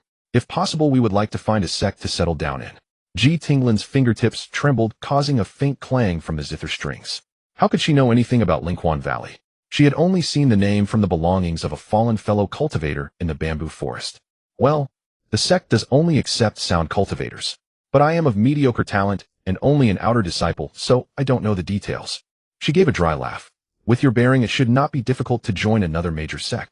Feng Zhuo responded with a meaningful, "Oh," and stopped pressing. "This is the place." Ji Tinglan suddenly stopped. Before the three of them lay a deep bamboo forest with leaves rustling in the wind, exuding an eerie. She instinctively hugged her ancient zither tighter. "That nightmare child is in this bamboo forest." Ji Tinglan did not urge them on. The three hesitated outside for a while. Just before entering the bamboo forest, Feng Zhuo suddenly raised his hand to stop Song Wuyu, who was about to step in. "Brother, wait." He stared sharply into the depths of the forest. "Fellow Taoist Ji, there is still one thing I do not understand. With your cultivation at the 12th layer of qi refining, why would you be trapped by the hallucinogenic mucus of a mere nightmare child? Nightmare children use the mucus secreted from their tails to cast illusions. Breaking this technique is simple. Just avoid touching it." A flicker of life-bound spiritual flame quietly gathered at Feng Zhuo's fingertip. "As far as I know, one only needs to use spiritual energy to isolate the mucus to break the nightmare child's illusion." Before he finished speaking, Ji Tinglan suddenly turned around. Her pupils, once like black jade, abruptly turned into an eerie emerald color, and her figure drifted backward like a ghost, vanishing into the depths of the bamboo forest in an instant. "So there's a trap." The soul-devouring vine around Feng Zhuo's wrist instantly tensed. Song Wu's sword had already been drawn 3 inches, a cold gleam flowing among the bamboo shadows. The beast in this bamboo forest was definitely not a nightmare child. Ji Tinglan had shown no flaw when interacting with them just now, as she probably hadn't even realized she was being controlled by the beast. No wonder she was attracted to the spirit-nourishing pills. It must have been the subtle influence of that beast. What audacity! Feng Zhuo sneered. It dared to use a cultivator as bait to lure other cultivators into the forest. Recalling the instant change in Ji Tinglan's pupil color. A beast with pupils similar to humans, extremely proficient in illusions, and even able to control a cultivator at the great perfection of qi refining with its ocular arts. No one raised any objection to his take. Feng Zhuo's eyes darkened slightly as he quickly calculated the possible Fox clan types. With human-like pupils and mastery of illusion arts, it must be a Fox clan without a doubt. And able to control cultivators with emerald eyes. Is it a greeny demon fox, or a 3-tailed illusion fox? This thought made his heart. If it were the former, it would be manageable, but if it were a 3-tailed illusion fox, how could a fox clan from the Qingxiu forest come to cause trouble on the territory of the Tai divine sect? If it were the former, it would be manageable, but if it were a 3-tailed illusion fox, how could a fox clan from the Qingxiu forest come to cause trouble on the territory? His divine sense of the mid-golden core stage probed outward. The spiritual energy in the forest was rich, several times denser than outside, yet there was not a trace of demonic aura. This beast was at least 10th rank, equivalent to a human cultivator's mid-golden core stage. For now, only by following Ji Tinglan, who had been thrown out as bait, could they possibly find the demon fox. Song Wu's dark eyes flickered as he fully drew his long sword. The blade was covered in crystalline frost, freezing all bamboo leaves in its path. The moment they stepped into the bamboo forest, an eerie silence instantly enveloped them. The rustling bamboo leaves sounded like weeping and wailing, adding to the ominous atmosphere. Feng Zhuo awakened the Yinba in his pet beast pouch, and his natal spiritual fire transformed into a crimson phoenix perched on his shoulder. The soul-eating vine on his left wrist was taut like a bowstring, ready to strike at any moment. Each step the two took on the thick bamboo leaves produced a rustling sound that was the only noise in the forest. What was even more eerie was that Ji Tinglan, who had entered the bamboo forest just a few steps ahead of them, had now vanished. Feng Zhuo suddenly halted, his spiritual fire flapping its wings. As it rose, his expression showing no panic. Have we already entered an illusion realm? He turned back to look, only to find that the path they had come from had disappeared, surrounded by nearly identical green bamboos. Song Wuyin lightly tapped the ground with his sword tip, and a layer of frost spread rapidly. However, the frost patterns had only extended 3 zhang when they abruptly stopped, as if hitting an invisible barrier. This further confirmed Feng Zhuo's claim. Just then the sound of a zither came from afar. The melody was eerie and bizarre, at times like a maiden's giggle, at other times like a baby's cry. What was even more alarming was that with each note the surrounding spiritual energy thinned by a fraction. Wait. Feng Zhuo suddenly realized that the zither music was interwoven with faint bang-bang sounds, as if someone was hitting something. He abruptly realized that the thinning of spiritual energy was not caused by the music, but because the environment he was in was changing. Feng Zhuo forced himself to calm down. With junior-senior brother's strength, he was more than capable of protecting himself. The urgent task was to first understand his own situation. His divine sense spread out like a tide and soon caught. Feng Zhuo forced himself to calm down. With junior-senior brother's strength, he was more than capable of protecting himself. The urgent task was to first understand his own situation. His divine sense spread out like a tide and soon caught sight of the old village chief he had seen when entering the bamboo forest. Since everything had originated from his two granddaughters, the breakthrough point of this illusion realm might lie there. However, Taoist Feng Zhuo's call suddenly came from the alley entrance. Feng Zhuo's body tensed, and the spiritual fire phoenix on his shoulder instantly spread its wings. Of course, more than Zhuo's appearance, what startled him was that his divine sense had completely failed to detect her approach. Sensing the terrifying pressure from the crimson flames, Zhuo hastily pulled out the jade hairpin from her temple and explained, "Taoist Feng, it's me, Zhuo." The jade hairpin, which had seemed ordinary in her hair, now glowed with a lustrous spiritual light in Zhuo's hand. "I was controlled by the demon fox in the forest just now, thanks to this hairpin bestowed by my master." Feng Zhuo's gaze grew heavy. Although most long hairpins were crafted as defensive-type artifacts, this hairpin was indeed overflowing with spiritual light and was no ordinary item. But how could he prove that the person before him had truly broken free from control? He silently took half a step back, the soul-eating vine clinging to his wrist, moving stealthily under the cover of his long sleeve. Knowing that Feng Zhuo would not easily trust Zhuo, let spiritual light flow through her fingertips and gently wiped the jade hairpin. The hairpin rippled like water and in an instant transformed into the ancient zither she had been holding when they first met. "This treasure is marvelous, but it has a flaw," she explained with a bitter smile. "When manifested in the form of a zither, it only possesses offensive capabilities. Only when it senses my life is in danger will it automatically transform into a hairpin to protect its master." As she spoke, Feng Zhuo's divine sense suddenly detected Zhuo's aura once more. Such subtlety could only be achieved by a spiritual treasure. However, the way of illusion arts was the most deceptive. Even though Zhuo had tried her best to prove she had broken free from the demon fox's control, Feng Zhuo still dared not fully believe. After a moment of deliberation, he called out softly, "Yinba." The disaster beast with a lion's head and dragon's body emerged in response, its scorching aura instantly dispelling the surrounding cold, demonic energy. "Watch her," Feng Zhuo ordered bluntly. Unexpectedly, Zhuo was not annoyed but instead showed gratitude. "Thank you for your understanding, Taoist." She gently stroked the zither and continued to explain, "This treasure cannot achieve both offense and defense. If I hold the hairpin, it's hard to fight enemies. If I transform it into a zither, it's difficult to guard against illusion arts. If not for this, I wouldn't have been trapped here." Feng Zhuo's eyes flickered as he asked the key question. "Since your jade hairpin can help you break free from the demon fox's control, can it help you escape this illusion realm?" Zhuo's fingers unconsciously rubbed the zither strings, her voice tight. "Taoist Feng, haven't you noticed? The place we are standing now is the real Qing." Feng Zhuo's heart sank. "The real Qingxi village? You mean? We never entered the village from the beginning, but have been in the illusion realm controlled by that demon fox all along." Feng Zhuo's face instantly turned grim. Recalling how Zhuo's pupils had suddenly changed color before the bamboo forest, "The me you saw was actually a puppet controlled by the fox demon. It manipulated me to lure you into its illusion realm." Feng Zhuo's face instantly turned grim. Recalling how Zhuo's pupils had suddenly changed color before the bamboo forest, so that was exactly a flaw deliberately exposed by the fox demon. The purpose was to make them mistakenly believe that Zhuo had been controlled only inside the bamboo forest, so they would let down their guard and step into the forest without hesitation. How cunning could it be? Feng Zhuo's voice turned cold. "So you have already seen that fox demon?" Zhuo then realized that she had never told Taoist Feng the specific type of the beast in the forest. But it was still not too late to inform him now. "It's a three-tailed illusion fox with cultivation far above mine." "That doesn't make sense." Feng Zhuo frowned. "Isn't the Qingxiu Fox clan one of the few demon clans that are friendly with the human race? How could it? Three-tailed illusion foxes only come from the Qingxiu Forest, and the Qingxiu Forest is the territory of the nine-tailed celestial fox clan, which has always been friendly with the human race." Zhuo shook her head with a bitter smile. "But that three-tailed illusion fox is indeed devouring humans. I accidentally stumbled into the bamboo forest." Zhuo shook her head with a bitter smile. "But that three-tailed illusion fox is indeed devouring humans.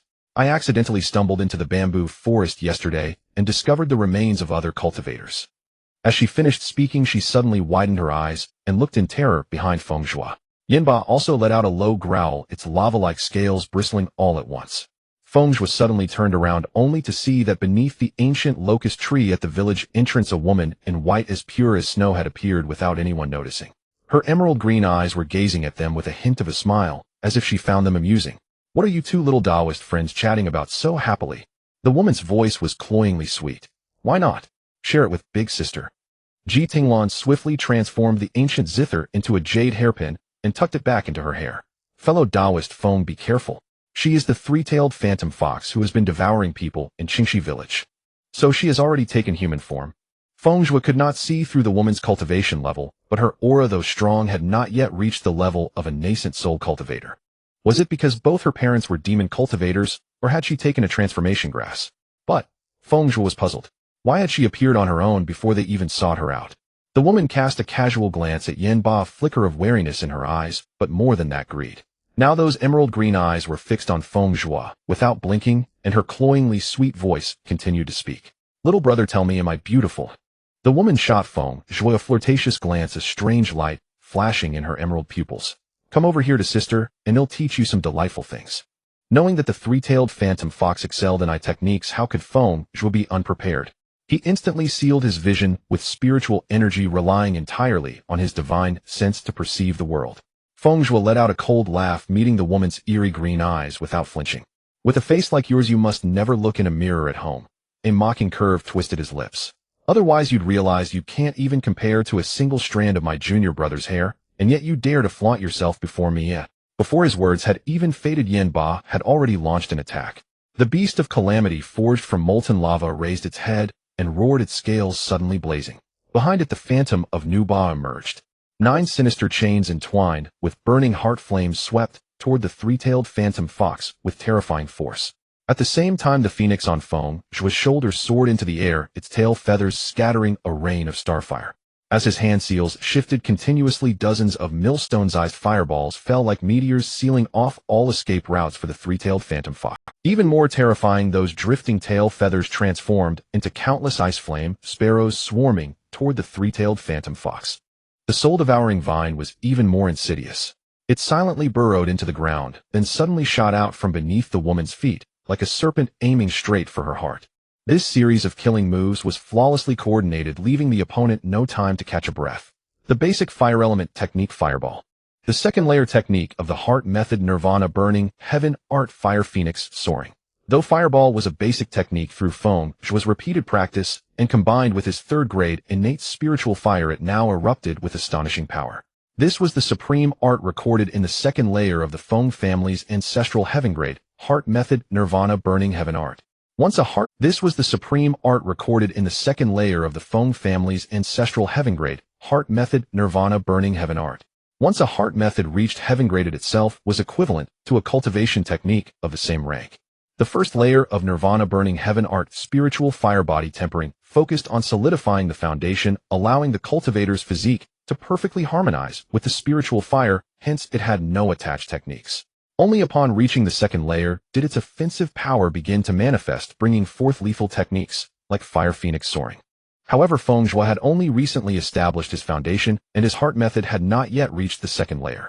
The Fire Phoenix soaring he now performed was but a mere outline, transforming into a sky full of fire sparrows, its power barely a tenth of the original. Yet even so, combined with the third-grade spiritual fire, its momentum was still twice as fierce as those fireballs. Such a cruel heart, young master. Seeing that her eye technique was ineffective, the three-tailed phantom fox shed her coquettish demeanor. 3 snow-white fox tails unfurled abruptly, swaying gracefully behind her. One of the tails lashed out at Feng Zhuo and his companion with a fierce wind, while the other 2 wrapped around the fox demon like a cocoon, impenetrable. To their horror, the seemingly soft fox tails effortlessly neutralized the attacks of the spiritual fire and Yanba. Whether it was the burning heart flames or the ice flame sparrows, the moment they touched the tails, they vanished like a stone dropped into the sea without stirring even a ripple. Feng Zhuo's pupils contracted. The combined power of these 2 killing moves was already comparable to the full-force strike of an ordinary early golden core cultivator, and the fox demon had emerged unscathed. What realm had her true cultivation reached? A green light flashed on the crimson phoenix crown, and the heart flame of the green vine flowed out, transforming under the hand seal into pieces of bluish-green fire feathers that circled Feng Zhuo. Fire feather protection, a defensive technique recorded in the second layer of Nirvana burning heaven art. Feng Zhuo's finger seals continued to change. With spiritual energy surged forth instantly, erecting 7 layers of emerald barriers before the 2 of them. What realm had her true cultivation reached? A green light flashed on the crimson phoenix crown, and the heart flame of the green vine flowed out, transforming under the hand seal into pieces of bluish. In midair, the crimson phoenix let out a clear cry, swooped down, and set the land ablaze with spiritual fire wherever it passed. It was still the most basic technique Flame Path, yet it displayed astonishing power in his hands. No wonder Feng Zhuo only knew basic techniques. As a former with spiritual root cultivator, he had only awakened his innate spiritual fire last year. His practice of fire techniques had started more than a decade later than others. In just 1 year, he had not only achieved great success in the Tao of Alchemy, but had also cultivated the basic fire techniques to a level unique to himself. A truly remarkable feat.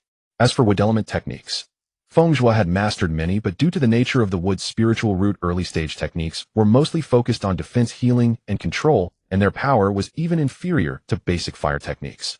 Just as Feng Zhuo was locked in battle with the three-tailed phantom fox, Ji Tinglan finally seized the opportunity to strike. The seemingly demure young woman produced 2 heavy black iron hammers from her storage ring and swung them, with fierce momentum engaging the sweeping foxtail in combat. Feng Zhuo was taken aback. This fellow Taoist Ji, who had been holding a zither and claiming to be a sound cultivator, had suddenly unleashed such a brutal weapon. The battle situation changed in an instant. Seeing that one of her tails was being tied up by Ji Tinglan's dual hammers, the three-tailed phantom fox sent the 2 protective tails into the fray.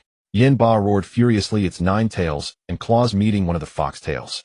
Feng Zhuo meanwhile wielded his spiritual fire to battle another tail. However, amid the fierce exchanges, he keenly noticed a detail.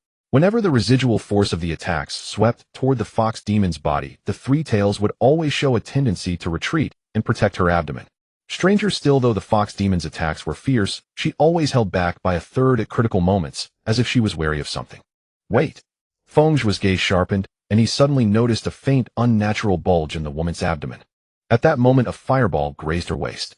The three-tailed phantom fox, disregarding the defensive gap, abruptly withdrew a tail to shield her abdomen. In the world, there are roughly 3 grades of fire seeds. The lowest is the earth fire commonly used by alchemists, which is merely Ji Tinglan immediately understood and abruptly redirected his twin hammer assault toward the woman's abdomen. As expected, the fox demon was thrown into disarray, and her previously impenetrable defense revealed a glaring flaw. Seeing her disguise exposed, the fox demon let out a shrill cry as her form twisted and she revealed her true body. A pure white, 3-tailed phantom fox appeared before the 2 of them. Her aura of pressure surged dramatically. It turned out to be an 11th-rank beast possessing the true cultivation of the late Golden Core stage. Feng Zhuo was heart-jolted. No wonder she had been able to withstand his and Yin Ba killing moves with just 2 tails earlier. This fox demon was originally a great demon of the 11th rank. However, because she was pregnant, most of her demonic energy was diverted to the fetus, causing her cultivation to drop to the early Golden Core stage. Even now, out of concern for the fetus in her womb, the 3-tailed phantom fox still refrained from using her demonic energy, relying solely on the physical strength of her late Golden Core body to fight the 2 of them. Oh no. Feng Zhuo suddenly thought of something, his expression shifting slightly. Since this 3-tailed phantom fox needed to devour cultivators to nourish her fetus, yet could simultaneously issue rescue missions at the 2 major human sects, Tai, Divine Sect, and Baiqiao Sect. There must be a human cultivator colluding with her. And a talented core disciple of a major sect would be a great tonic for this fox demon. At this thought, Feng Zhuo's heart. Little senior brother is alone now. Wouldn't he be the perfect target? End this quickly. Feng Zhuo bellowed, his destined spirit flame erupting violently. We must eliminate this fox demon as soon as possible and find little senior brother. Now Ji Tinglan's sudden shift in attack forced one of the 3-tailed phantom fox's tails to be busy defending, throwing her formation into chaos. Feng Zhuo secretly gave an order to Yin Ba. The lion-head, dragon-bodied calamity beast let out a furious roar, unleashing its heart-scorching flame, and 9 ferocious tails simultaneously managing to restrain the other 2 fox tails. Though it was extremely strenuous, a few breaths of time would be enough. Now, Feng Zhuo flipped his wrist, and the crimson flame flow fire fan appeared in his hand. His current spiritual energy reserve was equivalent to the peak of foundation establishment of an ordinary cultivator, allowing him to barely wield this fan. At this moment, his entire Buddhist spiritual energy surged into the fan like a flood bursting a dam, and the fire phoenix pattern on the handle blazed with intense light.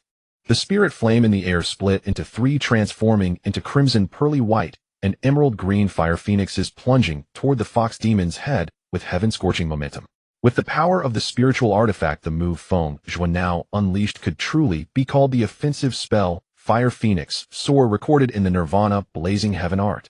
The 3-tailed phantom fox's emerald pupils contracted sharply. All 3 of her tails were tightly restrained.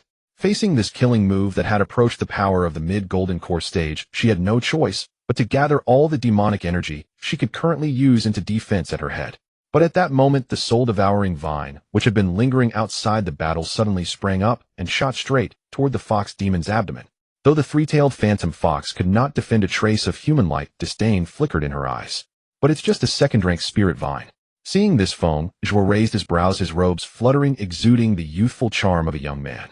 The originally radiant green vine now exuded soaring resentment, with countless twisted faces appearing on its surface, burrowing into the three-tailed phantom fox's completely unguarded abdomen like venomous snakes. Roar! A shrill fox cry resounded through the village. The three-tailed phantom fox madly swiped her claws, trying to pull out the vine, but in the process of tearing, she discovered that eerie green vine had actually severed its own branches, and the main vine had already rooted deeply into her flesh. The scent of death rushed toward her. At this critical moment between life and death, bestial instinct ultimately triumphed over maternal instinct. A flash of madness passed through the three-tailed phantom fox's emerald eyes, and her sharp front claws plunged without hesitation into her own abdomen. Rip! Amid the sound of flesh tearing, a fully formed fox fetus was forcibly dug out, rolling onto the ground, dripping with blood. In an instant, the vast demonic energy that had been used to suppress the fetus surged out like a flood. The three-tailed phantom fox's demonic aura exploded, her pure white fur stained with blood, and her cultivation instantly recovered to the mid-golden core stage. You almost died, she screamed at the sky, her three tails igniting with eerie green demonic flames. The dug-out fetus actually transformed into a writhing mass of flesh in the pool of blood, slowly merging back into the mother's body to resist the soul-devouring vine. The union of human and demon was already against the natural order. If it were just a fleeting affair, it would be fine, but if one wished to bear offspring, as with this 11th rank three-tailed phantom fox before them, the fetus in the womb would continuously devour the mother's demonic energy like a glutton, causing her cultivation to decline. Moreover, if the mother did not exert full effort to suppress it, the fetus would frantically absorb demonic energy like a runaway, ultimately resulting in the death of the fetus in the womb. At this moment, this three-tailed phantom fox was nearing childbirth. The fetus fully formed, its craving for demonic energy at its peak. She had to mobilize almost all her demonic energy just to suppress it. This also explained why, when fighting Feng Zhuo and the two others earlier, she could only rely on her three tails. Now that the fox fetus had been dug out, the three-tailed phantom fox could use all her demonic energy to fight. But so what? Even if her cultivation had recovered to mid-golden core, she was still no match for the already infested ancient ferocious plant, the netherworld's soul-devouring vine. At this moment, inside the three-tailed phantom fox, the pitch-black vines were like a clinging bone cancer, and the ferocious faces formed by blood resentment energy flowed along her blood to her limbs and bones. The dead fetus, which had been transformed into writhing flesh and forcibly stuffed back into the abdomen, could only slow down the soul-devouring vine's consumption of flesh, but was helpless against the erosion of the blood resentment energy. After all, even the divine soul of the emu divine plant had lost its sanity under the corrosion of this resentment. Boom! The three-tailed phantom fox was completely driven mad. The pain of losing her child and the erosion of blood resentment drove her into a frenzy, and she began to attack everything around indiscriminately. Feng Zhuo, as if anticipating this, retreated several steps. The most terrifying aspect of the netherworld's soul-devouring vine was precisely its blood resentment energy that could plunge the spiritual senses of living beings into madness. Although this second-rank soul-devouring vine had not yet reached the power of the ancient ferocious plant, it was more than enough to plunge the already insane fox demon into an illusion. Who could have imagined it? The three-tailed phantom fox, most adept at illusion arts, would ultimately die under the crude illusion of the netherworld soul-devouring vine. With a loud crash, the three-tailed phantom fox's housesized body collapsed to the ground. A quarter of an hour later, only a complete fox pelt with a torn abdomen and a faintly flickering emerald foxfire remained. The soul-devouring vine contentedly retracted all its vines, the blood and resentment aura completely fading, and transformed back into a jade-like smooth bracelet coiled around Feng Zhuo's wrist. The tip of the vine also curled around a dazzling demonic core, respectfully presenting it to its master. An unexpected windfall. Feng Zhuo gazed at the wisp of eerie green foxfire, gently stroking the green vine on his wrist, a hint of satisfaction flashing in his eyes. Though he had faced an enemy far beyond his own realm, the gains were equally astonishing. This late golden core fox pelt could be used for artifact crafting. The three tails had withstood killing moves at the early golden core stage. If made into a robe, its defensive power would be astonishing. That demonic core was even more priceless. Whether for nurturing a fox-type spirit pet or feeding it to a beast adept in illusion arts, it was an excellent choice.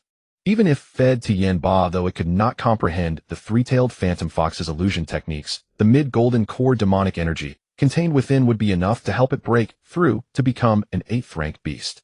Of course, for Feng Zhuo, the most precious was that wisp of emerald green fox fire. In the world, there are roughly 3 grades of fire seeds. The lowest is the earth fire commonly used by alchemists, which is merely better than nothing for Feng Zhuo's life-bound spirit flame akin to the effect of spirit-nourishing pills on Yanba. Next is the beast fire nurtured by demonic beasts. Though not as rare as the strange fires of heaven and earth, it is still seldom seen, and offers considerable benefits to the growth of the spirit flame. The most superior is naturally the strange fire bred by heaven and earth. This wisp of fox fire is precisely a beast fire inheriting the cultivation base of its original body with a grade approaching the 4th rank. The most superior is naturally the strange fire bred by heaven and earth. This wisp of fox fire is precisely a beast fire inheriting the cultivation base of its original body with a grade approaching the 4th rank. Feng Zhuo deliberated and spoke, Taoist Ji. Before he could finish, Ji Tinglan quickly waved her hand to interrupt, no need, no need. This battle relied entirely. The flickering dark green fox fire was also not stored in the storage ring. Although this battle was fought with the most effort from himself, without Ji Tinglan restraining one tail of the 3-tailed phantom fox, the outcome would still be uncertain. Feng Zhuo deliberated and spoke, Taoist Ji. Before he could finish, Ji Tinglan quickly waved her hand to interrupt, no need, no need. This battle relied entirely on you, Taoist Feng. If you hadn't stepped in, I fear I would have lost my life here today. These spoils of war rightfully belong to you. As she spoke, the hairpin in the girl's hair transformed back into a guqin held in her arms. This was indeed what Ji Tinglan thought in her heart. Although she still shuddered at the thought of that sinister vine full of resentment, she was even more grateful to Feng Zhuo for saving her life. However, Feng Zhuo liked to be objective. Ji Tinglan had indeed helped restrain one tail in this battle, and it would not be right for her to have contributed without receiving anything in return. This fox pelt belongs to Taoist Ji. Feng Zhuo stored the demon core and beast fire into his storage ring. He had the red jade bracelet, so he had no need for other protective robes. This fox pelt would only end up being sold for spirit stones in his hands. But Feng Zhuo was not short of spirit stones to spend, so the fox pelt was merely an extra luxury for him. Ji Tinglan, however, refused. No. I only restrained one tail for my own safety. How could it be reasonable for me to accept your spoils of war, Taoist Feng? Feng Zhuo remained silent.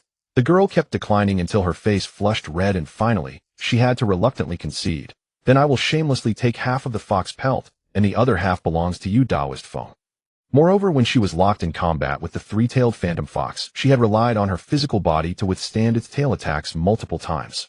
In that case, take this half fox pelt, and also accept this Moreover, when she was locked in combat with the 3-tailed phantom fox, she had relied on her physical body to withstand its tail attacks multiple times.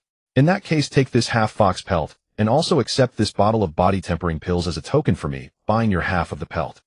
These were actually the substandard pills left over when Feng Zhuo had refined pills for his second senior sister. Although in the eyes of others top-grade pills were already excellent. But for Feng Zhuo, he only consumed pills of superior grade. Most of these top-grade pills were sold by his senior sister to Yushang, and the rest were kept in his storage. Since returning to the sect last time, Feng Zhuo, to repay Yushang's help in restraining Chu Yunfei during the expedition to the Greenwood Illusory Forest, specially asked his second senior sister to deliver a golden core pill. Presumably when they meet next time, that senior sister would already be a golden core true person, and these second-grade pills would have less demand. As for his own second senior sister, she was also on the verge of forming her golden core. Therefore, these second-grade body tempering pills were of no use to Feng Zhuo, and selling them would not fetch many spirit stones, so it was better to do a favor. This. Ji Tinglan's hand holding the jade bottle trembled slightly. It was already embarrassing enough to have her true identity as a body cultivator discovered, but she never expected that the other party would casually take out compensation for her supposed advantage. 6 second-grade top-grade body tempering pills. She raised her eyes to steal a glance at Feng Zhuo's expression, only to see the youth's features indifferent, as if he had casually given away something as ordinary as sugar pills. Last time as well, the 3-tailed phantom fox had controlled her to beg for pills from the youth, and the youth had also given second-grade top-grade spirit-nourishing pills. Thinking of the youth's surname, Feng. Could he be from the number 1 family in the western region, the Feng family? If he was from the Feng family, it seemed normal for him to casually produce a large number of top-grade pills. She would never have thought that this spell cultivator youth, who had almost single-handedly slain a golden core-stage 3-tailed phantom fox, also possessed excellent talent in the Tao of Alchemy. This pill is indeed useful to me. So many thanks to you, Taoist Feng. Ji Tinglan finally accepted it solemnly, without further refusal. Feng Zhuo nodded, cupped his hands in farewell, and said, "The evil demon here has been eliminated. I still need to go find my senior brother, so I will take my leave here with you, Taoist Ji." But just as he was about to mount Yan Ba and leave, a fierce sword intent appeared in his divine sense perception. Feng Zhuo looked up and saw Song Wuya flying on a sword. Observing his aura, there was no sign of weakness. Instead, having just fought a battle, he was radiating a bone-chilling coldness, his entire being like a drawn sharp sword. A sharp sword, icy and piercing. Little senior brother. Even though this coldness made Feng Zhuo vaguely recall the bone-piercing cold of his death in his past, yet as long as he thought that this coldness came from his little senior brother, it seemed his heart felt no fear. Upon seeing Feng Zhuo, the frost covering Song Wuya's face instantly melted away. He stepped forward quickly, a trace of concern flashing in his cold eyes. "Are you injured?" Feng Zhuo shook his head. "Little senior brother, and you." The dark robe could conceal bloodstains well. Although he didn't smell blood after coming closer, knowing his little senior brother's nature, he would have handled it properly first. His hands uncontrollably wanted to feel Song Wuya's body. But his hand had extended halfway when Feng Zhuo suddenly realized that this behavior was truly inappropriate. Instead, he took out a nourishing essence pill from his storage ring and directly placed it at Song Wuya's lips. The rejuvenation pill is a commonly used healing pill among first-grade pills. For second-grade, it is the nourishing essence pill. Song Wuya looked at the lustrous pill before him and obediently lowered his head to take it. As his Adam's apple moved, the pill had already entered his stomach. He took the opportunity to ruffle the top of Feng Zhuo's hair, his tone unusually gentle. "Just a golden core initial stage sound cultivator. I was not injured." "That's good." Feng Zhuo breathed a sigh of relief. "Was it a male cultivator?" "On our side, we encountered an 11th rank three-tailed phantom fox, which due to pregnancy had its strength drop to golden core initial stage." Song Wuya nodded. "The Valley Lord of Lingquan Valley." Valley Lord of Lingquan Valley. Feng Zhuo turned to look in the direction where Ji Tinglan had left. No wonder they had the ability to issue a rescue mission to the Tai Divine Sect.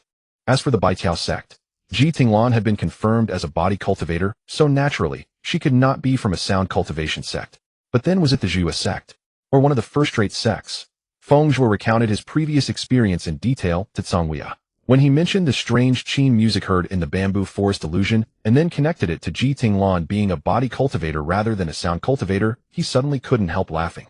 That smile was like a spring breeze softening Feng Zhuo's originally aggressive and handsome features, giving a kind of beauty distinct from his usual unrestrained. That smile was like a spring breeze softening Feng Zhuo's originally aggressive and handsome features, giving a kind of beauty distinct from his usual unrestrained. Song Wuya's gaze flickered. The youth before him was more beautiful than a flower, and this smile added a touch of warmth compared to usual. He gently rolled his Adam's apple, and in the end only uttered a loam, while his fingertips unconsciously stroked the sword hilt.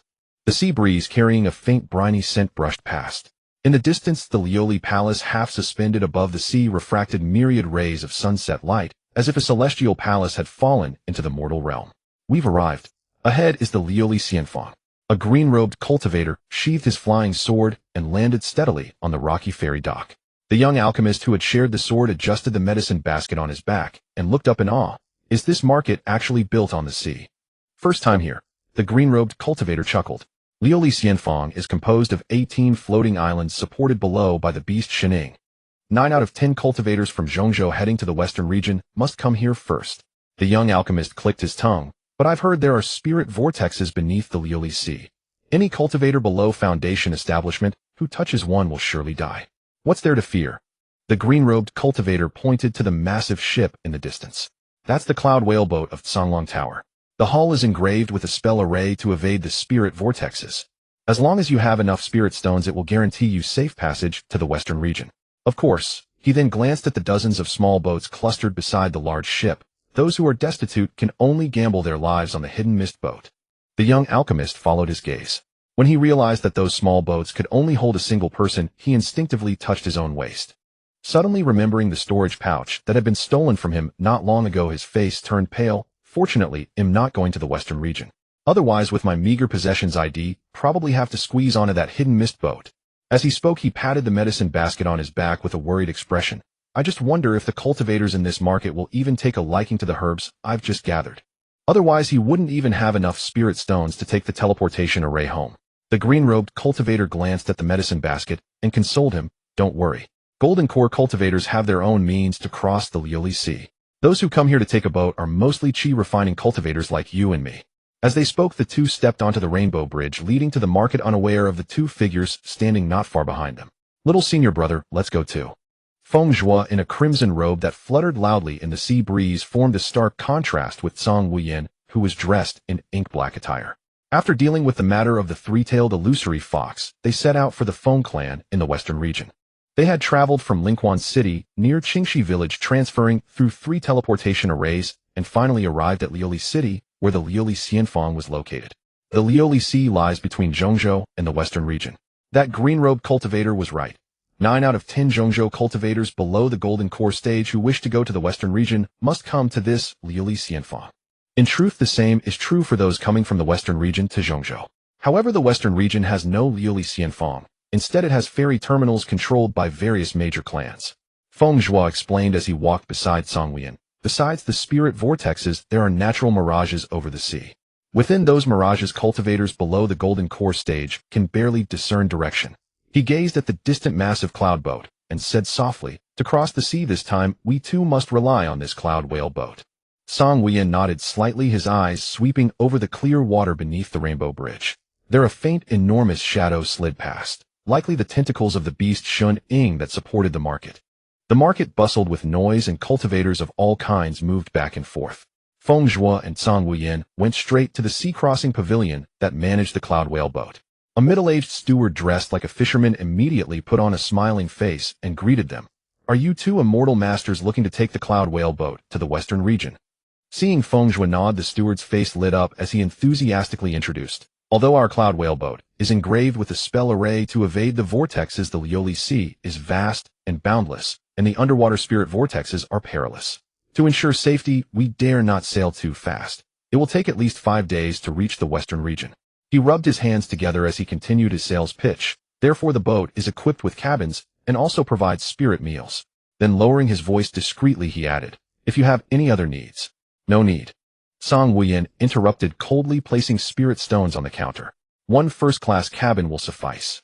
Feng Zhuo was secretly torn over how many cabins to book. The sea was infested with fierce beasts, and although the cloud whale boat had defensive arrays, it was not without danger. If they stayed in separate cabins, he feared they wouldn't be able to look out for each other in case of danger. Sharing a room, on the other hand, worried that little senior brother might be uncomfortable. As for the other needs the steward mentioned, they were nothing but the sordid affairs he had no interest in.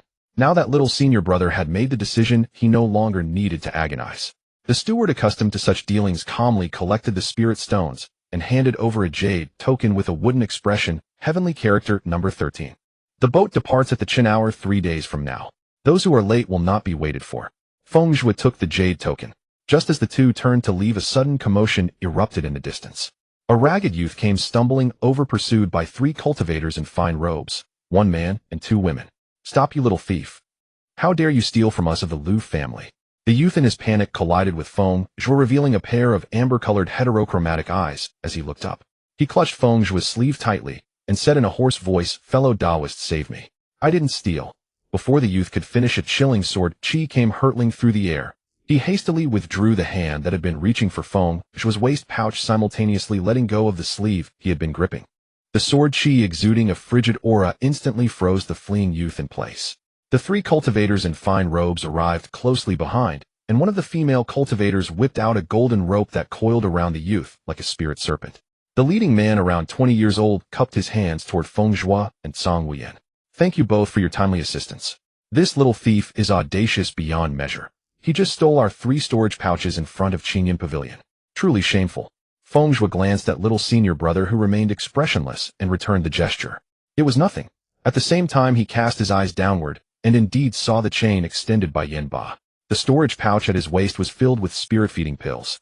Yin Ba was constantly scheming to steal a few when he wasn't looking. How could he allow that pouch to be touched by someone else? If little senior brother hadn't acted in time, that tail would have surely attached demonic fire to sever the youth's reaching hand. "How do you 3 plan to deal with this youth?" Feng Zhuo looked at the youth bound hand and foot on the ground, and met those amber eyes dripping with honey. "Are you going to hand him over to Songlong Tower?" Songlong Tower was one of the 10 first-class sects in Zhongzhou. Its cultivators were masters of water techniques and spell arrays, and this Liuli Xianfang was under the tower's jurisdiction. Upon hearing this, the pleading look in the youth's eyes instantly vanished. As he lowered his head, only a dark, sinister glare remained. The leading man deftly searched the youth and retrieved 3 storage pouches, sneering, "Indeed, here they are." Then, as the fellow Taoist suggested, "Well, send him to Songlong Tower." At these words, the youngest female cultivator among the 3 hesitated, twisting the hem of her robe, her gaze lingering on the youth's handsome face. She looked again at his amber eyes as clear as glass and hesitated, "Big brother. Although stealing is wrong, he's ragged and young. He must have been desperate." The man cut her off sternly. "Stealing is stealing. There's no excuse for it." "Well said." Feng Zhuo clapped his hands lightly and chuckled, his crimson robe flaring in the sea breeze. "You are absolutely right, Taoist friend. Theft is theft. What excuse can there be?" He then shifted his tone, his brows and eyes carrying just the right measure of warmth. "My fellow disciple and I have long admired the renowned Songlong Pavilion. Since this is our first visit to Lioli Immortal Market, might we join you all?" Song Huayan's icy eyes stirred upon hearing this. When had the 2 of them ever admired that Songlong Pavilion's fame? He cast a discreet glance at Feng Zhuo, a flicker of imperceptible helplessness in his eyes. What scheme was his little junior brother up to now? Nevertheless, he would go along. Why had Feng Zhuo suddenly made such a decision? Because of those amber eyes. That color reminded him of an old acquaintance he had never met. Shi Jiuming, the young lord of the Serpent Clan. One of Su Ranruin's 6 formal Dao companions, he too possessed such a pair of unique eyes. Feng Zhuo's fingertips tightened slightly within his sleeve, a shadow of darkness flashing in his eyes. Shi Jiuming. It was this young lord who told Su Ranruin that the senior disciple Yi Wuhan bore the bloodline of the demon race, a half-demon. The storybook did not record Shi Jiuming's specific origins, only that he was a slave youth Su Ranruin had rescued by chance. But these eyes were truly too similar. Feng Zhuo could not help but overthink. Why not? After we deal with this little thief, the 3 of us will serve as guides for the 2 Taoist friends for a day. The leading man's voice pulled Feng Zhuo back from his thoughts. He quickly concealed the strange light in his eyes, a smile returning to his face. "In that case, I thank the 3 Taoist friends." Though Song Huayan did not know what Feng Zhuo was thinking, seeing his little junior brother's expression shift several times, he knew something was amiss. His slender fingers lightly traced the hilt of his sword, but in the end, he did not voice the question. Lioli Immortal Market was vast, composed of 18 floating islands of various sizes linked together. 8 of the smaller islands were open to the public, forming what cultivators called the Lioli Immortal Market, while the remaining 10 were the core territory of the Songlong Pavilion. On the way to Songlong Pavilion, "I am Lu Jingming, and these 2 are my clan sisters," the leading man introduced. "Originally we came for the Qingyuan Pavilion auction, but..." He shook his head with a bitter smile, clearly having missed the auction because of the youth. Otherwise they would not have agreed to be guides for Feng Zhuo and the other. "That is the Songlong Pavilion." Lu Jingming pointed to the glazed palace that resembled a heavenly palace visible upon first arriving at Lioli Immortal Market. Feng Zhuo looked up. From the Rainbow Bridge he had only glimpsed a rough outline. Now seeing it up close, it was indeed no ordinary mortal creation. Among the 3, the female cultivator who had thrown the golden rope was named Lu Jinshu. She patted the dark heavy sword at her waist and said boisterously, "Isn't that Songlong Pavilion beautiful? When I was a child and first saw this glazed palace, I clamored to live here forever. And now you don't wanna." A clear melodious voice rang out. A man in a moon-white Dharma robe arrived against the setting sun, cupping his hands. "I am Lu Zhaoye. Thank you both for helping my clansmen capture the thief." The jade token of the Songlong Pavilion at his waist gleamed. Clearly he was a true disciple of the pavilion and undoubtedly of high status. Feng Zhuo noticed that the amber-eyed youth had already been escorted into the Songlong Pavilion by the disciples following Lu Zhaoye. Lu Jinshu exclaimed in surprise, "Second brother, why have you come in person?" "Why else?" Lu Zhaoye glanced at his own sister, then turned to Feng Zhuo. "I heard from Jingming that you 2 are new to Lioli Immortal Market and in need of guides. My 3 younger siblings are quite clumsy. They even had their storage pouches stolen right in front of Qingyuan Pavilion. Why not let me fulfill the duties of a host and have a Songlong Pavilion disciple take you 2 around the market?" Feng Zhuo could see that Lu Zhaoye wanted to spend time with his family. Of course. Then feigning curiosity, he asked, "How will the youth be dealt with?" Lu Zhaoye's expression remained unchanged as he said calmly, "Daring to steal from us Lu family. Considering his youth, he'll spare his life for now. He'll be sent to the market's black market and sold as a slave." The black market to be a slave. If earlier Feng Zhuo had only guessed that the youth was the same Shi Jiuming who would later appear beside Su Ranruin, now, with Lu Zhaoye's words, he was 60% certain. As for the remaining 40%, Feng Zhuo lowered his lashes, hiding the ruthlessness in his eyes. He was not a soft-hearted person either. In the storybook, Shi Jiuming's deeds went far beyond revealing the senior disciple's identity. That demon race young lord, with the help of Li Tianxing, even massacred an entire human city. Thinking of this, if Shi Jioming was indeed sold as a slave here in Liuli Immortal Market, then the city slaughtered in the book was most likely Liuli City. If I can end Shi Jioming here. Feng Zhuo's fingertips trembled beneath his long sleeves. Then the senior disciple would not suffer disaster from the exposure of his background, and his past life fatal calamity could naturally be resolved. Call him cruel, call him hypocritical. Feng Zhuo raised his strikingly beautiful face at the right moment, his dark eyes revealing just the right amount of interest in the black market. Lu Xiaoye smiled knowingly, casually summoned a disciple, and whispered a few words, then turned and left with the 3 Lu family members. Song Wuyan had remained silent throughout. Now knowing that Feng Zhuo's interest lay in that amber-eyed youth, and that he even wanted to go to the black market for him, he was finally thrown into a moment of panic. Little junior brother. The usually outspoken man was now uncharacteristically hesitant. Feng Zhuo looked up. What is it, little senior brother? The Canlong Pavilion disciple was leading the way ahead. The matter of rebirth was too mysterious. Even Feng Zhuo himself had not yet fully understood it, so how could he dare to tell anyone casually? Just as he was thinking of an excuse to brush it off, Song Wuyan instead said nothing. He should not interfere in his little junior brother's affairs. Though they were still too young now to consider the matter of Dao companions, if he truly liked. Song Wuyan's heart stirred with a trace of unnoticed bitterness. If his little junior brother truly liked him, then as a senior brother, he should give his blessing. At this moment Feng Zhuo had no time to speculate on Song Wuyan's thoughts. His mind was wholly occupied with figuring out how to justifiably end the youth's life in front of his little senior brother. Should he simply pretend to be intolerant of impurity and act directly under the pretext of, since we have already made an enemy of the youth, we should uproot the cause of, or should he try to send his little senior brother away and go to the black market alone to settle the matter?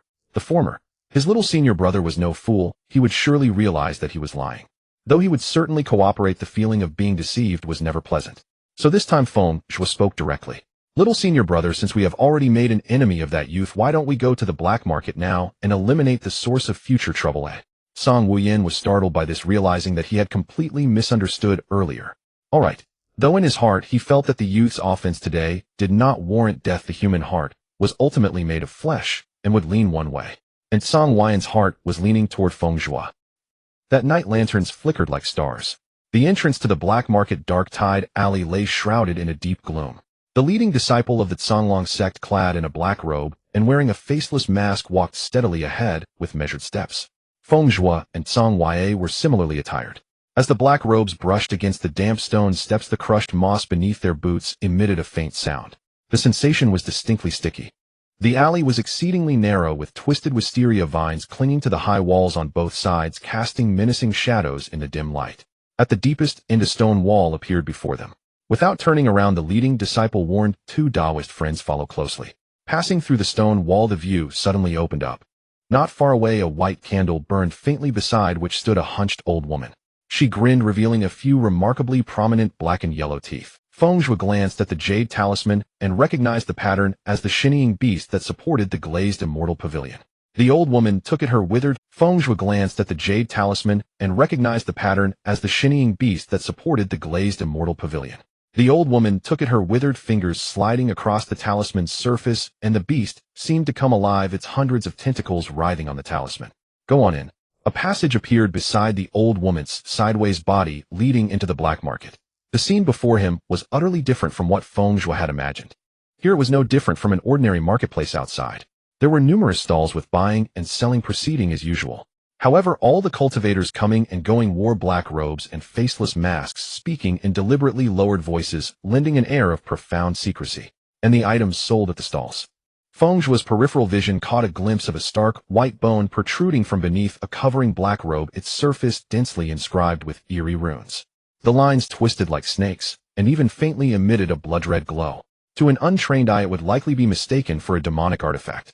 But this was the glazed immortal pavilion under the jurisdiction of the Canlong sect, so naturally demonic items could not be sold. Thus, these runes were merely low-level incantations considered treasures for low-tier talisman cultivators. Further ahead, a pavilion appeared. The disciple stepped back behind Feng Zhuo, and the other, saying, 2 Taoist friends, we have arrived at the contract pavilion where slaves are traded in the black market. It was a rather inconspicuous building with a broken plaque hanging under the eaves inscribed with 2 blood-red characters, Contract Pavilion. Stepping inside, the surrounding temperature plummeted, and a dense energy pervaded the hall. Before the 3 of them stood hundreds of dark iron cages. The cages were covered with black silk, revealing only vague silhouettes of human or beastly figures. The contract pavilion dealt not only in slaves, but also in contracted beast trades. However, what appeared here were mostly beasts of dubious origin or even low-level demon cultivators. An old man in a gray robe approached from beside the dark iron cages, his murky eyes flashing with a glint of shrewdness as he saw the three. What kind of goods does the guest desire? Feng Zhuo lowered his voice. Heterochromia. On the way here, the Songlong sect disciple had told them that the youth had been sent to the contract pavilion in the black. In truth, Lu Xiaoye did not lack the few spirit stones from selling the youth. It was a matter of family prestige, not to be trampled upon. But if Feng Zhuo, who had helped capture the thief, asked for him, he would naturally comply. Even the disciple sent as a guide by Lu Xiaoye had implied both overtly and covertly that the Songlong sect was willing to hand the youth over to Feng Zhuo for disposal. However, Feng Zhuo had refused. If the youth was indeed Shi Jiuming, given his fortune in the book to become the Snake clan's young lord, killing him might require considerable effort. And the slave contract was a high-level pact second only to the life-bound contract. Once established, the slave's life and death were entirely at the master's discretion. With such a contract as leverage, the odds of dealing with Shi Jiuming would increase. However, Feng Zhuo was not adept at contracting techniques. The backlash from forcibly establishing a life-bound contract with the 9-nether soul-devouring vine in the azure wood illusory forest was a testament to that. If the life-bound contract was like this, the slave contract was even more so. Thus, he could only rely on the contract pavilion, which specialized in this art. Consider it as spending spirit stones to purchase a contract. Hearing this, the old man waved his withered hand. The black cloths over 3 dark iron cages rustled without wind, slowly lifting. Feng Zhuo examined them one by one. In the first cage was a reedy giant bulging muscles, with veins popping, exuding an aura of violent savagery. In the second cage was a green-eyed woman. Feng Zhuo inadvertently met her gaze, and a small amount of foreign thoughts surged into his mind. Until the last cage, the amber-eyed youth. He still wore the same tattered clothes, but patches of black snake scales had emerged on his exposed skin. On his cage hung a wooden plaque, which read half-human, half-demon hybrid, exceptional appearance, Qi refining level 3, inferior talent price, 1/0 mid-grade spirit stones. Feng Zhuo's pupils contracted. Snake scales, half-demon hybrid, amber eyes, black market slave. This person was undoubtedly Shi Jiuming. Knowing he was being traded as a commodity, Shi Jiuming's eyes flashed with an intense, icy coldness. But in the moment he lifted his head, he concealed it completely. When he looked up again, his amber eyes were once again pure as glass. Seeing Feng Zhuo's excited gaze fixed on him, especially on those ugly snake scales, Shi Jiuming's murderous intent surged within. He feigned cowardice, shrinking into a corner of the cage. As he moved, more skin and scales became exposed. His hands unconsciously rubbed the black scales on his arms, and the youth's eyes showed a just right amount of fear, yet he still smiled ingratiatingly at the Feng Zhuo did not know what Shi Jiuming was thinking, nor did he care how intense his murderous intent was. He was simply excited. Killing Shi Jiuming would alter the fate of the senior brother in the book. He suppressed the surging excitement within him, raised his hand, and counted out 1/0 mid-grade spirit stones, sending them toward the gray-robed old man. I want this slave. Feng Zhuo's voice carried an unmistakable urgency. The lustrous gleam of the spirit stones reflected on the faceless mask covering his face, making the exposed eyes appear even deeper. He was eager to kill Shi Jiuming. Hearing this, a faint, barely perceptible darkness flickered in Shi Jiuming's eyes. Although he loathed his identity as a half-human, half-demon hybrid, and wished to gouge out every scale from his body, he had to admit that the bloodline of that disgusting black snake within him was extremely useful. The high-grade demonic beast, the profound cicada snake, possessed a natural talent akin to escaping by shedding one's skin. However, the newly born mortal snake body, after molting, could not deceive the gray-robed old man who always stayed in the pavilion. But if he left the black market? At this thought, a twisted sense of delight welled up in his heart. What was a slave contract? These cultivators wouldn't always keep an eye on a low-level slave. As long as he found an opportunity to shed his skin and escape. Shi Jiuming's curled body trembled slightly, not from fear, but from barely contained excitement. He lowered his head to hide the venom surging in his eyes. Everyone who had wronged him had ended up in the snake's belly. That red-robed youth and the dark-robed youth, the Lu family of Glaze City, the Songlong sect, and the 3 cultivators under these loathsome masks before him. Once he escaped, he would make them taste the agony of 10,000 snakes gnawing at their hearts. On a dark and windy night, the perfect time for murder and arson. Feng Zhuo walked lightly through the bustling market, his red robe fluttering like a butterfly. Anyone could tell from his joyful gait how delighted he was at this moment. The disciples of Songlong Pavilion had long departed, leaving only the 3 of them. Feng Zhuo and his fellow disciple, both wearing redand white fox masks, and Shi Jiuming, who had signed a servant contract. They were heading outside Liuli City. Song Wuya remained silent, following quietly beside Feng Zhuo. His slender fingers kept stroking the hilt of his sword, as if pondering whether to hand his blade to his junior brother or to strike the blow himself. Shi Juming stumbled behind the two, a vague unease stirring in his heart. However, when he discerned the direction they were heading, his tense nerves suddenly relaxed. So they were going to that kind of place. An indescribable nausea surged within him, and his already pallid face turned even whiter. These scions of noble families indeed unable to escape those filthy thoughts. No matter how graceful and upright they appear on the surface, they are utterly rotten inside. The Rainbow Bridge in the night was vastly different from its daytime appearance. The tentacles of Shun Ing stretched freely in the clear sea water, devouring the original seven-colored rainbow light, leaving the entire bridge as if steeped in thick ink. The Rainbow Bridge in the night was vastly different from its daytime appearance. The tentacles of Shun Ing stretched freely in the clear sea water, devouring the bounding all the way down the Rainbow Bridge. The three arrived at a desolate spot outside Liuli City. With no one in sight, Feng Zhuo finally stopped. As he turned, the fox patterns on his mask glowed eerily under the moonlight. MMPH. The servant contract was activated without warning. Shi Juming's body suddenly stiffened, and his knees slammed heavily onto the ground. He finally realized that he had been mistaken from the very beginning. The two before him, they were going to kill him. Those amber eyes instantly turned into cold serpentine pupils, unable to maintain the disguise any longer. A torrent of murderous intent poured out. Shi Juming let out a hoarse roar, but saw that spiritual fire had already ignited on Feng Zhuo's fingertips, shooting straight toward his brow. 2/4 of an hour passed. The night wind swept over the ashes and rustled through the wild grass, the sound especially clear in the silent outskirts. Suddenly a black snake as thick as a thumb poked its head out of the ground, its serpentine eyes warily scanning the surroundings. After confirming no one was around, it was about to emerge from the ground. Swoosh! A pitch-black vine shot out from the shadows like a venomous snake, instantly piercing the snake's head. Shi Juming was dead. The inn. The soul-devouring vine glided like a specter through the corridors, finally slipping through a gap in the window into the room, returning to Feng Zhuo's wrist. As the pitch-black vine swept across the floor of the room, it startled Song Wuya, who was meditating on the bed. The youth in black robes suddenly opened his eyes, his sword intent fierce and sharp. Upon realizing it was his junior brother's contracted spirit plant, the coldness instantly dissipated. His gaze lingered on the vine for a moment, then turned to the junior brother lying beside him. After confirming everything was normal, he closed his eyes and returned to meditation. Amber pupils, pitch-black snake scales. Feng Zhuo was always vigilant, even though the book never mentioned Shi Juming's specific race. However, his extremely prominent status in the snake clan and his quite distinctive features still allowed Feng Zhuo to guess. Mystic molting snake, a high-grade demon beast that advances by shedding its skin. Each time it molts, its cultivation improves by 1 degree until it reaches the divine transformation stage and takes human form. Mystic molting snake, a high-grade demon beast that advances by shedding its skin. Each time it molts, its cultivation improves by 1 degree until it reaches the divine transformation stage. In the book, Shi Juming was bought as a slave in the black market by Su Ruan, implying his tragic background with no living relatives or friends. This explained why Shi Juming, despite possessing such a bloodline, was only at the 3rd layer of qi refining. Surviving as an ordinary snake for 1 year, or even several years, a single misstep could easily lead to death and the end of his Tao. If not for this life-threatening crisis, Shi Juming would never have chosen to molt.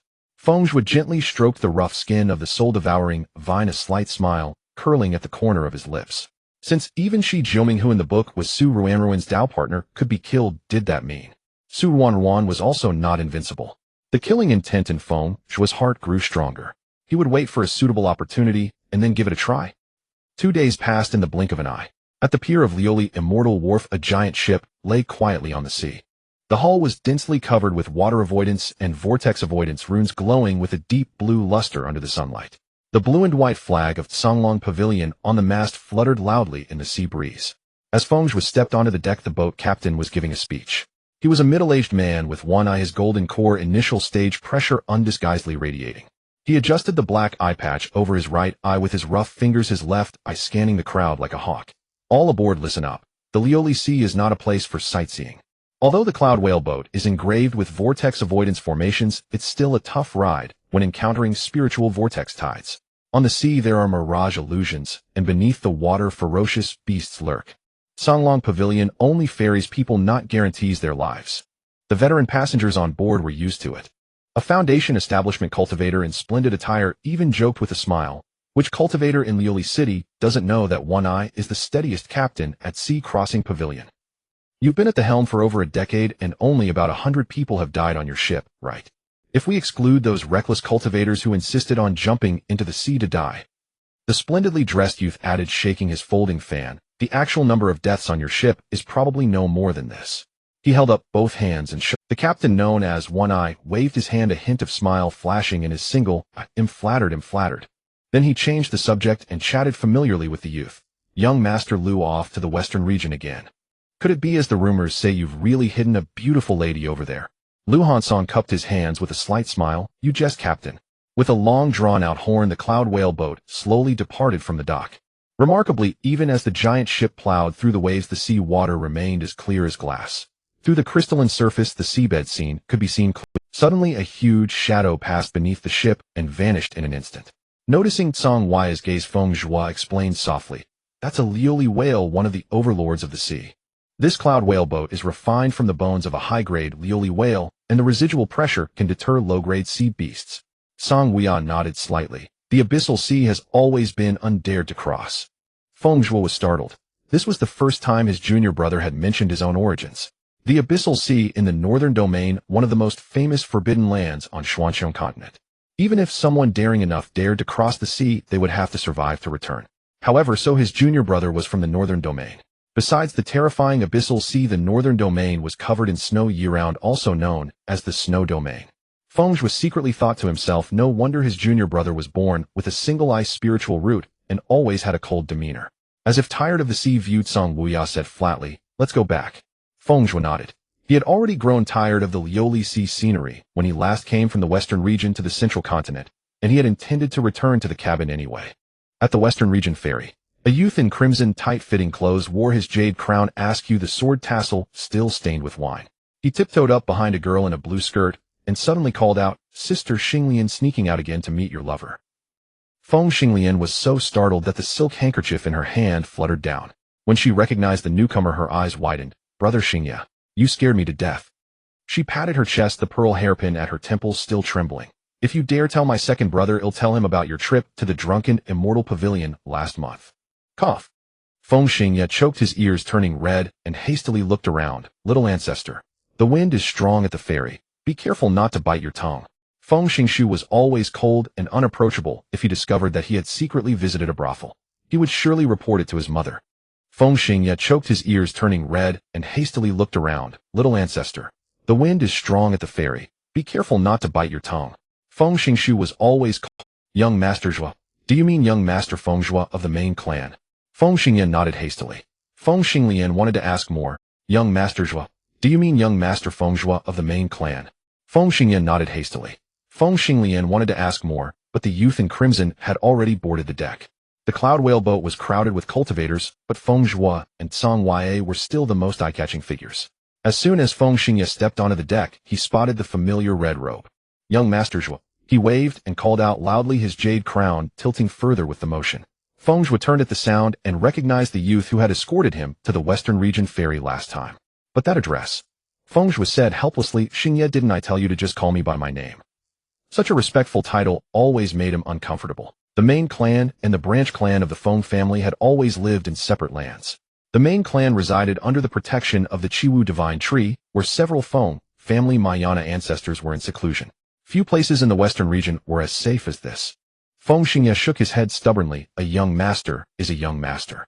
The ancestors of the Feng branch clan were originally servants of the main clan. If they could now stand alongside the main clan as the foremost family in the western region, it was entirely due to the main clan's. At the age of 12, he went to the Tai Divine sect to study under a master, which was truly his first time traveling far alone. Thus he had rarely interacted with cultivators from the branch clan. Feng Xingya shook his head stubbornly. "A young master is a young master." The ancestors of the Feng branch clan were originally servants of the main clan.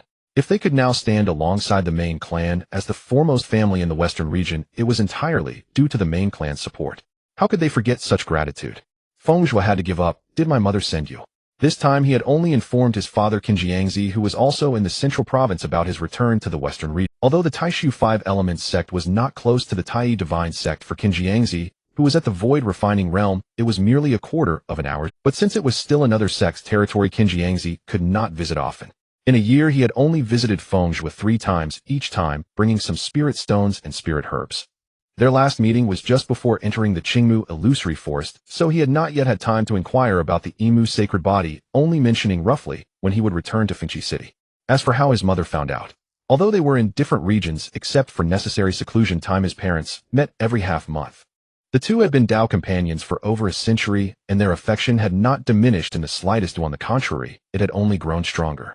Feng Xingye scratched his head and smiled. Elder Qingye said that the young master would be returning to the western region soon, so I came to wait at the ferry myself. And that was how he happened to catch Feng Xinglian secretly meeting her lover. Feng Zhuo sighed inwardly. Although he had little contact with the branch clan, he had met the branch clan leader with his mother, and the other party treated his mother with merely the courtesy due to an ordinary clan member. How could Feng Xingye be? He hoped the others were not like this. Seeing that the little senior brother still wore a detached expression, Feng Zhuo smiled and introduced them. Xingye, this is my little senior brother Song Wei. Song Wei gave a slight nod as a greeting, but that did nothing to dampen Feng Zingyi's enthusiasm. His eyes lit up and he approached with familiarity. When his gaze fell on the sword in the other's hand, he grew even more excited. You're a sword cultivator too. What a coincidence. I also practiced the sword. He was like a lively sparrow circling around Song Wei, the tassels on his jade crown swaying unceasingly. Judging by the chilling sword intent, you must have an ice spirit root, right? I'm a fire attribute, sword cultivator. Our attributes counter each other, so sparring would be the best way to improve our swordsmanship. With that, he suddenly slapped his forehead. But I'm already at Foundation Establishment peak, so it would be unfair to compete like this. He blinked and gave a bright smile. How about we don't use spiritual power and just compare sword techniques? I promise to stop at the touch. Compare sword techniques. Song Wei's cold eyes flickered slightly. He was genuinely interested in the proposal. Thus he did not mind Feng Zingyi's excessive noise. Agreed. After enjoying the show, Feng Zhuo suppressed a smile and said, all right, let's return to Fengqi City first, and then we can discuss sparring. He could tell that the little senior brother had deliberately let Feng Xingye notice him earlier. Little senior brother. Feng Zhuo hurriedly reached out to cover his mouth, but it was too late. Feng Xingye had already heard. Young Master Zhuo also practices the sword. He's probably rusty. Since we have such a good opportunity, why not? Little senior brother. Feng Zhuo hurriedly reached out to cover his mouth, but it was too late. Feng Xingye had already heard. Young Master Zhuo also practices the sword. Feng Zingyi's eyes lit up again, so excited that his jade crown nearly fell off his head. Elder Qingye always praises your talent in alchemy, but I never expected your swordsmanship to be. He gestured wildly. That's right. Now that young Master Zhuo is only 13 and already at Foundation Establishment midstage. With such talent, your swordsmanship must far surpass mine. With that, he suddenly folded his fists formally. Please enlighten me, young master. Feng Zhuo pressed his forehead. He had never felt awkward calling himself a genius, but hearing it from others was. Those beautiful phoenix eyes glared fiercely at Song Wei, the corners tinged with a faint red. Don't listen to his nonsense. I don't practice the sword at all. Let's go. If we delay any longer, mother will be waiting. Before he finished speaking, Yinba burst out from the spirit beast pouch with a roar. Feng Zhuo leaped onto the dragon's back and galloped toward the nearby city without looking back. His red robe billowed noisily in the wind, making him look like a ruffled phoenix. Song Wei gazed at the retreating figure. His perpetually frozen eyes had now melted into a spring pool, and the faintest, almost imperceptible smile curled at the corner of his lips. Just as that red figure was about to disappear into the clouds, he withdrew his gaze, and his voice returned to its usual coldness. When we get to Fengqi City, we can find time to spar. Without waiting for Feng Zingyi's reply, he summoned his Dharma sword, transformed into a streak of light, and chased after. On the broad back of Yinba, Feng Zhuo was gripping the mane on its head to vent his anger.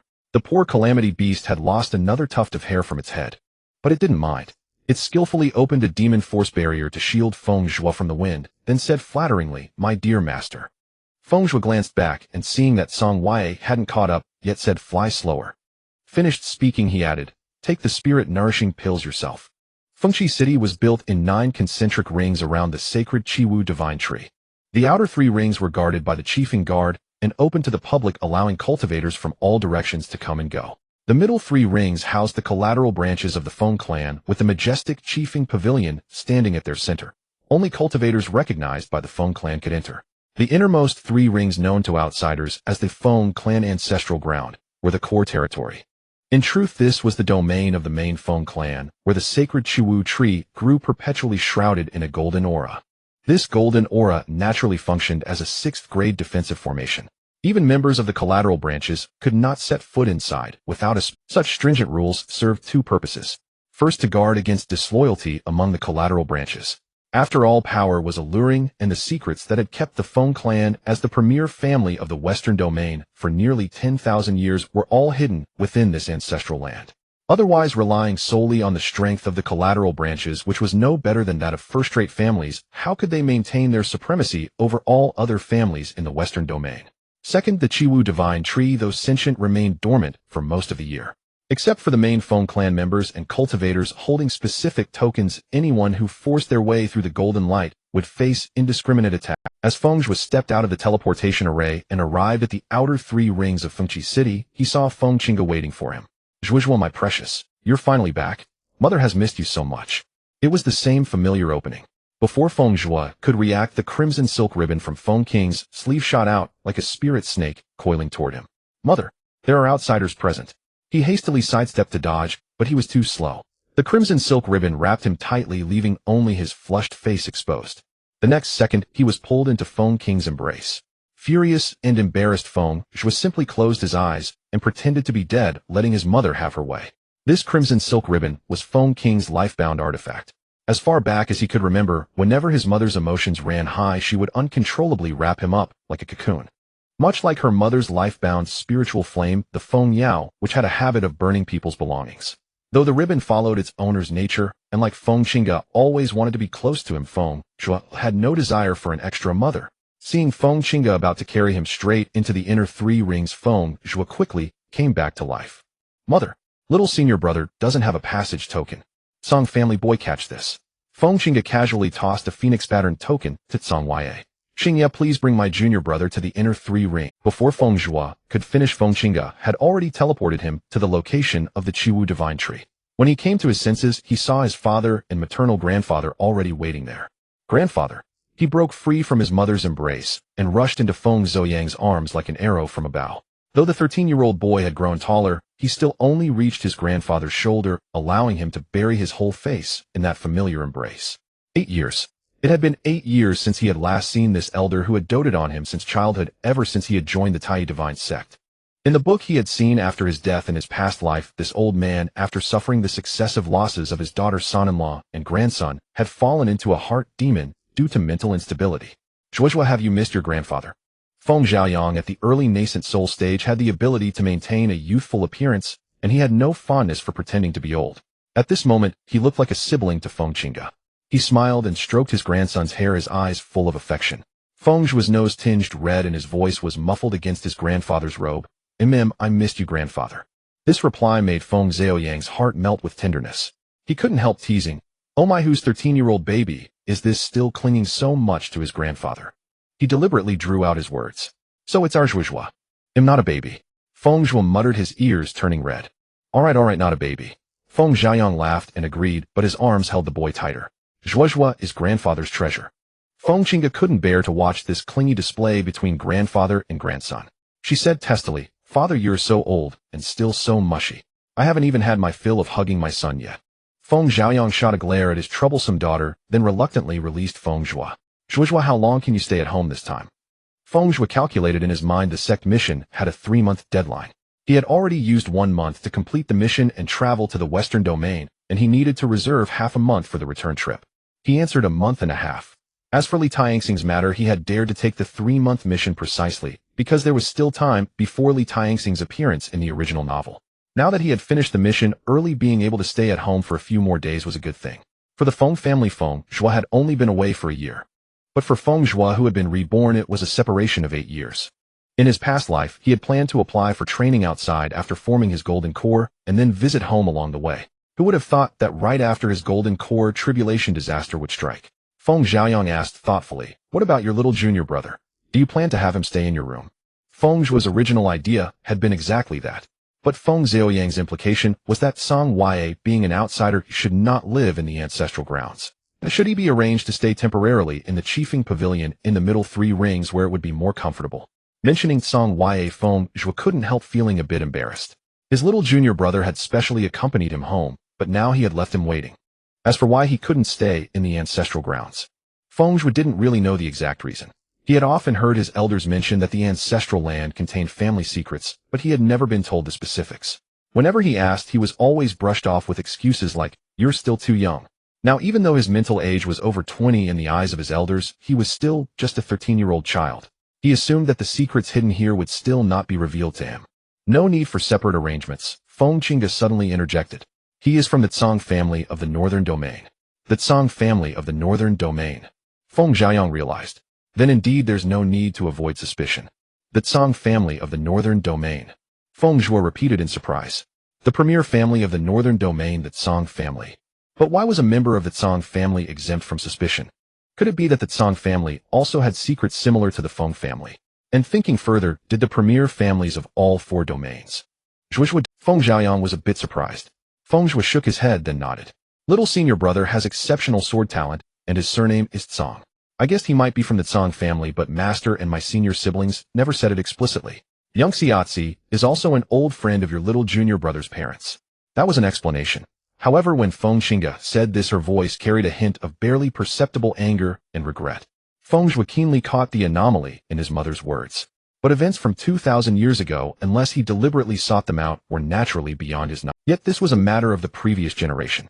Even if his mother had a grudge against little senior brother's elders, it should not affect their generation. Besides, his mother treated little senior brother no differently from other outsiders, so she probably didn't mind. Feng Zhuo, now 13, had grown taller, but still only reached his grandfather's shoulder. He buried his face in that familiar embrace, feeling the warmth. In the 5 elements, Yiwood belongs to Yiwood. Feng Zhuo recalled his father's words from the previous night.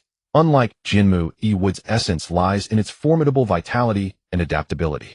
Thus, as the possessor of the Yiwood saint body, Feng Zhuo possessed extraordinary regenerative abilities. He was also naturally adept at cultivating and purifying spirit plants, and his probability of refining top-grade pills during alchemy far exceeded that of ordinary alchemists.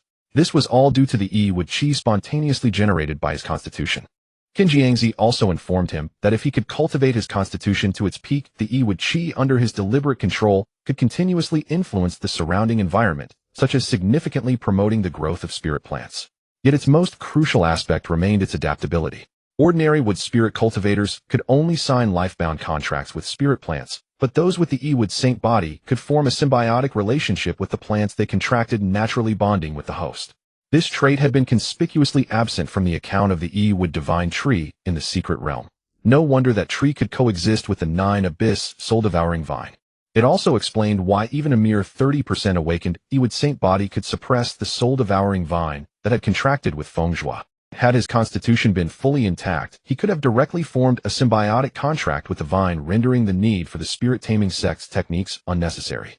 However, since his constitution had not yet fully recovered, it was still prudent to establish a symbiotic contract with the soul-devouring vine in advance.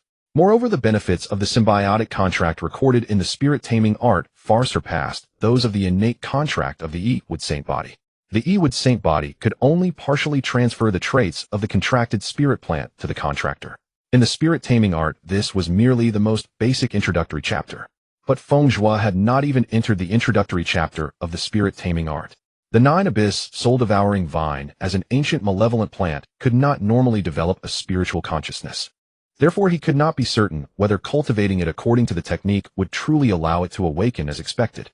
And unless the vine could achieve this, Feng Zhuo would have no way to begin practicing the spirit-taming art. Little junior brother, are you tired? Song Ya asked, noticing Feng Zhuo staring into space for a long time. Feng Zhuo snapped back to reality. The previous night he had spoken at length with his 3 closest family members. Taking the opportunity, he had asked his father about the Yiwood saint body and informed him that it was 30% restored and could eventually recover fully.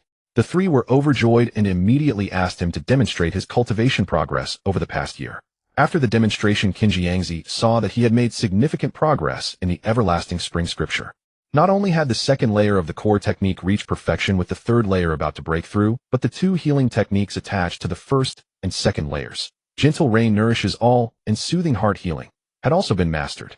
He then bestowed upon him a heaven-grade lower-tier technique, the 10,000 trees mystic baleful scripture. However, this technique required cultivation with baleful energy, which Qin Jiangzi had previously refrained from passing on for fear of harming Feng Zhuo. As for Feng Zhuo's other objective on this trip, the top-grade spiritual treasure chaos demon identifying banner. This banner could autonomously absorb demonic energy within 1,000 miles, mark its source, and warn the cultivator. Unless it was a demon cultivator at the Unity stage, or one wielding a special concealment type immortal or divine artifact, no one could evade its detection. According to the records, Li Tianqing was a demon cultivator at the void refinement stage, and his lifebound artifact was of immortal grade, but it was a demonic sword of attack and lacked concealment capabilities.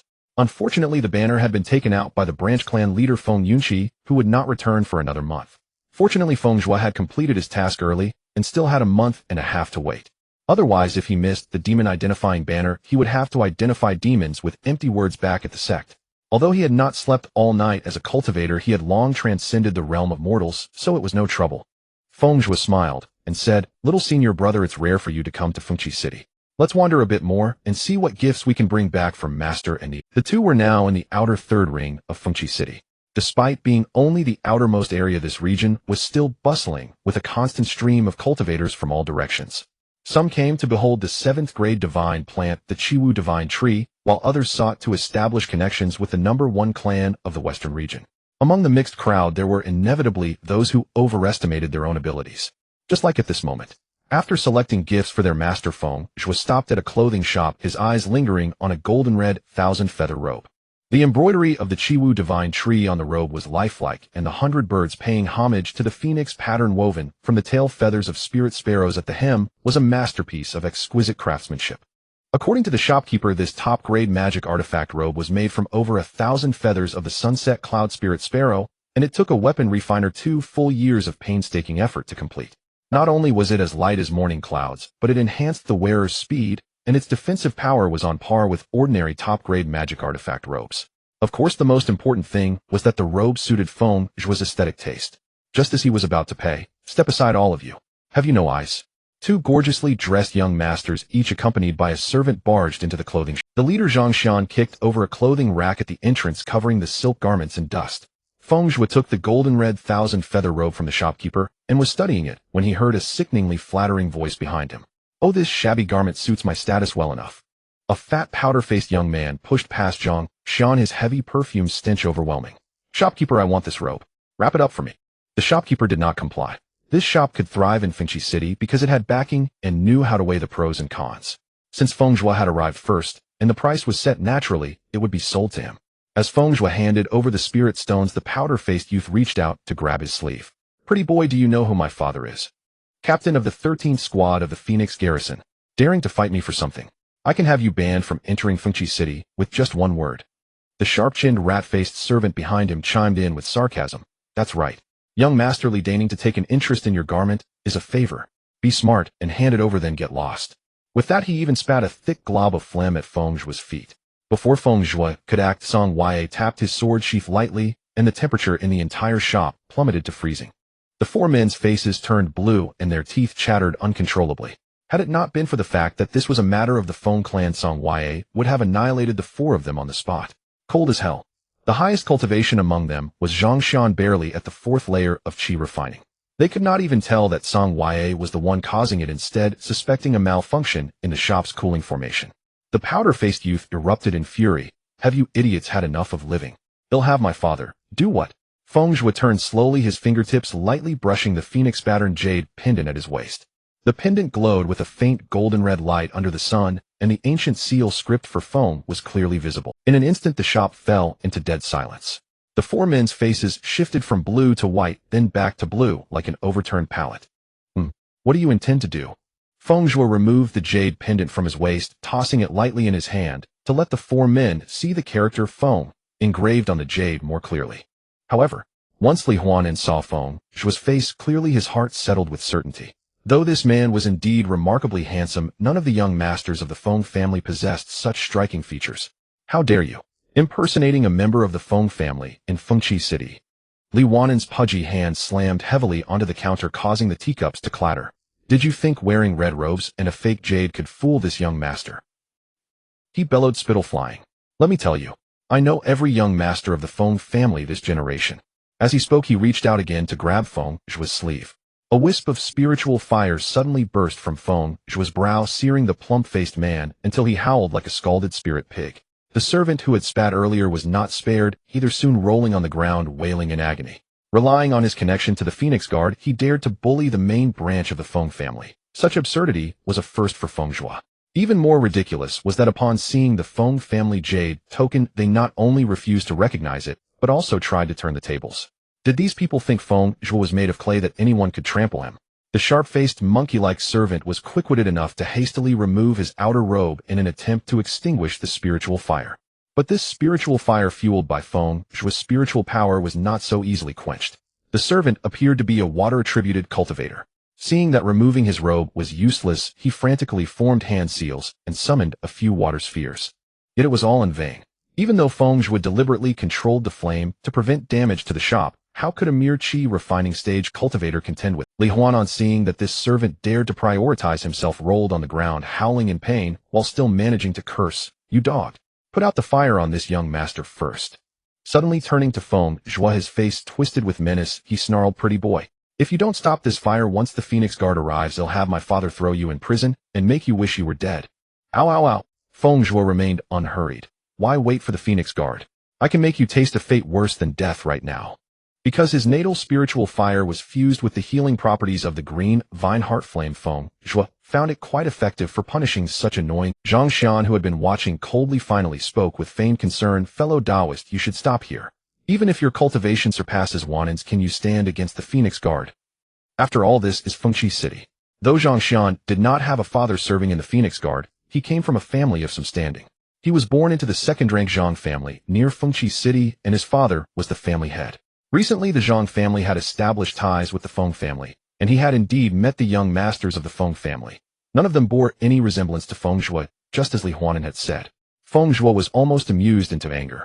On his own territory, he was being threatened by his own guards, told that if he didn't stop, the Phoenix Guard would come after him.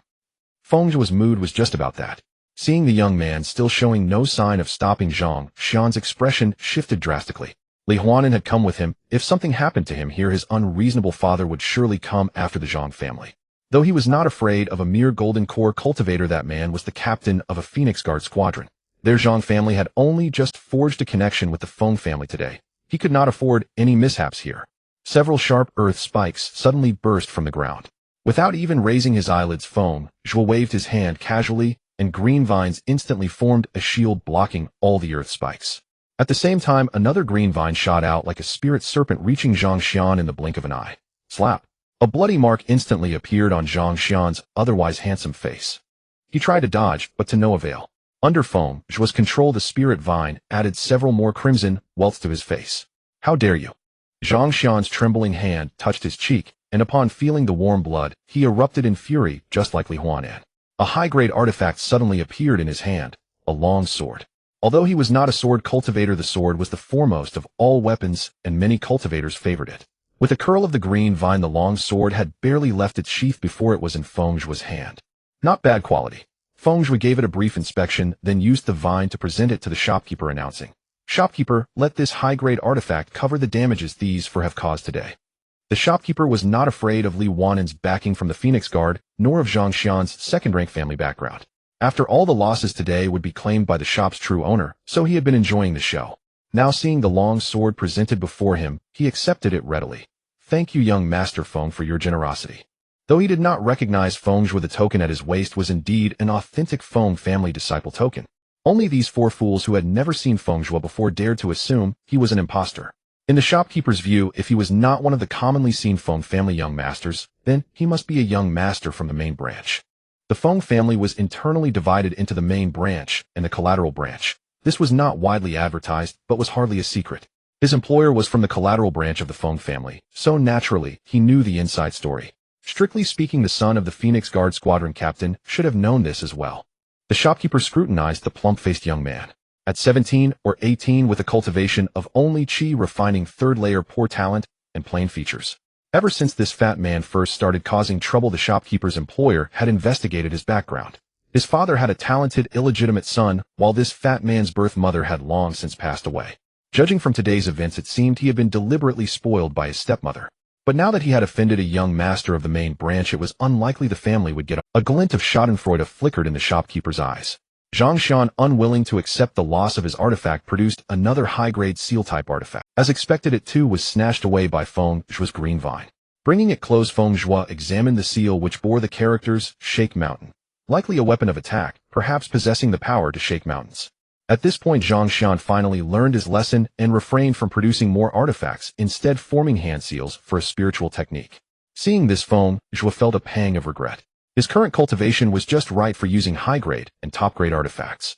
Though he had plenty of spirit stones in his storage pouch, there was always a special satisfaction in using treasures acquired for free. Over there Li Huanan was already burned to the point of near death. Had the spiritual fire not been fused with the healing properties of the green vine heart flame and precisely controlled by Feng Zhuo, Li Huanan would have long turned to ashes. As for the sharp-faced servant who had spat, he was now charred black, joining his ancestors in the earth. The Phoenix Guard is here, someone in the crowd of onlookers shouted. The arriving squad was the 13th Squadron, led by none other than Li Huanan's father Li Jingping. Li Jingping first glanced at the Feng family token in Feng Zhuo's hand, then noticed his son, who was barely breathing. Working under the Feng family, he naturally knew that a young master of the main branch had recently returned to the city. Who would have thought that with one oversight his good-for-nothing son would cause such a catastrophe? Though Li Huanan was on the verge of death, the venomous resentment in his eyes when he saw his father was unmistakable to anyone. Zhang Xian hurriedly lodged a complaint. Uncle Zhengping, it's all my fault for being incompetent, allowing Huanan to be bullied to this extent. Unexpectedly, Li Jingping did not defend his son, but instead knelt directly before Feng Zhuo. A dignified golden core cultivator kneeling before a foundation establishment cultivator. Even the dullest person would understand. This red-robed youth was indeed the master of Fengqi City, a young master of the Feng family. It's over. Zhang Xian's face turned ashen, and Li Huanan fainted outright. Young Master Feng, it is all my fault for failing to discipline my son. I beg you to spare his life. Li Jingping pressed his forehead to the ground, his voice trembled. The concubine doted on Li Huanan with malicious intent, but for Li Jingping this son was his own flesh and blood. How could he not feel true affection? Before Feng Zhuo could speak, Feng Xingya arrived in haste. Having heard that a strange youth in red was being harassed, he guessed it was young Master Zhuo, but he hadn't expected to catch him in the act. After briefly questioning the onlookers, Feng Zingyi's expression grew increasingly grim. It turned out that Li Huanan had been bullying others in Fengqi City for a long time. Now seeing Li Jingping still daring to plead for mercy, he was instantly furious. You want young Master Zhuo to spare him? Those who have been oppressed by your son every day, who should they seek justice from? Thinking that under the very nose of the Feng family someone had been guarding the treasure while stealing it, and it happened to be seen by young Master Zhuo. Feng Xingye grew more agitated as he spoke. I think you no longer need to be the captain of the Chiefing Guard. As one of the 6 most dazzling geniuses of the younger generation of the Feng family aside from the main clan, Feng Xingye was a household name in Fengqi City. Compared to the rarely seen Feng Zhuo, Li Jingping was more familiar with this spirited young genius. Seeing that the newcomer was actually Feng Xingye, the most chivalrous among the 6, Li Jingping's heart sank to the bottom. He turned to look at his dying son, then thought of his deceased wife, and ultimately could not harden his heart. Young Master Xingye is still young. I beg you 2 young masters to be merciful. Li Jingping's voice was hoarse, his eyes resolute. I am willing to voluntarily resign from the position of captain of the 13th Squad of the Chiefing Guard, only asking for a path of survival for Aner. He thought to himself, after all he was still a golden core cultivator, leaving the Chiefing Guard would only mean a less comfortable life. And Rao Nyang, who had been by his side for years, would surely understand. Even thinking that after resigning, though he would lose power and status, he could at least spend more time with Rao Nyang and their 2 children. Li Jingping actually felt a trace of relief. Li Jingping, you are being naive. Feng Xingye let out a cold laugh, a flicker of sarcasm in his eyes. Mentioning the captain of the 13th Squad, he only then remembered the name of the person before him. Relying on your official position to indulge your son in bullying others in Fengqi City, you have long violated the iron law of the Chiefing Guard. If we hadn't known before, that would be one thing. But now that it has fallen into my hands, do you think there is still room for you to resign voluntarily? He paused, his gaze shifting to the dying Li Huanan on the ground, then glancing at Feng Zhuo. As for your son, he knew it all depended on Feng Zhuo. Li Jingping's face turned pale. He knelt heavily on both knees, disregarding his status as a golden core cultivator, and crawled on his knees to Feng Zhuo. Now with his forehead to the ground, he begged in a trembling voice, I beg young Master Zhuo to show mercy and spare my son's life. Fengqi City revered the Feng family, but did not strictly demand formalities. For Li Jingping to go to such lengths was the limit of a father's devotion. But Feng Zhuo had already lost interest. Him going back to the clan. He'll leave this matter. Having spent a long time in the Tai Divine sect, he always relied on overwhelming strength to deal with those who provoked him. Today, settling it through the family's power was a novel experience. However, Feng Zhuo still felt that it would be more satisfying to directly take action and beat all those blind fools into submission. Feng Xingye looked at Li Huanan, whose face had been burned beyond recognition by Feng Zhuo, and thought that with such injuries he would likely be unable to show his face for the rest of his life. In the end, he spared his life. But though the death penalty was spared, punishment was unavoidable. He ordered Li Zhengping to compensate every victim who had suffered from Li Huanan's harm, without any half-heartedness. Moreover, as a member of the Chiefing Guard, Li Zhengping was most aware of the Feng family's power. He would not, and dared not, harbor resentment toward the main clan of the Feng family. As for Zhang Xian's side, the Zhang family, a mere second-rate clan, had only attached themselves to some branch member of the Feng family, yet dared to act so arrogantly in Fengqi City. It seemed it was time to clean out the rotten elements within the clan. Otherwise, if they incurred the wrath of the main clan, the branches could not bear the consequences. After all, 10 out of 10 of the Feng family's Mahayana cultivators came from the main clan. It was rare for a branch to produce even one. Moreover, due to the natal spirit fire, those Peiki Jimin cultivators of the main clan each possessed combat power comparable to Mahayana.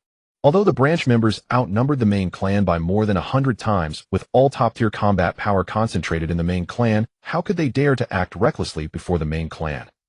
Zhuozhuo, my treasure, this is the chaos demon identifying banner you wanted.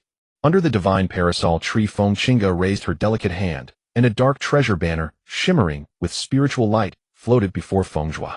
Your uncle Yinshi learned that you needed this item, so he specially returned to the clan half a month early. As artifacts surpassing the rank of spiritual treasures, celestial artifacts and divine artifacts were always highly coveted even by Mahayana cultivators. Although this chaos demon identifying banner had not reached the level of a celestial artifact, it was still a top-tier spiritual treasure, only one step away from becoming a celestial artifact capable of giving birth to an artifact spirit. If not for the banner's single function of only identifying demonic qi, it would likely have been refined into a natal treasure by some great power of the Feng family long ago. Mother, did you thank Uncle Yinshi on my behalf?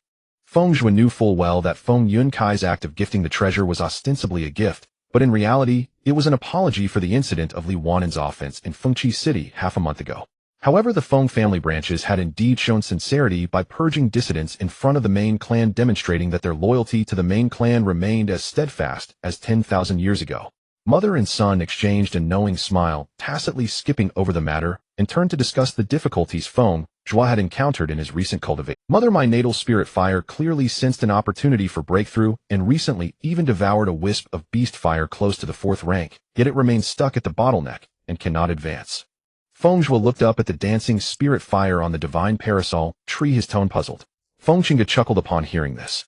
Zhuozhuo, your nirvana blazing heaven art is still at the 2nd layer, yet your natal spirit fire has already reached the peak of the 3rd rank. You must understand, each time the spirit fire advances a rank, its power increases by 1,000-fold. If the spirit fire's rank becomes too high, your physical body will not be able to withstand it. This meant that it was not that the spirit fire could not break through, but rather that his own cultivation technique was not yet sufficient to support a higher-ranked spirit fire.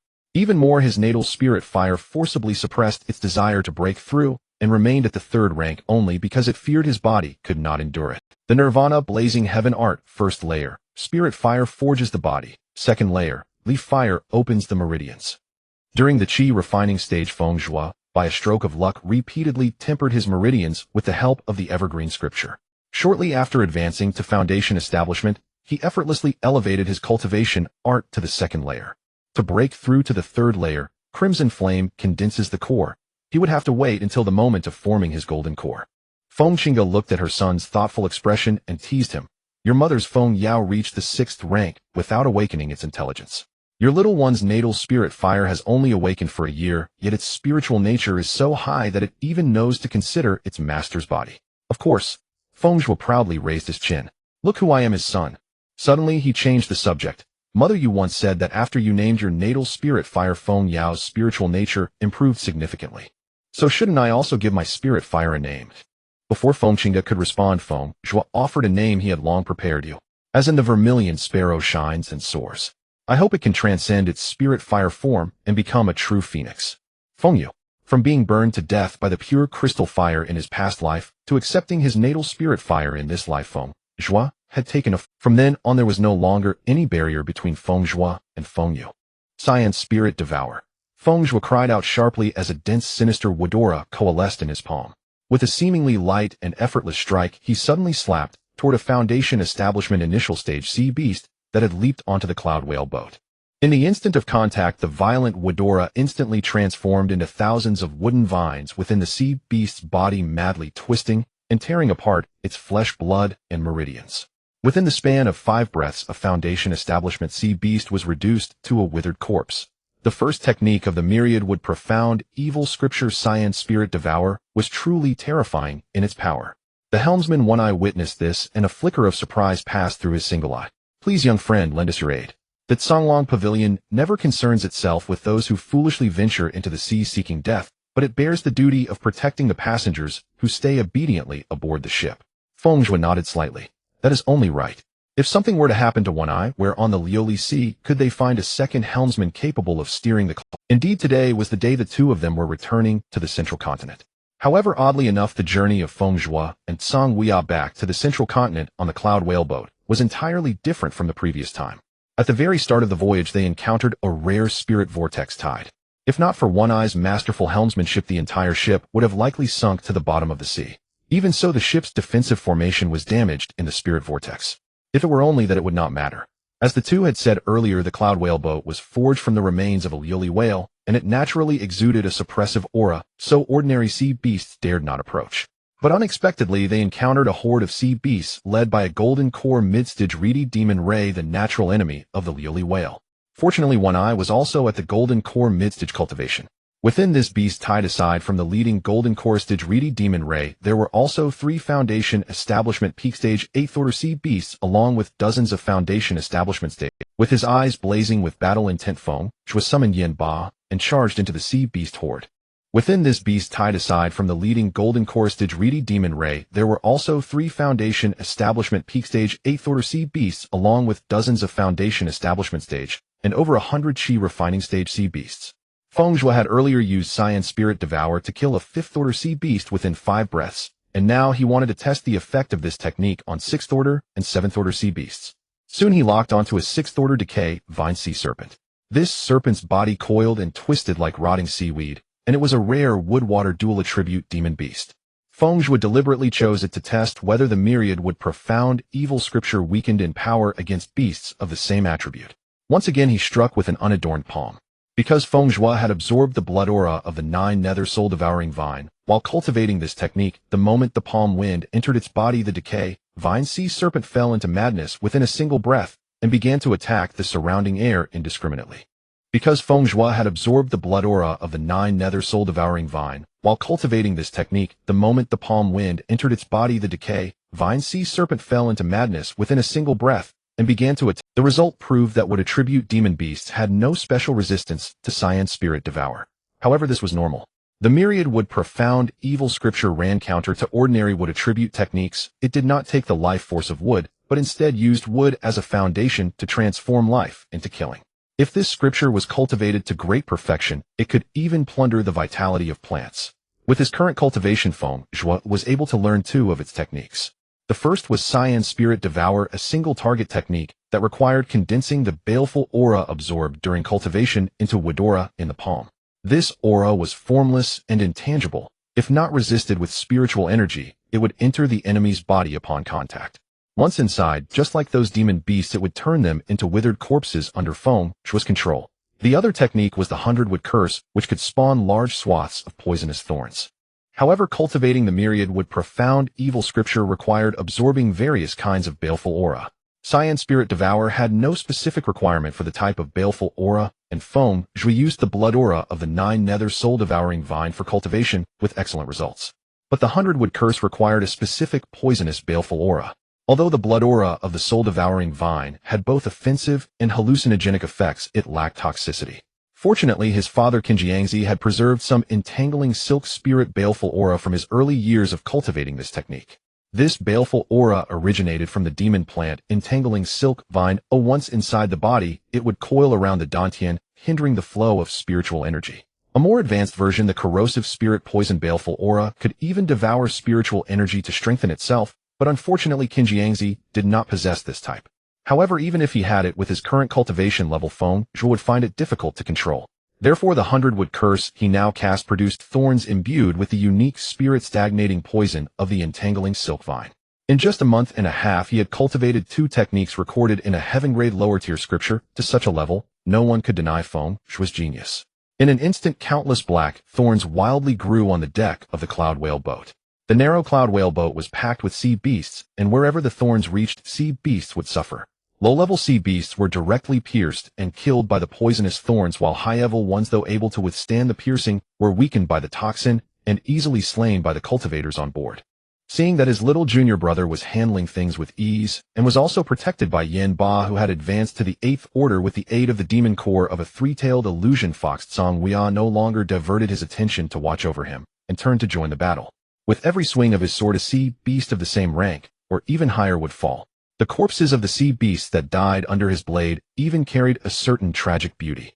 As the sword light flashed, the sea beast's body was split in two, and before the blood could spurt, it was frozen into ice by the biting cold. Apart from the two young prodigies Feng Zhuo and Song Weia, another person aboard the ship was also outstanding. The young master who had been teased earlier about coming to the western regions to see a beautiful lady. Also at the Foundation establishment initial stage, he stood holding a green jade flute. Wherever the melodious flute sound reached, swaths of low-level sea beasts quietly died in their sleep. Clearly he was a sound cultivator. Suddenly, the reedy demon Ray, at the cost of injury, took advantage of One Eye's unpreparedness. Its red eyes suddenly struck out, and it actually killed a Foundation establishment peak stage cultivator. The battle situation instantly reversed. Originally, the human cultivators, high-level cultivators, and the demon beasts were evenly matched, but now with the loss of a Foundation establishment peak stage cultivator, they fell into a disadvantage. One Eye was deeply grieved, for the fallen cultivator was his old friend of 10 years. His long blade became even more ferocious, yet he still worried about the safety of all the passengers on board. As for the extra Foundation establishment peak stage sea beast at hand, One Eye's gaze swept toward where Feng Zhuo and Song Weia were. These two had performed extremely brilliantly in this battle. Although they were only at the Foundation establishment mid-stage and initial stage respectively, they could both single-handedly kill 7th-order demon beasts. But an 8th-order split-toothed knife fish. A minor rank difference, yet the gap in strength was extremely vast. Moreover, this split-toothed knife fish excelled in speed and was extremely aggressive. But there was no choice. One Eye said urgently, "Two young friends, could you please hold off that split-toothed knife fish for a while? Once I deal with this reedy demon Ray, I will come to help." He completely overlooked Yan Ba beneath Feng Zhuo. This ancient calamity beast had inherited part of the legacy of Nu Ba and had recently been cultivating a concealment divine ability. Today it seemed quite effective. Even One Eye at the Golden Core midstage had not detected its true strength. Feng Zhuo was satisfied in his heart. Those spirit-nourishing pills had not been wasted. He took the lead and said to Song Weia, "Little senior brother, I need to temper myself by fighting a strong opponent. Leave this knife fish to me." Song Weia nodded. With him watching over, he would never let his little junior brother get hurt. Before Feng Zhuo, a slit-toothed saberfish over 3 zhang in length was eyeing him menacingly. Its body was shaped like a blade, its tail like scissors, and its deep gray scales gleamed with a cold light, exuding an extraordinary ferocity. This beast was cunning, unlike other low-tier sea beasts that would recklessly charge the ship. Instead, it manipulated spiritual energy to suspend the sea beneath it, hovering in midair. Previously, when it had clashed with that fallen Foundation establishment peak cultivator, it had habitually used the tactic of sneaking in from the sea to launch ambushes. Now, seeing that its opponent was merely a human cultivator at the mid-Foundation establishment stage, it swaggered into view. The cultivators on the deck couldn't help but feel anxious for Feng Zhuo. The Foundation establishment latest guards from Songlong Pavilion were all entangled by 7th-rank sea beasts. Among the passengers, there were a few Foundation establishment cultivators who could spare time to fight, but they barely managed to deal with a 6th-rank sea beast on their own. That young master who played the flute and cultivated sound arts was a bit stronger, but he was only good enough to handle low-tier demon beasts.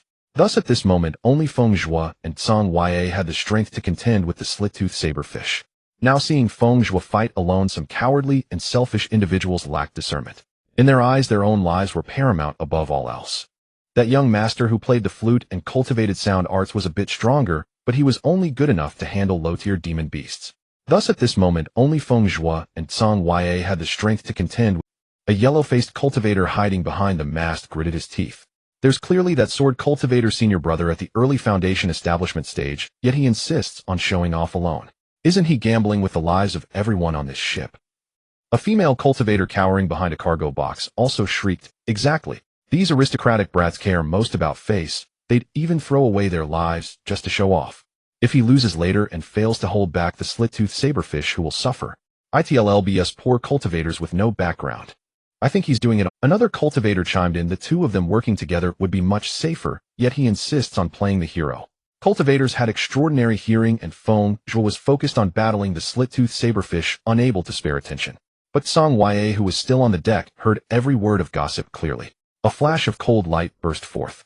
A fierce sword ray swept across. Wherever it passed, whether it was the snarling sea beasts or those cultivators who had spoken maliciously, all were turned into ice sculptures. Moreover, this sword strike was executed with exquisite precision. It was not fatal, but it caused the spiritual energy in those cultivators to stagnate, leaving them unable to move and forcing them to rely on external force to break the ice. However, Song Yue's move had already made his stance clear. Who would dare to thaw these gossiping tongues? They had no choice but to wait under the scorching sun for the ice to melt. As for the 90% chance of being torn apart by sea beasts during that time, that was no longer Song Yue's concern. Neither Feng Zhuo nor Song Yue cultivated the path of compassion for all beings. They only sought their own Tao with clear distinctions between kindness and enmity. To those who treated them with sincerity, they responded with genuine emotion. And as for those with malicious intent, since they had the ability to punish them, why should they endure silently? They had stepped forward to fight the sea beast tide. One or two parts of their motivation came from being unable to bear watching innocent cultivators die at the mouths of demon beasts.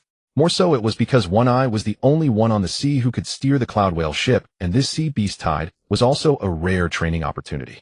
Feng Zhuo was fully focused on dealing with the slit-toothed saberfish before him, completely unaware of what was happening on the deck. He could have easily handled it with fire techniques, but at this moment he wanted to test the power of wood techniques. Thus he chose to use the Green Spirit Devourer once again. Although this 8th-rank sea beast had never encountered this technique, its beastly instinct made it instantly sense the deadly threat contained in that seemingly light palm strike. It manipulated the waves to form a giant blade which collided with the palm print manifested by wood venom energy with a thunderous impact. Boom! The two forces of spiritual energy clashed violently, raising huge waves on the glazed sea. Having witnessed the power of Feng Zhuo's technique, the slit-toothed saberfish cunningly dove back into the sea, attempting to engage in close combat, relying on its powerful demon beast physique. Although Feng Zhuo had practiced sword techniques, and the Nirvana burning heaven art had the effect of tempering the body with spiritual fire, his physical strength was ultimately no match for an 8th-rank sea beast, especially on its home turf. The blazing crow soared up to a height beyond the reach of the slit-toothed saberfish. Feng Zhuo, looking down from above, struck palm after palm into the sea. That wood venom energy, if not resisted by techniques, could linger in the sea for a long time. Before long, the originally clear glazed sea had been stained until the slit-toothed saberfish had nowhere left to hide. It suddenly leaped out of the sea, its dorsal fin shooting out several jets of water, using the recoil to propel itself up to the height of the blazing crow. The sharp, blade-like dorsal fin glinted coldly as it aimed straight for Feng Zhuo's throat. Unhurried, Feng Zhuo tapped his finger, and 7 layers of wooden walls instantly appeared out of thin air. Just as the saberfish slashed through all the wooden walls with unstoppable force, the 100-wood curse was suddenly activated. From the gaps in the broken walls, poisonous vines grew wildly, some entangling the saberfish's attack, others piercing directly into the gaps between its scales. Boom! The poisoned slit-toothed saberfish crashed heavily back onto the sea surface from the high altitude. Feng Zhuo's Green Spirit Devourer followed like a shadow. The saberfish tried to use a technique to resist, but the spirit-stagnating poison slowed the circulation of its spiritual energy. At the critical moment of life and death, it had to make a choice. Should it use its spiritual energy to purge the wood venom within its body or resist the incoming attacks? One wrong move, and it would fall behind step by step. The soul-devouring vine took the opportunity to sneak into the saberfish's body along the poisonous thorns, forming a pincer attack with the wood venom energy. In the end, it was a bloodthirsty and murderous existence. Although Feng Zhuo usually restrained its nature, he was willing to let it indulge its ferocity when the opportunity arose. Now he let it feast to its heart's content. Although Feng Zhuo usually restrained its nature, he was willing to let it indulge its ferocity when the opportunity arose. Yet Feng Zhuo still felt it was not enough. The blood venom of the 9 nether soul-devouring vine was indeed formidable, and the Green Spirit Devourer, cultivated by absorbing this blood venom, had power far beyond expectations. Little senior brother, I want to try the Greenwood 9 Tribulation Sword on another 8th-rank sea beast. Could you keep watch for me? Among the techniques Feng Zhuo practiced, there was also a top-grade Earth-tier sword technique that his little senior brother had Little senior brother, I want to try the Greenwood 9 Tribulation Sword on another 8th-rank sea beast. Could you keep watch for me? Among the techniques Feng Zhuo practiced, there was also a top-grade Earth-tier sword technique that his little senior brother had specially obtained for him. Feng Zhuo had sparred with Song Yue many times using the sword techniques of the Greenwood 9 Tribulation sword, but he had never used them in actual combat. Unfortunately, his talent in the sword path was mediocre, and he had only learned 2 forms so far, Sprout of New Life and Willow Leaf Mirage, both from the Returning Wind and Dotting Green chapter. Song Yue gladly agreed. The remaining 2 8th rank sea beasts were already locked in combat with Foundation Establishment Peak cultivators. After Feng Zhuo joined, he was not the main force, which gave him a perfect opportunity to hone his sword techniques. Having his little senior brother by his side to offer guidance was a rare chance. One sword stroke after another. Song Yue had extremely strict standards for swordsmanship. In his eyes, Feng Zhuo's sword techniques still lacked refinement. But to others they were moves that only a genius sword cultivator could execute. Amid Foundation Establishment cultivator each sword strike he unleashed possessed the power of a late Foundation Establishment cultivator. Just this level of spiritual energy reserve. How could he not be considered a sword genius? After assisting in slaying an 8th rank sea beast with what he considered a rudimentary sword technique, Feng Zhuo immediately set off to find another 8th rank sea beast to hone his swordsmanship. Seeing the battle was stable, the earlier cultivator withdrew to the Cloud Whale boat to meditate and restore his spiritual energy. The situation gradually became clear, and a hint of retreat flickered in the crimson eyes of the reedy demon Ray. One-Eyed would not let the murderer of his friend escape. Seeing the reedy demon Ray's retreating intent, his attacks grew even more fierce. The low-rank sea beasts had already scattered in all directions, leaving only 2 high-rank sea beasts tightly entangled by the human cultivators, unable to break free. As One-Eyed pressed closer, and only the last 8th rank sea beast and the Ray itself remained in the fight, stubbornly resisting. Suddenly a flash of human-like brutality passed through the reedy demon Ray's eyes. It exchanged a glance with the 8th rank sea beast. Go! A warning struck Feng Zhuo's heart, but it was already too late. True enough, the spiritual energy around the reedy demon Ray suddenly turned violent. It was about to self-destruct along with the 8th rank sea beast. Boom! A deafening explosion shook the heavens, and the raging spiritual energy storm instantly swept across 100 zhang in all directions. One-Eyed reacted swiftly, throwing out a pink square handkerchief to protect himself. Though he narrowly survived, the defensive treasure turned to ash in the impact. The Foundation Establishment Peak cultivator nearest to the 8th rank sea beast didn't even have time to scream before being torn apart by the spiritual energy storm, turning into a mist of blood. At the critical moment, Feng Zhuo grabbed Song Yue. The red jade bracelet blazed with blinding light, erecting a shield before the 2 of them. The violent shockwave shook the shield violently. When the storm subsided, the newly repaired red jade bracelet now bore another crack. Just at that critical moment, woo! A soul-piercing whale song came from the deep sea, carrying the water wave resonance unique to the glazed sea, shaking everyone's hearts. A massive whale, even larger than the Cloud Whale boat, burst out of the water. Its crystal-clear body refracted a spectrum of colors in the sunlight. Faced with such a colossal creature, the cultivators were terrified. A 12th rank glazed whale. The reedy demon Ray's corpse had actually attracted a 12th rank glazed whale. The 12th rank giant whale opened its abyss-like maw and took a fierce inhale at the blood mist formed by the reedy demon Ray's self-destruction. Before Feng Zhuo and Song Yue could react, they were sucked into the whale's mouth by the terrifying force. Little senior brother, Feng Zhuo shouted urgently. The 2 silently coordinated, simultaneously channeling spiritual energy to form a double-layer shield around them. One layer was a verdant wood spirit shield, and the other was icy sword aura, keeping the surging stomach acid at bay. The shield hissed and corroded under the glazed whale's digestive fluids, but it remained unbroken. Before them lay a crystal-clear, glazed world. No, to be precise, the entire beast was made of glaze. Besides that, numerous sea beasts stood like statues inside the whale's belly. This was the scene Feng Zhuo saw after being swallowed into the whale's belly. He frowned slightly. Is it truly entirely made of glaze? The soul-devouring vine wilted. It only fed on flesh and blood, utterly useless against the glazed body. Song Yue's long sword flashed with cold light and stabbed straight into the glazed whale's body. The blade met the glaze with a crisp sound like metal striking stone. No blood flowed, only sparks from the friction between sword and glaze. Feng Zhuo's guess was confirmed. But there was no need to panic. At worst, he could use the sword intent talisman given by his master to blast an exit. Feng Zhuo habitually extended his divine sense to probe and discovered an unexpected object inside the glazed whale's belly. A rust-covered bronze. What is this? Feng Zhuo approached for a closer look. This worn-out tripod stood in stark contrast to the surrounding crystalline glaze, appearing utterly out of place.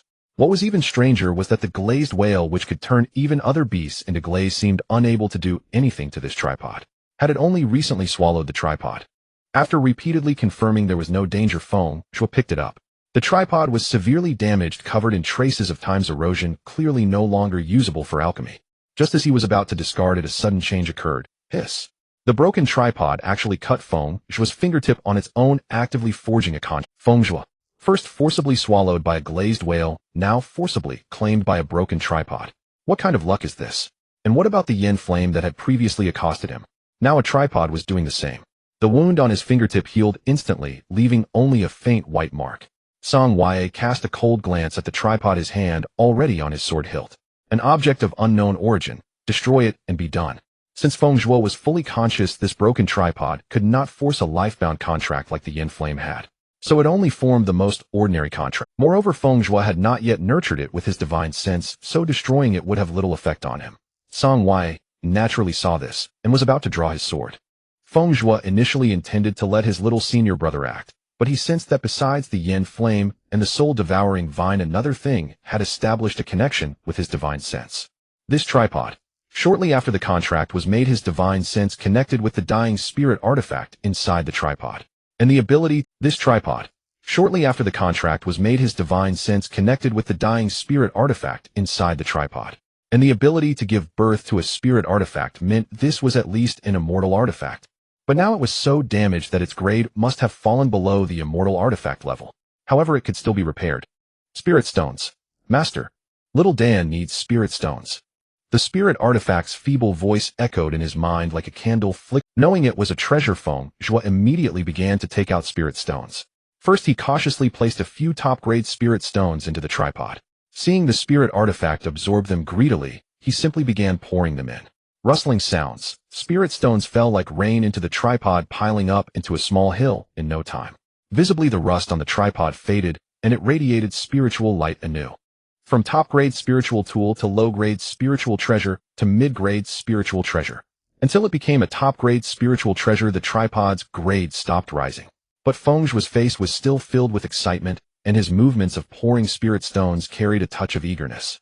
The spirit artifact, calling itself Little Dan after absorbing some spirit stones and recovering its strength, told Feng Zhuo the origin of its body. It was actually a broken divine artifact. 10,000 years ago, it was the life-bound treasure of a nascent soul-stage alchemist. Unfortunately, its master failed the tribulation, and the tripod endured several heavenly thunders before drifting into the world. For 10,000 years, no one claimed and repaired it, so its grade fell from divine artifact to top-grade spiritual tool. In the last 100 years, it was swallowed by the glazed whale, forced to use its remaining spiritual energy to protect itself, and by today, even the spirit artifact was on the verge of collapse. Little senior brother. Feng Zhuo's eyes blazed with brilliance, his voice trembling slightly. We've struck gold. This was a heaven-sent opportunity. He had been worrying about not having a suitable alchemy furnace, and now he had obtained a former divine artifact for free.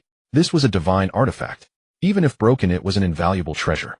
After all, their Feng family, as the premier alchemy clan in the western region, only possessed a single immortal-grade tripod at best. Song Wei looked at his little junior brother with a hint of amusement in his eyes. With his keen perception, he could naturally see that the tripod was now a top-grade spiritual treasure, still not fully restored. It must have been an immortal artifact, or even a divine artifact. But Song Wei felt no covetousness. He was simply happy that his little junior brother had obtained a treasure. Having absorbed too many spirit stones, the artifact spirit within the cauldron fell into a deep slumber. Seeing this, Feng Zhuo had to set aside his myriad questions for the time being. He saw no need to leave the glass whale's body in a hurry. Since he had stumbled upon a divine artifact by chance, he decided to explore further within the glass whale's belly for other treasures. Under Feng Zhuo's meticulous search, he indeed found something. Tucked within the folds of the glass whale's inner wall, several clusters of translucent crystals grew, emitting a faint blue glow in the dim surroundings. These were the tide-borne marrow, which only appeared in seabed mineral veins. It was unexpected that the environment inside the glass whale also suited its growth. Moreover, the tide-borne marrow was extremely peculiar. Born in seabed mineral veins, it appeared to be a forging material, but was actually a third-grade medicinal herb and an indispensable main ingredient for refining spirit concentrating pills. Golden core cultivators could already utilize divine sense, but its recovery after depletion was excruciatingly slow. The spirit concentrating pill was precisely a pill that aided in the restoration of divine sense. However, the tide-borne marrow was deeply hidden on the seabed, seldom seen by ordinary cultivators. Qin Jiangzi was not skilled in alchemy, so he would naturally not seek it out deliberately. Meanwhile, the alchemists of the Feng clan mostly practiced fire-based techniques, instinctively repelling aquatic environments. As a result, even the clan's medicine repository had the tideborne marrow as a rare item. Feng Zhuo curled his lips, slightly carefully plucking the glass-like crystal clusters and weighing them in his palm. 2 palm-sized clusters of tideborne marrow are enough to start the furnace 5 times. Standing by Tsang Wuyan took in the scene, a flicker of light in his eyes. The northern domain had some spiritual herbs absent even from the western regions of the central continent. He would search for some for his junior brother on his next visit. Feng Zhuo's obsession with alchemy was etched into his very bones. Had it not been for his genuine love, he would not have known in his past life that the glass pure flame was extremely repulsive to him, yet still set aside his pride to curry favor by any means, all for a single step forward on the path of alchemy. After confirming there were no other treasures within the glass whale, Feng Zhuo lightly twisted a talisman between his fingers and turned to look at Tsang Wuyan. Little senior brother, close your eyes. His tone was light, yet carried a hint of warning. I'm going to use the sword intent talisman bestowed by Master. The implication was for Tsang Wuyan to avoid secretly comprehending the sword intent within. The sword intent of a void refinement realm powerhouse. Despite Tsang Wuyan's extraordinary talent, he was only at the early foundation establishment stage. Rashly peering into it could easily backfire and harm him. Moreover, young Xiaozi was still alive, residing on Carefree Peak. If he truly wished to comprehend his sword intent, why would he need to rely on this mere Tsang Wuyan's lips curled slightly. Without a word, he obediently closed his eyes. Feng Zhuo's finger traced a line, and the talisman shattered. In an instant, a sword intent silently emerged. That single sword stroke was like the first thaw of spring water, like drifting clouds brushing the moon, devoid of any killing aura. Where the sword light passed, the void seemed gently parted by an invisible hand, not even disturbing a speck of dust. Only a faint spiritual resonance flowed, elusive and ethereal, like a poem or a painting. Feng Zhuo was not a sword cultivator and could not grasp the true essence, yet he was still mesmerized, his mind left with only one thought. How beautiful. As that transcendent sword intent swept past, the world seemed cleaved in two by an invisible blade. The place where Feng Zhuo and the other stood suddenly became the dividing line. The colossal body of the 12th tear-glass whale was silently severed in half. Heavenly light cascaded down like a waterfall, illuminating the once dark whale's belly. In the sudden brightness, the astonished face of the one-eyed cultivator and the relieved expressions of the survivors on the cloud whale boat came clearly into view. These cultivators had originally thought the duo swallowed by the glass whale were doomed, but they never expected the pair to break out of the whale in such a stunning manner, saving everyone instead. Among the cultivators on the boat, some had secretly grumbled that Tsang Wuyan's cutting off a man's path over a casual remark was too cold. But now the two emerged from the whale's body, robes fluttering with the other half of the giant whale's remains sinking slowly behind them like gods descending to the world. Little senior brother were quite lucky. Feng Zhuo's lips curled, his eyes reflecting the shimmering waves. This glass whale didn't swim far. I was just worrying that if it strayed too far from the cloud whale boat, how would we cross this glass sea to return to the sect? Tsang Wuyan's gaze was focused, his tone serious. Little junior brother has always been blessed with deep fortune. He paused, then added, even without the cloud whale boat, I am determined to protect you and ferry you safely across the sea. Seeing his solemnity, Feng Zhuo also straightened his expression. Good, I trust little senior brother. But this serious demeanor didn't last long. The young man reverted to his lively expression, pointing at the sinking whale carcass and laughing. Still, shouldn't we be getting up now? Though they had the water-repelling pearl allowing them to move freely underwater, they had just played the role of saviors. Sinking to the seabed with the whale carcass would seem rather foolish. After flying out of the glass sea, Feng Zhuo casually stored the massive remains of the glass whale into his storage ring. This 12th tier sea beast was of little use to him, but selling it to the Canglong Pavilion would be a good deal. The one-eyed cultivator did not stop him. He knew full well that with his mid-golden core cultivation, being able to barely hold off the glass whale earlier was already his limit. If not for this pair of senior and junior brothers, he would have been doomed today. When the two boarded the boat, the one-eyed man took the initiative to clasp his hands. You two have saved our lives once again. Feng Zhuo was about to reply when the young master of sound cultivation stepped forward, swaying his folding fan, a smile in his eyes. A life-saving grace is beyond repayment. How about offering my body in return?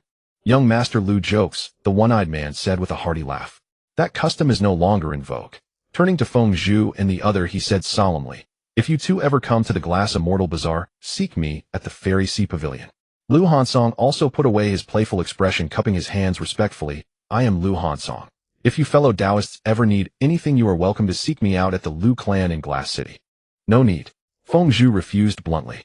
Given the depth of their clan and sect, if they truly encountered an insurmountable problem, what use would these people? Seeing the slight awkwardness, Feng Zhuo shifted the topic. If you truly wish to thank me.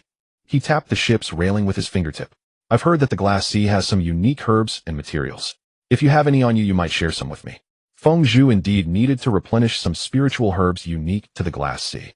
Though his storage ring held many rare herbs, he was particularly lacking two third-grade spiritual plants, Rainbow Heart Algae and Tide Sound Seaweed. Rainbow Heart Algae could be used to refine the Rainbow Heart Pill, which resisted illusionary techniques. Preparation for future encounters with beasts like the three-tailed illusion fox, which excelled in such arts. The Tide Sound Pill could temporarily enhance a cultivator's perception of water spiritual energy, which Feng Zhuo was simply curious to study. At the Glass Immortal Bazaar, he had already purchased the Rainbow Heart Algae, but had been unable to find the rarer Tide Sound Seaweed.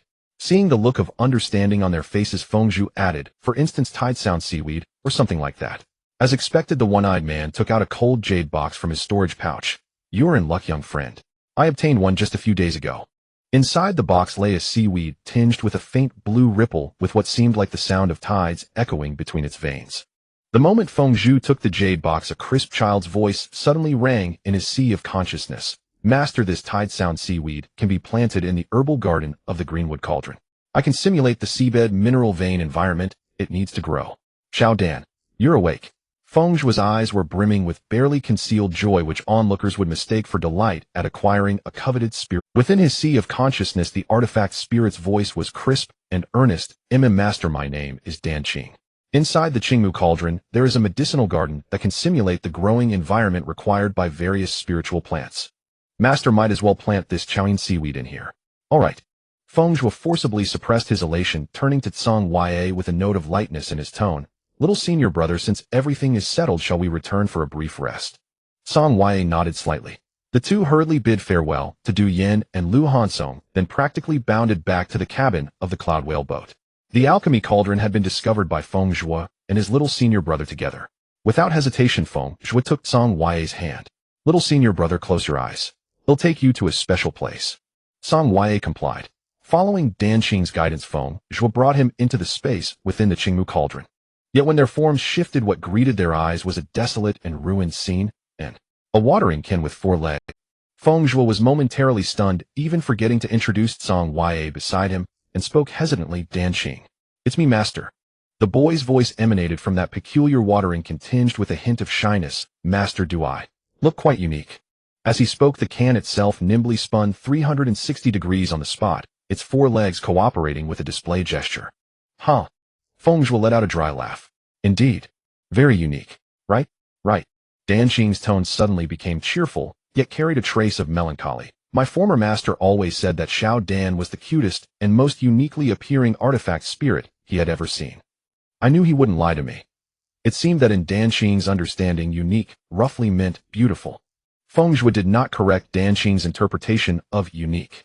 Instead, he explained to Tsang Yue, little senior brother, this is the medicinal garden space hidden within the cauldron we just obtained. Calling it a medicinal garden was somewhat an understatement for this realm. Stretching before them, the space was vast and boundless. Even Feng Zhuo's divine sense could not reach its edges. It could well be called a small world unto itself. However, gray mist faintly shrouded the borders. Feng Zhuo's divine sense could penetrate it, but he could not see clearly what lay within. Tsang Yue's eyes darkened slightly, his fingertips unconsciously tapping the sword hilt at his waist. His little junior brother trusted him, which pleased him, but today's matter. Little junior brother, you need only know this space yourself. There was no need to tell me. What if upon seeing this space today, I were to be overcome by greed? What would you do then? Feng Zhuo blinked, seeing no issue. I trust you, little senior brother. Tsang Yue gazed into his junior brother's beautiful clear eyes, and finally let out a long sigh. Forget it. Tsang Yue gazed into his junior brother's beautiful clear eyes, and finally let out a long sigh. Forget it. He reached up and tousled Feng Zhuo's hair, his tone carrying a mix of helplessness and solemnity. Just remember in the future. Don't act so recklessly as you did today. The matter settled, Feng Zhuo turned to Dan Qing. Are we entering this realm in our true bodies? The 4-legged watering can wiggled its spout nimbly. Yes. 10,000 years ago, this medicinal garden was brimming with spiritual energy and could simulate the most suitable cultivation environment. My former master cultivated here and progressed even faster than in the outside world. As Dan Qing spoke, his voice faded, but Now the desolate and ruined scene with spiritual energy even thinner than the outside world could hardly support the growth of a few spiritual herbs, let alone accelerate cultivation speed. As Danqing spoke, his voice faded, but now the desolate and ruined scene with spiritual energy even thinner than the outside world could hardly support the growth of a few. Danqing explained in detail the medicinal garden space and the spiritual herbs were symbiotic. The space provided the growth environment, while the wood qi released by the herbs promoted the space's expansion. Wood qi. Feng Zhuo's heart trembled. His wood sacred body required the absorption of wood qi through the evergreen scripture to recover, which was why he had been searching everywhere for divine plants.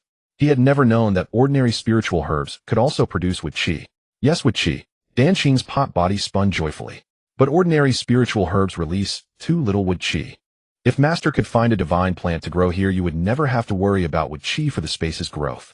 Feng Zhuo suddenly understood, so that was it. The wood qi emitted by common spiritual herbs was too sparse, and the evergreen scripture barely reacted to it.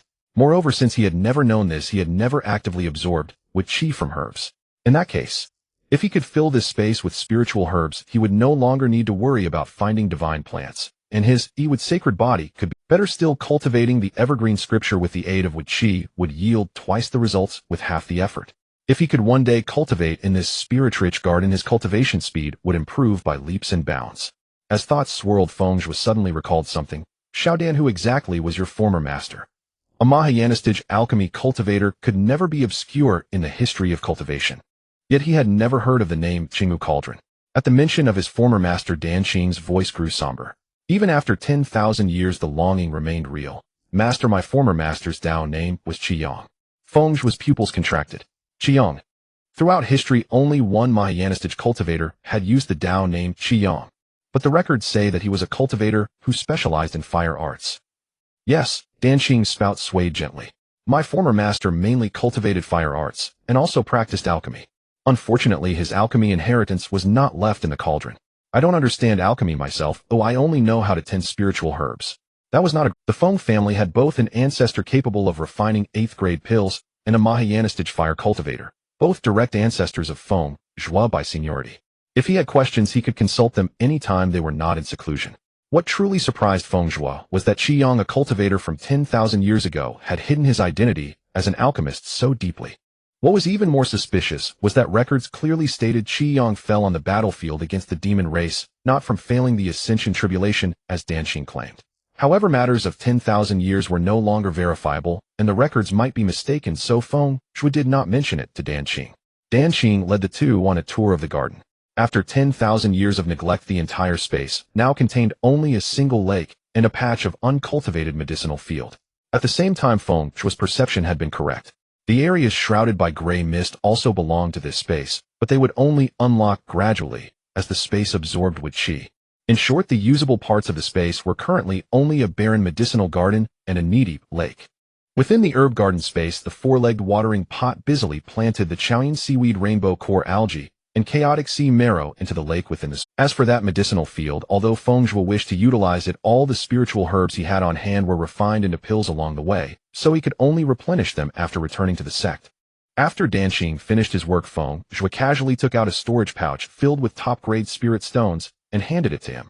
Now that the spiritual energy in the space is thin and maintaining the growth environment for the herbs also consumes spiritual energy, use these stones first. With the backing of the Feng family, Feng Zhuo never lacked spirit stones. Moreover, he was originally a gifted alchemist. As one of the most lucrative professions in this world, coupled with his extraordinary alchemical skills, whenever he refined familiar formulas, he always produced full batches of pills, all of the highest quality. Thank you, Master. Danqing replied cheerfully.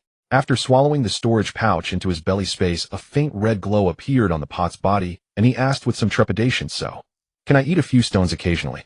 Having not received spiritual energy nourishment for 10,000 years, the artifact spirit had once fallen into a deep sleep from overindulging in spirit stones, and now feared that his new master might find him too gluttonous.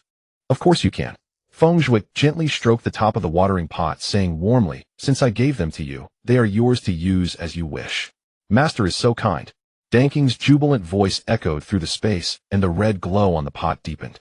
On the last day aboard the cloud whaleboat, Dian took the initiative to find Feng Zhuo and Song Wei to discuss purchasing the corpse of the 12th grade glass whale. This glass whale is enormous enough for the artifact refiners of our Duhai Pavilion to build 2 cloud whale boats, Dian said earnestly. Moreover, a 12th grade glass whale is almost invincible in the glass sea, and a cloud whale boat made from its corpse will be much safer for crossing the sea. The price he offered was very reasonable, even slightly above market value. Feng Zhuo thought for a moment. Since keeping the whale carcass served no purpose, he agreed. He only kept a portion of the glassy whale meat as a gift for his senior brother Yi Wuhan to practice on, and also set aside the demon core for Yin Ba to use later for advancement. In the end, Feng Zhuo received nearly 100 million high-grade spirit stones from the transaction, which converted to 1 million top-grade spirit stones. By the capacity of the storage pouch he gave Danxing, this would fill about a third of it. At the back mountain of Shaoyao Peak, the afterglow of the setting sun spilled onto the bluestone slabs, coating the entire peak in a warm golden hue. Feng Zhuo plopped down onto the familiar bluestone stool, stretched lazily, and called toward the peak, "Master, senior brother, second senior sister, your most handsome junior brother and junior brother Tsang are back. Come out and welcome us. Just like your mother, not an ounce of shame." Yun Xiao's voice suddenly sounded in his ear, and before Feng Zhuo could react, the spiritual tea in his hand had already found its way into the master's mouth. Seeing this, Tsang Yue silently poured another cup for the little junior brother. Ling Shuanghua then appeared, stepping through the evening glow to reach Feng Zhuo, a smile playing on her lips. "I wonder who these past few months kept complaining about having no appetite, even unable to eat senior brother's beggar's chicken. It certainly wasn't this old man." Yun Xiaozi immediately bristled with indignation, thrusting his hands into his sleeves and snorting. Ling Shuanghua completely ignored her master, reaching out to pinch Feng Zhuo's still baby-fat cheeks. "Haven't seen you in months, I missed you so much." Failing to pinch his cheek, Ling Shuanghua wasn't annoyed and generously gave both junior brothers a hug. Then Yi Wuhan also arrived at the back mountain, naturally taking the teapot from Tsang Yue's hand and skillfully brewing. "Glad you're back safely." Feng Zhuo was about to say something sentimental when Ling Shuanghua suddenly bounced and spun around. "Little junior brother Tsang, quick, see what's different about me today." Seeing this, Yun Xiaozi and Yi Wuhan exchanged a helpless glance. This girl always pulled this stunt every time she saw someone, never tiring of it. Feng Zhuo and Tsang Yue exchanged a knowing look, then said in perfect unison, with feigned surprise, "Second senior sister, you've formed your golden core." Their tone was perfectly calibrated, as if they had just discovered it. "That's right." Ling Shuanghua laughed triumphantly, her hair tips dancing in the sunlight. "At only 21 I've achieved a golden core. Huh, I truly am a peerless genius." Feng Zhuo and Tsang Yue. Could their second senior sister be? Overjoyed, they exchanged a smile, watching her smug demeanor, and politely all right. Yi Wuhan, seeing Ling Shuanghua's pride nearly reaching the heavens, quickly interrupted. "Little junior brother must have called us here for something important. Junior sister, you can celebrate later." Ling Shuanghua immediately dropped her smile and asked with concern, "Little junior brother, I heard master say you took a sect mission and went down the mountain. Why did it take so long? Did you run into trouble?"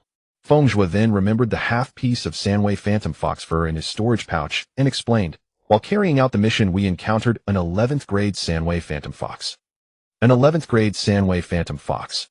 Before he could finish, Ling Shuanghua slammed the table and stood up, her brows furrowed. Did the mission hall deliberately hide the difficulty because they think Shaoyao Peak is easy to bully? I'm going to settle accounts with them right now.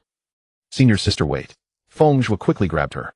That Sanwei phantom fox had already transformed and was colluding with the sect master of a nearby sect.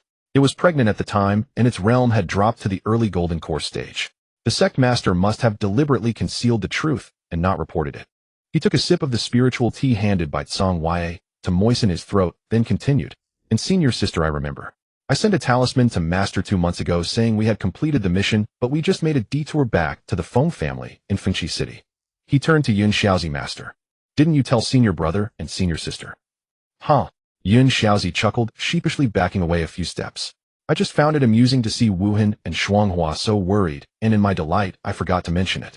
Having said that, fearing his second disciple would call him out, he vanished in a flash. Only a voice lingered in the wind. "Zhuozhuo, remember to bring the things from Fengqi City to my cave. Don't let your senior brother and senior sister pocket them." Ling Shuanghua shook her head, both amused and exasperated, while Yi Wuhan let out a helpless sigh. "Huh." Seeing this, Feng Zhuo's eyes curved with laughter. He then took out 2 radiant magic robes from his storage pouch. "I had these custom made at the most famous tailor shop in Fengqi City for you and master. Do you like them? Are they feathered robes?" Ling Shuanghua's eyes widened in surprise. Besides the fame of the Feng family cultivators and their alchemical skills, what female cultivators most longed for in Fengzhi City were the feathered robes crafted by the city's artisans. Even Ling Shuanghua far away in the central province had long heard of them. Feng Zhuo first produced a water blue feathered robe and handed it to Ling Shuanghua, then took out a dark green one for Yi Wuhan. His own was the golden 100,000 feather robe, and Song Wei also had one which was pitch black. As for Master, it was an elegant moonlight one. Try it on and see if it fits. Feng Zhuo's eyes sparkled as he looked at his senior apprentice, sibilings the corners of his mouth lifting involuntarily. Ling Shuanghua could no longer contain herself. She formed a hand seal to change into the feathered robe, then immediately conjured a water mirror. Spinning around in front of her reflection, she could not hide the delight in her brows and eyes. Seeing that his senior siblings liked the gifts, Feng Zhuo eagerly presented other treasures.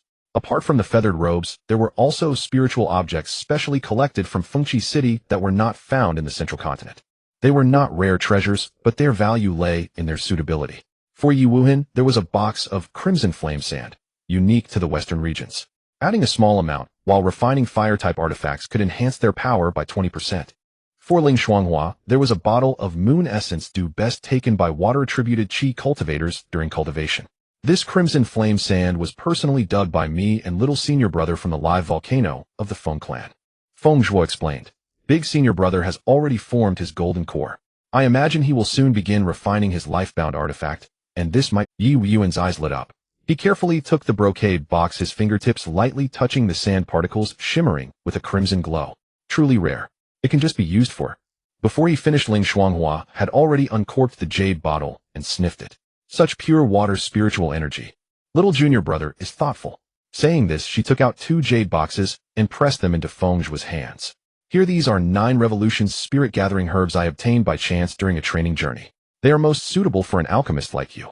The 9 revolutions spirit-gathering herb was a 3rd-grade spiritual herb, the main ingredient for refining the 3rd-grade spirit-gathering pill. Unlike the spirit-calming pill, the spirit-gathering pill assisted in the enhancement of divine sense.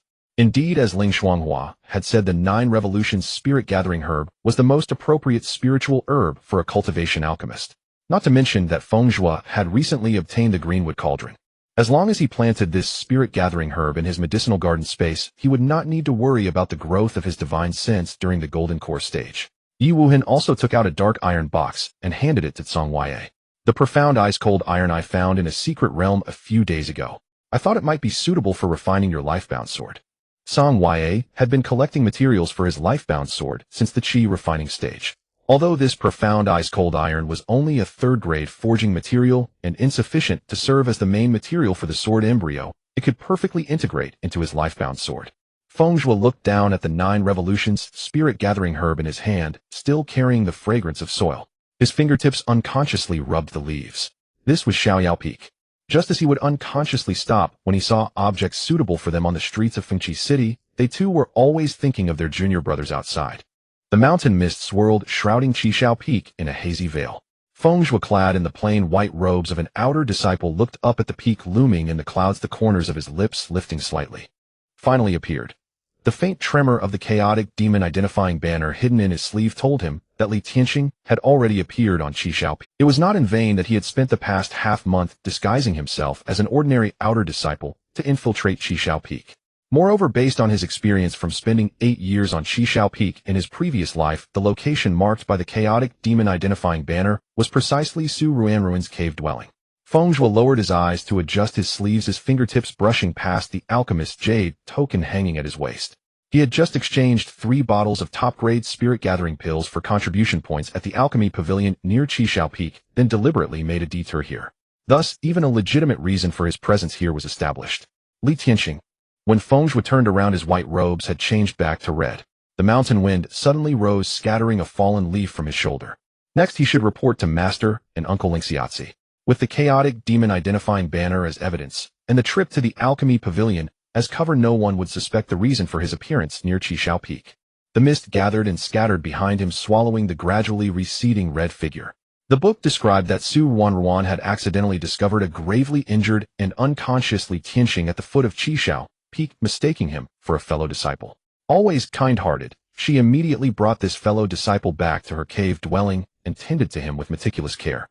After Li Tianxing woke up, Su Ruanruan accidentally learned of his demonic cultivator identity, but still chose to conceal it, and even actively covered his tracks. In her words, so what if he's a demonic cultivator? Isn't he still human? Just a different path of cultivation. What was even more puzzling was that when Li Tianxing revealed he was a nascent soul stage cultivator and asked Su Ruanruan for life-saving pills. Su Ruanruan did not doubt the purpose of a nascent soul stage demonic cultivator infiltrating the sect at all. Instead, she asked her master Qi Xiao for a 6th-grade healing pill. Qixio's reaction was equally strange. Knowing full well that Su Ruanruan had no use for such a high-grade pill, he still bestowed it upon her. When Feng Zhuo read this in his previous life, a cold sneer echoed in his heart.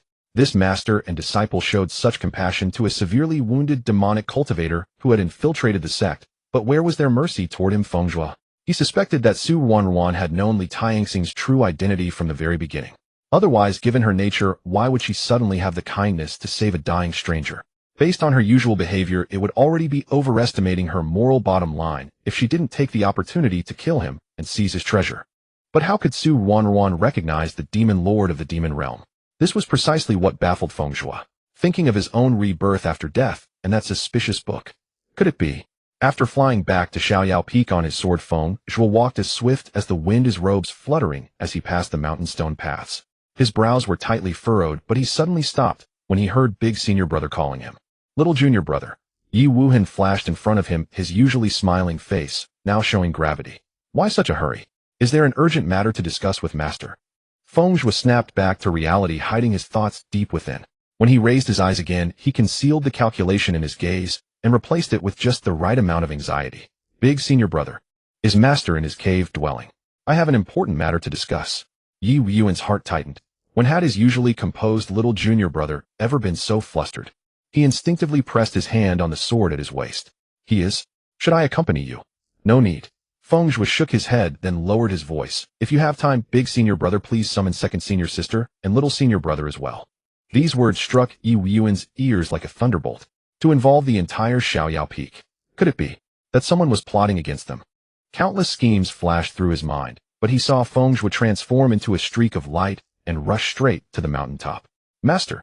The wooden door was pushed open, violently slamming against the wall with a loud crash. Inside the room, young Xiaozi was deep in thought over a chess game. His divine sense had long detected his little disciple's arrival, but he deliberately put on a stern face. Zhuozhuo, this door. Master. Feng Zhuo interrupted directly, the black banner in his sleeve rustling. Do you recognize the Feng clan's chaotic demon-identifying banner? Young Xiaozi's hand dropped the chess piece, which landed on the board with a sharp clack. Just now, Feng Zhuo said, each word deliberate, his voice trembling with controlled intensity. When I went to the Alchemy Pavilion for a transaction, I discovered a nascent soul stage demonic cultivator is hiding on Xixiao Peak. As the final word fell, a sudden thunderclap burst outside the window, casting flickering shadows on the master and disciples' faces. Yun Xiaozi abruptly rose, his unity stage aura spilling uncontrollably, and a teacup on the table cracked with a faint sound. How dare the Red Cloud Peak defy the sect's rules and harbor a demon cultivator in secret? Even as he said this, a smile was unmistakably on his face. Whether or not the demon cultivator had truly colluded with the Red Cloud Peak after today, there must be a connection. Zhuozhuo, bring the chaos demon identity. Yun Xiaozi waved his sleeve grandly. Come with me to see your grandmaster. In his youth, he had been close friends with Feng Qinga, so he knew full well the formidable power of the chaos demon identifying banner. Though its detection range was limited, once it locked onto a demon cultivator's aura, it would permanently record it. And the recorded range would expand even further. As long as the target appeared within its radius, it would certainly sound an alarm. However, Yun Xiaozi had long been disappointed in his senior brother. This time he resolved to go directly to the previous sect master of the Tai Divine Sect. Just then Ling Shuanghua's furious voice came from outside the cave. Master. Senior brother, said someone is plotting against our carefree peak. Which blind fool dares? Before she could finish, the three of them came face to face with Yun Xiaozi and Feng Zhuo, who were about to leave. What a... Yun Xiaozi was stunned at first, then flew into a rage. Someone dares to move against our carefree peak. Could it be that old scoundrel from Red Cloud? His hair bristled with fury, sword aura surging around him. First they secretly harbor a void refinement demon cultivator, then they plot treachery. Do they think I can no longer lift my sword? Or have they forgotten that my master's blade is even 3 parts sharper than mine? Feng Zhuo looked at Yi Wuchen, and seeing his senior brother's gaze, he realized a misunderstanding had occurred. He was about to explain, but Yun Xiaozi cut him off with a wave of his hand. All 4 of you come with me to see your grandmaster. He has just emerged from seclusion. This is a perfect chance for him to meet my 4 brilliantly talented disciples. Thus Feng Zhuo chose not to explain further. After all, the relationship between Red Cloud Peak and Carefree Peak was already irreconcilable. After today, the revelation that a void refinement demon cultivator, a demon lord from the demon realm, had been hidden in the personal cave of a Red Cloud Peak disciple would surely cause a massive decline in Red Cloud Peak's status within the Tai Divine sect. By then, Red Cloud Peak would no longer be able to threaten Carefree Peak. The four stepped onto Yun Xiao's flying sword. The sword light streaked across the sky, and Feng Zhuo finally explained to his three fellow disciples, "My family possesses a top-grade spiritual treasure called the Chaos Demon Identifying Banner. When I returned home this time, my mother had heard that the demon cultivators might be planning some major move, so she specifically told me to bring it along. Today, when I went to the Alchemy Pavilion to exchange contribution points, the demon identifying banner suddenly reacted with unprecedented intensity. His expression grew solemn. Based on my experience, it was at least a void refinement demon cultivator. I followed the banner's guidance all the way to the foot of Red Cloud Peak, confirming that the demon cultivator was hiding on the peak. Hearing this, as if foreseeing the dire fate of Red Cloud Peak, Ling Shuanghua's face lit up with delight. Yet given the sensitive nature of the demon cultivator matter, she dared not show her joy too openly. Along the way, Yun Xiaozi briefly briefed the four on their grandmaster's situation, mainly for Feng Zhuo's benefit. Your grandmaster's Dao name is Duanyu. He has reached the Mahayana stage and permanently resides on Hongmeng Peak. Hongmeng Peak stood apart from all other peaks of the Tai Divine sect. Though it was the most spiritually rich place in the sect, it was generally uninhabited by disciples, reserved only for those who had reached a certain cultivation level and were in long-term seclusion. Yi Wuchen, however, only caught the words Duanyu. Duanyu Ling Xiao. These two Dao names clearly belonged to the same lineage. Yet their master's Dao name was Xiao Yao. Yi Wuchen couldn't help but sigh inwardly. Our master back in the day must have been a poor soul with a story to tell. The flying sword slowly descended on Hongmeng Peak, and Yun Xiaozi reminded them again. When you see your grandmaster, all of you behave yourselves. Follow me in bowing and greeting. The four nodded solemnly. The moment they stepped onto Hongmeng Peak, dense spiritual energy surged like a tide, causing every pore on their bodies. Looking around, the peak was shrouded in mist and clouds dotted with spiritual springs and cascading waterfalls. Ancient trees thousands of years old had strands of spiritual mist entwined around their branches. In the distance, several caves appeared faintly, presumably the retreats of the sect's great cultivators. As they were immersed in the scenery, a stooped figure drifted down from a distant peak. It was an old man with white hair and beard slightly hunched, yet exuding a mountain-like heaviness. He wore a plain gray robe, a straw rope casually tied around his waist. He seemed ordinary, but his eyes were as sharp as a blade, making one dare not meet his gaze. Yun Xiaozi bowed respectfully. Sword Elder. The old man squinted as he examined the five. Under his gaze, Feng Zhuo felt his body tighten, as if targeted by a primordial beast. The other three also stiffened involuntarily. A little carefree, the Sword Elder's voice was hoarse, but resonant. Haven't seen you in centuries. Are you here to see your master? Yun Xiaozi nodded with a smile. Indeed. My master sent word a month ago that he would emerge from seclusion, so I brought these four disciples to pay him respect. The Sword Elder waved his hand, and four beams of spiritual light flew toward the four disciples. Feng Zhuo blinked, and a Bodhi seed glowing with a cyan and red halo hovered before him. The little ones have excellent aptitudes, the Sword Elder said, stroking his beard with a smile. A small token, consider it an old man's greeting gift. The four looked at Yun Xiaozi. After receiving his nod, Feng Zhuo carefully stored the cyan blaze Bodhi seed into his storage pouch. The moment it touched his hand, he could clearly sense the pure dual woodfire spiritual energy within it. This second-grade, nearly third-grade woodfire dual-element spiritual object would help him break through to the late Foundation establishment stage. Glancing sideways, he saw that senior brother received a piece of fire jade marrow, second senior sister a water-hard orchid, and little senior brother a sword-shaped iron essence. Each was a treasure perfectly suited to them. Thank you, Sword Elder. The four chorused their thanks. After exchanging a few pleasantries with Yun Xiaozi, the Sword Elder flickered and returned to the distant peak, as if he had never left. That was the Sword Elder, Yun Xiaozi said, gazing in the direction the old man had vanished, his tone laced with respect. The mountain guardian of Hongmeng Peak. He was already guarding this mountain when I first joined the Tai Divine sect. After the Sword Elder, no one else came down to block them. They traveled all the way to the peak where Duan Yu's cave was located. As if feeling a touch of homesickness, Yun Xiaozi paused at the foot of the mountain for a long time. His gaze wandered along the mountain path, his fingers unconsciously stroking the hilt of his sword. Feng Zhuo and the other three remained silent. A mountain breeze swept by, carrying the sound of rustling pines. Yun Xiaozi's eyes gradually grew distant, as if he could see through the scenery to memories 1,000 years old. His Adam's apple rolled slightly finally, dissolving into a nearly inaudible sigh. He was about to ascend the mountain. Is that Xiaoyao? A deep voice suddenly came from the mountain carrying a hint of joy mixed with a trace of helplessness. Bring the 4 little ones up and let me have a look. Yun Xiaozi said softly, let's go. His voice seemed to carry a sense of relief. As they ascended the stone steps, he pointed to a waterfall cascading in the distance. That was where I trained my body every day as a child. His finger then turned to a clearing filled with wooden stakes, pausing at the noticeably shorter one at the far end. See that short stake? That was the one I used when I first learned swordsmanship. His voice alternated between light and somber, as if speaking to his 4 disciples and talking to himself at the same time. When they reached the Duan Yu cave mansion, Yun Xiaozi suddenly knelt on both knees, touching his forehead to the ground. Master, your unworthy disciple Xiaoyao brings his 4 disciples to pay respects today. Feng Zhuo and the others quickly knelt as well. A long sigh came from within the cave. Xiaoyao had always been uninhibited, but today, Duan Yu clearly understood the grudge in his disciple's heart. He gently lifted the 5 with spiritual energy and stepped out of the cave himself. This Mahayana cultivator was burly with muscles like coiled dragons. He looked more like a body cultivator than a sword Xiaoyao. Duan Yu started to speak, but stopped. Finally, he took out 4 clusters of spiritual light. Take these things as a greeting gift from your grandmaster. Feng Zhuo took them and found they were lotus pods of the woodfire twin hearts lotus with over a dozen seeds inside.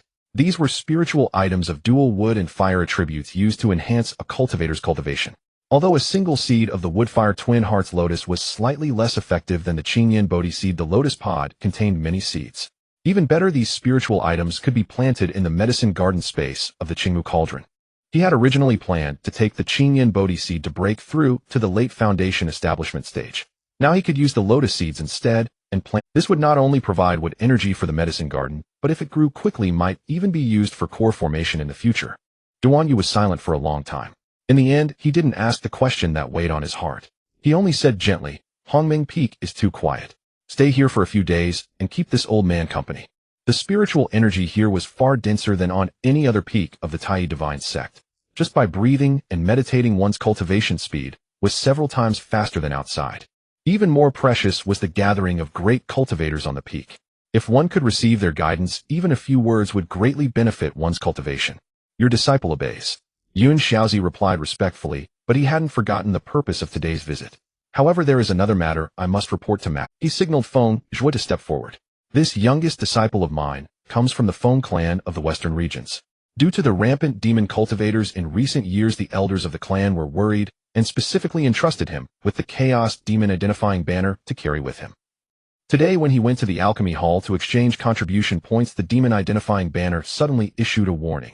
Within the territory of the Tai Divine sect, a nascent soul-level demon cultivator is hiding. Duan Yu's expression changed drastically, with anger flickering in his brows. A nascent soul-level demon cultivator. As the former sect leader of the Tai Divine sect, he naturally knew the power of this spiritual treasure from the Feng clan. In the successive immortal demon wars, the Demon Identifying Banner had achieved great feats. Duan Yu's voice was low and his aura was imposing without anger. Has the current sect leader been informed? Yun Xiaozi shook his head. This matter is of great importance. I was afraid of alerting the enemy, so I haven't told anyone. That's good. Duan Yu nodded slightly. When he turned to Feng Zhuo, his expression softened. If your Feng clan's demon identifying banner is correct and can truly locate the demon cultivator's hiding place. He paused and said solemnly, your grandmaster will allow you to choose any treasure from the 1st to 4th floors of the treasure pavilion. The Tai Divine sect's treasure pavilion had 8 floors in total, storing rare treasures of the 1st to 8th ranks. From extraordinary heavenly materials to earthly treasures and even strange flames born of heaven and earth, everything was available. Normally, only those who had made great contributions were allowed entry. With Duan Yu's guarantee, it was foolproof. Joy flashed in Feng Zhuo's eyes. As the 6 hurried down the mountain on Qishao Peak, Su Wanruan was flying toward the summit on her sword, panic-stricken. She clutched the 6th rank Qingmu Huitian Dan she had just begged from Qishao Jinren, both shocked and furious. System. The original novel clearly said that Li Tianxing would heal himself after being severely injured. Why is he on the verge of death after I brought him back? Detection. The heavenly Tao of this realm is interfering with the plot development.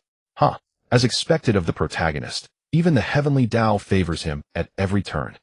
A hint of ruthlessness flashed in Su Ruanruan's eyes. In the year she had spent in the cultivation world, she had already taken no fewer than 10 lives, and held no reverence for the so-called heavenly Tao. I won't let him have his way. She couldn't help but recall the secret the system had revealed earlier. It turned out that the reason Qi Xiao treated her so well was that the system had directly copied the data of Qixio's deceased mortal wife when shaping this body.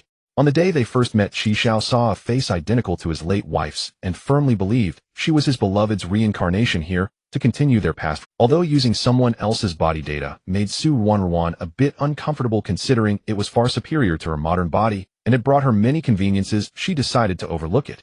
Over the past month, she had deliberately imitated the mannerisms of Qixio's late wife, deepening his conviction. Because of this, when Su Wanruan asked for the 6th rank healing pill today, Qi Xiao gave it to her, without hesitation, not even asking why. At that moment at the foot of Qi Xiao Peak, the Chaos Demon identifying banner in Feng Zhuo's hand trembled violently, the black banner fluttering without wind and emitting a piercing hum. Duan Yu's face turned ashen, his spiritual energy surging. What a fine Qi Xiao Peak! Truly daring to harbor a nascent soul demon cultivator. Just as the 6 prepared to ascend the mountain, a sword light streaked through the air. Ling Xiaozi landed hastily, his brows furrowed. Master, after leaving Hongmeng Peak, why didn't you come to Ling Xiao Peak to find me first? Instead, you brought junior brother to this Qi Xiao Peak. His gaze swept over Yun Xiaozi, carrying a hint of reproach. Clearly Ling Xiaozi had been informed by someone and hurried to Qi Xiao Peak. But not yet understanding the full situation, he assumed it was Yun Xiaozi who had brought their master to pick a fight. Duan Yue, unaware of all the convoluted circumstances, sneered, his sleeves billowing. You have the nerve to ask. The great sect leader of the Tai Divine sect didn't even notice a nascent soul demon cultivator infiltrating the sect. Ling Xiaozi's face paled. A demon cultivator? Master, have you detected demonic energy? Or? He hesitated, glancing at Yun Xiaozi. Could it be that junior brother and Qi Xiao have always had a grudge in this matter? If he still couldn't grasp Ling Xiaozi's implication, Duan Yu would have been unworthy of being sect leader for over 1,000 years. How dare you? He roared, and as his spiritual energy surged, the demon-identifying banner in Feng Zhuo's hand flew out. In your eyes is Xiaoyao such a despicable person? Seeing the once close brothers, now strangers, Duan Yu's heart ached. But the demon cultivator matter was more urgent. He waved his sleeve. We'll discuss this. With that, he followed the guidance of the demon-identifying banner and rushed straight up the mountain. The moment Ling Xiaozi saw the chaos demon-identifying banner, his face turned deathly pale. How could he not recognize this supreme spiritual treasure that had achieved great merits in the immortal demon wars? Only then did he realize he had wronged his junior brother. He opened his mouth to explain, but ultimately found no words. He could only silently follow his master Duan Yu. Feng Zhuo and the other 3 looked worriedly at Yun Xiaozi, but saw no trace of gloom on his face.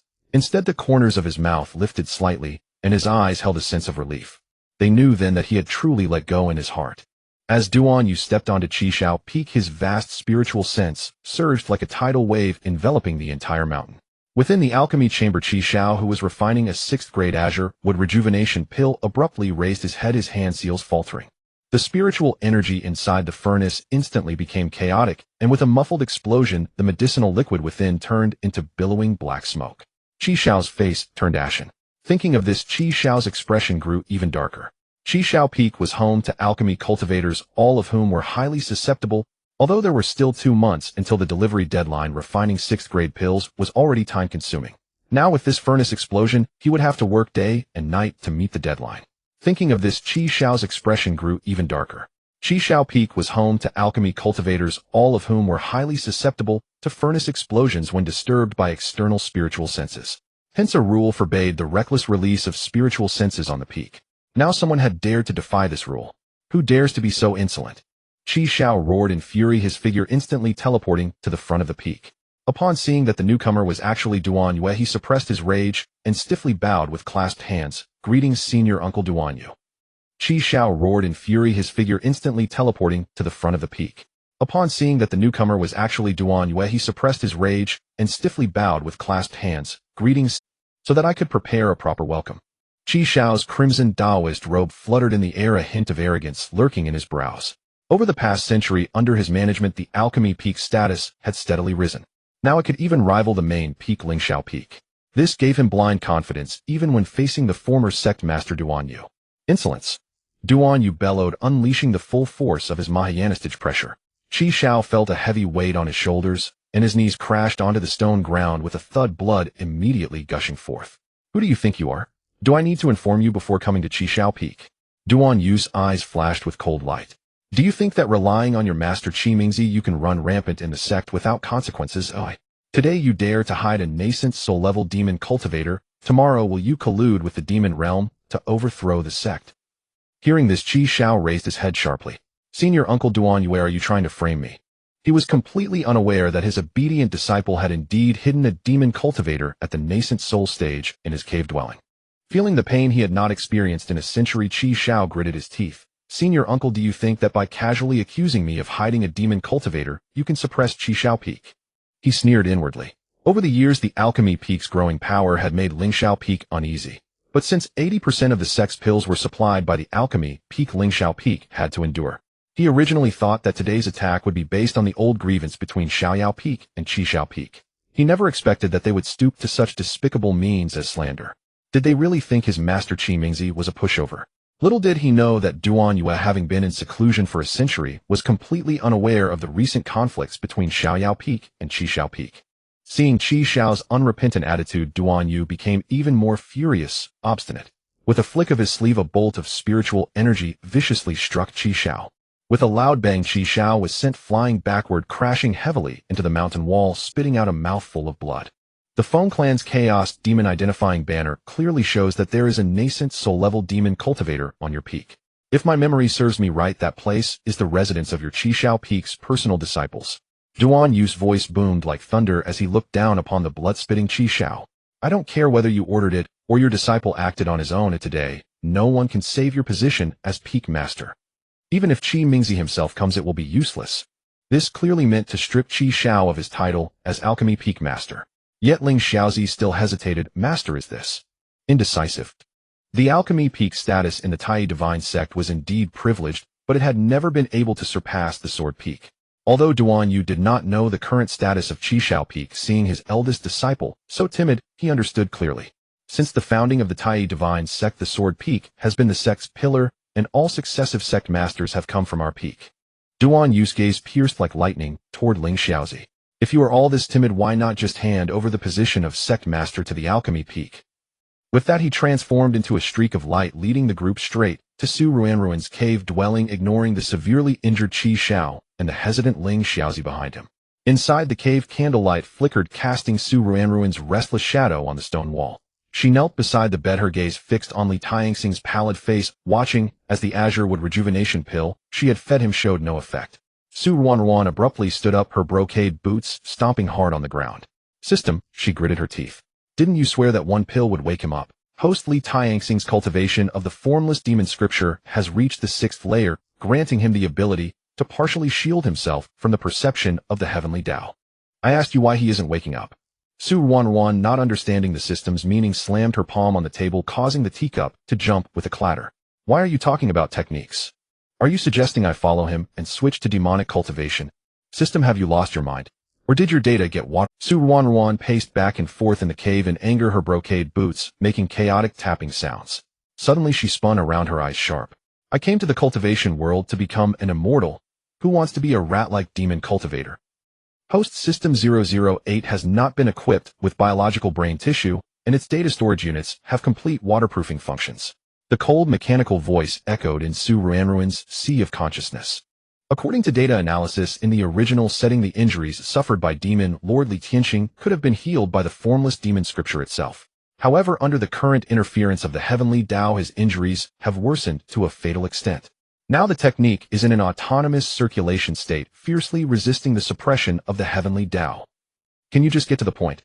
Su Ruanruan rolled her eyes viciously, scraping her nails against the bedpost with a grating sound. The more she thought about it, the angrier she got, and she cursed at the air. Stupid system, why can't you just be a proper machine? Why do you have to act like a riddle teller? Li Tianxing is about to awaken. The moment the mechanical prompt sounded, Su Ruanruan immediately fell silent and rushed to the bedside in a few strides. In front of the bronze mirror, she hastily tidied her disheveled hair, dabbed her lips with rouge, and repeatedly adjusted her expression to the perfect smile. On the bed, the man in purple robes had brows like ink, and the dark red vertical mark between his brows flickered with his. On his excessively pale skin, dark golden demonic patterns slithered like living creatures around his neck, shimmering with an eerie light under the flickering candle. Su Ruanruan was mesmerized, her fingers involuntarily reaching toward the demonic patterns. Just as her fingertips were about to touch the mysterious lines, boom, Outside the cave, the chaos demon identifying banner suddenly trembled violently, its surface blazing with blood-red light. At that very moment, Li Tianqing awakened. The moment Li Tianqing opened his eyes, he met a strange face frozen in a stiff, artificial smile. In a flash, his fingers clamped around Su Ruanruan's slender neck like iron pincers. Ugh!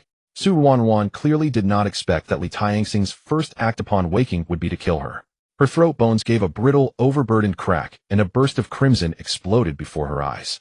She kicked and thrashed wildly, her fingernails raking bloody furrows across the back of Li Tianxing's hand. Yet it was like an ant trying to shake a tree. The air in her lungs was squeezed out little by little, her eardrums swelled until they felt ready to burst, and the tip of her tongue even tasted a sickly, rusty sweetness. System, what is this happening? Quick, save me, she wailed in her sea of consciousness. Just as her consciousness was about to scatter, the pressure around her neck suddenly loosened. Li Tianqing seemed to finally realize that the person before him might be his savior. But his hand still hovered like a venomous snake over the vital point of Su Ruanruan's throat, ready to tighten again at any moment. In this life-or-death moment, Su Ruanruan finally seized a chance to breathe and squeezed out a few words through clenched teeth. I save your life. Before her voice faded, the cave's protective barrier shattered with a thunderous roar. The moment Duan Yu and his group stepped inside, they caught the words clearly. Now there was no longer any possibility of denying that a personal disciple of Scarlet Cloud Peak had secretly harbored a void refinement demon cultivator. Seeing Duan Yu and his group break through the barrier, Li Tianxing's purple eyes sharpened, and instead of lessening, his grip tightened, dragging Su Ruanruan before him like a human shield. A cold smile curled at the corner of his pale lips. Let me leave, or else. In the inherited memories of the former demon venerable that Li Tianqing had obtained, the face before him was recorded. Duan Yu, the former sovereign of the Tai divine sect, had already reached the Mahayana stage before the previous demon venerable fell. Needless to say, after 1,000 years had passed, Duan Yu's power must be even more terrifying. Even at his peak, Li Tianqing was only at the peak of void refinement. Even with the aid of the demonic immortal artifact, the Blood Fiend Demon Sword, he could not possibly be a match for Duan Yu, let alone now, when he had just recovered from severe injuries. As for the life-saving grace of the woman in his grasp, he was a demon cultivator. The demon realm had always been a place of the strong preying on the weak. What place was there for repaying kindness? Moreover, Li Tianqing cast a downward glance at the woman whose face had turned blue-purple, his eyes brimming with mockery. She had merely taken a fancy to his handsome appearance. He had seen plenty of this kind of pretentious savior in the demon realm. Li Tianqing knew nothing of what had happened during his coma, nor did he know that Su Ruanruan had fed him a 60-year azurewood rejuvenation pill. In his perception, although his injuries were severe, they were far from fatal, and with the formless demon codex, he could fully recover on his own. But now this woman had brought him to a completely unfamiliar place. At the thought, Li Tianqing felt a surge of rage. Originally, he had carefully chosen a hidden spot in the outer disciple area of the Tai divine sect, where no one could possibly detect his presence. But now, judging by the dense spiritual energy around him, this was clearly an inner sect stronghold, and with Duan Yu here, it was most likely the main peak of the Tai divine sect's sword peak. Damnation! Li Tianxing's knuckles turned white as he tightened his grip on Su Ruanruan's neck another notch. He had no idea how to escape now. Meanwhile, in the demon realm, the news of his fall must have already spread far and wide. The traitor was probably raising a toast in celebration. At these thoughts, the bloodlust in his eyes deepened, and the force in his hand nearly crushed Su Ruanruan's cervical vertebrae. Disregarding the sect's safety and secretly aiding a void refinement demon cultivator, this alone was enough for Duan Yu to no longer care about Su Ruanruan's safety. His life-bound sword let out a clear, resonant ring as it left its sheath, its cold light piercing. Ling Xiaozi, supporting Qi Shao, hurried over, followed by a grim-faced Chimingzi. Seeing that Duan Yu was truly about to swing his sword without regard for Su Ruanruan's safety, Qi Shao bellowed, "Stop! Duan Yu, how could that name be undeserved? If this sword were to strike, it would surely be with the force to split mountains and sever peaks." Hearing Qi Shao's objection, Duan Yu's anger only flared higher. His life-bound sword did not retract, but instead surged with even greater momentum. Zheng! The sword cry echoed like a dragon's roar, and the entire blade suddenly burst into blinding cold light. Where the sword edge passed, the air was brutally cleaved open, leaving a vacuum fissure that screeched with a piercing explosion. This strike carried the mountain-splitting sword intent that Duan Yu had comprehended. Before the sword light even arrived, the terrifying sword pressure had already fractured the ground into a web of cracks, and the defensive formations on the cave walls shattered one after another. Qi Shao's cry to stop was still ringing in his ears, yet Duan Yu's sword had already descended like a meteor, unstoppable. Seeing this, Qi Xiao broke free from Lingxiazi, summoned all his defensive treasures, and charged toward the sword edge. At the same time, Li Tianqing swung the Blood Fiend Demon Sword, and its dark red sword energy collided with Duan Yu's sword light, with a deafening crash. Qi Xiao's treasures could not withstand even a single moment. His entire body was sent flying backward like a kite, with a snapped string deeply embedded into the mountain rock. Blood gushed from his mouth in a torrent. Shimingzi let out a long sigh, flew forward, and fed his disciple a top-grade 5-tier pill, barely managing to keep his life hanging by a thread to prevent him from having the strength to interfere with Duan Yu again. This disciple of his was exceptionally talented, but far too arrogant. Duan Yu was not someone like Lingxiazi easy to deal with. Given the situation today, this old bones of his would probably have to step back into the fray. Watching his disciple gasping for breath, yet still muttering, "Save Wainer," Shimingzi's heart was a mixture of emotions. Su Ruanruan's face, identical to his disciple's deceased wife, might fool Qi Xiao, but not him. If it were ordinary times, he would let his disciple do as he wished. But under these circumstances, how could he dare to step in and save her? Seeing his master unmoved, and Duan Yu calmly raising his sword again, the last glimmer of light in Qi Xiao's eyes died out.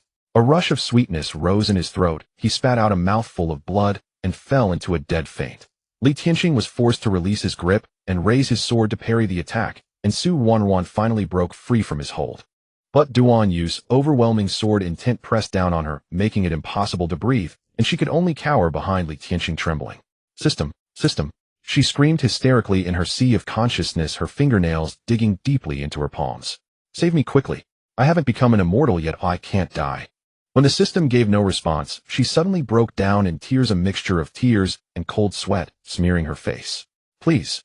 Since you were able to bring me here from the modern world, you must be able to save me, right? When the system gave no response, she suddenly broke down in tears, a mixture of tears and cold sweat smearing her face. Please. Since you were able to bring me here from... The system still gave no response, and half of Li Tianxing's demon sword had already broken off. Under the shadow of death, Su Ruanruan completely broke down and actually shouted aloud, "System, you were the one who brought me to this world. You were the one who told me to go to Feng Zhuo." Before she could finish, a cold mechanical voice suddenly rang out in her sea of consciousness. Alert! In World 158, the bionic human numbered 158, now known as Su Ruanruan, has violated regulations by leaking system secrets. Initiating emergency measures. System 158 is requesting instructions from the main system. Request complete. Elimination order confirmed. Did you bring me to this world? Feng Zhuo's pupils constricted. Compared to the demon lord Li Tianqing, he was more concerned about the words Su Ruanruan had cried out in her collapse. The information contained in those few words sent a shock through his heart. What did it mean? Was she not from this realm? Had she instead come from another plane among the myriad heavens? Moreover, what exactly was this system? Why had it specifically sent Su Ruanruan to the Xuanxiong continent? And her words had clearly mentioned his own name. What connection did the system bringing Su Ruanruan to the Xuanxiong continent have with him, a mere cultivator who had perished at the Golden Core stage in his previous life? Just as Feng Zhuo was strained to hear more clearly, he saw Su Ruanruan's lips move a few times, yet no sound emerged. Then before everyone's eyes, her entire form turned to ash. Feng Zhuo gasped, a chill running down his spine. How was this possible? Was she not the child of Heaven's Tao? How could she fall so easily? Moreover, the sword intent of ancestor Duan Yu had clearly locked onto Li Tianqing alone. Su Ruanruan had only suffered some residual shockwaves. Then who had killed her? Suddenly, every hair on Feng Zhuo's body stood on end. Though he could see nothing with his eyes and perceive nothing with his divine sense, he was inexplicably certain that an intangible presence had materialized above the spot where Su Ruanruan had stood. Be careful, ancestor. Feng Zhuo was about to shout a warning when he saw Duan Yu already swing his sword toward that empty space. Though Duan Yu could not directly sense the system, the keen intuition of a Mahayana-stage cultivator made him aware of an anomalous aura that should not have... System No. 158 was secretly gloating, having decisively activated the self-destruction program embedded in the android host the moment Su Ruanruan was about to reveal the system's secret. At that moment, it was busy establishing a connection with the main system, preparing to log out of World No.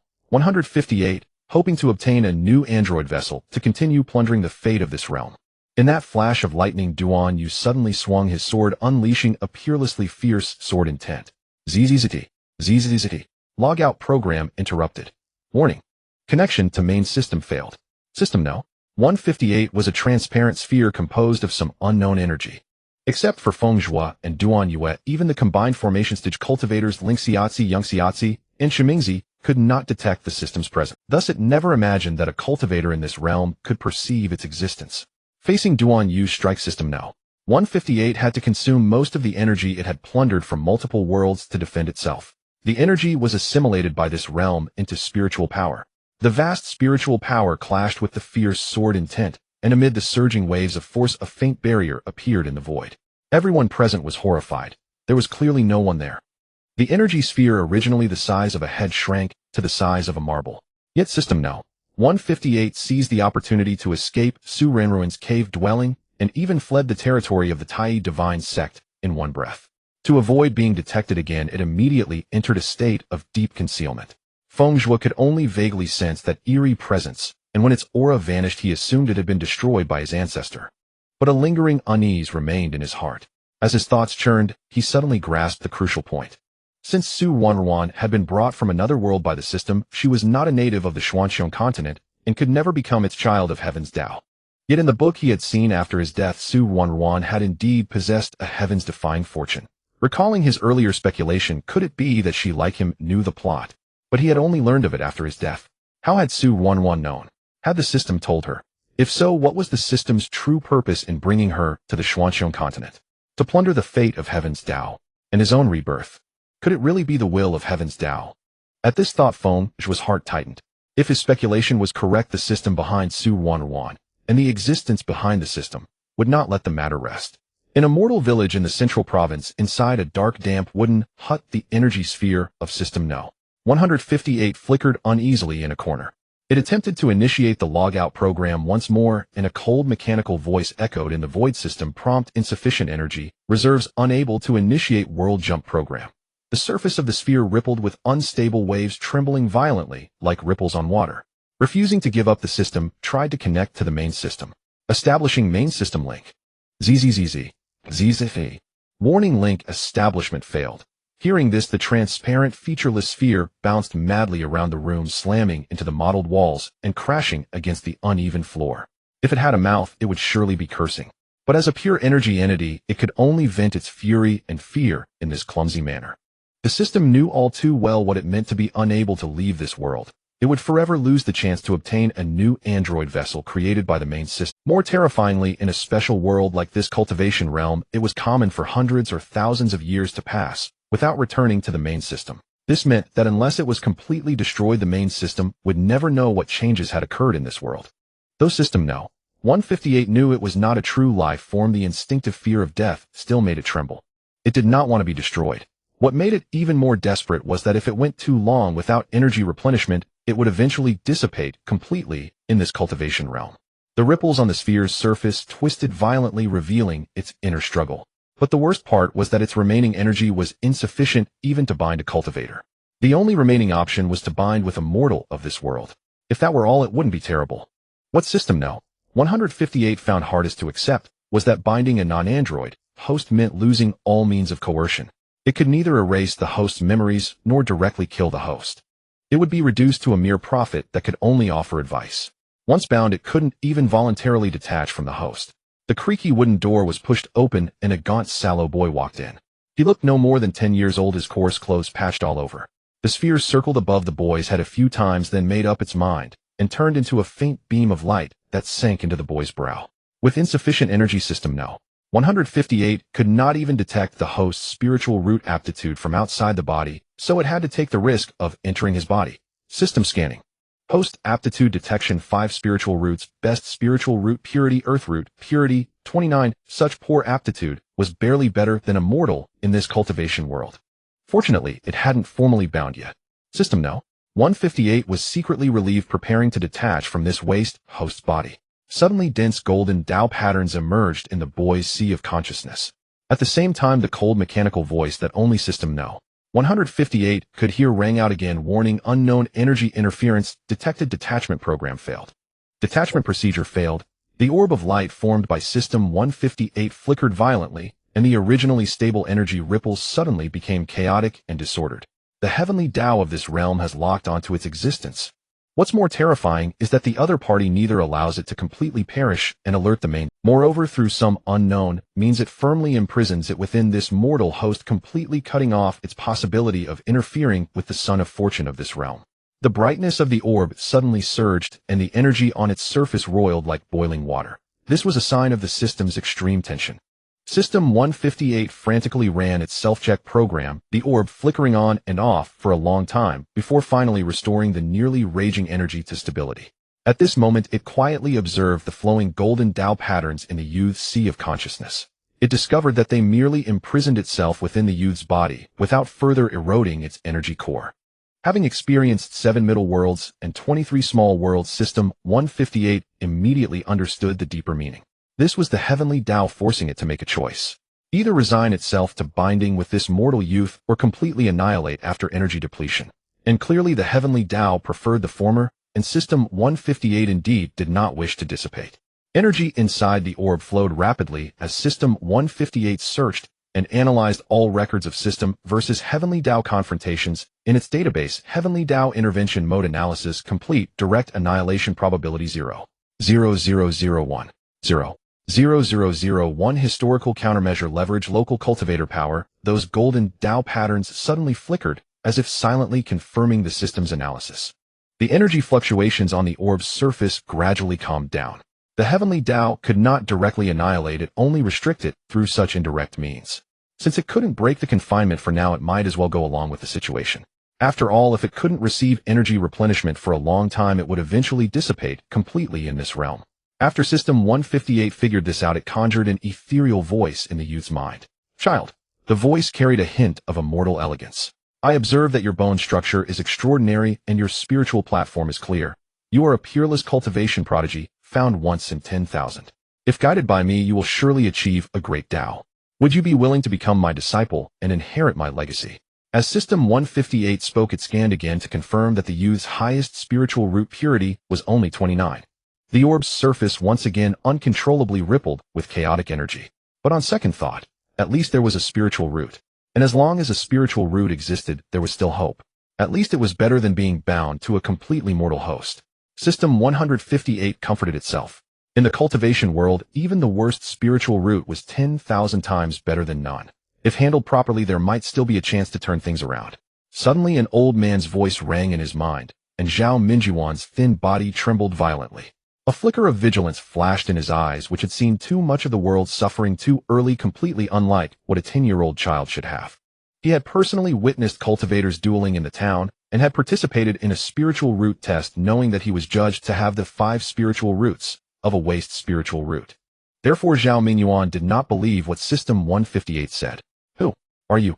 His voice was tight, and his fingers unconsciously clenched the patched corner of his clothes. His eyes searched around, but could not find the source of the voice. Don't panic, little child. System 158 quickly scanned the youth's entire body and finally found a low-quality jade pendant under his shabby clothes. Using its remaining scanty energy to heat it, System 158 spoke again. I am currently residing in this jade. The orb flickered violently. System 158 understood that this was a sign of insufficient energy and impending slumber. The conjured voice suddenly became solemn. My Tao name is Wuling. Before my death, I had reached Mahayana perfection. If not for being ambushed, I would have already broken through the void and ascended to the ranks of immortals. Now only a wisp of remnant soul remains. Seeing your extraordinary talent, you are suitable to inherit my legacy. Zhao Mingyuan lowered his eyelids, his thick lashes concealing the faint sneer that flashed in his eyes. Making a broken jade heat up to fool someone. And a Tao name Wuling. Did he really think he was a 3-year-old child? Really? When he looked up again, the boy's face had already changed to a look of surprise and joy, and even his voice carried just the right tremor. Immortal, are you truly willing to take me as your disciple? Secretly, he dug his nails into his palm forcibly, suppressing his fear of the unknown. Having grown up in a beggar's den, Zhao Mingyuan knew that the safest way was to feign compliance until he understood the true nature of this thing. Naturally, you possess all 5 spiritual roots, which perfectly matches the true essence of my Tao. System 158's voice pretended to be profound. However, deep in its data, it was frantically searching its database. The son of heaven of this realm was born with a heavenly wood spiritual root. In the plot it held, there was simply no high-grade cultivation method suitable for such an inferior 5 spiritual root. Even treasures to purify spiritual roots were extremely rare. The only Tinthasandier soul washing grass that appeared in the original work, which could improve aptitude, had already been taken by the protagonist. Even more, System 158 despairingly discovered that according to the current plot progress, all opportunities suitable for mortals had been completely plundered. Really? Zhao Mingyuan thudded to his knees, his movements so practiced it was heartbreaking. Master above, please accept your disciple's bow. With this bow, the system officially bound with the youth. After confirming that the golden Tao patterns did not move abnormally, System 158 felt slightly relieved and began searching its database for a cultivation method suitable for 5 spiritual roots. After a long time, it found a mystic grade upper rank cultivation method, the Wuling Ju 5 Spirits Art, in an inconspicuous side plot. Because it was a side plot, the original work did not fully record the method's content. System 158 only knew how to obtain it. Thus it had to start fooling again. Hey, good disciple. However, you have not yet entered the Tao.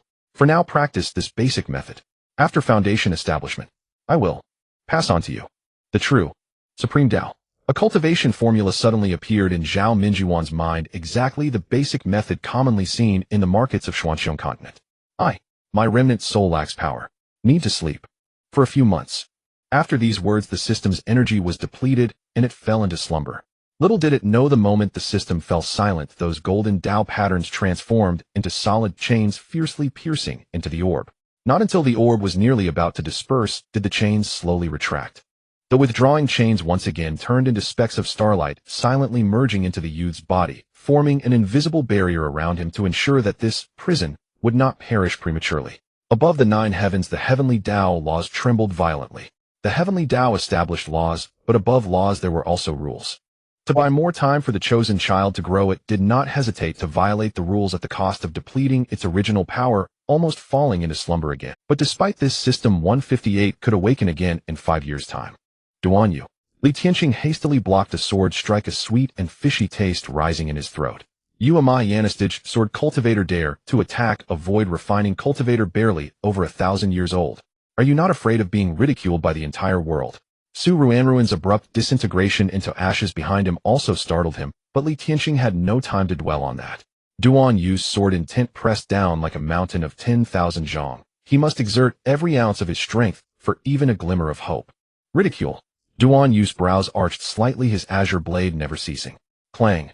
Another sword light capable of sundering mountains and cleaving peaks descended. Li Tianqing hastily crossed his sword, the blood fiend demon sword, letting out a piercing lament as the dark red patterns on its blade flickered. His tiger's mouth split open, blood dripping along the hilt. Do you know who I am? Li Tianxing's eyes bulged with rage, demonic chi surging around him. I am the demon lord of the demon realm. If you slay me here in the Tai divine sect, you will ignite a war between immortals and demons. At that time, the Xuanxiong continent will be drenched in blood. Can you bear that karma? You are not Xiaoju. Duan Yu shook his head again, pressing his right index and middle fingers together. In an instant, insects ceased their chirping, birds hung frozen in the sky. The 365 sword apertures within his body lit up simultaneously like stars in motion. His longsword returned to its sheath, yet heaven and earth fell into a deathly silence. Mountain cleaving. He raised his sword fingers gently. There was no dazzling sword light, no earth-shattering momentum. Only a single ancient and vast sword scar stretching across the sky, as if it had come from the primeval era. This was the unity of man and sword. Li Tianxing's pupils contracted sharply. This sword. Oh. He let out a hideous roar, gathering all his demonic chi onto the blood fiend demon sword. The moment blade and sword intent met, his entire right arm exploded with a bang, flesh and blood splattering like an avalanche. Crack, crack, crack. The sound of shattering bones rang out in succession as his body disintegrated along with his arm. The broken demon sword had already turned to dust the moment the mountain-cleaving sword intent arrived. In the end, not even a scream could be uttered. Li Tianqing was dead. This is the 4th realm of the sword, the unity of man and sword. Song Wuyu had long ceased comprehending a sword intent far beyond his own level, yet he had still gained considerable insights. He mused that after today's events he would return to his peak and go into seclusion, certain to assimilate all he had learned into his own sword path. The 4th realm. Feng Zhuo was not a sword cultivator and could not discern the true meaning within Duan Yu's sword. In his eyes he only saw the Grandmaster lightly lifting his sword, swinging it, and in the final blow merely drawing a line with his sword fingers. Then Li Tianqing, as if struck by divine punishment, turned into a pool of scarlet blood.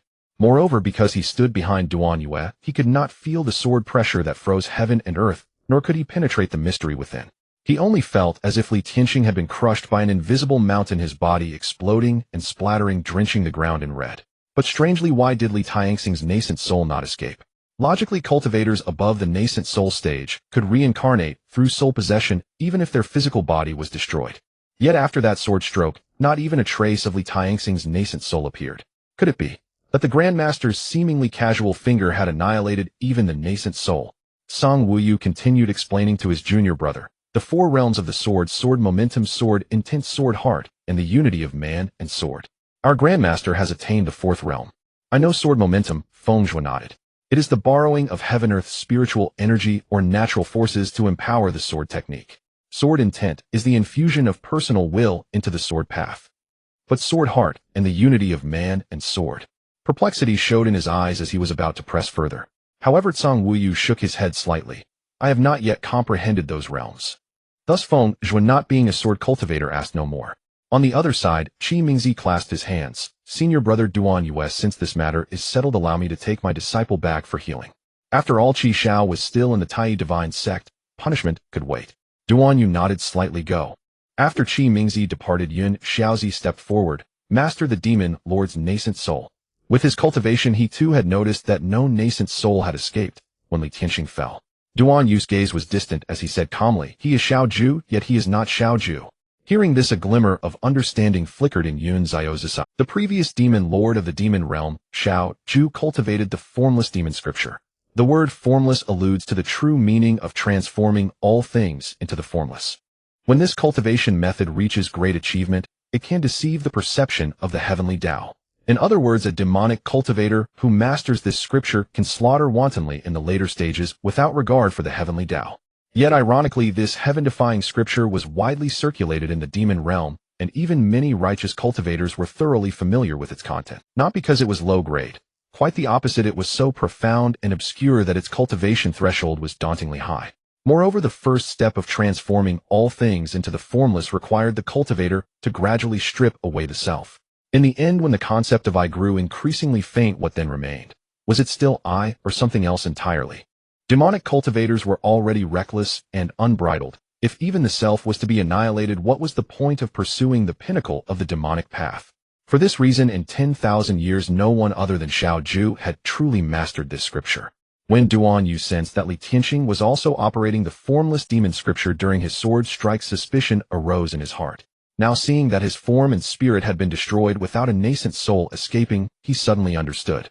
This must have been a deviation in Xiao Zhu's cultivation, which gave birth to the so-called current demon lord they had slain. After Yun Xiaozi explained this to his four disciples, Ling Shuanghua's eyes widened in shock. Such a bizarre cultivation method exists in the world. The vast world holds all wonders. Yi Wuhan shook his head with a wry smile. But junior sister, that's not what we should be concerned about now. Since the current demon lord was born from a deviation in the previous demon lord's cultivation, there must be a master-servant relationship between them. He furrowed his brows and continued, the current demon lord Li Tianxing has been active in the demon realm for 1,000 years. It was he who brought the news of Xiao Zhu's fall back then. Now it seems the previous demon lord might be. He did not finish, but everyone understood the gravity of the situation. The immortal and demonic paths had been tense for nearly a millennium. If Xiao Zhu was still alive, and his avatar had fallen in the Tai divine sect, it would inevitably spark new conflicts. The immortal and demonic paths had been tense for nearly a millennium. If Xiao Zhu was still alive, a trace of nostalgia flickered in his eyes. He was obsessed with the great Tao. Cultivating the formless demon scripture was simply because it was the highest grade demonic art he could access at the time. Even the position of demon lord was thrust upon him because his cultivation surpassed all others in the demon realm. Slaying Li Tianxing today might act. Duan Yu said meaningfully, his cultivation method went awry. Cutting away this error might allow him to advance further. Feng Zhuo and the other three exchanged glances, still struggling to understand. Even if he was unique, he was still a demonic cultivator. If what the Grandmaster said was true, wouldn't they have helped an enemy? Their confusion was understandable. The news of Xiao Zhu's fall had circulated for 1,000 years, so the younger generation naturally knew nothing of his character. If Duan Yu had to describe him, it would be 4 words, both enemy and friend. In fact, if Xiao Zhu had not suddenly disappeared 1,000 years ago, leaving the demon realm leaderless, and various demonic cultivators had not invaded the immortal territories to vie for the demon lord's throne, how could the relationship between the two paths have deteriorated to this point? It must be understood that the true war between immortals and demons had always been a conflict between cultivators and demonic beings, not a grudge between immortal cultivators and demonic cultivators. The flash was blinding, the thunder deafening. This was precisely Feng Zhuo's golden core tribulation. Ever since settling the matter of Su Ruan and Li Tianqing 3 years ago, Feng Zhuo had finally been able to immerse himself in. The flash was blinding, the thunder deafening. This was precisely Feng Zhuo's golden core tribulation. Ever since settling the matter of Su Ruan and Li Tianqing 3 years ago, Feng Zhuo had finally been able to immerse himself in cultivation. First, by relying on the 5 woodfire harmony lotus seeds, his cultivation base steadily advanced to the late foundation establishment stage. Then, after a year of consolidation, he smoothly broke through to the peak of foundation establishment. In the following 2 years, he continuously tempered his spiritual energy, finally condensing a golden core within his dantian. This should be the last one, right? Not far away, Ling Shuanghua clutched her blue sleeve, her voice laced with worry. Normal golden core cultivators only needed to endure 27 lightning tribulations, yet Feng Zhuo had already endured 2 extra strikes. Not far away, Ling Shuanghua clutched her blue sleeve, her voice laced with worry. Normal golden core cultivators only needed to endure 27 lightning tribulations. With a sharp swish, the 9 nether soul-devouring vine burst forth from the ground. After 3 years of nurturing, this ancient sinister plant had advanced to the 3rd rank.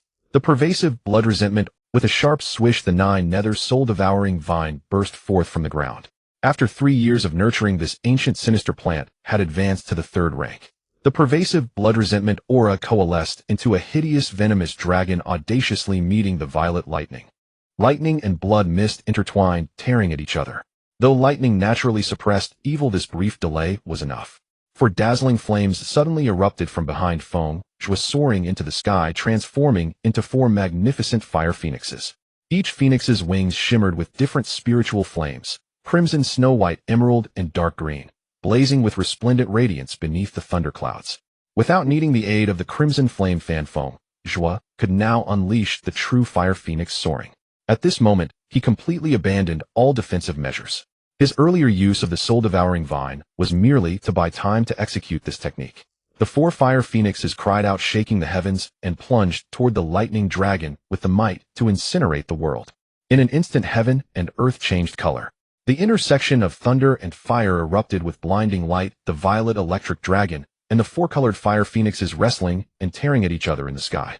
The violent fluctuations of spiritual energy even caused the entire Hongming summit to tremble. The shockwave from the collision shattered the clouds for 100 zhang in every direction, as if even the sky itself would be torn apart by this fierce clash.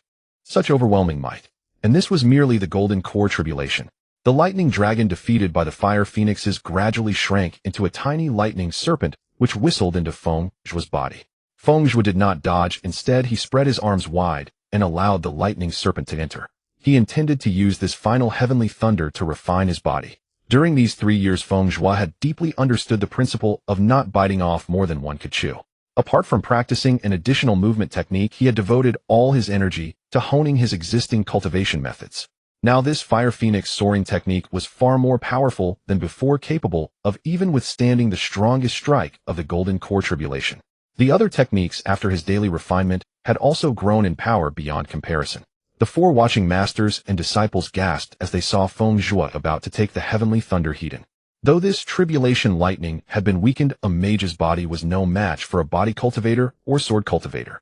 The moment the lightning serpent entered his body, Feng Zhuo immediately activated a body tempering method. He had improved himself.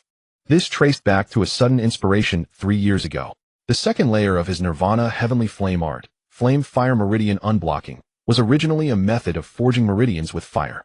But since fire could do it, why not lightning? At the time, this mad idea had cost him dearly.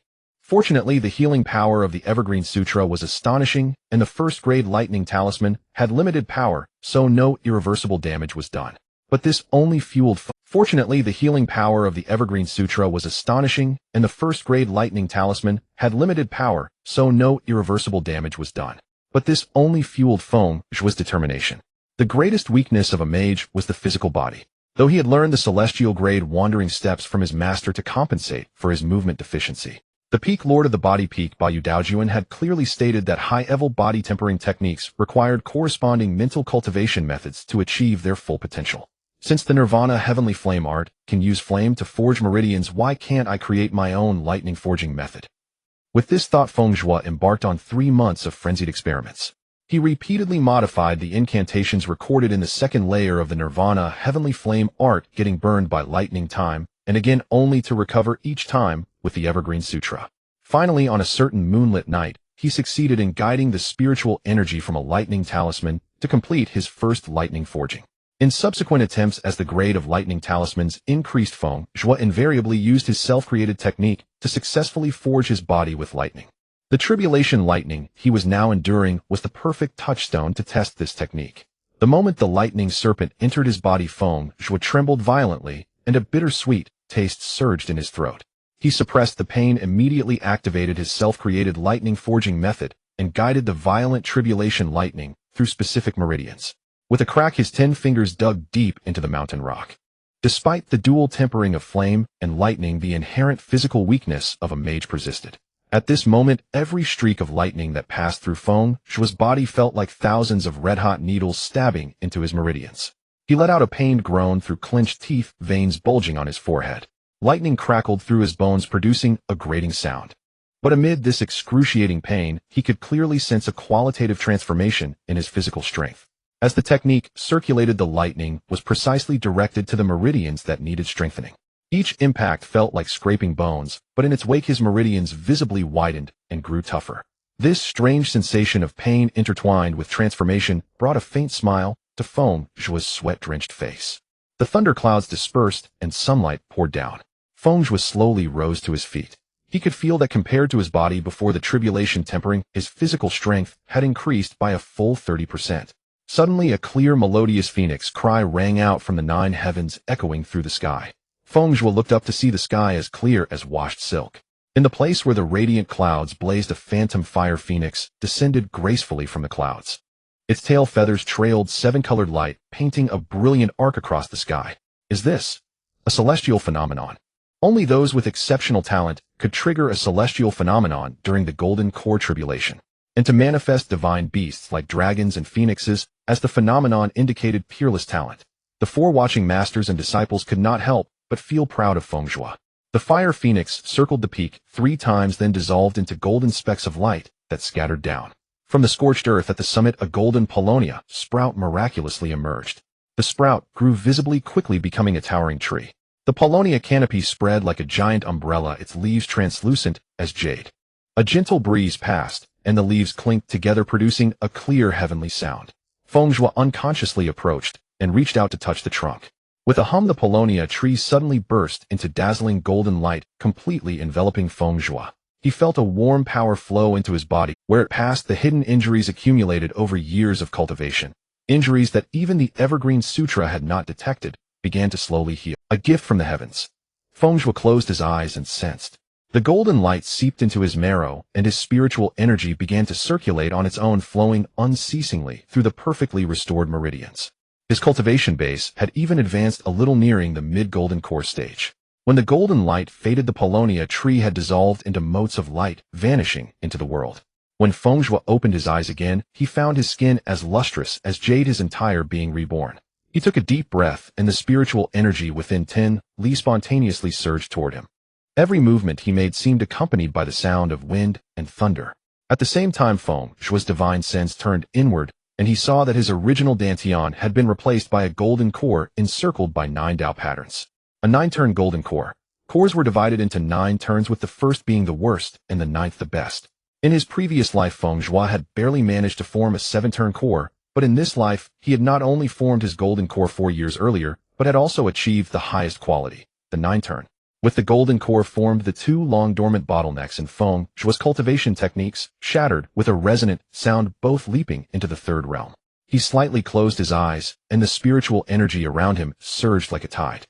The many flames that had been temporarily separated earlier to perform the fire phoenix soar now converged back into Feng Zhuo's body like 100 rivers returning to the sea. In an instant, a clear phoenix cry resounded through the sky. No longer constrained by Feng Zhuo's physique, a crimson phoenix shadow soared into the sky. Feng Zhuo finally broke through to become a 4th-rank spirit fire. The phoenix cry gradually subsided, and a rain of fire fell from the sky. This rain, however, fell with a hint of mystery. On the eastern cliff, crimson flames erupted, the scorching heat distorting the void. On the western ground, a crystalline ice field formed instantly. With a bone-chilling cold, on the southern scorched earth, new sprouts emerged as if dry wood had met spring, quickly turning into a lush oasis. On the northern open ground, clusters of ghostly green flames bloomed silently, enduring without fading.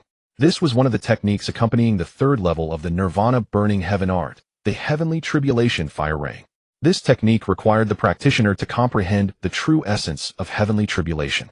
Feng Zhuo had just experienced the lightning tribulation, gaining a deep understanding of its power, so he could execute it with ease. However, another technique, the burning heaven fire arrow, was not so easy. This technique required the practitioner to drive it with their entire spiritual energy, transforming Feng Yu into an arrow. It was said that when cultivated to perfection, the arrow would shoot like a rainbow, capable of chasing stars and pursuing the sun. What pleased Feng Zhuo even more was that the evergreen scripture had reached the third level, finally, no longer being a healing technique.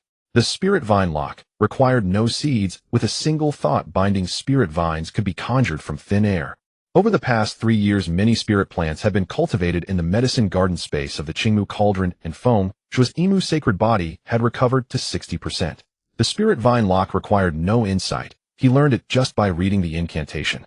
Just at this moment, Feng Zhuo lightly tapped his finger, and a green vine took shape in an instant, gleaming with a jade-like luster in the sunlight. But how resilient was this spirit vine? What was the maximum power it could withstand? That would need to be verified by Feng Zhuo through future combat. After the lightning tribulation, his Dharma robe was already in tatters.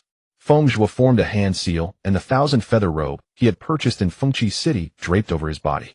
For years had completely stripped away the youthful immaturity of the boy. Now Feng Zhuo had grown much taller, with broad shoulders and a narrow waist, his figure tall and straight. The magnificent feather robe shimmered in the sunlight, but whoever saw him first would still be captivated by that face, so beautiful it was almost demonic. Yet it was not merely delicate. His picturesque brows and eyes carried a sharp edge. His skin was white as jade, his lips red as blood, and those phoenix eyes were even more captivating, with cold stars flickering in their depths. Just as Feng Zhuo finished adjusting his robes, Yun Xiaozi led 3 disciples over. Aya! Yun Xiaozi stroked his beard and circled Feng Zhuo. Let your master see if this thunder tribulation has wounded my handsome disciple. Feng Zhuo shook his head helplessly. Master, you jest. Jest? Yun Xiaozi suddenly turned serious, scrutinizing carefully. Not a hair out of place, no damage to the face, wearing fine clothes that enhance your appearance. Then he broke into a smile. Good, good, this tribulation has added some grace to my little Zhuo. Ling Shuanghua rushed forward, her eyes shining with excitement. Junior brother, the celestial phenomena during your tribulation were astonishing. When I formed my golden core, why didn't I have such a spectacle? Feng Zhuo raised the corner of his mouth. If senior sister likes, next time I can guide a few thunderbolts for you during your tribulation. No. Ling Shuanghua waved her hands repeatedly, then laughed. But with this attire, you truly deserve to be called peerless in grace. Yi Wuhan gently shook his folding fan, smiling. In your opinion, senior sister, how do Tsang junior brother and I compare to our little junior brother? Ling Shuanghua was momentarily speechless. Song Wuya said, naturally, it is the little junior brother. Huh? Seeing the tribulation was over, Duan Yu stepped on his sword and arrived, laughing heartily as he heard this. Wuya, that is quite insightful. Greetings. The 4 bowed in unison. Duan Yu nodded slightly, his gaze falling on Feng Zhuo. Zhui'er, about your Taoist title. Do you wish to have it bestowed by your master or decided by the elders of the Feng clan? After forming a golden core, cultivators must take a Taoist title, usually decided by the master or a senior family member, and it would accompany them for life. Duan Yu's question was actually for Feng Zhuo's comprehensive consideration. Feng Zhuo exchanged a glance with Yun Xiaozi, understanding that the decision was left to him. When I reach the age of capping, my family elders will bestow a courtesy name. It'll trouble my master to think of a Taoist title. Yun Xiaozi smiled and nodded. According to custom, after forming a golden core, a grand ceremony should be held to officially announce the Taoist title. As the direct disciple of former Tai divine sect leader Duan Yue, he naturally had to arrange this for his apprentice. In fact, Yun Xiaozi had long planned to wait until all 4 disciples had formed their golden cores, and then hold the most magnificent core formation ceremony together. When the 4 prodigies of the Tai divine sect appeared together, Yun Xiaozi could already imagine the immense sensation it would cause. Only Song Wuya had yet to form his golden core. Song Wuya understood and said, I also need to trouble my master for my Taoist title. He had recently touched the threshold of the golden core and would face the thunder tribulation within, at most, a month. Seeing the 4 young ones getting along well with his disciple, Duan Yu nodded with satisfaction. Those old gossips are probably about to arrive. If you find it troublesome, Zhui'er, you can go back to your residence to rest. Your grandmaster will deal with them for you. Thank you for your consideration, grandmaster. Duan Yu seemed to know that Yun Xiaozi had little lifespan left and wanted to spend more time with his little apprentice. Thus over the past 3 years the 5 of them had been living on Hongming Peak. There were many powerful cultivators on the peak willing to give guidance out of respect for Duanyu. Over time the 4 became familiar faces. However, Feng Zhuo suddenly remembered the Grandmaster's promise 3 years ago, and immediately spoke. Grandmaster, may I now go to the treasure pavilion to select an item? Duanyu always kept his word and readily agreed. The 1st to 4th floors of the treasure pavilion house spiritual items of the 1st to 4th ranks. I assume you are aware of this. As he spoke, a mischievous glint flashed in his eyes. But which corners of these 4 floors hide the true treasures? I suppose you don't know, Zhuo? Duanyu not only kept his promise, but also took the initiative to tell his grand disciple where the real treasures were placed. Feng Zhuo remained silent, which indeed meant he didn't know. Huh? Duanyu laughed kindly. After 3 years together, the character displayed by this Grandmaster was completely at odds with his rugged appearance, even far more meticulous than Yun Xiaozi. If my memory serves me right, the ancestral flame of your Feng clan advances by devouring fire seeds, correct?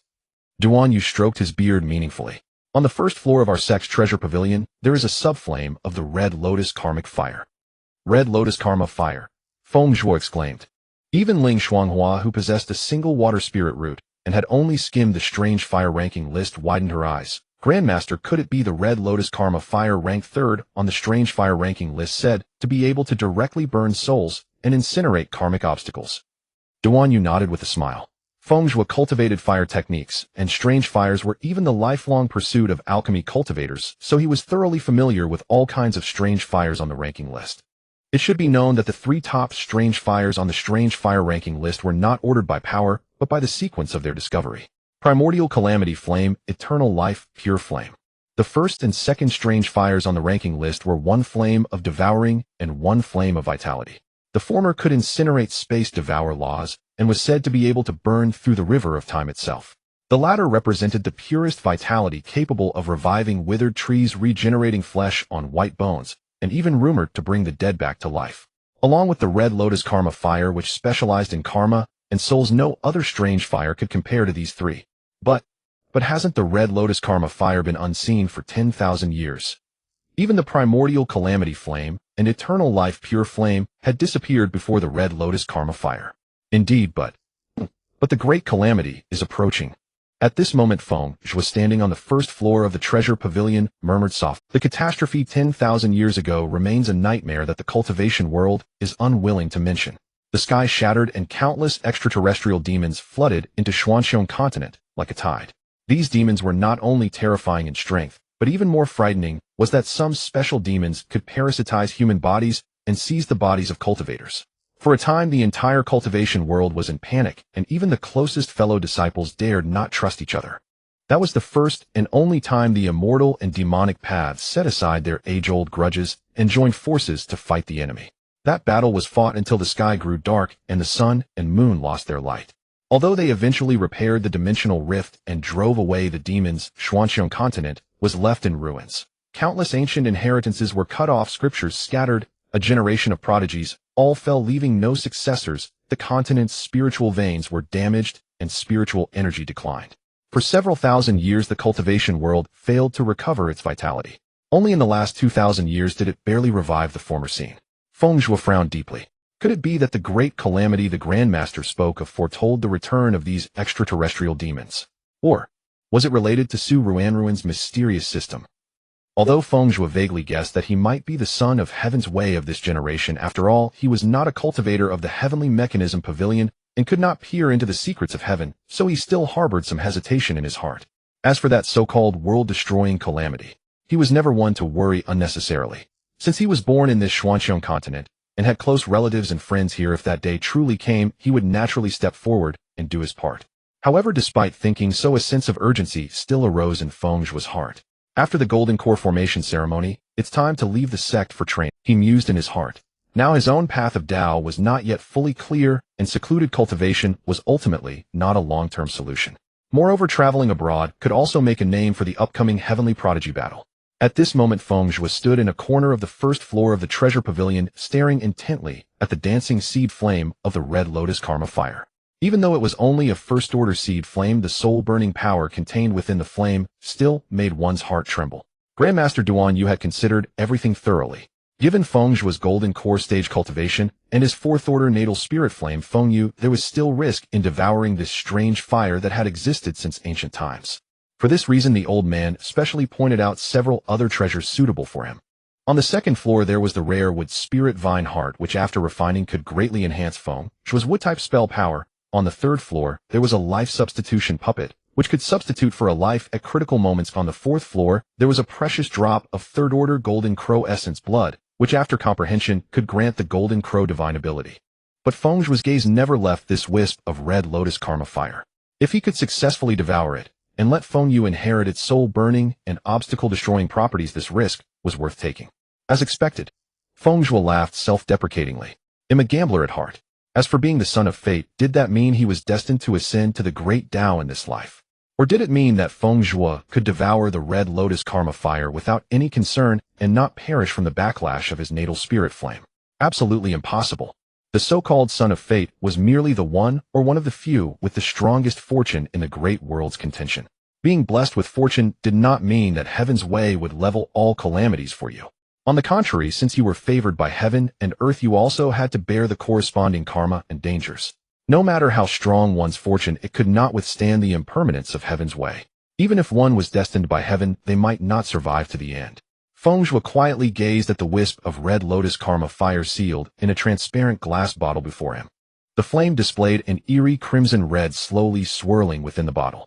Sometimes it condensed into a budding red lotus, sometimes it scattered into tiny sparks colliding with the glass wall and producing small sparks. Most strangely faint black patterns could be seen within the center of the flame, as if entangled with countless invisible karmic obstacles. Without any hesitation, he took out the jade token given by the guarding cultivator when entering the pavilion and lightly waved it toward the strange fire. After a red light flashed on the jade token confirming the record was complete, he carefully put the glass bottle into his storage ring. As soon as Feng Zhuo stepped out of the vermilion gate of the treasure pavilion that shimmered with faint spiritual light, the guarding nascent soul elder straightened up from his cushion. He stroked his white beard and couldn't help but speak. Young friend, wait a moment. Do you know how precious this opportunity is?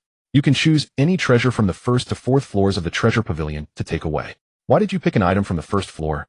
The entire treasure pavilion was tightly shrouded by an eighth-order composite grand formation, which integrated illusion defense and killing formations into one, and there was also a Mahayana stage ancestor permanently stationed on the 8th floor. And this elder on duty at the door was merely a nascent soul cultivator who, knowing that the great Tao was hopeless, volunteered to retire here. At this moment he squinted his eyes and looked Feng Zhuo up and down. Seeing the young cultivator before him surrounded by fire spirit energy with faint red light flickering on his sleeves, the elder couldn't help but advise earnestly, I see that you are full of fire energy, you must be a fire specialist. On the 4th floor there is a tail feather of the ancient beast sky-burning sparrow. If you refine it into your body, it will surely elevate your fire techniques to a higher level. Then he lowered his voice. If you lack a suitable magic treasure, the flame dragon spirit binding lock is also an excellent choice. Not only is it of top-grade spiritual weapon rank, but it can also specifically restrain water tribute cultivators. Hearing this, Feng Zhuo's lips curled into a faint smile. However, adhering to the principle of avoiding unnecessary trouble, he respectfully cupped his hands. Thank you for the guidance, elder. But this junior is an alchemy cultivator, and what I have chosen this time is exactly the most suitable for me. Seeing his composed expression and that he clearly had a plan, the elder did not insist further. Upon returning to the cave dwelling on Hongmeng Peak, Feng Yu realized that the absorption of the red lotus karmic fire required some preparation and could not be rushed. Recalling that he had yet to absorb this month's with Qi, Feng Zhuo submerged his divine sense into the medicinal garden space within the azure wood cauldron. Due to the presence of numerous powerful cultivators on the peak, he dared not enter the space in his true form. He saw that the space which had been barren 3 years ago had now taken on a certain scale. Verdant spirit herbs and medicinal plants were neatly arranged in the spirit fields. The lake in the center, once only knee-deep, had expanded into a modest-sized spirit sea, its surface shimmering with a faint azure spiritual light. Feng Zhuo transmitted his voice through divine sense. Danqing, how much wood qi has accumulated this month? The four-legged kettle floating above the spirit spring froze upon hearing this. The patterns on the kettle's body flickered uneasily. It stammered for a long while, its surface gradually turning red before finally whispering, Master. This month, only 3 strands of wood qi have been gathered. Only 3 strands. Inside the cave dwelling, Feng Zhuo raised an eyebrow slightly. According to the usual monthly progress of 5 strands, this amount was clearly problematic. However, with a shift of thought, he understood the reason. Most likely Dan Qing had secretly fed the wood qi to the azure wood cauldron itself. Feng Zhuo was not angered. Over the past 3 years, half of the wood qi produced by the medicinal garden space had been used by him to repair the wood saint physique, while the remaining half had been allowed by Dan Qing to nourish the azure wood cauldron. Now that the wood saint physique had recovered to 60%, losing these 2 strands of wood qi was not a significant loss. Dan Qing Feng Zhuo's divine sense gently brushed over the smooth top of the kettle, his voice soft. Is the azure wood cauldron in urgent need of wood qi? Dan Qing was not as unruly as Yan Ba. It was usually the most obedient and sensible. This time, daring to blatantly defy Feng Zhuo's orders, it must have been due to some issue with the azure wood cauldron itself. Yes. Seeing that the master was not angry, Dan Qing happily shook its kettle body. It knew that the restoration of its own body to its current state was all thanks to Feng Zhuo. Even in the future, if it wanted to return to the rank of a celestial artifact, or even a divine artifact, it would still need to rely on this young master. Therefore, it was always exceptionally respectful to Feng Zhuo master, because the azure wood cauldron only needed the last 2 strands of wood qi to meet the basic conditions for restoring its rank to a celestial artifact. I fed those 2 strands of wood qi to the main body. Dan Qing explained excitedly. The azure wood cauldron's demand for wood qi is essentially repairing its damaged wood-type spirituality. Now that the spirituality has been fully restored, as long as suitable forging materials are found, it can help it return to the ranks of celestial artifacts. What Feng Zhuo first noticed, however, was the term wood-type spirituality. Dan Qing, the azure wood cauldron, is ultimately a cauldron. Even if its external attributes appear to be those of a wood-type treasure, it essentially possesses both wood and fire attributes. He paused, then continued. Now, to help your main body restore its celestial artifact rank, it requires repairing its wood-type spirituality. In the future, if it is to return to the ranks of divine artifacts, will it also need to rekindle its fire-type spirituality. Dan Qing's kettle body spun joyfully several times, spouting a mist of water from its spout. Master is truly wise. Indeed, to restore the azure wood cauldron to its divine power, besides wood-type spirituality, one must also use a high-grade fire-type spiritual object as a catalyst to reignite the dormant fire-type spirituality within the cauldron. It added, whether it is a strange flame, a fire tribute beast core, or a fire tribute heavenly treasure, as long as the grade is high enough, it will work. Dan Qing did not specify exactly how high the grade needed to be. But to help a celestial artifact become a divine artifact, such a high-grade spiritual object was probably beyond his current reach. Hearing this, Feng Zhuo couldn't help but smile. Did this mean he would have to compete with Feng Yu for flames in the future? There is one more thing. Dan Qing's kettle body tilted slightly. When the previous master forged the azure wood cauldron, the main material used was celestial iron. And when the azure wood cauldron accompanied the previous master through the tribulation, most of the cauldron's body was actually struck away by the lightning tribulation. So, Dan Qing paused briefly. Although the cauldron's wood-type spirituality has been restored, if the master wishes to help it return to the ranks of celestial artifacts, besides forging materials that can elevate the azure wood cauldron's grade, you also need to prepare sufficient celestial iron. Celestial iron is the core of a fallen meteorite, classified into grades 1 to 8 based on quality. Grades 1 to 4 are called star pattern steel, which are unremarkable except for their hardness. But once it reaches grade 5, it is renamed celestial iron, a material with rare growth properties. According to Dan Qing, the azure wood cauldron was the previous master's lifebound treasure, and when first forged, it was only a low-grade spirit artifact. As the previous master's cultivation advanced, and through continuous tempering with high-grade materials, it gradually ascended to become a divine artifact. Feng Zhuo nodded. I will keep an eye out. Not only for the azure wood cauldron, but his own lifebound treasure might also require celestial iron. The lifebound treasure is intimately connected to a cultivator's very life. Although special forging techniques allow the lifebound treasure to ascend in grade as the master's cultivation improves, there is a universally recognized iron law in the cultivation world. If a growth-type material is not added during forging, the limit of a lifebound treasure is a peak-grade spiritual treasure, forever unable to cross the threshold of a celestial artifact. Growth-type materials. Besides celestial iron, there are many other forging materials with growth properties, such as Thousand Mechanism Mystic Gold and Blood Marrow Essence Gold, each with its own characteristics. Unfortunately, the lowest grade among these materials starts at grade 4, making them difficult to find. Thinking of this, Feng Zhuo's thoughts naturally drifted to his lifebound treasure. He had already had some ideas since the foundation establishment stage. As a spell cultivator, Feng Zhuo's spell power was already astonishing. Although he had created the lightning forging method based on the second layer of the Nirvana Burning Heaven art, which somewhat compensated for his physique, it was still not top tier, barely ranking above average compared to ordinary body cultivators. Once closed in by a cultivator skilled in close combat, his situation would become very dangerous. Therefore, he needed a defensive-type treasure, preferably one that also had offensive capabilities. Moreover, having recently achieved some success in studying the Azure Wood 9 Tribulation Sword, despite his mediocre talent in swordsmanship, he had managed to touch the threshold of the first stage of the sword path, the sword momentum. Thus Feng Zhuo naturally thought of using a long-handled object with a sword-like appearance as his life-bound treasure. Therefore, he wanted to forge an umbrella as his life-bound treasure. When opened, it could serve as a defense. When closed, it would be a sharp sword, perfectly meeting his needs. If the umbrella surface were forged with fire attribute materials, it might also aid in casting fire-type spells. The umbrella handle and ribs would preferably be made of wood attribute materials, complementing the Azure Wood 9 Tribulation Sword. However, this concept was far. If fate provided enough, he could find a rare space attribute material for the handle and even hide a sword within it. When facing an enemy, it could be used to strike unexpectedly. Thinking of this, Feng Zhuo seemed to already see the stunned expression on an enemy's face when suddenly confronted with a sword thrust from the umbrella. It seems I really should start paying attention to forging materials for the lifebound treasure. Feng Zhuo was meticulously evaluating the merits of various refining materials when a thunderous explosion suddenly echoed through the herb garden space. There was no need to deliberately check. He knew exactly who was causing the trouble. This calamity beast with a lion's head and a dragon's body had managed to advance 2 levels over the past 3 years by feeding on the fire-attributed spiritual plants cultivated in the garden and an endless supply of spirit-nourishing pills. It was now a 10th rank demon beast. However, its cultivation speed could hardly be called impressive. Feng Zhuo extended his divine sense toward the source of the explosion, only to find a vast expanse of black smoke swirling at the epicenter, with the land for dozens of li around Yanba reduced to scorched earth. This scene truly lived up to the boast Yanba had made when it first signed the contract, that once its cultivation reached great heights, every place it passed would be reduced to barren land for 1,000 li.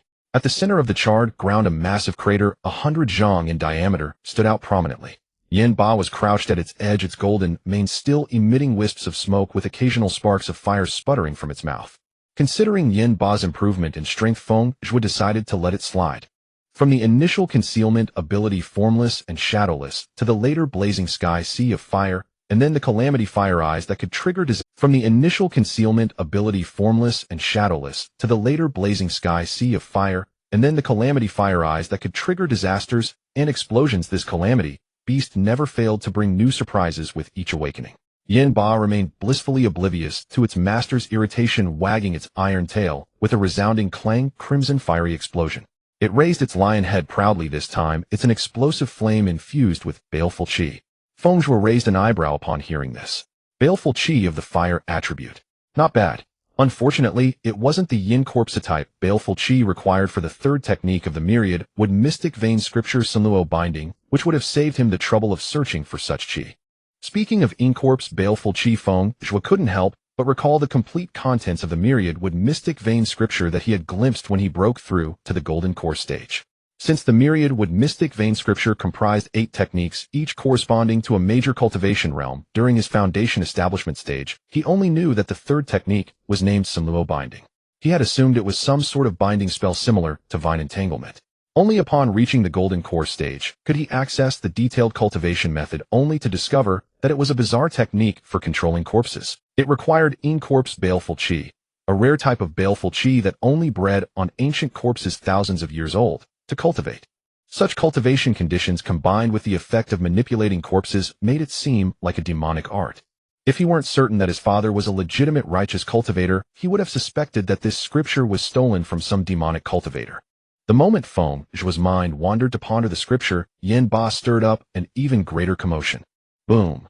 Accompanied by an explosion even more violent than the previous one, the pressure of fire qi intensified sharply, causing many spiritual plants and herbs to suddenly wilt. It turned out that this unrepentant calamity beast, feeling that the crater it had just made wasn't impressive enough, had activated the calamity fire eyes once again. Feng Zhuo was truly furious this time. The herb garden space was meant for cultivating spiritual plants and herbs. Every plot of land was soaked in the blood and sweat of both him and Dan Qing. Although this particular plot hadn't been planted yet, that was no excuse for Yanba's recklessness. Moreover, the area closest to this plot was precisely the 9-turn spirit condensing herb growing zone.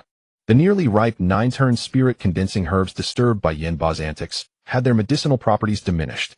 How could he still refine top-grade pills? Yin Ba was shaking its head and spraying sparks in celebration when suddenly all its golden-red scales bristled upright. A vast ocean-like pressure of divine sense descended from the sky, enveloping it entirely.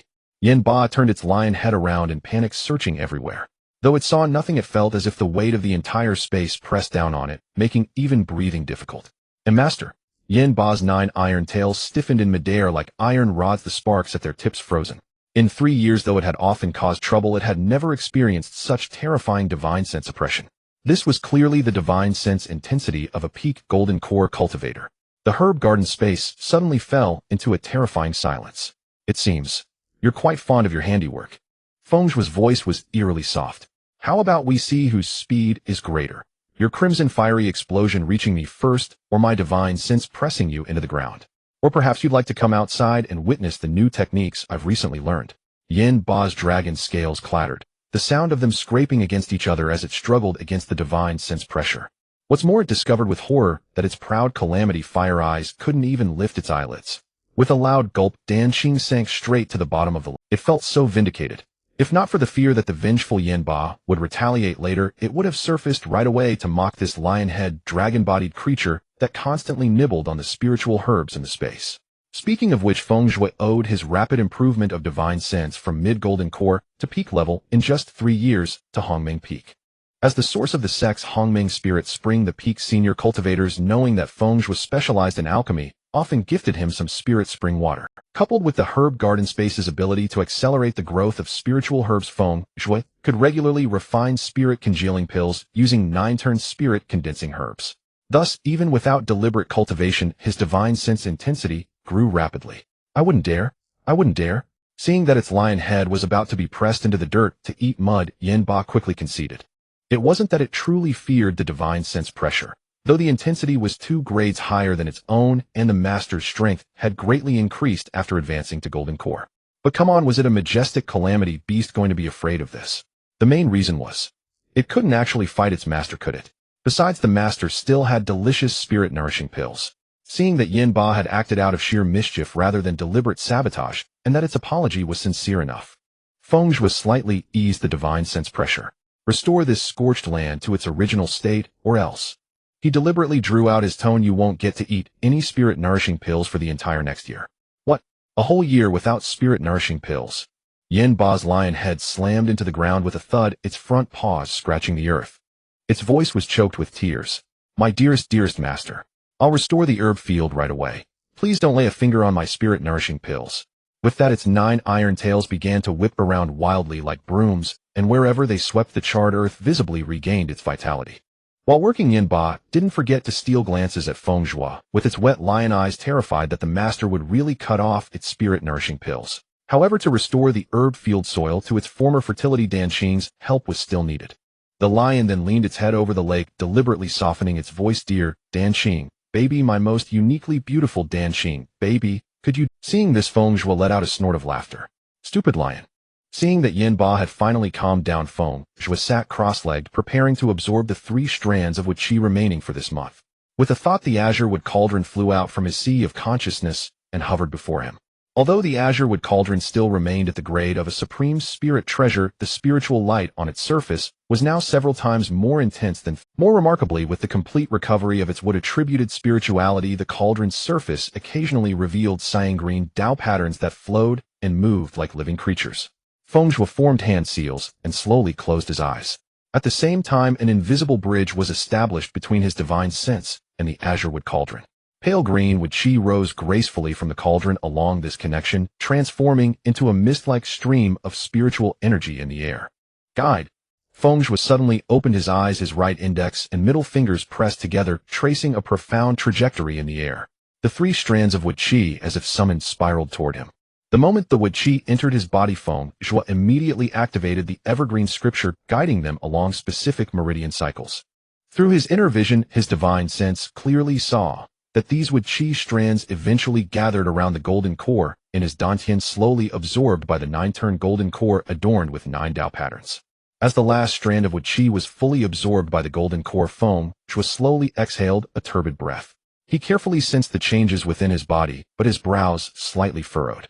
The recovery of the Wood Saint physique was almost imperceptible. He had actually noticed this situation a year ago. The wood chi produced by the azure wood cauldron was gradually diminishing in its effect on repairing his physique. If a comparison must be made, a single strand of wood chi from 3 years ago was as effective as 3 strands now. If this trend continued, it was likely that by the time the Wood Saint physique recovered to about 80%, the wood chi from ordinary spiritual plants would become completely ineffective, and he would have to seek divine plants again. Feng Zhuo's slender fingers gently traced the flowing Tao patterns on the azure wood cauldron, a hint of worry flashing in his eyes. If it truly came to needing divine plants, well, the cart will find its way when it reaches the mountain. He shook his head, shifting his focus to more pressing matters. Devouring the red lotus karma fire required thorough prep. The most troublesome aspect of that karma fire was its ability to directly burn the soul and karmic hindrances. The karmic hindrances could not be addressed for now, but he had to make some defenses against soul attacks. Feng Zhuo took out a scroll of alchemy formula from his storage ring, the method for refining the 9-turn-eye soul pill. This 4th-grade pill was originally used to counteract fire poison, but he was interested in the special effect of the supreme-grade eye soul pill. It could temporarily freeze the cultivator's soul perception. If Feng Zhuo took this pill while devouring the red lotus karma fire, he could avoid the excruciating pain of soul burning and bone corroding. But Feng Zhuo's fingertips gently rubbed the formula, but his brows furrowed deeper. Now that he had achieved the golden core, he could begin attempting to refine 4th-grade pills. The main ingredient of the 9-turn-eye soul pill, the 10th Sandier Mystic Ice Marrow, was precious, but could be bought with enough spirit stones. The real difficulty was rootless soul water. Feng Zhuo's gaze fell on the small line of text at the bottom of the formula. Rootless soul water, as a special catalyst for the 9-turn-eye soul pill, must be formed from a wisp of pure soul that voluntarily gave up reincarnation at death and did not turn into a ghost cultivator. Cultivators below the nascent soul stage after death either enter reincarnation or become ghost cultivators to continue their practice. For great cultivators above the nascent soul stage, they could directly seize a new body to be reborn, who would willingly let their souls scatter and become a medicine catalyst. Feng Zhuo was troubled about where to find this rootless soul water when suddenly a flash of inspiration struck his mind. In the book he saw after his death in his past life, Su Wanruan seemed to have encountered something that might produce this rootless water somewhere. That was when Su Wanruan, after forming her golden core at 20, embarked on a journey with Chu Yunfei and the 2 brothers Xian Feng and Xian Imo. They heard about a golden core demonic cultivator causing chaos in the mortal realm and went together to eliminate the demon. But they inadvertently stumbled into an ancient battlefield forgotten by time. It was a place where 2 great mortal kingdoms had fought 1,000 years ago with piles of bones and unrelenting resentment. Because of the 4 people's appearance, countless dormant corpses buried beneath the site instantly awakened. Even more terrifying, they also awakened the most special existence in the site, a flying corpse that had reached the peak of golden core cultivation. The 4 of them were utterly unable to resist and could only flee back to their sect for help. Most crucially, this 1,000-year corpse king retained a fragmented consciousness from its mortal life. It was the general of the defeated kingdom with a millennium of pent-up resentment. Once the flying corpse emerged, and with no one to stop it, it led the countless corpses into a tide of corpses charging straight for the victorious kingdom of the past, the mortal Shin dynasty. Wherever it passed, villages turned into ghostlands, and the living were transformed into walking corpses. If the Tai divine sect had not sent several nascent soul elders in time to suppress it, the entire mortal realm would have become a paradise for ghosts and corpses. Even so, the Shun dynasty was severely weakened and took a full century to recover. However, this ancient battlefield site was indeed a rare opportunity for Feng Zhuo. The fact that the flying corpse retained its mortal consciousness indicated that its soul had not completely dissipated, making it highly likely that rootless soul water existed there. Moreover, the site was covered with corpses 1,000 years old, providing an excellent environment for nurturing the corpse Sha, which could simultaneously satisfy the requirement for cultivating the forest netherbinding art. But the risks could not be ignored. No matter how talented Feng Zhuo was, he was only 16 and at the golden core stage. Facing an army of millions of corpses was hardly a winning proposition. Although the forest netherbinding was said to be able to control corpses, he had not yet cultivated it, and whether he could control the corpse soldiers under the flying corpse at the golden core stage was still unknown. More importantly, if he allowed the corpse tide to wreak havoc on the mortal realm just to obtain treasures, how would that differ from the actions of Su Wanruan and her group? Feng Zhuo needed to devise a comprehensive plan, one that would allow him to obtain what he needed while ensuring that the mistakes of the past would not be repeated, bringing disaster to the mortal realm. The most urgent task now was to elevate his alchemy mastery to the 4th grade and begin preparing the various herbs required for refining the 9-turn ice soul. Aside from the main ingredient Tinthasandir mystic ice marrow and the catalyst rootless soul water, he also needed to prepare 7 auxiliary herbs. More critically, he would need to prepare an additional Yang Flame heart protecting pill. Both 4th grade pills, these two were not only opposite in nature, but also opposite in effect. The 9-turn ice soul pill could freeze soul perception, while the Yang Flame heart protecting pill could dispel cold and protect the heart meridian. If Feng Zhuo, when devouring the red lotus karma fire, failed to dissolve the coldness of the 9-turn ice soul pill in time, he would need to immediately take the Yang Flame heart protecting pill to release the frozen state. Fortunately, the herbs needed for the Yang Flame heart protecting pill were relatively common.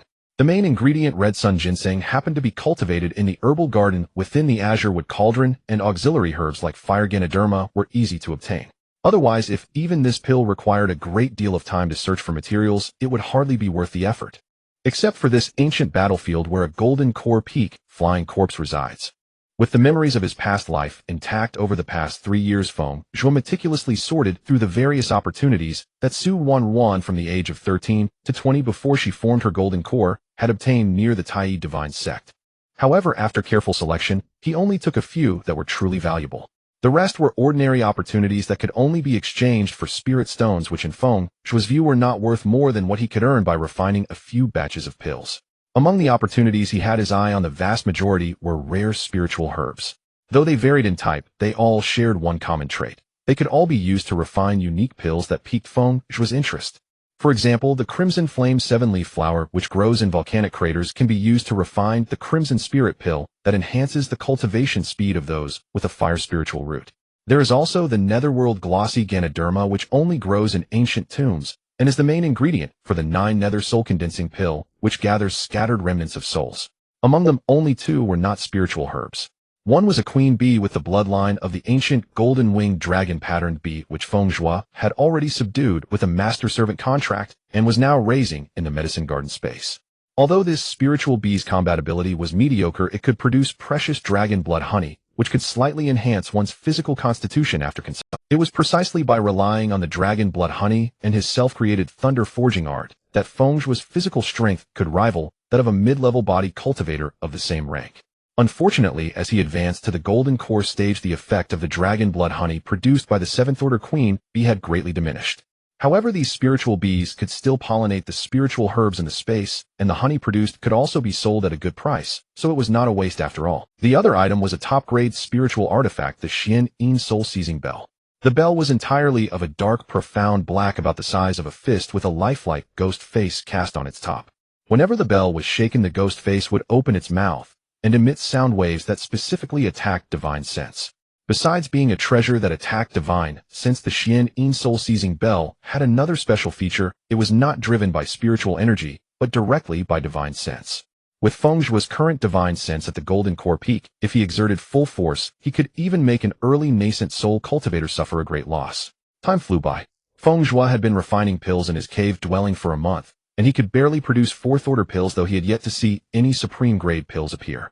But because it was time for Tsang Yue to undergo the golden core tribulation, Feng Zhuo emerged from seclusion early. Little senior brother will surely succeed.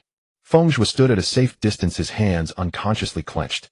He watched intently as Tsang Yue chopped down the heavenly thunder with one sword strike after another, feeling both worried and somewhat proud. When the final lightning tribulation descended, a clear and resonant dragon's roar suddenly resounded between heaven and earth. Then a crystalline ice dragon spiraled down from the tribulation clouds, its body composed of countless tiny ice crystals. The ice dragon circled Tsang Yue, once its whiskers fluttering, stirring up waves of cold mist. Suddenly the great dragon let out a long roar, and its massive body disintegrated in the air, transforming into myriad ice swords. These swords arranged themselves into a mysterious formation, shooting toward Tsang Yue with bone-piercing cold. Feng Zhuo's pupils suddenly contracted, and his heart tightened. How could this phenomenon be so dangerous? According to common sense, the heavenly phenomenon after the tribulation should have been a gentle gift from the Tao. He instinctively wanted to rush forward, but stopped dead in his tracks the moment he took a step. He saw that Tsang Yue not only did not dodge, but stood with his hands behind his back, letting the thousands of ice swords come at him. What was even more astonishing was that those seemingly sharp ice swords, the moment they touched his body, turned into strands of pure frigid spiritual energy, continuously pouring into his meridians. At this moment Song Ya had already sat cross-legged, the ice crystal mark on his forehead flickering, clearly comprehending this special gift. Feng Zhuo finally breathed a sigh of relief, but then couldn't help muttering inwardly, the heavenly Taoist way of giving gifts is really too original, isn't it? Who would send opportunities by piercing the heart with 10,000 swords? Ling Shuanghua's eyesight was not bad either, but she was more careless. Seeing the ice dragon transform into thousands of swords flying toward Song Ya, she was immediately shocked. Yi Wuhan was much calmer than his junior sister. At first his heart also tightened, but he quickly saw the pure spiritual energy Yi Wuhan was much calmer than his junior sister. At first his heart also tightened, but he quickly saw the pure spiritual energy contained within those ice. He breathed a sigh of relief, then turned to observe Feng Zhuo's reaction with interest. He saw that his usually composed junior brother now had his fists clenched so tightly that his knuckles turned white. It was not until he confirmed that Song Ya was safe that his tense shoulders relaxed slightly. A glint of understanding flashed in Yi Yuan's eyes. He had long noticed that his little junior brother was always particularly attentive when it came to matters involving junior brother Song.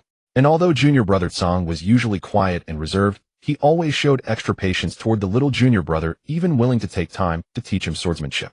However, he simply assumed that the two junior brothers often practiced swordsmanship and discussed the Tao together, so their bond was naturally deeper than with others.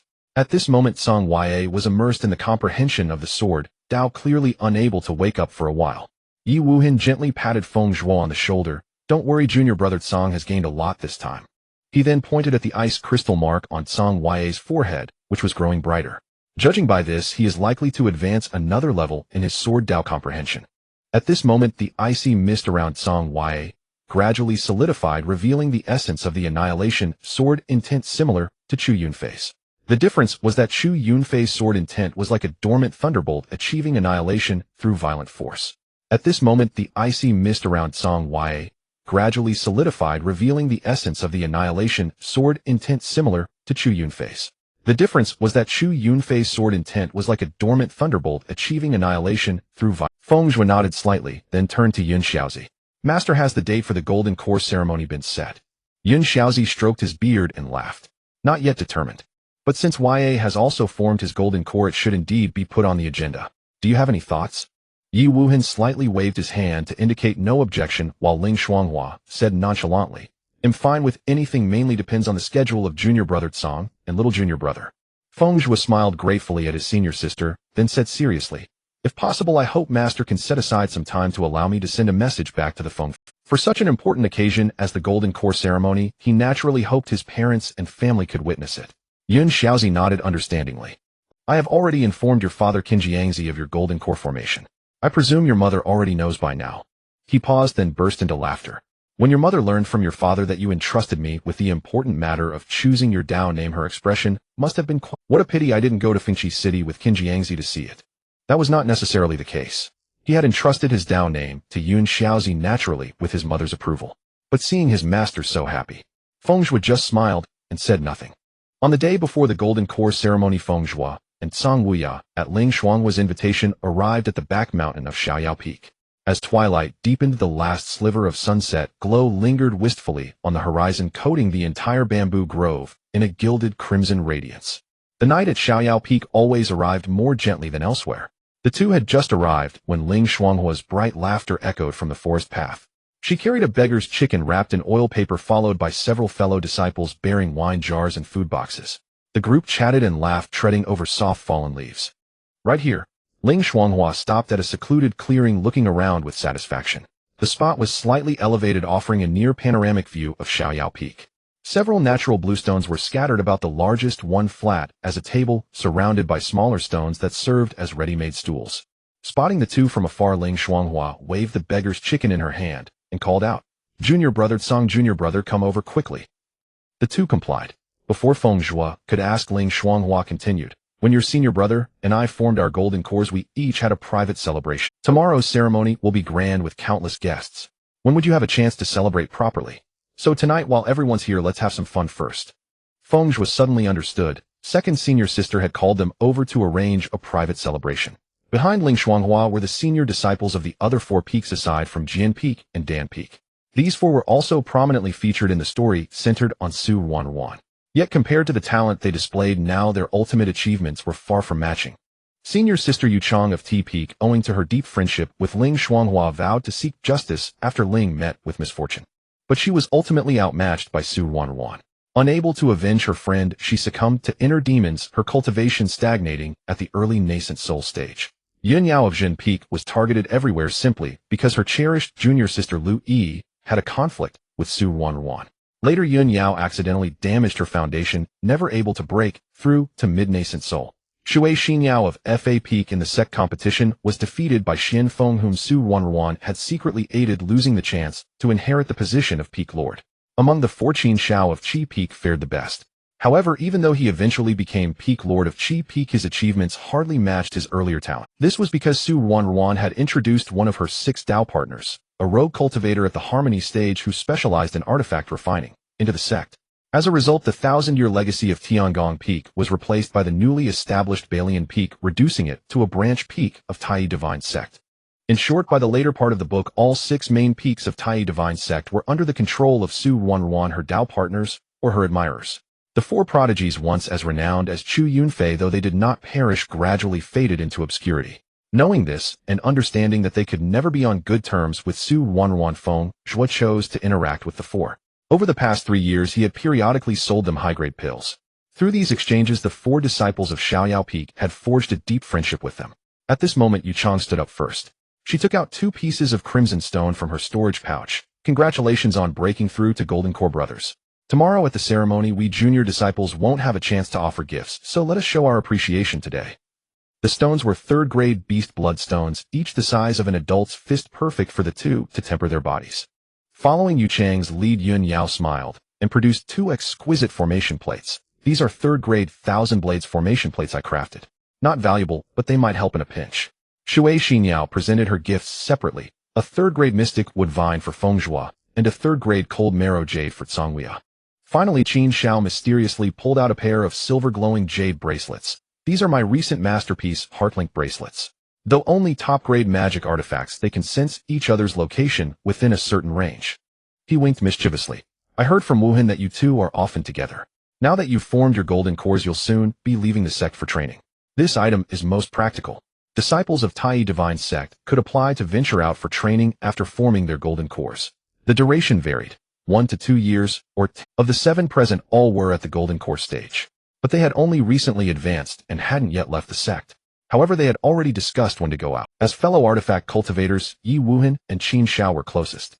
They had agreed to head east to the eastern region to see the legendary air city of Yonk City, known as the Holy Land of Artifact Refining. Hearing this, Feng Zhuo and Song Wuya exchanged a glance and took the Heartlink bracelets from Qin Shao with unspoken understanding. This artifact came at exactly the right time. They had already planned to travel together after the Golden Core ceremony. If they ever got separated, this item would prove invaluable. All right. Ling Xuanghua clapped her hands, cutting off the pleasantries. Today is for celebration, time to drink and eat. She swiftly spread a piece of snow-white brocade on the bluestone table and carefully placed the still-steaming oil paper bundle in the center. The others followed suit, setting out their spirit wines and delicacies. Yu Chang watching as Ling Xuanghua peeled back the oil paper to reveal the golden crispy chicken skin, teased with a sly smile. Xuanghua, where is senior brother Wuhan? Could it be that you stole this chicken from him? Yu Chang, like Yi Wuhan, was at the mid-golden core stage, but being slightly younger, she called him senior brother. Stole? Ling Xuanghua raised an eyebrow, tearing off a drumstick with perfect justification. Senior brother made 2 chickens. One is naturally mine. She deliberately called toward the distant bamboo grove. Right, senior brother? From deep within the grove came a faint, helpless laugh. Yi Wuhan emerged from the forest holding a lotus leaf-wrapped beggar's chicken sealed with mud in one hand and a celadon wine pot in the other. His wide, dark blue robes rustled in the mountain wind. Junior sister. He shook his head helplessly, but there was indulgence in his eyes. That chicken still needed 3/4 of an hour. You're too impatient. He placed the intact beggar's chicken on the bluestone table. The mud shell cracked open with a fine line, releasing a rich aroma mingled with the fragrance of lotus leaves. Yu Chang doubled over with laughter. I thought the raw streaks I saw when you peeled it were your secret recipe, Xuanghua. So it turns out you stole senior brother Yuan's undercooked chicken. Everyone burst into laughter. Ling Xuanghua, however, remained unruffled, already breaking the seal on a jar of spirit wine. Under the moonlight, the amber liquid shimmered in the jar, exuding an intoxicating fruity fragrance. Senior brother was 3 breaths late, she declared with self-righteousness. According to the rules, he must drink 3 cups as punishment. Qin Xiao understood and immediately picked the largest luminous cup from the crystal wine set he had brought. The cup was entirely translucent. He deliberately filled it almost to the brim, then handed it to Yi Wuchen with a smile. Yi Wuchen shook his head with a wry smile, taking the cup with a wrist as steady as a rock, not spilling a single drop. He tilted his head back and drank it all in one go, his Adam's apple rolling slightly, as he swallowed the moonlight tracing the contours of his handsome profile. After finishing, Yi Wuchen turned the empty cup upside down to show everyone. He repeated this for 3 consecutive cups, earning cheers from the crowd. Well done. The 7 each held a cup of wine, clinking them together, the jade cups producing a crisp sound. However, Feng Zhuo and Song Hui's cups contained spiritual tea instead. Though they eyed the wine jar longingly, Yi Wuchen firmly refused to let them drink, citing that they had not yet come of age. Especially matters concerning Lingxiao Peak and Chiming Peak, and since no one from the Sword Peak or Alchemy Peak was present, everyone became more relaxed. About the elders of various peaks. Especially matters concerning Lingxiao Peak and Chiming Peak, and since no one from the Sword Peak or Alchemy Peak was present, everyone became more relaxed. I heard that Elder Zhou of the Sword Peak got drunk again the day before yesterday. Yin Yao lowered her voice, her eyes sparkling. He performed a drunken sword dance on top of the scripture pavilion and actually stomped a big hole through it. I heard that Elder Zhou of the Sword Peak got drunk again the day before yesterday. Yin Yao lowered her voice, her eyes sparkling. He performed a drunken sword dance on top of the scripture pavilion and actually stomped a big hole through it. The sect leader pointed at the wine stain on his beard and said that beast must have been a drunk beast, ha. Elder Zhou was so embarrassed he didn't dare leave his cave for 3 days. Everyone burst into laughter. Finding it amusing, Ling Shuanghua and Yun Yao took turns revealing more interesting stories about the various peaks. An inner disciple of the Alchemy Peak dozed off while refining pills last month and ended up turning a batch of purity pills into slumber pills. The medicine boys who took them slept for 3 days straight. Do you know about that stern-faced Uncle Zhao from the Artifact Peak? He secretly sings lullabies to his natal artifact every night.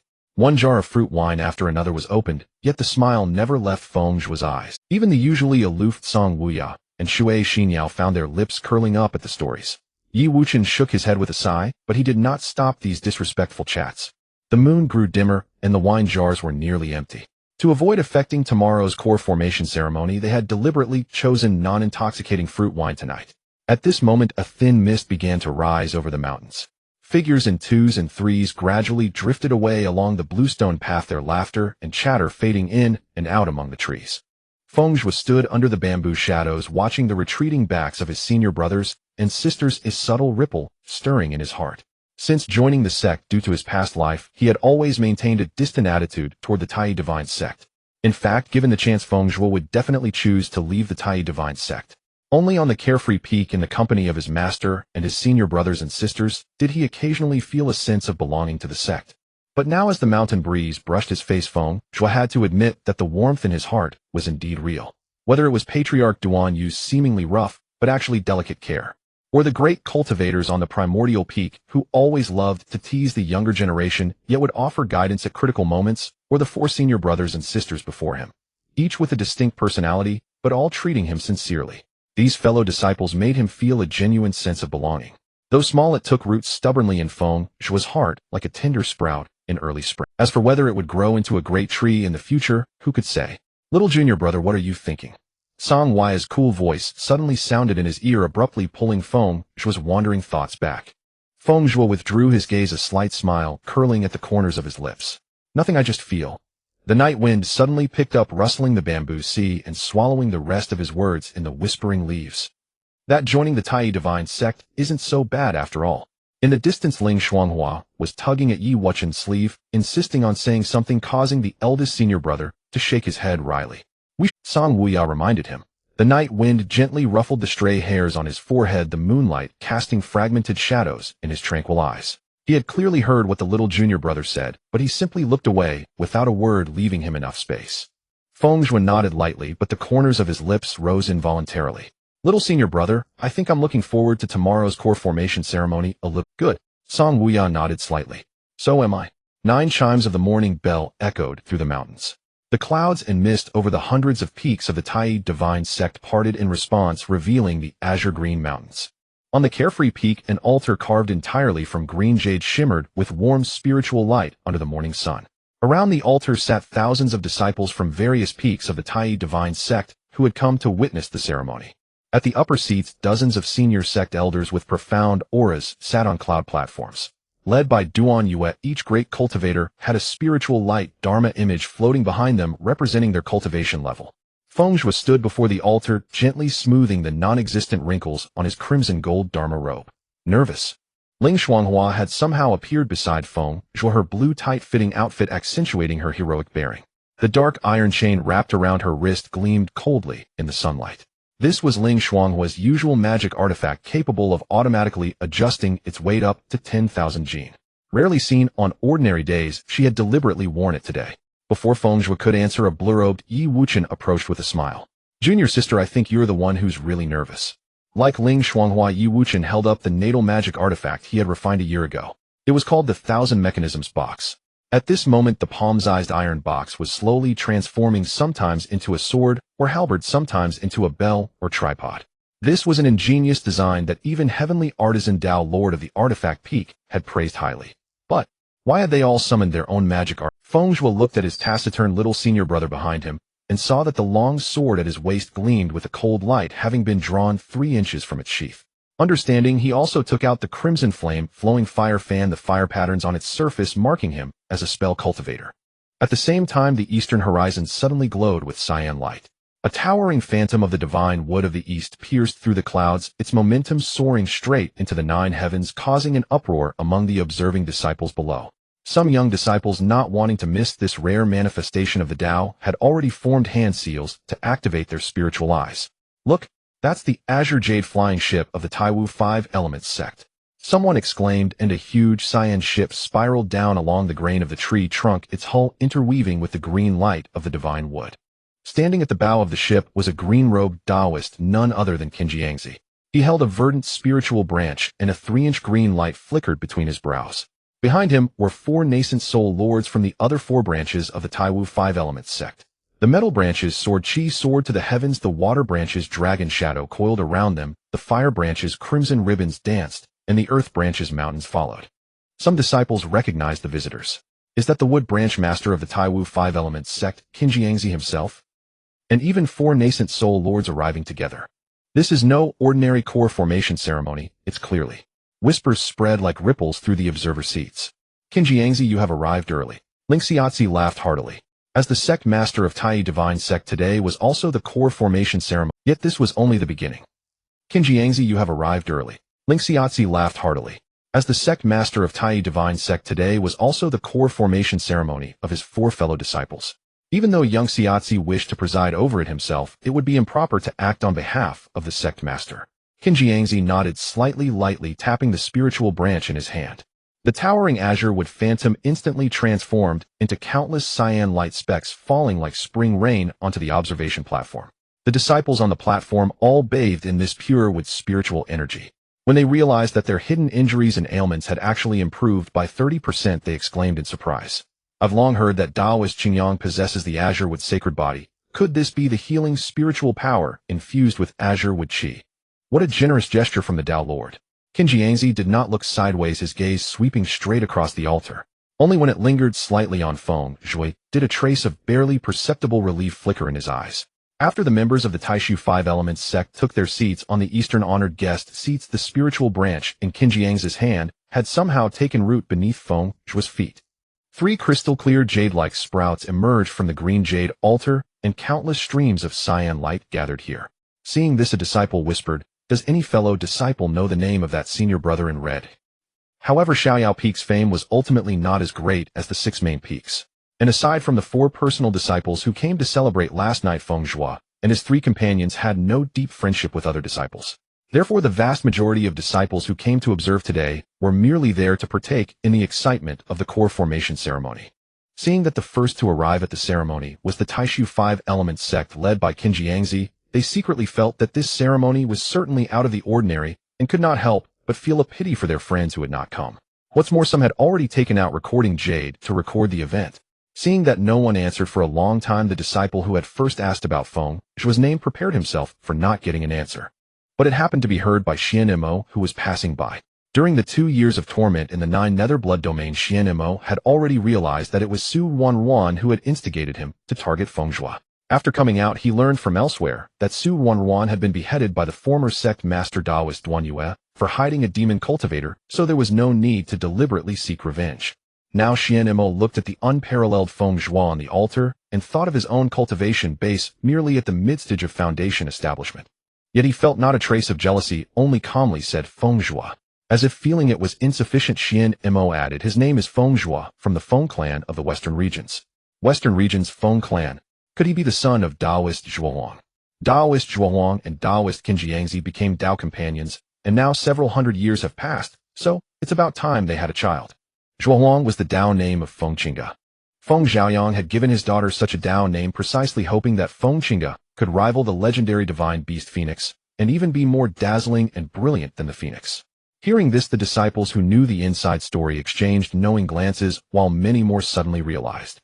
No wonder the Taishu 5-element sect had dispatched the Wood Vein Master. It turned out he was here to support his own son. If that were the case, then the Western region's Feng clan would certainly also send someone to attend the ceremony. After reaching this conclusion, the disciples felt even more that wasting their cultivation time to attend today's core formation ceremony was absolutely the right thing to do. Even if the later guests were not as grand as the Taishu 5 elements and the Western region's Feng clan, just catching a glimpse of Taoist Qinjiangzi and Taoist Zhuohuang alone would make the trip worthwhile. Feng Zhuo felt the burning gazes cast upon him from all around, his expression unchanged, but inwardly, he sighed at his father's actions. How had he learned from his mother and become so ostentatious? Not long after the Taishu 5-element sect took their seats, a clear and melodious phoenix cry suddenly came from the southwestern sky. Hundreds of fire phoenixes spread their wings and flew over. The trails left by their wings dragged brilliant flowing fire across the sea of clouds, dyeing the entire sky a golden red. Look, it's the fire method of the Western region's Feng clan. The observing disciples all looked up, seeing the Feng clan members stepping on the void with fire lotuses blooming in succession beneath their feet. Leading them was the Feng clan ancestor Feng Zhuo.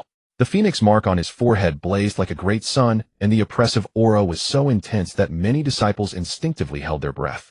Taoist Zhuohuang and Taoist Qinjiangzi were of similar cultivation, but now the leader of the Feng clan, whose aura surpassed Taoist Zhuohuang and Taoist Qinjiangzi were of similar cultivation, but now the leader of the Feng clan, whose aura surpassed Qinjiangzi, must be above the void refining stage. Is it a body integration Tao venerable, or a great vehicle celestial? The observing disciples of the Tai divine sect gained a better understanding of the strength of Feng Zhuo's background. Feng Zhuoxiao nodded to Duan Yue, who was seated high on the cloud platform. Behind him followed Feng Zhaoyang, Feng Qingge, and 12 major vein elders. As they flew over the altar, Feng Zhuoxiao lightly waved his wide sleeves, and a wisp of crimson gold flame landed on Feng Zhuo's shoulder, transforming into a lively fire sparrow. Feng Qingge could no longer contain herself, using the motion of adjusting her hair to wink at her son, her lips clearly forming the words, "As expected of my son so handsome." The Feng clan congratulates the 4 sons of Tai on their core formation. Feng Jiuxiao's voice was calm as water, but the fire sparrow she had released mischievously pecked at Feng Zhuo's cheek. Feeling the intimacy of the fire sparrow on his shoulder, Feng Zhuo helplessly glanced at his mother, who was secretly laughing. He thought Great Aunt still likes to pinch my face as always. Now that she couldn't pinch him with her hand, she had to let her spiritual fire transform into a fire sparrow to peck him. After the Feng clan members took their seats, the azure with cyan light of the Taishu 5-elements sect automatically retreated a bit. At the point where the two families' spiritual power merged, faintly visible were azure and red qi interweaving into auspicious cloud shapes. This further confirmed that both families had come for Feng Zhuo on the stage. Suddenly the sound of mountains grinding against each other came from the west. The Thousand Mountains giant cauldron of the mountain casting sect crushed the clouds as 9 basalt iron giants treaded through the void, carrying the giant cauldron to clear the way. The arriving person was also a void refining stage Tao Lord. He was the peak master of the molten gold peak, one of the 3 peaks of the mountain casting sect Duanxingzi. He stood with his hands behind his back on the giant cauldron, a stone blue forehead band wrapped around his gray-white hair and beard. Behind him stood several elders and a few personal disciples, each with a mountain-shaped magic tool hanging at their waist. The mountain casting sect comes to observe.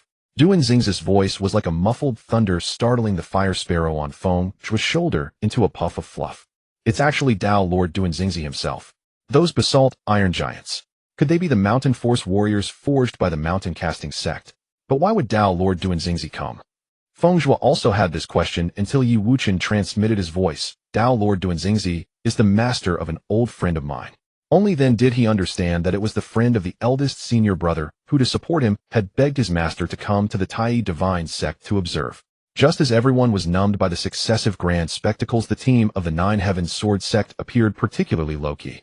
Over a dozen sword lights streaked across the sky, the leader being merely an infant transformation true lord, followed by several golden core sword cultivators, and then over a dozen young disciples at the chi refining and foundation establishment stages.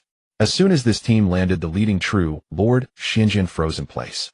He stared wide-eyed at Qin Jiangzi and Duan Xingzi seated on the eastern seats, then glanced at the celestial Duan Yue on the upper seat, and the team of the Feng clan. His hand, holding the sword sheath, involuntarily trembled.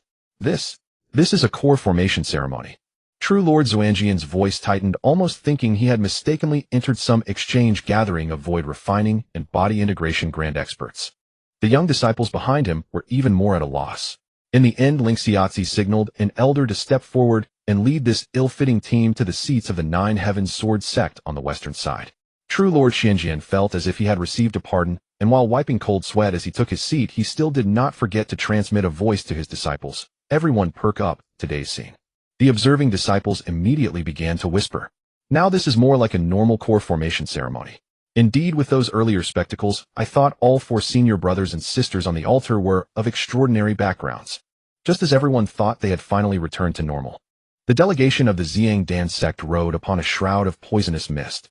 At its head, the master of the poison barrier forest, his black robe fluttering, left the air shimmering with an eerie purple glow wherever he passed. Clearly this was another void refinement lord. As they passed the altar, a head suddenly poked out from behind him. Nangong Tang grinned and winked at Feng Zhuo, the medicine pouch at his waist jingling. Isn't that Nangong Tang known as the little poison immortal of the Xiang Dan sect? She actually knows senior brother Feng. Murmurs arose from the viewing. Before the crowd could digest this scene, the war drums of the Tiangang battle sect shook the heavens. The lord of the dragon elephant platform, the Banshan Daojuan, stepped forth on the phantom shadows of a dragon and an elephant, followed by battle sect disciples whose chi and blood blazed like rainbows. The 4th void refinement lord. The observing disciples numbly began to count. Feng Zhuo was wondering if, like Yi Wuhan Ling Shuanghua, also had an old acquaintance in the Tiangang battle sect, when he suddenly caught sight of the end of the procession. Ji Tinglin, clad in plain white robes, holding a guqin in his arms, his slender fingers resting on the strings, presenting the very image of a delicate music cultivator. Feng Zhuo. This Tiangang battle sect, it seems, is targeting them, the brothers. Song Weia, however, remained composed, nodding slightly at Ji Tinglan by way of greeting. After these top-tier powers, the flying boats and artifacts of various first-rate sects arrived one after another, tearing through the void. The processions of second- and third-rate sects were even more unending, with all manner of flying instruments dazzling the eyes. The Tai disciples in the viewing seats, initially shocked, then numbed, eventually began to place bets with keen interest. I bet the next to arrive will definitely be the Ice Soul sect. Nonsense, I clearly saw the sword light of the Jinhong sword sect in the south. It must be the Jinhong sword sect arriving first. The steward elders in charge of reception were even busier, their feet barely touching the ground, and the jade slips on the registration table had piled up into a small mountain. Even Ling Xiaozi, who had presided over his own disciple Chu Yunfei's core formation ceremony, could not help but sigh. Such a spectacle is rarely seen in 1,000 years. And his disciple Chu Yunfei was hailed as a prodigy that the Tai divine sect encounters only once in a century. Now in comparison, he was far overshadowed. As the auspicious moment approached, and the observing disciples thought all guests had arrived, a bone-piercing chill suddenly emanated from the northern horizon. Crack! The sound of clouds freezing and shattering was even distinctly audible. Then a dragon's roar suddenly erupted, mingling with the clashing of ice. It's the mystic ice palace of the Tsang clan from the northern domain, someone shouted. A majestic, crystalline palace tore through the void, with 900-foot ice dragons clearing the way before it. The old man standing with hands behind his back atop, it was none other than Tsang Xian, the Mahayana stage ancestor of the northern domain Tsang clan. Tsang Xian's silver hair was like snow, and the ice crystal imprint on his brow cast a chilling aura that made the surrounding light seem 3 parts colder. The Tsang clan disciples following behind him were all clad in moon-white robes with different cold star patterns embroidered on their cuffs. As they passed the altar, a small ice sword flew out from Tsang Xian's sleeve, transforming into a snow-white little snake on Tsang Wei's shoulder. The northern domain Tsang clan congratulates Tai. The voice was not loud, yet it instantly silenced the entire venue. By now, among the 10 top-tier powers of the Xuanxiong continent, aside from the southern domain, Tianshu, the eastern domain Yunk, and the Tai divine sect itself, 7 major forces had sent representatives. And setting aside the Jiuxiao sword sect among the top-tier powers that came to offer congratulations, the lowest-ranking leader was a void refinement lord, with even 2 Mahayana venerables personally present. The observing disciples had already been shocked into numbness. The Xinjian Jinjuan of the sword sect was especially restless on his seat, as if sitting on a bed of news. He looked at his own modest delegation, then compared it to the grand displays of other powers, and fine beads of sweat broke out on his forehead. If I had known this would happen, I would never have taken this job. After the Tsang clan took their seats, Ling Xiaozi swept his wide sleeve. 72 jade slips cascaded down like a starry river, piecing together the sect-defining emblem of the Tai divine sect in the center of the altar. It was a pattern of a green sword piercing the sun. Just as Duan Yue had said on the day Su Ruan was slain, since the founding of the Tai divine sect, the sword peak had been its mainstay. This was evident from the sect's emblem. The auspicious moment has arrived. The core formation ceremony begins. The deep voice echoed among the mountains. Suddenly a transmission from Yangxiazi rang in Feng Zhuo's sea of consciousness. Zhuozhua, are you ready? He looked up and saw his master standing on a cloud, white beard fluttering, surrounded by sword intent that sliced the breeze into strands. Your disciple, Feng Zhuo replied with his spiritual sense as well. Seeing Yangxiazi nod, he then turned to look at his senior brothers and sisters on the altar with him. Seeing them nod slightly, he understood that they too were ready. Since everything was prepared, the core formation ceremony could officially begin. The 4 stood at the 4 cardinal positions of the altar, simultaneously activating their golden cores. Boom. The sky above Feng Zhuo changed first. 7 colored auspicious clouds rolled like waves, and amidst a clear and crisp phoenix cry, a fiery red-gold phoenix with a wingspan of 100 feet burst through the clouds. This was the celestial phenomenon of his core formation. Immediately after, the northern sky where Tsang Wuya stood suddenly froze. A 100-foot ice dragon formed a ring with its tail, and in its center emerged a giant frost-patterned sword. Behind Yi Wuhan, the void twisted, and the phantom of a 3-eyed, 4-armed giant holding a forging hammer appeared. This was the Tiangong clan that once existed on the Xuanxiong continent, renowned for their mastery of artifact forging. Now the great senior brother's phenomenon confirmed his talent in the path of artifact forging. Among the 4, the most puzzling was the phenomenon behind Ling Xuan. It was an ethereal woman whose face could not be seen clearly, yet she held a mountain in her hands and stood on crashing waves, surrounded by the unique protective chi of a body cultivator. However, all 4 had celestial phenomena upon forming their cores. This magnificent scene was precisely to proclaim to all guests from afar that the 4 protagonists of today's ceremony were all rare prodigies of the era. After the 4 core formation phenomena dispersed one after another across the sky, Yangxiazi rose on a cloud, and 4 golden talismans flew out from his sleeve, hovering above the heads of the 4 disciples. The old Taoist rarely shed his joking demeanor, his voice like a clear spring striking stone. Yi Wuhan, I bestow upon you the Tao title Xiaoming. The golden talisman transformed into an image of sun and moon intermingling and merged into his brow. May you be as bright as the sun and moon, clear and spotless. Ling Shuanghua, I bestow upon you the Tao title Changning. The talisman transformed into a scene of a long river flowing into the sea. May you be as enduring as a river, as serene as the clear sky. Song Wuya, I bestow upon you the Tao title Gueha. Amid the crane's cry that reached the 9 heavens, all frost receded. May you return like a crane beyond the clouds, with all the past gone. The last golden talisman turned into a blazing fire before Feng Zhuo. Feng Zhuo, I bestow upon you the Tao title Zhuiyang. A glint of relief flashed in Yangxiaozi's eyes. May you burn like a fierce sunshine, like a red sun. On the viewing platform, Qinjiangzi and Feng Qinga nodded in unison. Xiaoming excels in the profound path of artifacts. Changning flourishes in the way of martial arts. Gueha breaks the past with his sword. Zhuiyang illuminates the 8 wastelands with his alchemy. In reality, Yangxiazi did not think so much when he chose these 4 Tao titles. He simply condensed his deepest hopes for his disciples into them. He wished his first disciple to be clear and spotless, his second disciple to be ever peaceful and joyful, his third disciple to let go of the past, and his 4th disciple to shine like the sun and stars. After a long silence, Duan Yue suddenly burst into laughter. Excellent, Xiaoming Changning Gueha Zhuiyang. The mighty sound waves startled the mountains into echoes and churned the sea of clouds. Xiaoyao, oh Xiaoyao, these 4 disciples of yours in time will surely surpass you and me. The 4 Tao titles given by Master were simply his earnest wishes. He hoped that the senior brother would be as bright and pure as the wind and moon. The second senior sister would always be happy. The third senior brother could forget some of the unpleasant experiences of his childhood, and Zhuozhua would always remain so proud and dazzling. Within a tea house near the Qingming Mountains, a gray-robed cultivator hunched forward in a corner, his voice lowered to a barely audible whisper. Have you heard? The other day at the core formation ceremony of the Tai Divine Sect, even our own sect master personally attended. He glanced around nervously, then added, Our sect master is a nascent soul, true lord no less. But according to Senior Brother Zhao of the inner sect, our sect master was only allowed to stand and watch during the ceremony, not even granted the lowest seat. What a... The burly man with a bristly beard who had been polishing his magical sword shot to his feet, sending the valuable azure-edged sword clattering to the floor with a loud crash. The commotion drew the attention of other patrons in the tea house, but the man seemed oblivious. His eyes, as large as bronze bells, bulged as he exclaimed, Within 500 li apart from those bastards of the burning heaven valley, our Xinyan sect is the strongest. We may not have been rated as a third-rank sect, but how could we have fallen to the point of not even having a seat? Shoo, shoo. Keep your voice down. The gray-robed cultivator stomped his foot in anxiety and yanked the man back to his seat. Beads of sweat formed on his forehead as he hissed through clenched teeth. Senior Brother Zhao specifically warned that this must not be spread. Wiping his brow, the gray-robed cultivator continued in a low voice. Think about it. The burning heaven valley has been at odds with us for years. This time their sect master got a seat in the lowest tier, while ours had to stand. If this news gets out... He trailed off, but the implication was clear. Wouldn't that be admitting that the Xinyan sect is inferior to the burning heaven valley? My apologies. My apologies.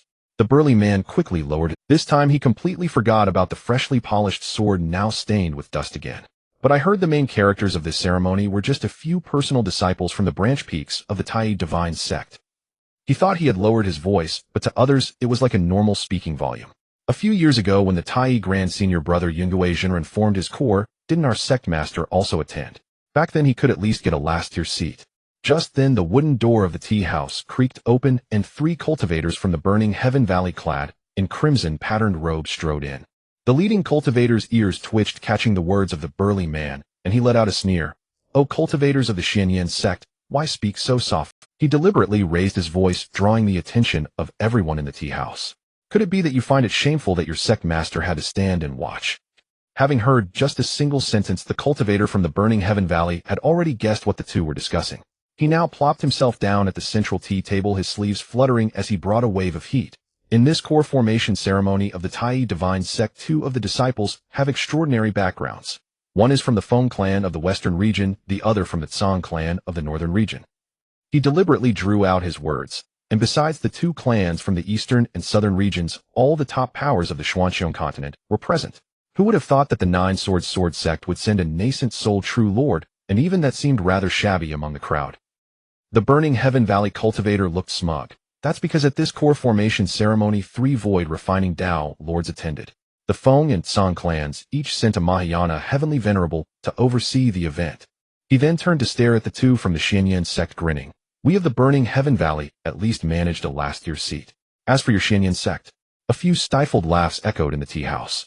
The bamboo curtain in the corner rustled slightly, but 2 figures in green bamboo hats sat still. Listening to the chatter around them, Feng Zhuo lightly traced the edge of his coarse pottery teacup and transmitted his voice. Little Senior Brother, we've certainly made quite a stir. Song Wuyan gave a slight nod, the shadow of his hat revealing a sharply defined jawline. The newly adorned returning crane jade token at his waist emitted a faint spiritual glow, subtly echoing the embroidered blazing sun characters on Feng Zhuo's sleeve.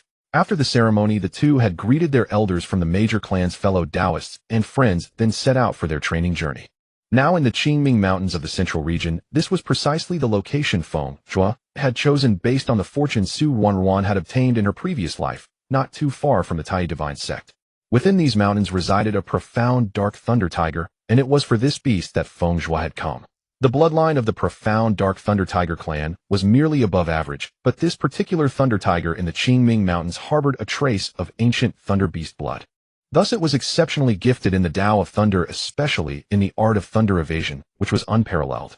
In the original text, by the time the profound Dark Thunder Tiger had just passed its golden core thunder tribulation, even the burning Heaven Valley and Xinyan sect could no longer contend with it.